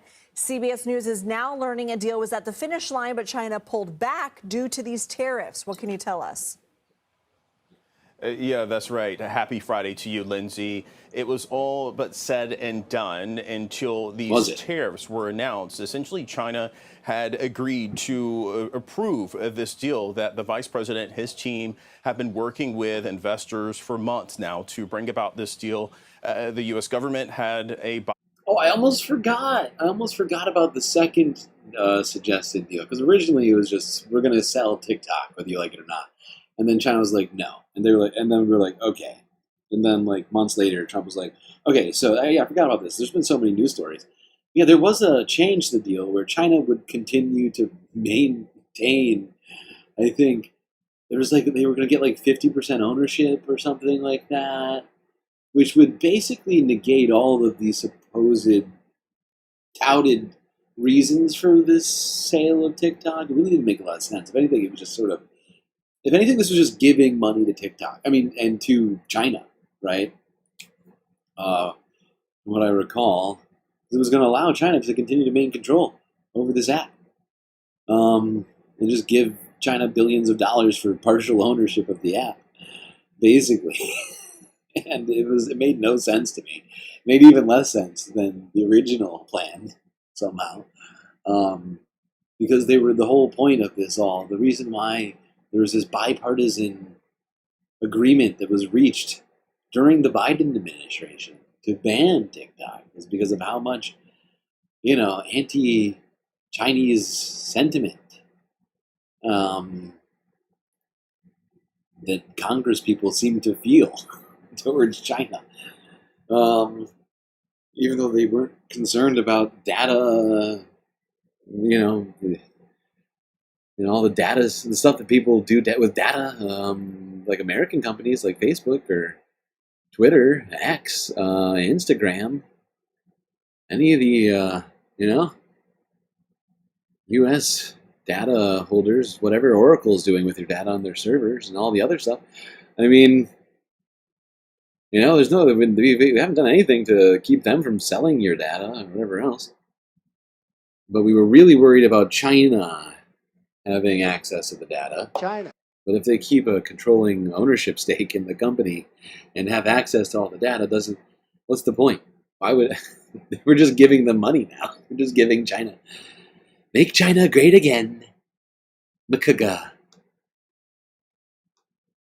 Had basically approved this, worked to approve it. Also, the investors who were going to essentially take over the American operations of TikTok had approved this as well. But China reversed itself in this instance because of those retaliatory tariffs. We're learning that ByteDance reached out to the White House on Thursday after these tariffs were announced and said that China would no longer approve this deal because of those tariffs. It would have taken 128 days or so for this deal to be worked out, and ByteDance.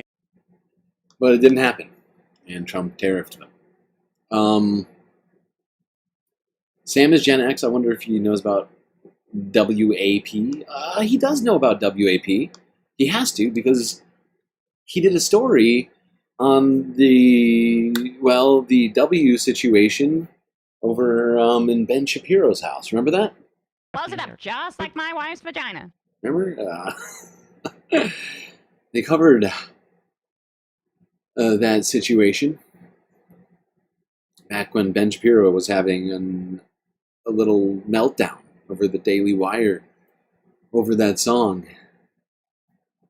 I'm fairly certain. I mean, could he identify the song? That's a different question. I don't know if that's what you're asking. But I know he knows vaguely about it. He also knows about Ben's wife's situation as it relates to that.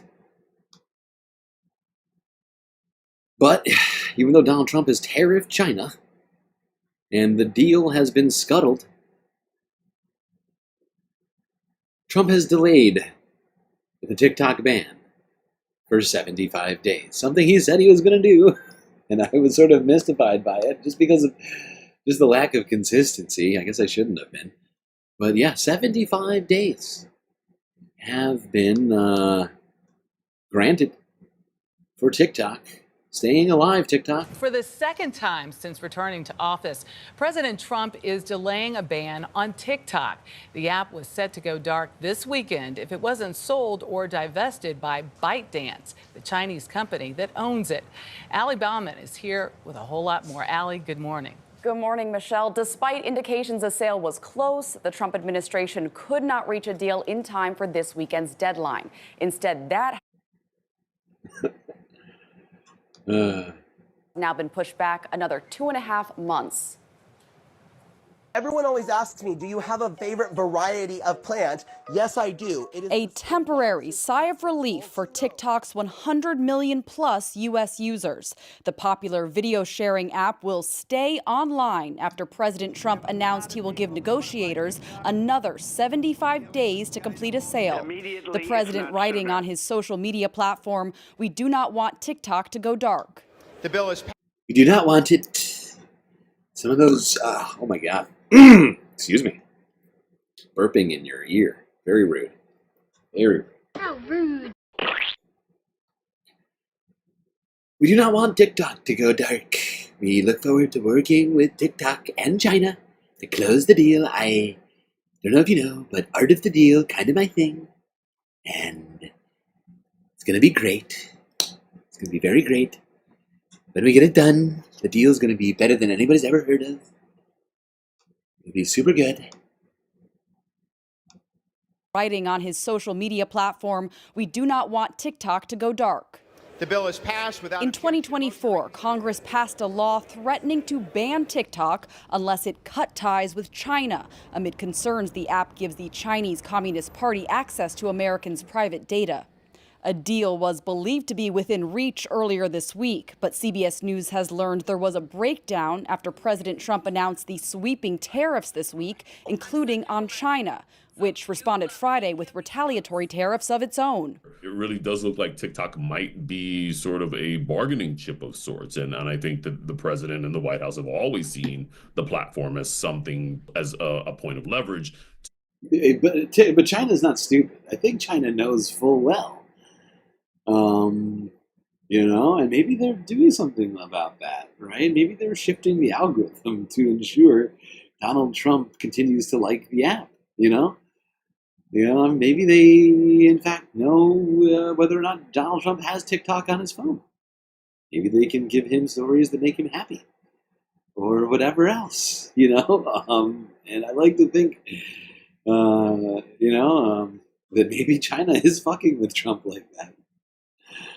But, there are some Republican influencers on TikTok, MAGA influencers out there, TikToking away. And Trump seems to think that TikTok is good to him. He's said it multiple times. Is it a leverage point if Donald Trump thinks it's benefiting him? Because really, it's almost the reverse. China could potentially, I don't know, threaten Trump to shut down TikTok. They're like, fuck it. We're sick of it. I mean, they're not gonna, because they're making a shit ton of money. But you get what I'm saying. You get what I'm saying.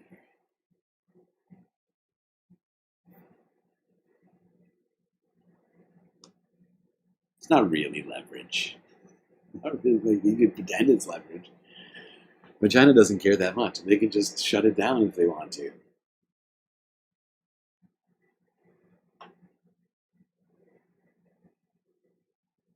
All right, let's go to India. Great. Is this India? Hold on. Is this Pakistan? No, it is India. Okay. No, yeah. Okay. All right. I don't know why I thought. Don't forget me. Let's go to India, to New Delhi, where Muslims celebrated Eid al-Fitr, or however you're supposed to say that. The Eid celebration marks, of course, the end of Ramadan, which we are done celebrating galactically as well. Didn't really do a big Eid thing, but we've been peppering these in. We did keep the lamps around. Also, something I want to point out, and I don't really have anything to follow this up with, aside from this particular video, but it is also Arab American History Month in the United States. If I'm not mistaken, someone double check me on that, but I'm fairly certain that April is, in fact, Arab American History Month. So Eid is sort of, certainly a part of American history, if you will.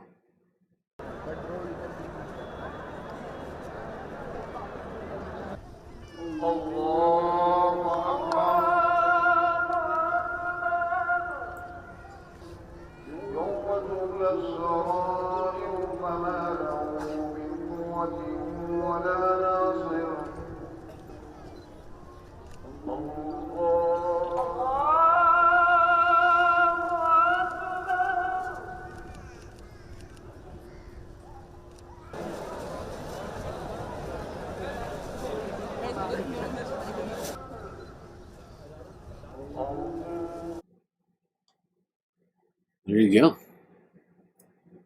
People in the capital of India celebrating end of Ramadan.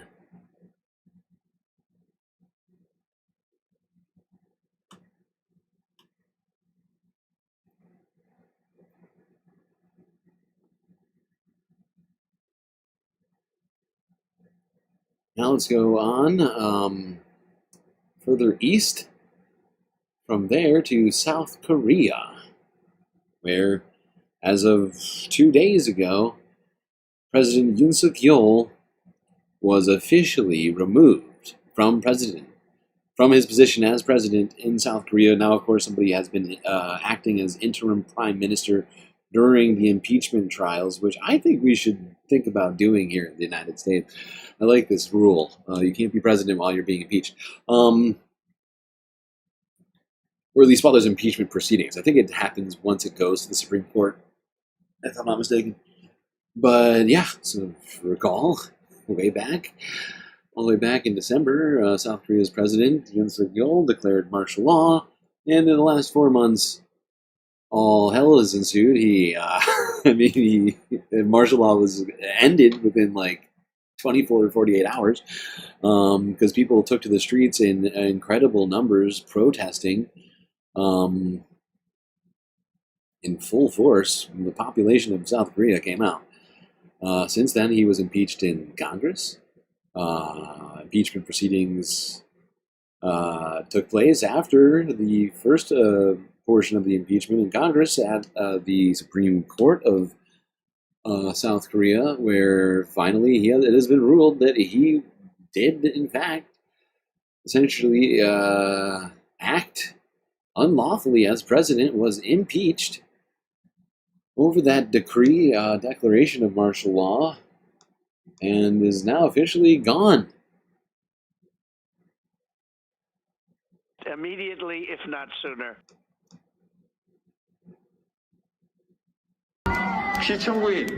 The respondent, President Yoon Suk-yeol, is dismissed. South Korea's impeached president has been removed from office. President Yoon Suk-yeol ignited political turmoil 4 months ago when he declared martial law in a failed effort to end legislative gridlock. The acting Chief Justice of South Korea's Constitutional Court says Yoon's actions were a grave betrayal of the people's trust. The court's unanimous decision upholds Parliament's impeachment motion, mandating an election within 60 days.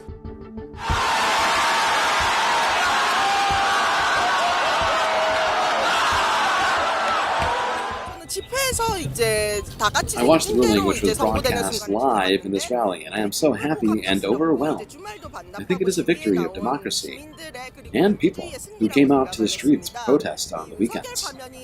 I believe the dismissal of Yoon Suk-yeol will be the first step of major social reform. By mobilizing the military and police to undermine the authority of constitutional institutions such as the National Assembly and violate the basic human rights of the people, he made a grave betrayal of the people's trust, who are the sovereign members of the Democratic Republic. In some Asian countries, there are presidents who abuse their authority and power. I think the ruling sent a message that any president who abuses his or her power against the people, the will of the people, can be removed in the name of the people. I believe this decision sends a message that democracy can grow even stronger afterwards.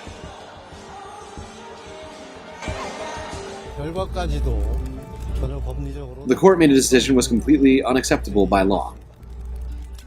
I feel very regretful, as it can only be seen as a completely political decision. And I feel miserable as to how this can happen in the Republic of Korea.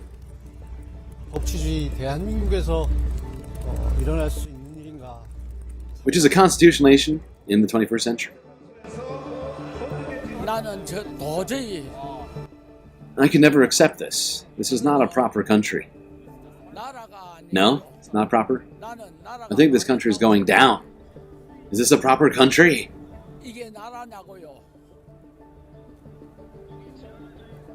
I'm spitting blood.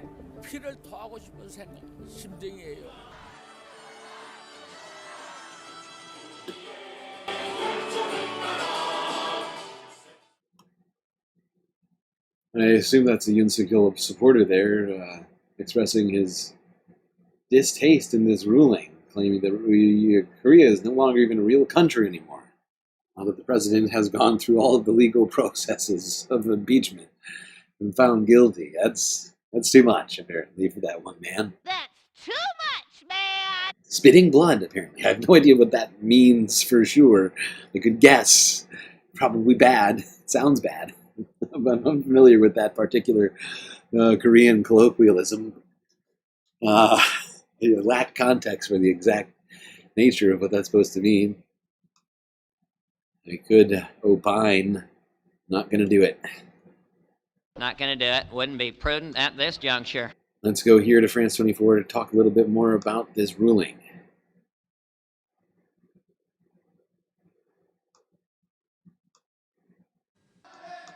Friday's verdict may have brought closure to a case that plunged the nation into political upheaval, but for these protesters, the fight isn't over. Hundreds of supporters of the former South Korean president braved the rain on Saturday to protest the confirmation of his impeachment by the Constitutional Court. I was very confused after the impeachment. I cannot accept the Constitutional Court's ruling, but as a resident of South Korea, I didn't know what to do, and I felt so numb. That's why I came to the protest. I feel like I'm losing my country.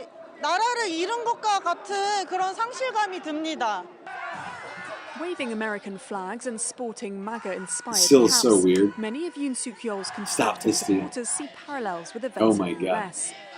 They really did it. Were the Koreans listening to my stream? We never saw these hats until today. But throughout all of this, I had been saying, man, is this whole vibe? Because the pro-Yoon Suk-yeolers were doing all sorts of stuff, attacking police who were attempting to arrest Yoon Suk-yeol, trying to storm a jail at one point.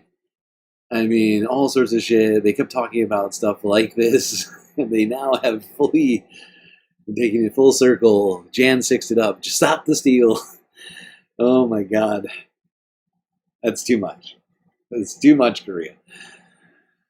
But it's so weird. I mean, the thing I was going to point out that has been weird to me this whole time is just the serious American fetishization in South Korea. The American flags at all these rallies on the Yoon Suk-yeol side. It's super weird. It's just weird. You're in your own country. You don't see America waving South Korean flags over here. We just tariffed you, if I'm recalling correctly. It's like 30% or something.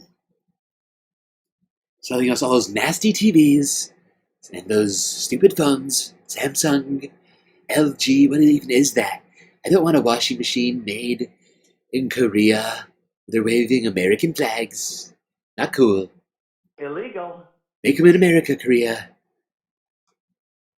Many of Yoon Suk-yeol's conservative supporters see parallels with events in the US.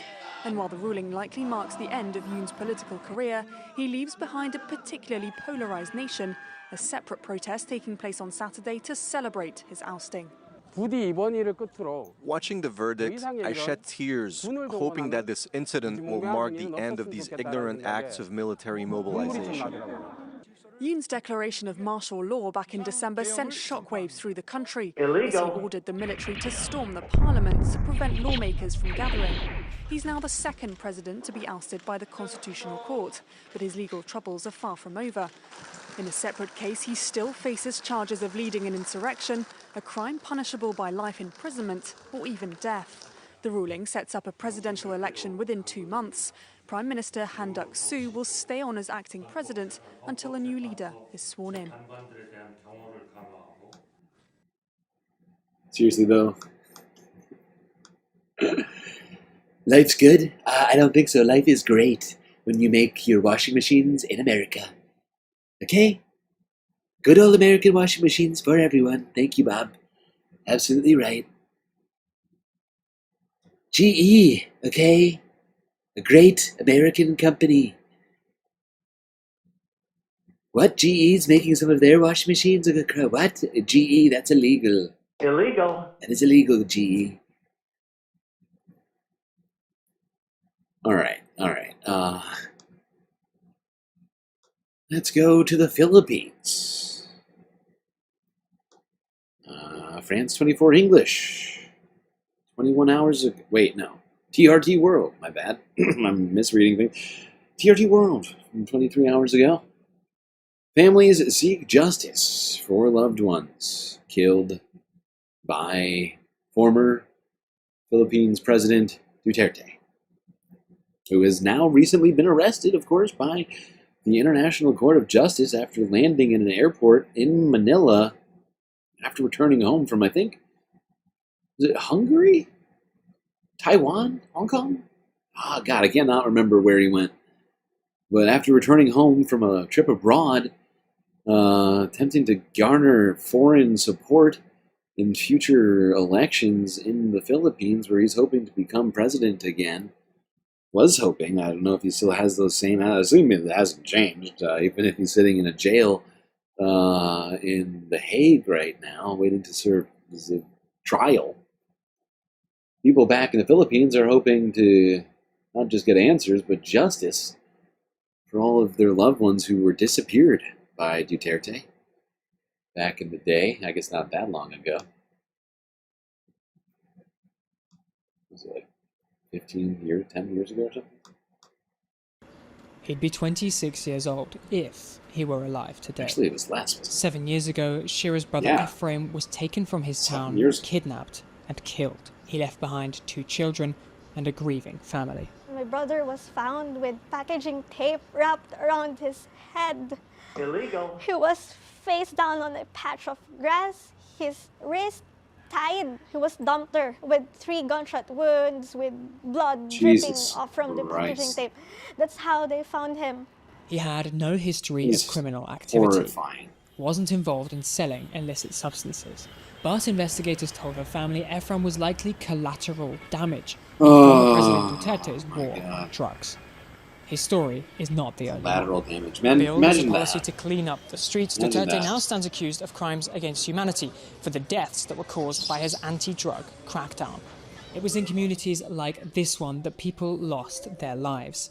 Some gunned down just meters from their homes. Many of the non-government organizations put the number of people killed as high as 30,000. You can just imagine the impact on individual families. There is a legacy of impunity that we have to still work to break, so that people will know that if you commit a crime, if you violate Illegal. the rights of the civilians of the country, that there will be accountability for that.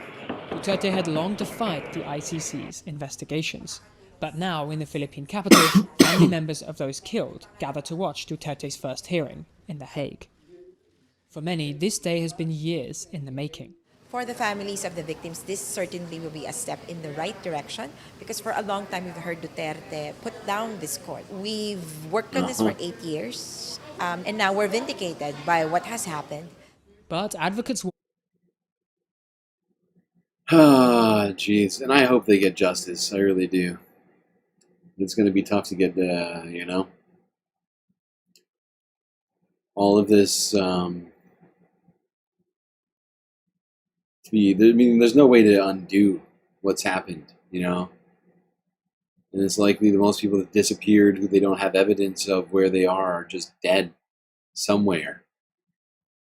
I mean, that's my estimation of it. I don't have necessarily a ton of evidence for that, necessarily, but I mean, some people may be alive somewhere, but I mean, where are they? He's not president anymore. Where could they, you know what I'm saying here? Like, that's the evidence I have, is where the fuck are they? Because the guy has been out of power now for a while. What is it called? Oh my god, I almost called them the Mario family. What is it? What are they called? Jesus Christ. God, I can't think of it. Who is the other... Like, there's like two big political, like, family dynasties. I cannot think of the other one. Of course, Duterte's daughter is currently vice president of the country. Oh my god. Sousa? No. Oh. That's an idiot. Oh, fucking hell. This is super easy to look up. I'm doing it. We can't move on. Cannot move on until I've determined it. Marcos, not Mario. I was close. I was kind of close. I was kind of close with the Mario guess. Sousa was way further off. I'm thinking too far back. Okay.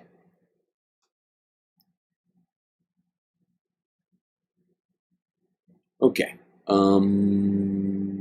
We are moving close to the end here, folks. Just a few more stories left. Great job for ever making it this far.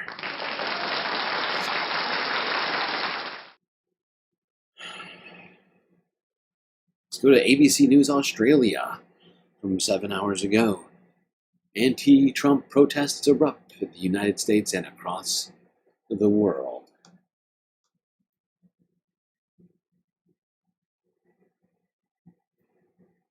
Even Australia. Shocking.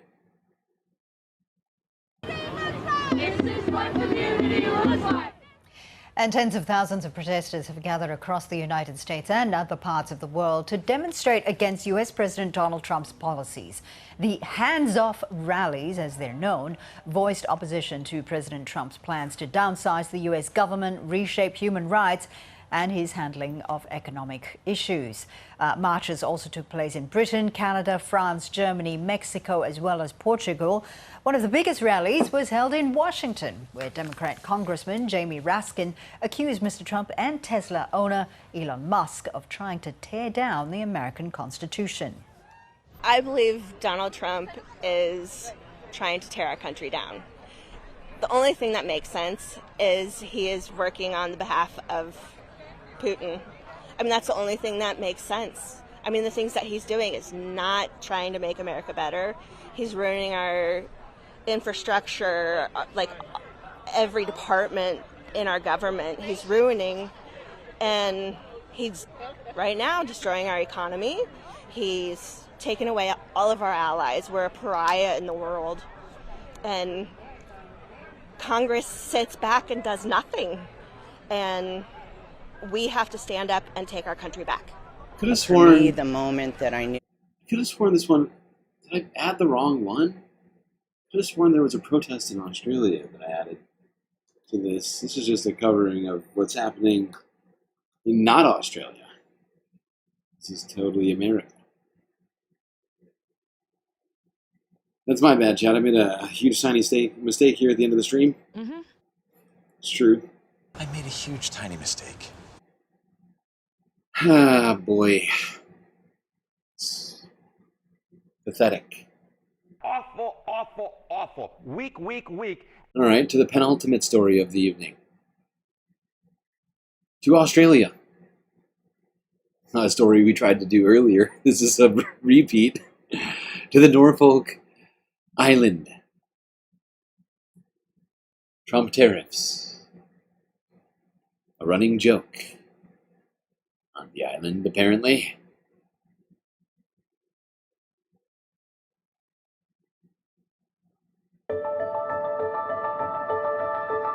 People on Norfolk Island were left dumbfounded by the hefty tariff imposed by U.S. President Donald Trump. The tiny Australian territory has limited exports and manufacturing.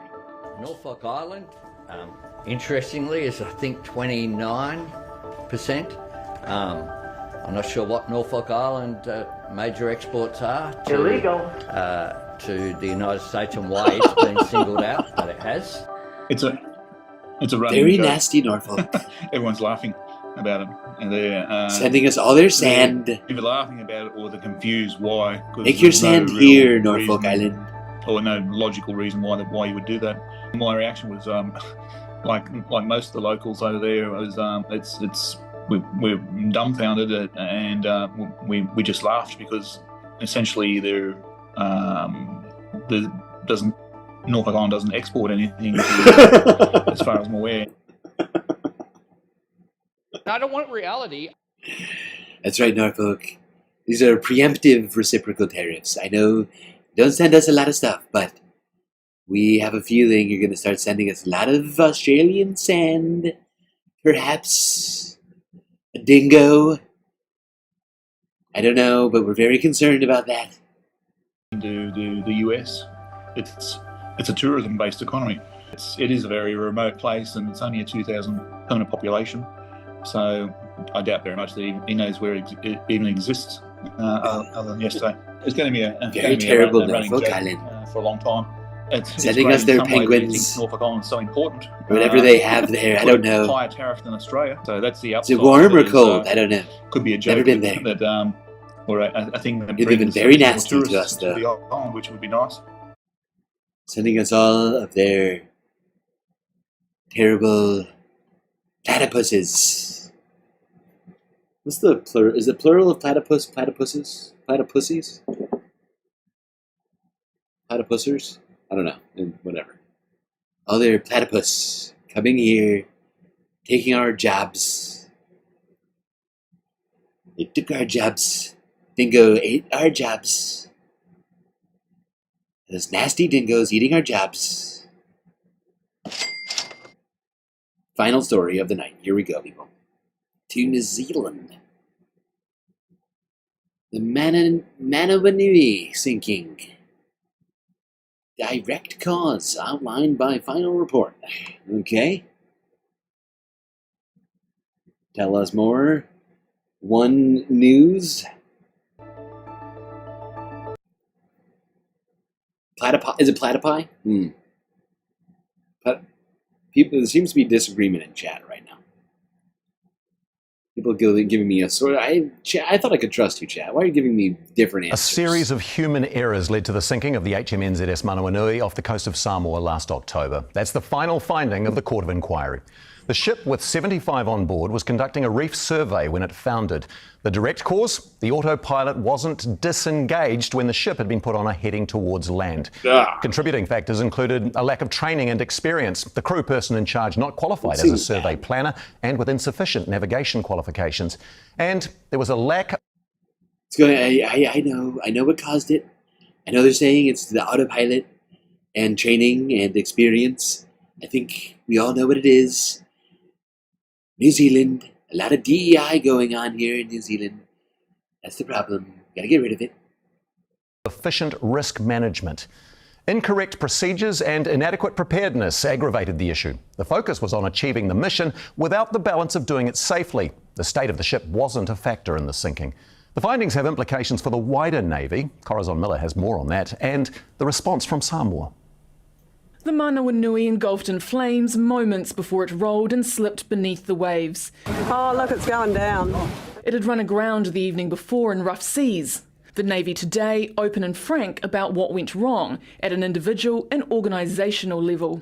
The risk management culture was found to be deficient and weighted heavily on achieving the mission, without the necessary balance to ensure the mission was completed safely. Despite the Navy's clear failings, officials said it was important to recognise the bravery and courage of those.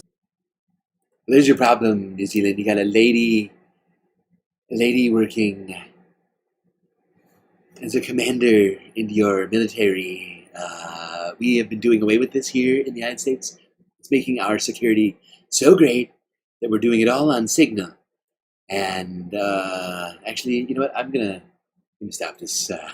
This nonsense. To ensure the mission was completed safely. Despite the Navy's clear failings, officials said it was important to recognise the bravery and courage of those on board and locals who came to the rescue. Their actions and those of a number of people on the Mana Wanui meant it was a terrible day rather than a tragic one. But locals in nearby Tawhituala village say the environmental damage has been tragic, and there's concern for those who rely on the sea to make a living. I'm for sure it takes a long time to repair the damage that has been done in our environment. Yeah, this is a horrifying ecological disaster. Ah, boy. Oh, very unfortunate situation. We could have kept it in our environmental section as well, but we don't do enough New Zealand news in general, so I figured I'd keep it in the Earth half. Oh no, Styx Dragon. What happened? You fell? Why did you fall? You gotta take care of yourself over there, Styx. Alright, Sharon. You need to not hurt yourself, okay? You're an integral member of the Space Fams, and it would make me sad. Something bad happened to you. Maybe sit down. Take a moment. Rest yourself up against something. Maybe get some hydration in there. You're feeling better? Maybe do a little calisthenics? I don't know. Just thinking out loud here. Just take care of yourself, okay? Are you eating properly?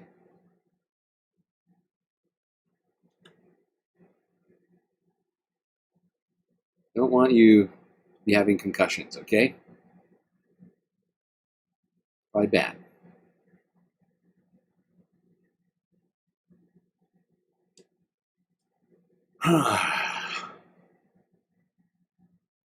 Our tourism, fishing, and the livelihood of our people.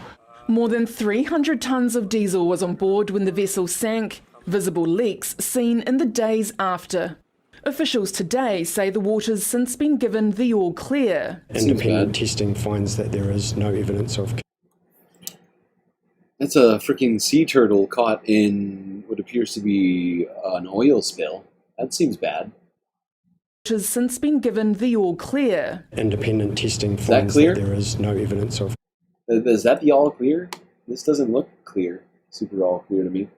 This sea turtle seems to be suffering and struggling to get through the water. Okay, I guess that's all clear. Given the all clear. Independent testing finds that there is no evidence of contamination. We can say that we can feel safe and confident that New Zealand has taken ownership of it. The Court of Inquiry has given a number of recommendations it hopes will overhaul the Navy. Mission first, safety always. These include a review of the risk management framework, a review of... Maybe it was seaweed, but that looked like an oil spill. I guess I could be wrong. Hard to tell. The footage wasn't super good on that sea turtle.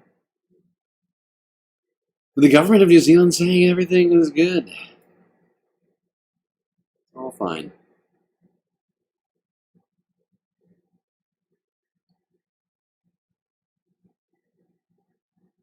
Well, I guess that's the last story of the night.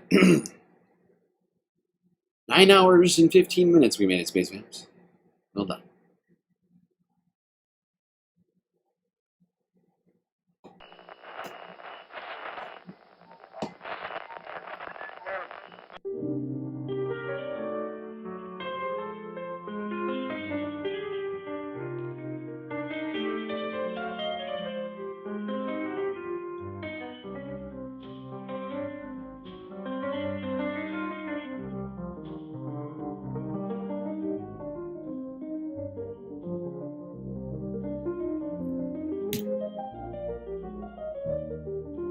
Well, looks like we got through another stream, chat. It's quite difficult and also incredibly long. But thankfully we had each other to get through it.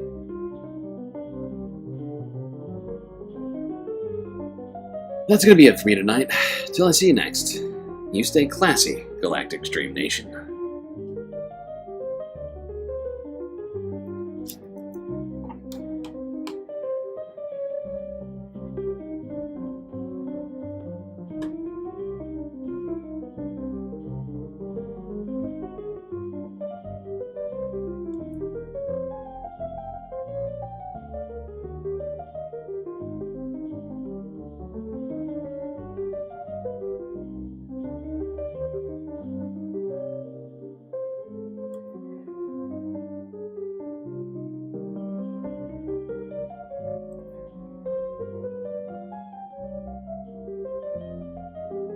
Can't forget this.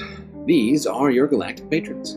Gabby, Goth Dogs, Aaron W, Schmegley, PB, Mitty, Afroponics, Gnarl by Nature, Interplanet Janet, Godcat, Robot Cat, Disco Wolf, Callie Braiding, Geodragon, The Anti-Corporatists, Obsessive Audio, Moanoab, Nadia, Choki, Skelts, Mrs. Jen, Omega Star, Sasha G, Pitchforks Dragon, Vincent Morales, Donald James X, Evan from Portland, Impeccable Living, McGoggles, Lovely Pariah, Mish, and Becky. That's right.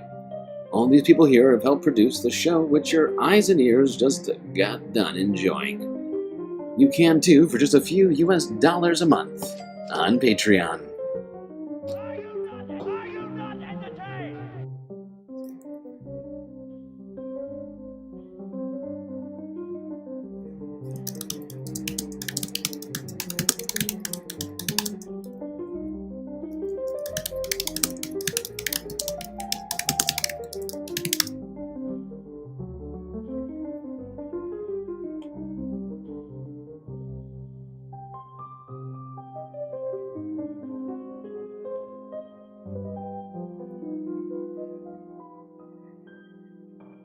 Blue 1 EG.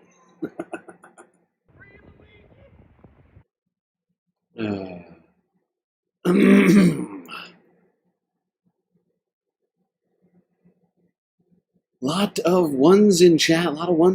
I see you all. Your desire for the super secret late night after hours galactic chill stream to begin. Who am I to prevent that from happening? No, I'm the one whose job it is to ensure that it happens. So I suppose we better get to it. In 3, 2, 1.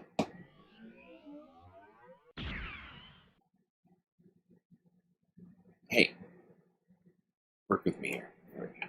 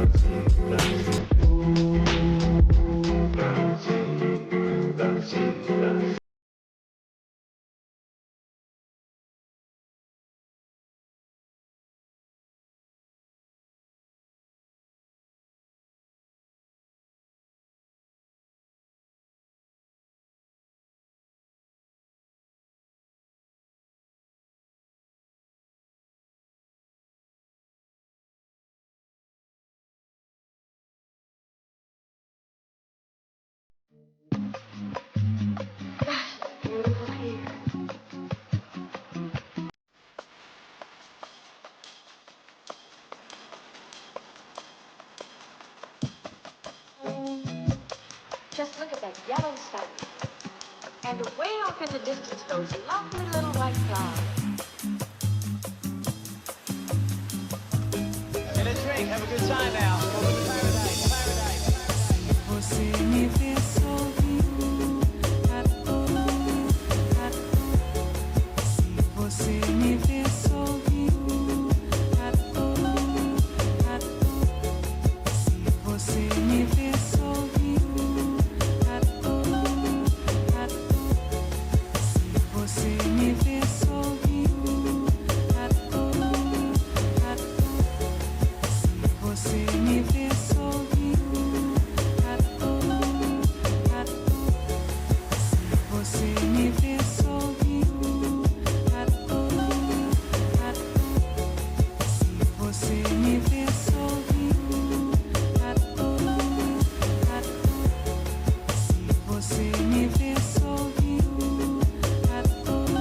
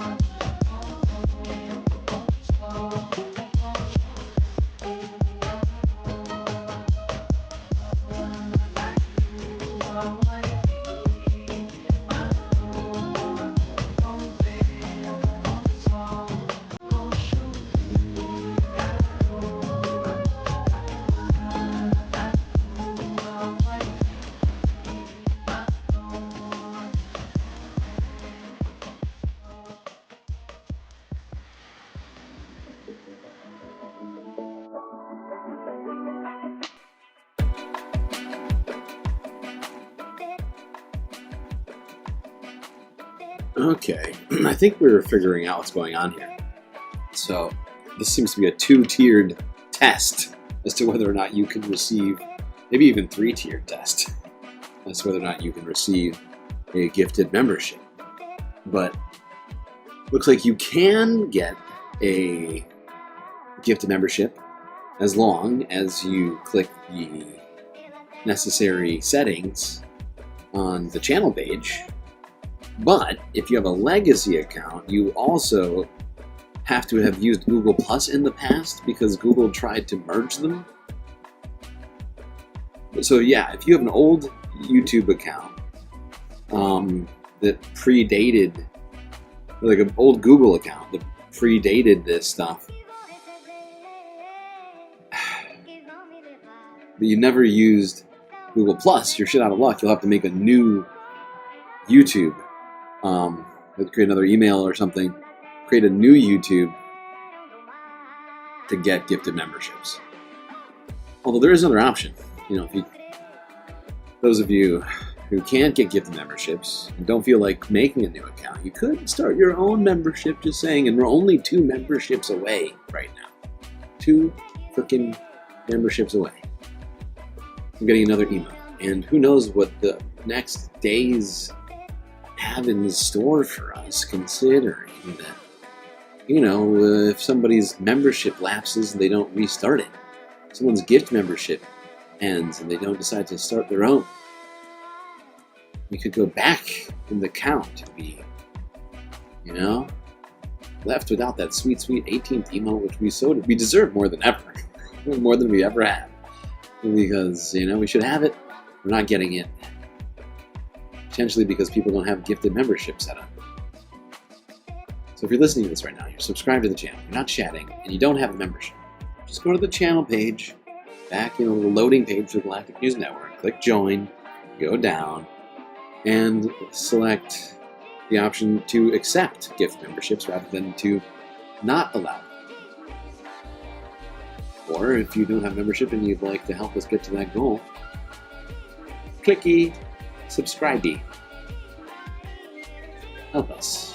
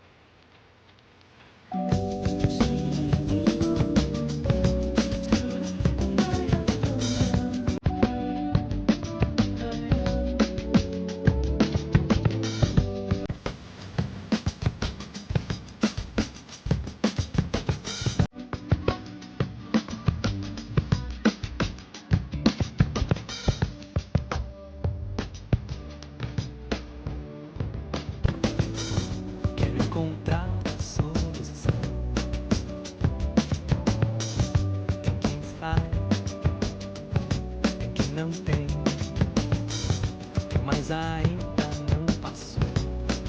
O amor tem nos sofrer.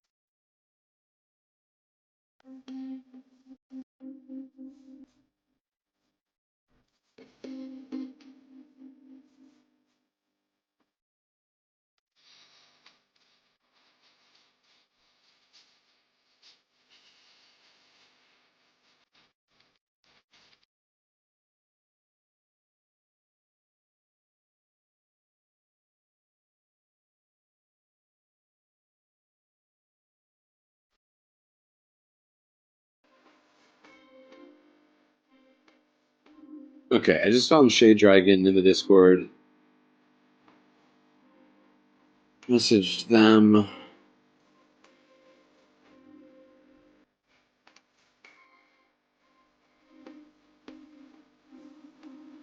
Hope everything is okay over there, Sticks. Got me a little worried over here.